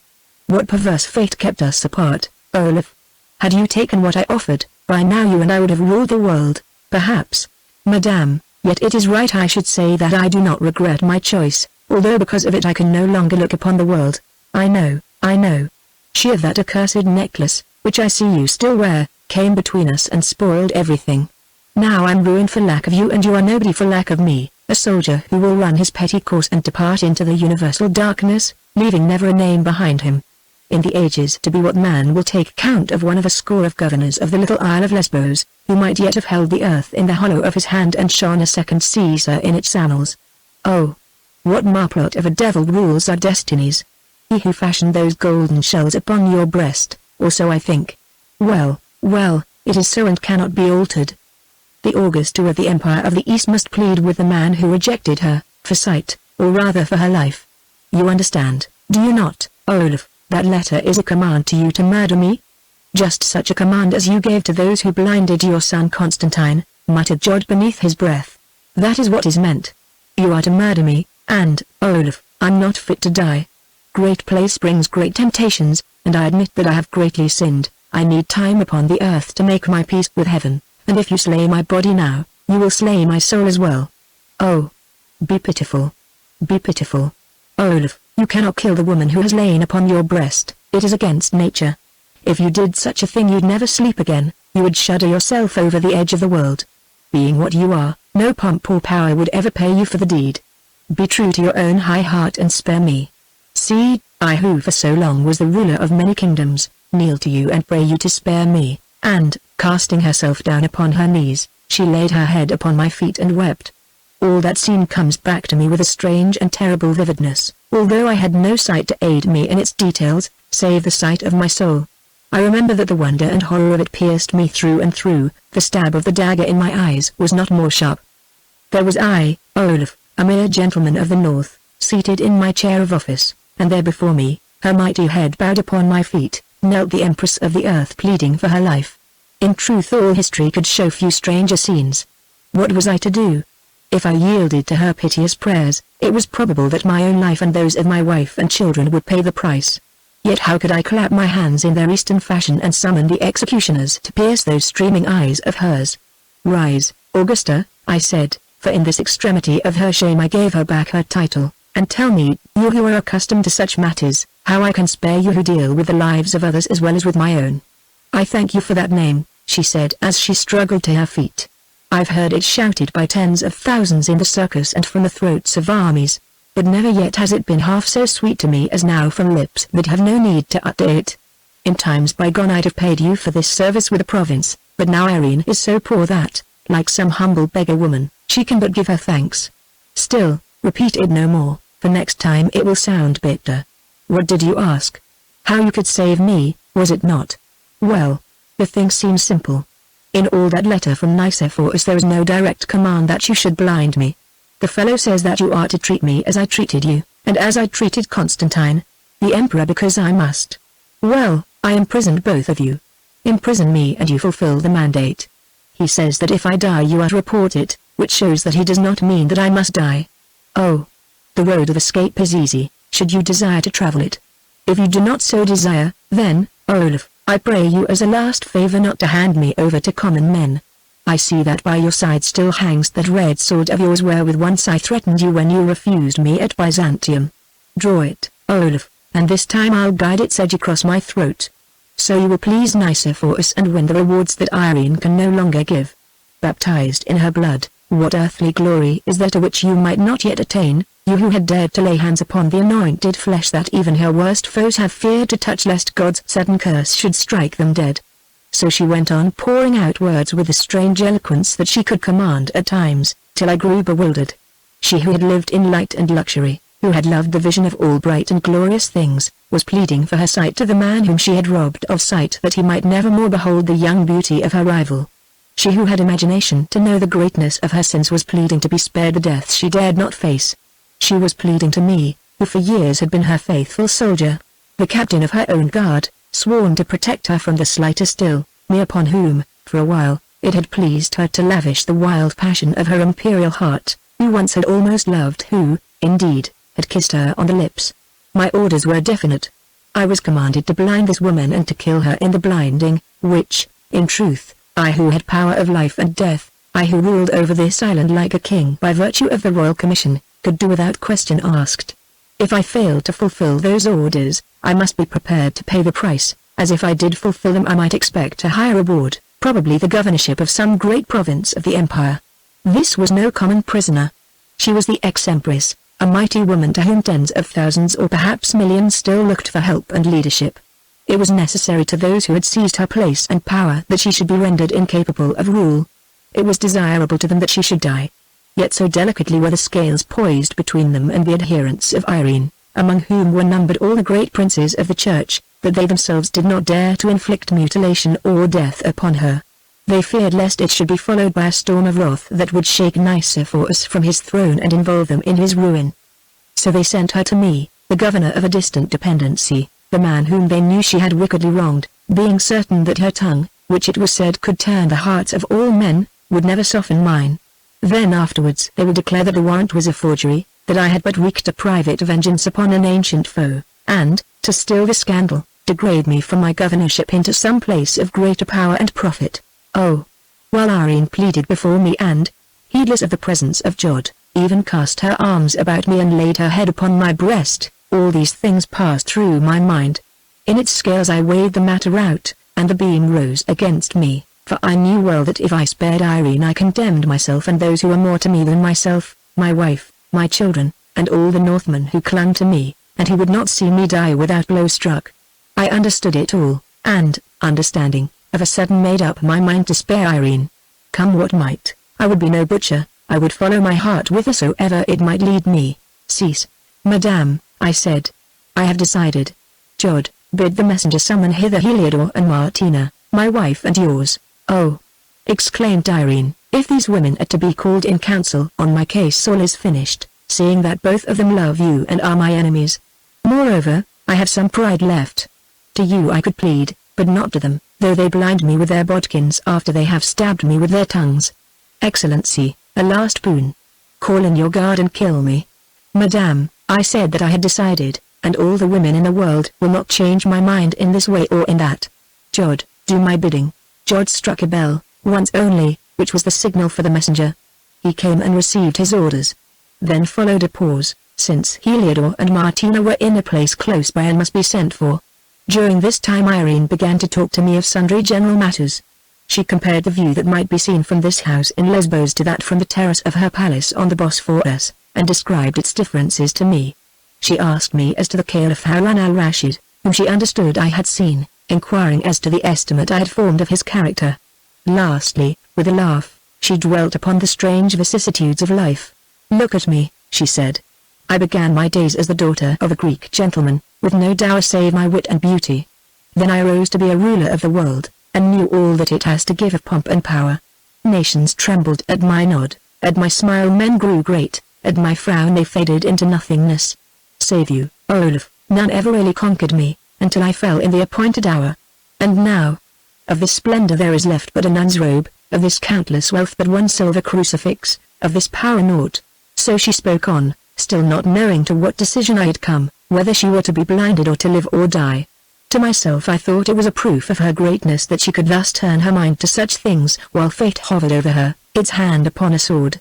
But it may be that she thought thus to impress me and to enmesh me in memories which would tie my hands, or even from the character of my answers to draw some augury of her doom. The women came at length. Heliodore entered first, and to her Irene bowed. Greeting, Lady of Egypt, she said. Ah!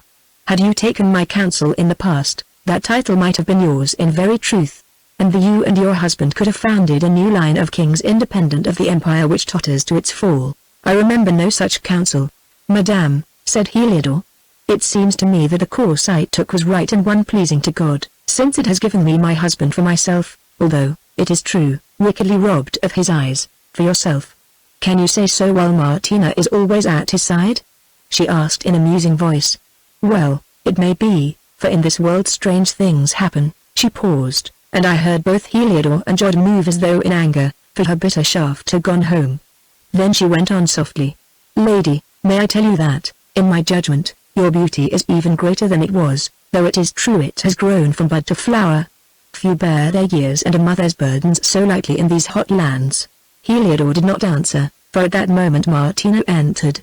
Seeing Irene for the first time, she forgot everything that had passed and curtsied to her in the old fashion, murmuring the familiar words. Thy servant greets thee, Augusta. Nay, use not that title, Martina, to one who has done with the world and its vanities. Call me mother if you will, for that is the only name of honor by which those of my religious order may be known. In truth, as your mother in God, I welcome you and bless you, from my heart forgiving you those ills which you have worked against me, being, as I know well, driven by a love that is greater than any woman bears to woman. But that eating fire of passion scorned is the heritage of both of us, and of it we will talk afterwards. I must not waste the time of the General Olaf, whom destiny, in return for many griefs, has appointed to be my jailer. Oh, Olaf, she added with a little laugh, some foresight of the future must have taught me to train you for the post. Let us then be silent, ladies, and listen to the judgment which this jailer of mine is about to pass upon me. Do you know it is no less than whether these eyes of mine, which you were wont to praise, Martina, which in his lighter moments even this stern Olaf was wont to praise, should be torn from beneath my brow, and if so, whether it should be done in such a fashion that I die of the deed. That and no less is the matter which his lips must settle. Now speak, Excellency. Madame, I said slowly, to the best of my wit I have considered the letter sent to me under the seal and sign of the Emperor Nicephorus. Although it might be so interpreted by some, I cannot find in that letter any direct command that I should cause you to be blinded, but only one that I should keep you under strict guard, giving you such things as are necessary to your sustenance. This then I shall do, and by the first ship make report of my action to the Emperor at Byzantium. Now, when she heard these words, at length the proud spirit of Irene broke. God reward you, for I cannot, Olaf, she cried.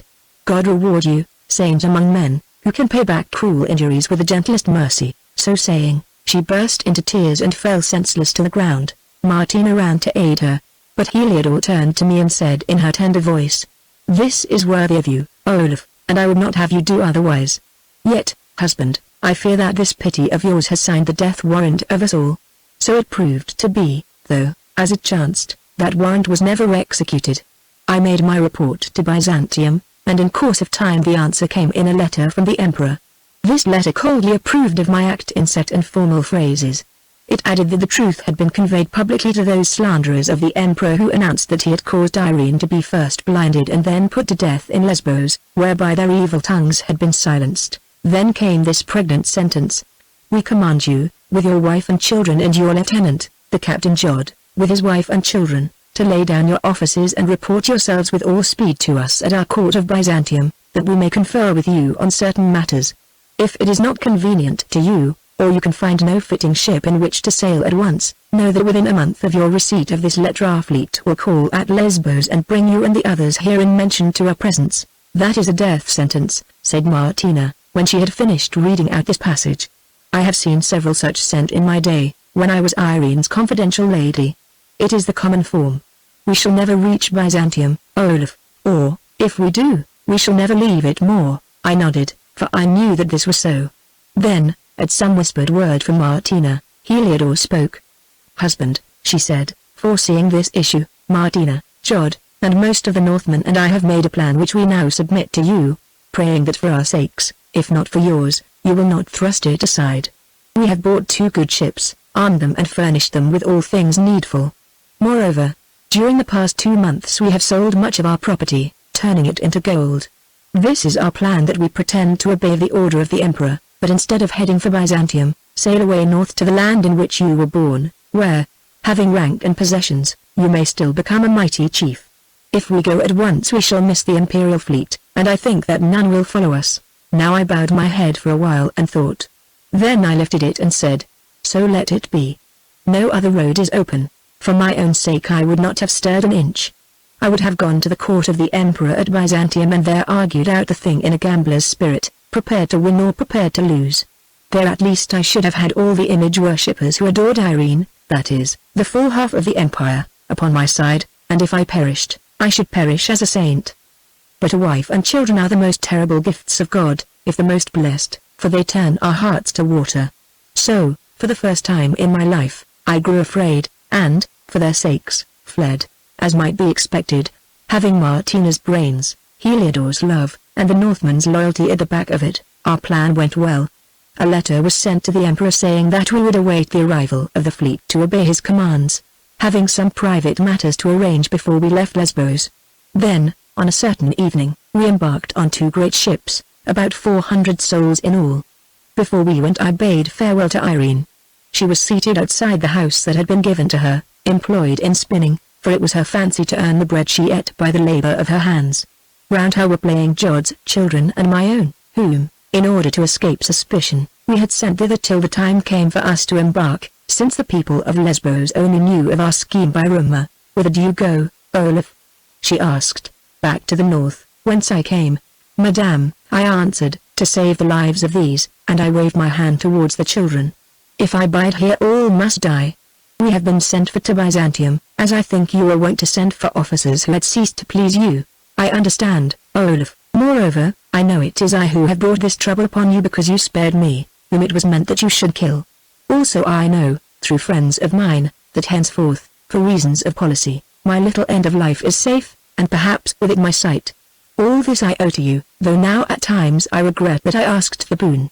From the lot of an empress to that of a spinning wife is a great change, and one which I find it hard to bear. Still, I have my peace to make with God, and towards that peace I strive. Yet will you not take me with you, Olaf? I should like to found a nunnery in that cold north of yours. No, Augusta. I have done my best by you, and now you must guard yourself. We part forever. I go hence to finish where I began. My birthplace calls me. Forever is a long word, Olaf. Are you sure that we part forever? Perchance we shall meet again in death or in other lives. Such, at least, was the belief of some of the wisest of my people before we became Christian, and mayhap the Christians do not know everything, since the world had learned much before they came. I hope that it may be so, Olaf, for I owe you a great debt and would repay it to you full measure, pressed down and running over. Farewell. Take with you the blessing of a sinful and a broken heart, and, rising, she kissed me on the brow. Here ends the story of this life of mine as Olaf Redsword, since of it I can recover no more. The darkness drops. Of what befell me and the others after my parting with Irene I know nothing or very little. Doubtless we sailed away north, and, I think, came safely to R, since I have faint visions of Iduna the fair grown old, but still unwed, for the stain of Stuna's blood, as it were, still marked her brow in all men's eyes, and even of Freydisa, white-haired and noble-looking. How did we meet and how did we separate at last, I wonder? And what were the fates of Heliodor and of our children, of Martina and of Jod? Also, was the prophecy of Odin, spoken through the lips of Freydisa in the temple at Ar, that he and his fellow gods, or demons, would prevail against my flesh and that of those who clung to me, fulfilled at last in the fires of martyrdom for the faith, as his promise of my happiness was fulfilled? I cannot tell. I cannot tell. Darkness entombs us all and history is dumb. At Ar there are many graves. Standing among them, not so long ago, much of this history came back to me,